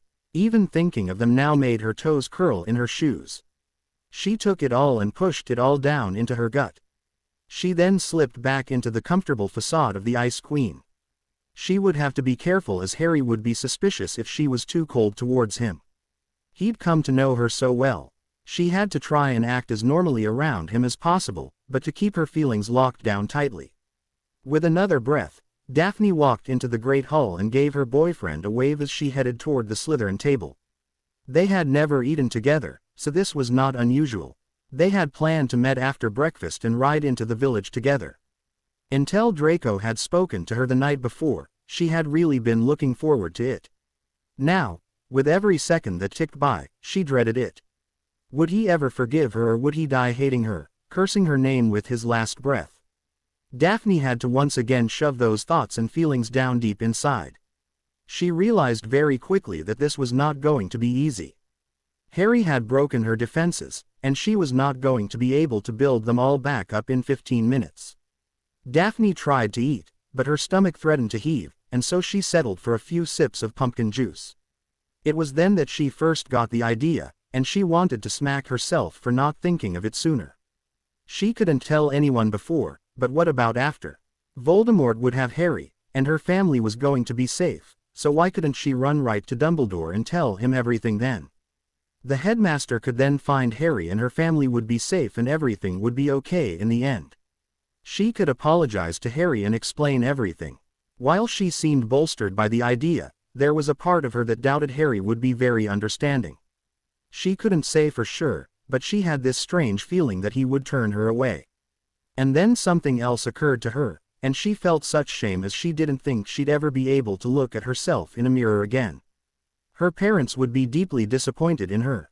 And Astoria, gods, Astoria was likely to hex her into oblivion for giving up Harry. She was supposed to be better than this. But they didn't understand. She had to protect them. She was the only one who could do it. They didn't even realize how close their ultimate doom was. It was right outside their door, with only Daphne standing in its way. She had to do this. She had to protect them, and she could make them understand after it was all done. She checked her watch, and with a quick wipe of a napkin to her mouth, Daphne steeled herself and rose to meet fate. Harry was waiting expectantly with a bright smile, which faded a bit when he saw her face. Daphne winced inwardly. He already knew something was wrong. "Are you all right?" he asked. Did something else?" "No, I'm fine," Daphne lied, ing him as sweetly as she could. "I'm just a bit under the weather." "We could skip this," Harry suggested, and Daphne felt like she might burst into tears. She gave his hand a squeeze and shook her head. "I'll be fine, I swear," she said, trying to bolster her own confidence while simultaneously trying to ease his mind. "I've been looking forward to visiting the village with my boyfriend," he said with a weak smile. "Are you sure?" he asked, looking at her critically. "You really look pale. Maybe it would be better." "Harry," she said sternly, "I promise that I'm fine. Now take me to Hogsmeade, so I can drag you shopping." Harry's smile returned and he eyed her sweetly, making her feel like crying again. She managed to get herself under control before he pulled away and they got into a carriage. She sat close to him, clutching his hand in hers, and the panic gripped her heart. She desperately wanted to tell him, to warn him, but she kept imagining her parents' dead bodies, her grandmother's broken body, her home burning, and Astoria's screams as they did unspeakable things to her. She needed to be strong now. They spent the morning visiting shops, with Daphne acting as if she didn't have a care in the world, but she would occasionally catch Harry looking at her with questioning eyes. She wasn't so foolish as to believe that he was buying her act. She wasn't that good an actress. She simply kept up the story that she wasn't feeling all that well. However, anytime he suggested they head back to the castle, she adamantly refused. She was not going to back out now. Her family was depending on her, even if they didn't know it. "Can we get away from all these people?" Daphne asked as they walked through the crowds. "Do you have someplace in mind?" Harry asked with a smile. "I just want to get away from everyone. I feel like they're staring, you know," Daphne said, avoiding his eyes. "Why don't we just go that way for a while?" Harry nodded and offered his arm. Daphne took it, feeling bile in her throat as she began leading him to his fate. They walked silently for a while, but it got to be too much for Harry and he had to speak up. "You've been a bit off today," he said without preamble, "and I know you said you weren't feeling great, but there's more to it, isn't there?" "Why do you say that?" Daphne asked. "Well, for one, you've barely looked at me all day," Harry pointed out. Daphne turned to look him in the eyes, and he frowned.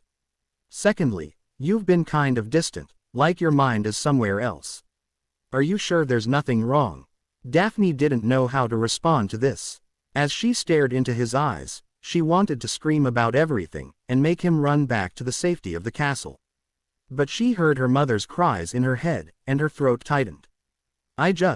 She started and had to fight from crying as her eyes stung. She blinked and rubbed her eyes furiously. Draco said some really mean things this morning, and I guess I let it affect me. I know he's a giant ass, but sometimes. He's a git, and you shouldn't take anything he says to heart. He's just jealous and angry. Harry sighed, taking her into his arms and holding her tightly. Daphne sighed, and bit her lip to keep from crying. Can we keep walking? She asked. I like it up here. It's really peaceful, you know. Harry took her hand again and they continued walking. This time Daphne began asking Harry all sorts of questions, just to keep him from thinking about what might be wrong with her. They were just reaching the foothills of the mountains when there was a very loud explosion. They both turned to see smoke rising from one of the buildings in the village. What the hell? Harry asked, looking down on the burning building. They could see people running, and soft screams reached their ears. Harry pulled his wand from his wrist holster. We've got to get down there, Harry said, but Daphne held him firm. No, she said. He turned to look at her, and he saw it. The same look he'd been catching glimpses of all morning. It was terrible to behold. Such a deep sorrow filled her eyes, and she was beginning to cry. Tears falling from those soulful blue eyes that had once been so hollow and cold. Daphne, Harry started to ask when he felt his wand being torn from his hand. He turned and immediately placed himself between Daphne and the black-robed figures. Ah, how sweet, he thinks he can protect her from us. A hoarse gravelly voice said from behind them. Harry turned and saw 3 more figures emerging from nothingness. Death Eaters disillusioning themselves and approaching with wands raised. So the gravelly voiced one said again. So stupid, you're a bigger fool than the Dark Lord believes you are, Potter. Another voice said. Leave her alone, Harry said threateningly. Of course we will, the gravelly voiced one said. She's to be rewarded after all. What? Harry asked with confusion. She brought you to us, Potter. The gravelly voiced one said with a laugh. The others began to laugh as well, and Harry turned to stare at Daphne with utter bewilderment. Daphne couldn't look at him as the tears continued to fall. Daphne, he tried to say. She recoiled as if she'd been hit when he looked at her. It was like nothing he'd ever felt in his life. Even his years suffering at the hands of people who were supposed to be his family couldn't prepare him for the gut-wrenching heartbreak he was suffering at that moment as he stared into her perfect blue eyes, so full of pain. She'd led him to them.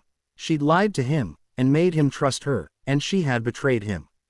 Why? He choked out. I didn't. I couldn't. Daphne stammered and the Death Eaters began to laugh all the harder. It was like a knife to his. Harry felt like his lungs had collapsed. He looked at the laughing Death Eaters and back to Daphne who was crying hard now. His mind felt fuzzy and Harry just couldn't understand what was happening. He looked at Daphne again, pleading with his eyes to help him to comprehend just what was happening. He tried to ask, but his throat closed up so tightly that he was sure he would be unable to breathe. Daphne was reaching for him and he took a step back, shaking his head. And then everything went black. Daphne screamed as Harry was stunned. She leapt forward, grabbing Harry as he slumped down, begging for them to leave him alone. She shrieked and flailed when the biggest Death Eater grabbed her and flung her back as he bent to retrieve Harry's prone form, ignoring Daphne when she got to her feet and started smacking him, completely forgetting she was a witch. Grab that, and let's get out of here, the gravelly voice man said. Daphne suddenly found herself being dragged away with her arms twisted up behind her back. You were supposed to let me go, she shouted. What, so you could go running to Dumbledore? The gravelly voiced one asked with mirth. I don't think so, love. The Dark Lord wants us to bring you as well. Daphne turned herself as best as she could to watch as Harry was lifted by the biggest of the robed men and was taken away with a crack of apparition. Daphne shrieked with rage as she was lifted off the ground and she felt the discomfort of apparition. She only caught a glimpse of their destination before she herself was stunned, and unconsciousness took her into its cold empty. Harry's knees slammed into hard stone and then he was suddenly pulled to his feet by his collar. It took a moment for his to re-engage, but as soon as he took in his surroundings, he knew exactly where he was. The Ministry of Magic. Harry quickly looked around, taking in everything. The atrium was deserted, with not a soul in sight. Harry thought it was strange that there should be no one there at all. Harry knew that he needed to find a way out of here, or at least some way to call for help. There were 12 Death Eaters and, to Harry's immense surprise, Daphne. She was looking at him with concern and Harry felt a burst of emotion at seeing her alive and safe, but it all turned sour after he realized she was safe. She had led him to the Death Eaters. She had handed him over. That was why she had been so weird that day. She was working with the Death Eaters, and he'd been a huge idiot in trusting her. Daphne was very happy to see that Harry actually looked all right. She was sure that he'd be very bloody and tired looking. Daphne thought that Harry would have been tortured throughout all their captivity, but he looked as if he'd been taken care of, much like she had. Somehow, Daphne felt that seemed a bit strange. "Let's move," the Death Eater holding Harry said, shoving him forward. "Bella, do be a dear and take care of the Order member standing guard." Harry recognized the voice of Lucius Malfoy. Draco's father was standing right next to him, and Harry glared at the man. Lucius looked back at Harry and smirked behind his mask. "Once the way is clear, we will proceed," Lucius told the rest of the group. The Death Eater Lucius had called Bella headed towards the lifts, skipping merrily. Harry was shoved forward roughly again as the group followed. Daphne found herself walking next to Harry, who was being led by a tall, bulky-looking figure. Daphne looked at Harry, trying to talk to him with her eyes, but he was refusing to look at her. Daphne's heart sank a bit, but she had expected this. And now was not the time to explain things. She needed to get them out, then she could try and make him understand. First thing was first, though. Daphne really needed a wand. The group waited at the lifts for several minutes, with the Death Eaters surrounding the two teens. Daphne kept trying to catch Harry's eye, but he stubbornly refused to look at her. Daphne could feel his anger radiating off of him, and it made her feel all of her self-loathing return. She just kept reminding herself that she could explain it all later, and he would understand. He had to understand. She decided it was probably better to figure out a way to get hold of a wand. The man who was her personal guard was rather slim, and she thought he might be rather fragile. Daphne knew she couldn't count on that, however, but she knew exactly how to hit him. She just had to be patient. Bella returned after several minutes, humming maniacally as she opened the lifts, allowing the rest of the group to clamber in before going down. "Any trouble?" Lucius asked, and Bella cackled. "Those idiots didn't even bother to move their watchdog to another position," she cried gleefully. The lift opened into a long dark corridor which Harry recognized from his trial. Daphne and Harry were shoved forward as the group marched forward. Harry saw a body lying on the ground, half covered in an invisibility cloak. He silently prayed it wasn't Mr. Weasley or someone else he knew. Bella giggled like a first year as she shot a hard kick to the man's ribcage. The group entered a large circular room with about 20 identical black doors. Bella was the last one in, and she shut the door behind her, still humming to herself. She kept looking at Harry, and he could see her eyes through her mask and couldn't stop himself from shivering whenever he caught her eyes. She was staring at him like a starving person. Once the door shut, there was a rumbling, and the room began to spin. Harry tried to watch, but soon found that he was becoming very dizzy. Daphne lowered her eyes to prevent getting nauseous. She shoved her hands into her pockets, making sure for the 50th time that the fake galleon was still there. She gripped it tightly in her hands, and looked up again when the rumbling stopped. "Hall of Prophecies," Lucius called out, and a door to the left opened. Daphne's eyes grew wide as she looked into the doorway. It was very dark, but it looked like a clear night skies with millions of dazzling blue lights. One by one the Death Eaters entered the door, shoving Harry and Daphne along with them. Harry and Daphne were led down a long aisle in the Hall of Prophecies. Deeper and deeper they went. All the while, Daphne kept her eyes open for escape routes. Her escape plan was very tentative at the moment. Get a wand, tap the galleon, run with Harry. That was all she had, but it was good enough. Get a wand, tap the galleon, run with Harry. "Ah, here we are. Now Potter, if you would be so kind," Lucius said, pointing to a shelf. Harry looked up at the shelf, then back at Lucius. "Please remove that prophecy, and place it in my hand. No tricks, no funny business. Slow and simple. Get it yourself," Harry said very slowly and coldly. Lucius had to smile at the boy's veto. "I'm afraid that I cannot. Only those whom the prophecy refers to can retrieve it," Lucius explained. "Now take it, and hand it to me." Harry stared back defiantly and shook his head. "Imperio!" the woman shouted. "Take the prophecy, Potter. Go yourself." Harry snapped back, staggering a bit and shaking his head as he fought off the imperious curse.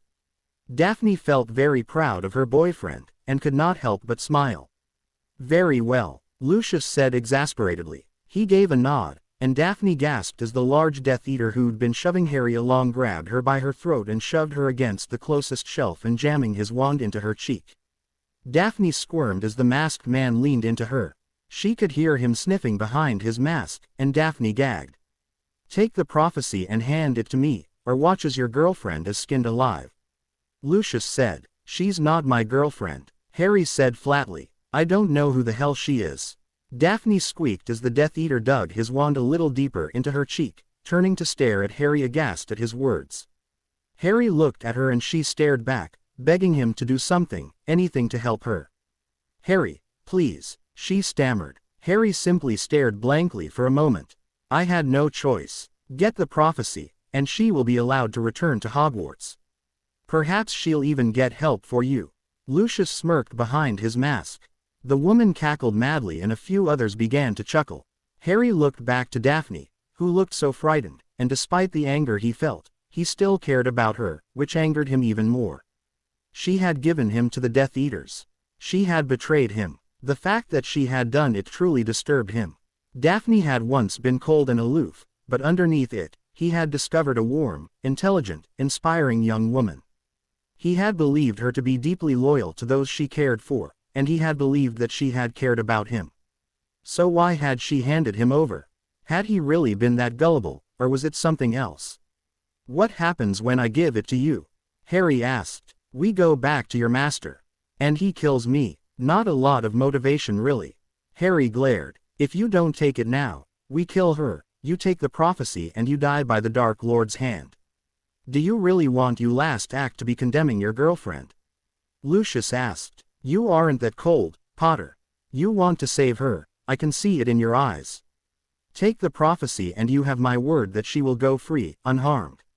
The man holding Daphne looked up and Harry knew the man was either not told about this, or that it was a new development, which told Harry that he was being lied to. But maybe if he took the prophecy, he might be able to do something that could get Daphne out of here for real. Harry knew his fate was sealed. He had no wand, and Voldemort was hell-bent on killing him. If he ran, Daphne would be killed. As much as Harry hated to admit it, he couldn't live with himself if she was killed when he could have done something, not matter how little time he had left. It just wasn't in him to be that selfish, that cold. He was not her, and maybe she would tell Dumbledore or anyone else that the Death Eaters had taken the prophecy. Harry was sure he'd die as soon as they returned to Voldemort. So, at least this was a chance for the Order to fight Voldemort. With a heavy sigh, Harry scrunched his face in a look of purest loathing as he stepped forward. He looked up at the immense shelf, and then looked up and down the row. This room was immense, and the shelves reached to infinity it seemed. He glanced back at Daphne, who was still watching him, tears in her eyes. Harry shook his head, and slowly reached for the glowing blue ball that he'd been pointed to. He wasn't sure what to expect, but the GL ball felt cool, and light in his hand. The light was actually a strange blue mist, not dissimilar from the ghosts at the castle. As he held it in his hand, he thought he felt it beat a bit. He held it delicately as he turned towards Lucius. Malfoy was holding out his hand to accept the prophecy when there came a howl of pain. Daphne knew this was her time. She realized without a doubt that the time was now. So as Harry grasped the prophecy, she made herself ready, placing one foot in ready, and with every ounce of strength she possessed rammed her knee right in between the legs of the man who'd been holding her against the shelves.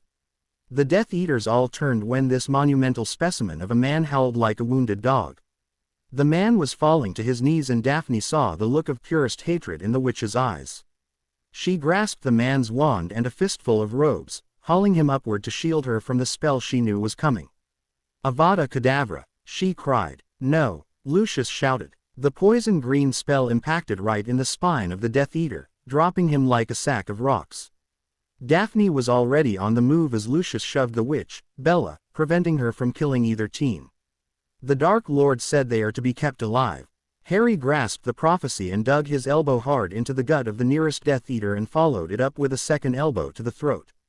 "Run!" Daphne shrieked, grabbing the wand from the man Harry had just downed who was clutching his throat, and led Harry deeper into the Hall of Prophecies. Daphne looked over her shoulder and saw that the Death Eaters were rounding the corner in pursuit, shouting warnings at them, while Lucius kept reminding them to stun only. "Reducto!" Daphne gasped, aiming behind her, hoping that she hit something. There was an explosion and a shout, but when Daphne looked again, all the living Death Eaters were still chasing them. "There!" Harry shouted, and Daphne took the hard left. The teens ran down the aisle, took 2 more lefts and then a right, losing their pursuers for a moment. Daphne grabbed Harry's arm as she knelt down to catch her breath. She handed him the second wand she had grabbed and then reached in her pocket for the fake galleon. She closed her eyes tightly, concentrating on the message, and then tapped the edge of the coin with her confiscated wand, smiling softly when she saw the results. "Hopefully someone will go to Dumbledore, so we just had to stay alive for a bit," she said as she looked up at Harry, who was clutching his side and glaring at her. Daphne felt her throat tighten and her heart sank. "I'm sorry," she whispered. Harry shook his head and turned away from her. Daphne cursed inwardly. She didn't have time to further pursue her apology as 2 of the Death Eaters had found them. A brilliant orange curse sailed over Harry's head, just missing him and smashing into several of the spongy L spheres, shattering them. "Bombarda!" Daphne shouted, flicking her wrist. Her spell impacted on a bright blue shield from one of the Death Eaters. Harry had begun throwing curses as well, and the 2 teens had little choice but to begin backing away. "Why did you do it?" Harry shouted between hexes. Daphne's eyes widened and she spared a glance at him, nearly getting hit by a spell. Harry conjured a spell to protect her and then fired of 3 stunners. "Do you really think this is the time?" she asked, sounding very freaked out. "There they are!" Another Death Eater shouted from behind them. Daphne spun and cast 4 reductors, smashing into the shelves and obliterating dozens of GL orbs in the process. Harry was fending off the first 2 that had found them. "We really need to get out of here," Harry stated. Daphne began sprinting towards the single Death Eater with Harry close on her heels, still trading spells with their pursuers. Daphne took full advantage of the 3rd Death Eater's confusion from all the exploding prophecies and hit him square in the with a powerful Defindo. The man screamed in agony as Daphne leapt over him. "There's a door," Daphne said over her shoulder. Harry grabbed her arm and began running even faster, now leading her to potential salvation. They were getting ever closer when 4 Death Eaters stepped in front of them. Both Daphne and Harry skidded to a halt, nearly falling on their faces. "The fun is over, Potter," the witch Bella shrieked maniacally. "Hand over the prophecy, Potter," Lucius Malfoy said sourly, stepping forward. "Hand it over now, and no harm will come to the girl."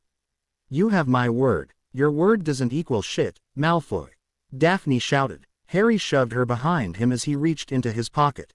"Why is this so important?" Harry asked, trying to buy time. "Does it matter?" Lucius asked. "You can't defeat us, and there is no hope of escape. Be a man and face your doom standing tall, not running like a coward."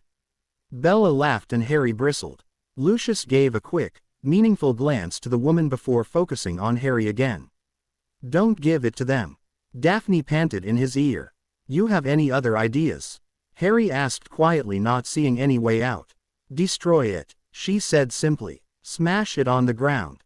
Then we have nothing to bargain with," Harry replied. "They're going to kill us either way, Harry," Daphne pointed out. Harry grimaced, realizing she was right. He heaved a sigh as he looked at Lucius' eyes. Malfoy began to smirk, his hand reaching forward. "Just hand it over," he smiled. "Throw it, Harry. Throw it as hard as you can," Daphne said as the idea occurred to her.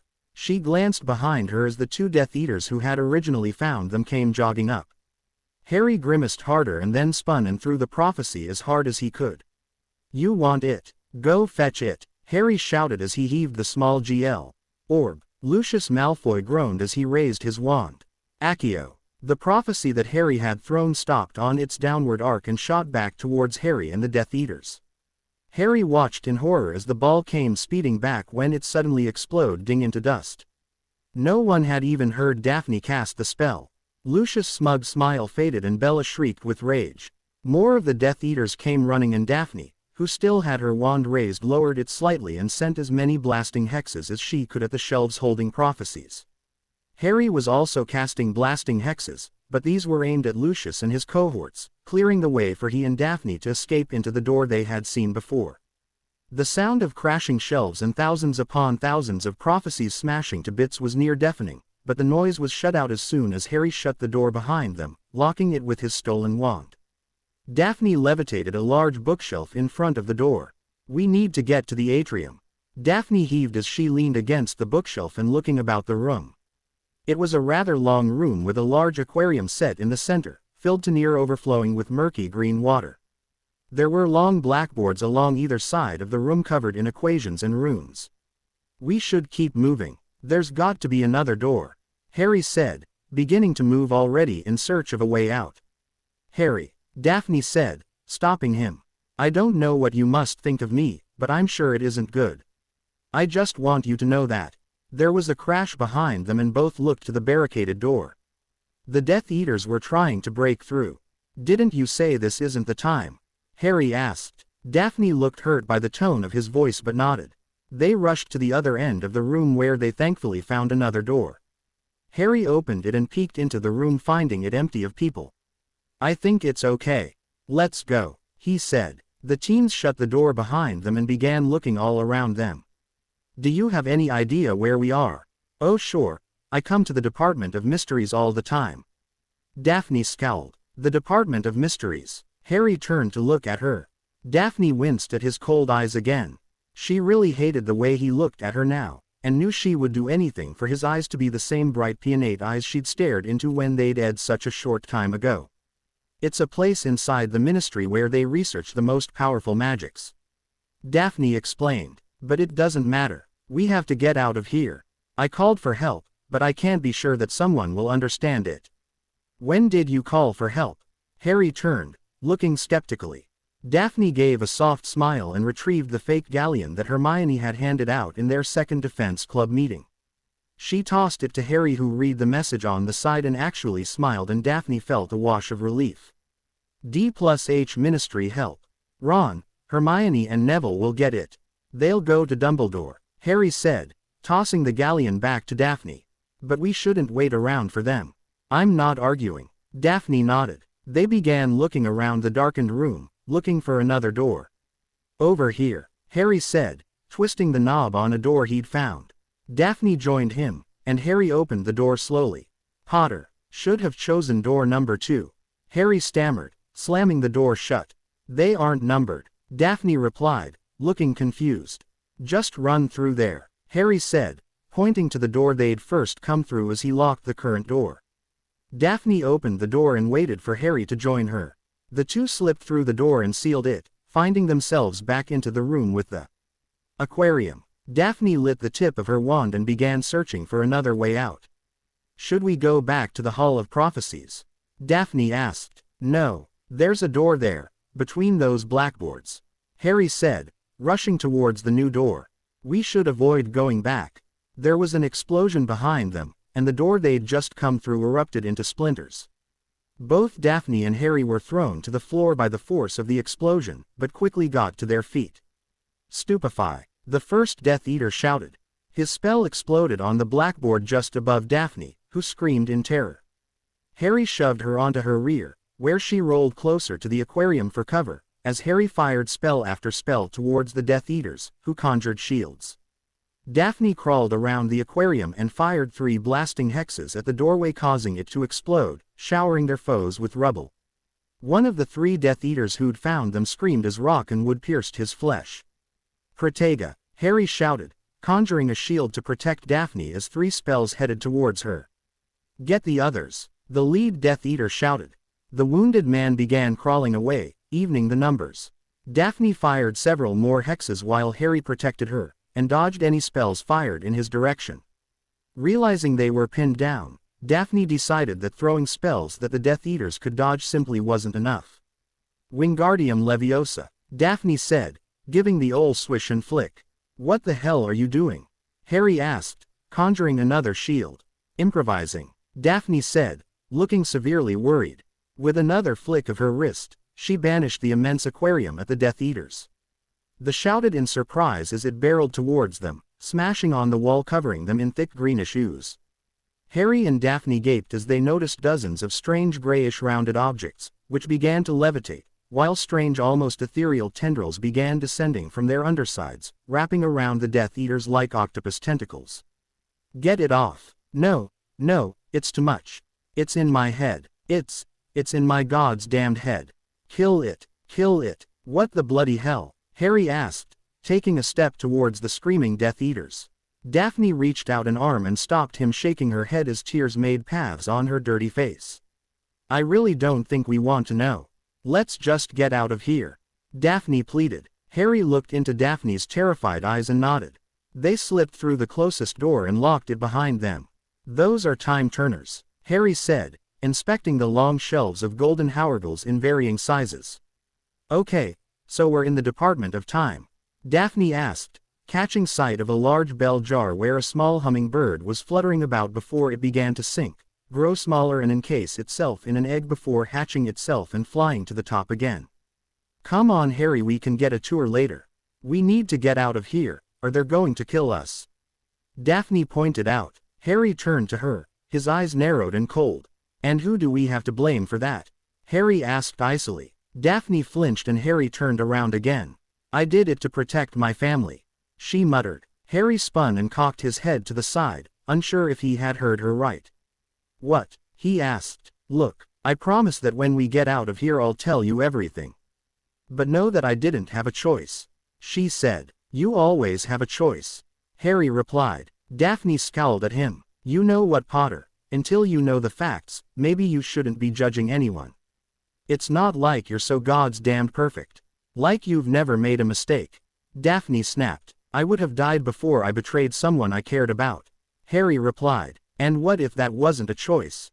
Daphne responded. "What do you mean?" Harry asked. "I told you I would explain everything," Daphne said again. "Get us out of here and then you'll know what happened and why I did what I did. And then if it pleases you, you can pee your holy judgment."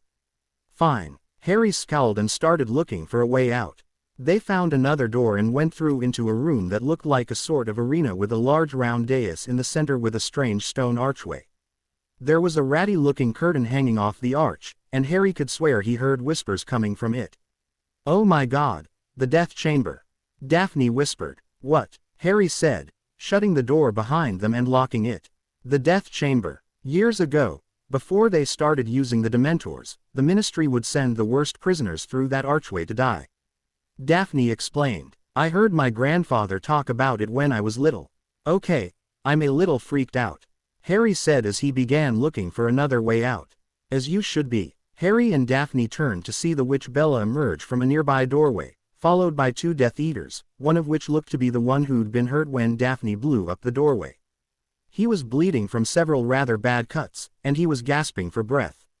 And if Harry was reading his body language right, he was more than a little miffed.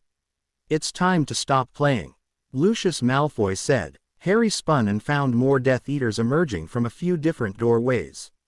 "The Dark Lord is going to be most displeased with you," Lucius said, pointing his wand at Harry. "Stupefy." Daphne shoved Harry and he fell over a bench and tumbled hard down onto a second bench. Daphne took the stunning spell and collapsed in a heap. Lucius smirked as he turned to Harry. "One down," he chuckled. "No," Bella shrieked. Everyone turned as members of the Order of the Phoenix burst into the death chamber, spells flying from every wand. Harry scrambled back towards Daphne to protect her. He wasn't sure if it was because he still cared for her, or he just really wanted answers from her that made him feel the need to look over her. "Renervate," he said, tapping her with his wand. She gasped and tried to sit up, but Harry kept her down. "Stay down. Help just arrived," Harry said. "Wand," Daphne said, and Harry handed her the wand she'd been using. "Who came?" Daphne gasped. "Friends," Harry smiled. A spell slammed into the wall above their heads, showering them with dust and broken marble shards. Harry covered her with his body, and Daphne, despite everything, could not help but think how nice it was to feel him above her like this. As the dust settled and she got a good look in his eyes, she remembered what it felt like the last time they had Ed. The warmth she had felt coursing through her when his lips were pressed to hers. Or even the way he looked at her just before he would lean in and take her lips with his. Daphne needed him. She needed him to forgive her, and she needed him to love her. She knew as he began to pull away from her then that she would never be able to truly live without him loving her. Daphne knew as he offered her his hand that she would die for him. She would die for Harry because she loved him, and she would spend the rest of her life making up for her horrible mistake. "Can you walk?" Harry asked. "I think so," Daphne said. Harry slipped his arm around her waist and quickly helped her to her feet. Keeping his wand leveled, Harry took a quick look around to make sure no one was paying attention to them. "Harry, look out," Daphne said, clutching his shoulder as Bella stood in front of them, aiming her wand. "The Dark Lord will reward me for ending your life, Potter." She laughed. "Say hello to Mummy and Daddy." "Avada, Ruber Adestuaire Cognomen," Daphne shouted. The spell was unlike any other Harry had ever borne witness to. It wasn't light, but more like the blackest smoke. It slammed into Bella and then enveloped her like a strange cocoon. Bella shrieked and flailed as the spell began to take effect. It was truly horrifying to watch. Harry felt like he was going to throw up as Bella tore off her mask and he saw that large chunks of her skin fell away. But instead of blood pouring out of her open wounds, it seemed to evaporate. Bella's face sank and her eyes bulged and then dried up before pouring out of their sockets like sand from an hourglass. "What did you do?" Harry asked, barely able to speak the words. Daphne couldn't respond at all. She couldn't even think of why she had thought of that particular spell. She remembered reading about it while she was trying to find very painful curses in which to make those who'd hurt her sister. The blood-boiling curse had seemed quite interesting when she read about it, but now, after witnessing firsthand just how awful it was, Daphne bent over and threw up all over the floor. Bella's shrieks ended and her husk crumpled to the ground. Harry looked up and with great relief saw his godfather beckoning to him. "Come on, this way." Harry helped Daphne, who was still heaving, towards his godfather. Daphne's legs felt much weaker as she ped by the remains of Bella. "Are you all right?" Sirius asked as Harry drew nearer. "Well enough," Harry said. "You're Sirius Black," Daphne stated, looking as if she wanted to run, but Harry's arm around her waist tightened a bit. "And I'm here to help you. We're going to get you out of here. You family's really worried about you, miss," Sirius said, helping Daphne along with Harry. "They're all right." Daphne looked hopeful. "They've been staying at headquarters while we've been looking for you," Sirius said. "Let's get you out of here," Sirius said, leading them through a door and into the first round room they had first entered with the Death Eaters. Harry felt relief wash over him as Sirius guided them towards the lifts. "How did you find us?" Harry asked. "Tonks was here on guard duty. After what happened to Arthur back in December, Dumbledore decided it would be best to have 2 or 3 people guarding the Hall of Prophecies. She saw Bellatrix Lestrange take out Daedalus Diggle, and then she saw the rest of them bringing you lot down. She then got to a flow, and went for help. Right around the same time, Hermione, Ron, Neville and a mess of others went to teachers claiming they knew where you 2 were," Sirius explained. "I knew they'd get help." Daphne smiled weakly. "We'll let the others mop up, but I'm going to get you 2 out of here," Sirius said as he closed the lift doors. "Remus and Bill should be waiting for us in the atrium, and Dumbledore's supposed to be on his way." "Who's all here?" Harry asked as Daphne laid her head on his shoulder, panting wearily. "Most everyone who was at headquarters, Shacklebolt, Remus, Bill, Arthur, and a handful of others. We sent word for Amelia Bones as well. Hopefully she's sending orders." "Are you out of your mind?" Harry asked. "They'll arrest you." "Likely they will, but we have a contingency plan we've been working on. If they take me, it won't be for very long." Sirius winked. "I'll explain later." The lift clambered to a halt and with a low tone of the bell, the doors opened. Harry couldn't help but smile as Remus and Bill Weasley turned and reached for the 2 tired teens, while Daphne, still reeling over the revelation of Sirius Black as an ally, was surprised to say her former defense teacher awaiting them.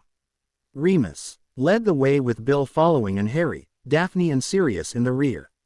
They moved swiftly towards the flows when one of them came to life and someone emerged that made all 5 of them skid to a halt. His black robes flowed around him like liquid night, and his arms were held out like he was some sort of nightmarish angel. His alabaster skin shone in the candlelight of the many torches. His smooth reptilian face was expressionless, though his cold red eyes were narrowed with hate. "You didn't really think I was going to allow you to slip through my grasp, did you, Harry Potter?" Lord Voldemort asked malevolently. He actually smiled as Bill, Remus and Sirius stepped forward to protect Harry and Daphne. He laughed a soft low laugh that chilled Daphne to the bones. "You have been most fortunate to escape your fate in the past, but that ends tonight. I will kill you," Voldemort claimed. "You can try," Sirius said boldly, positioning himself between Harry and the Dark Lord. "Bold words," Voldemort smiled. "Your best friend died on his knees before me, Black. How do you think you'll fare any better? It is not young Sirius you will be facing this night, Tom." It was Voldemort's turn to look shocked as he spun to face Albus Dumbledore, who looked almost as if he were greeting an old friend. "Ah, Albus, so good of you to join us. Tonight will surely be my crowning triumph. First the leader of the light, the so-called greatest wizard since Merlin himself, and then," Voldemort turned his cold red eyes on Harry, who was grasping at his scar and hissing in agony. "The boy who lived. I do not think things will be going as well as you hope, Tom," Dumbledore said evenly. "The Aurors have been alerted. They will be here in mere moments. By which time I will have ended both of your lives." Voldemort snarled. "We shall see." Dumbledore gave a soft bow. Voldemort spun and fired the killing curse at Sirius, who was directly in front of Harry, but Dumbledore banished the group to the left, and the curse smashed into the magical fountain, cutting the statue of the wizard in half. Voldemort then tried to take advantage of Dumbledore's distraction and they began to duel in earnest. If Harry hadn't witnessed it firsthand, he never would have believed the tale. He'd heard the stories of the power that both wizards held, but it was the skill which they wielded that power. It was like a gladiatorial dance. Whatever Voldemort threw at Dumbledore, the old wizard managed to counter and vice versa. They moved so fast that it was a blur. Several times Voldemort tried to end Harry's life, but Bill, Remus and Sirius were always on guard to conjure protection or use rubble to shield Harry from the killing curse. At first it looked as if Voldemort's desire to end Harry would be his Achilles heel. He was too distracted by Harry's presence and it looked as if Dumbledore was gaining the upper hand. And then, after Dumbledore tried to encase Voldemort in a cocoon of water, possibly trying to drown the evil wizard, Voldemort appeared to have disappeared. Silence fell within the atrium, and Sirius, Remus and Bill began rising from their positions, seeking for signs of the Dark Wizard. Dumbledore also looked curious as to where his adversary went. The question was answered by Harry, who suddenly screamed out, clutching his scar. "Help him!" Daphne shouted, grabbing Harry, who'd fallen on his back, and looked to be suffering a seizure. His eyes were rolled up into the back of his head and every single muscle was locked up. His face was beginning to turn a bit blue, and Daphne shouted that Harry wasn't breathing. Dumbledore rushed over, and told everyone to get back. He went to place his hand on Harry's when the boy's hand shot up and clutched his wrist. With a strength that the old headmaster could barely fathom.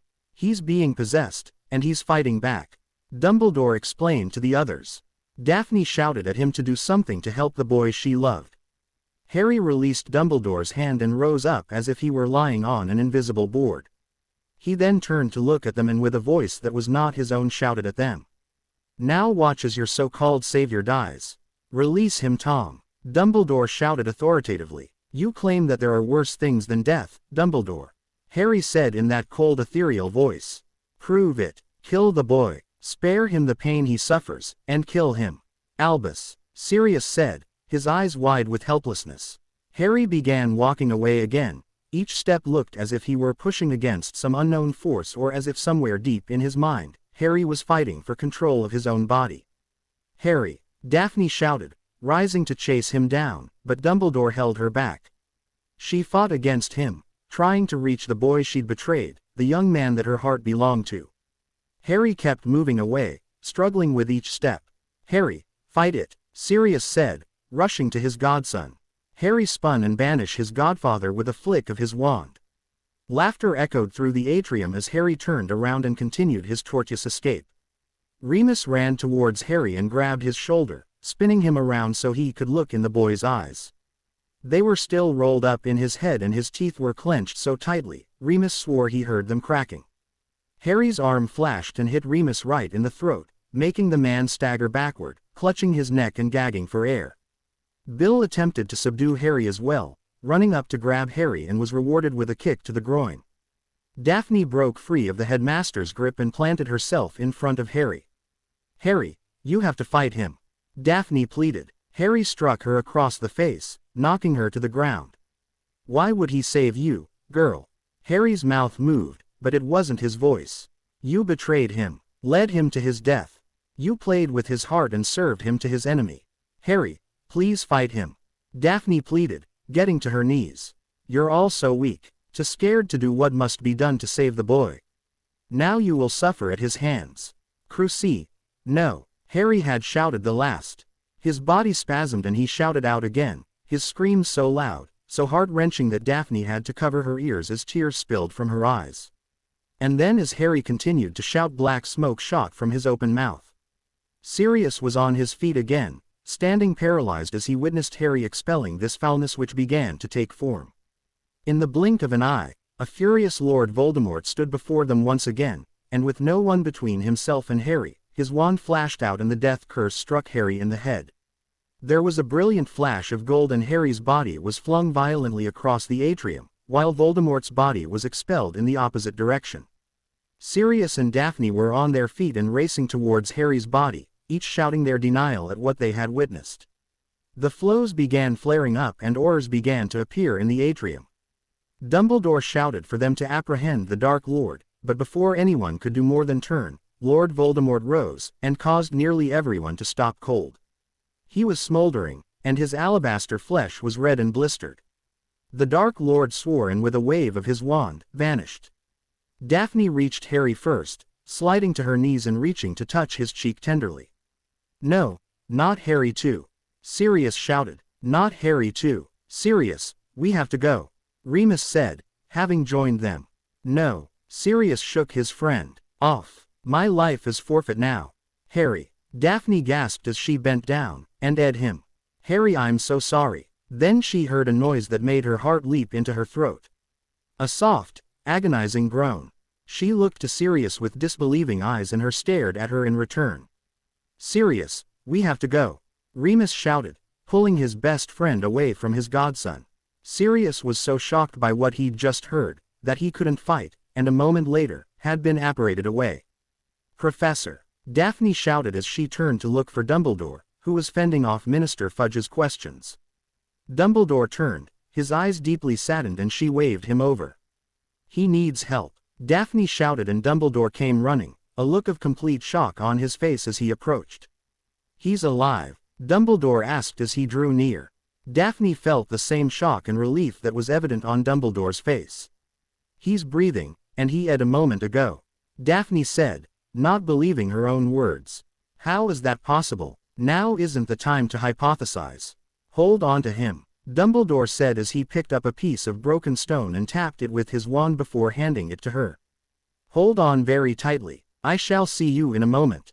As soon as she took the stone, she felt the familiar tug behind her navel as the portkey activated. To be continued. I hope you enjoyed this story. Also remember to subscribe and like this video. See you in the next video.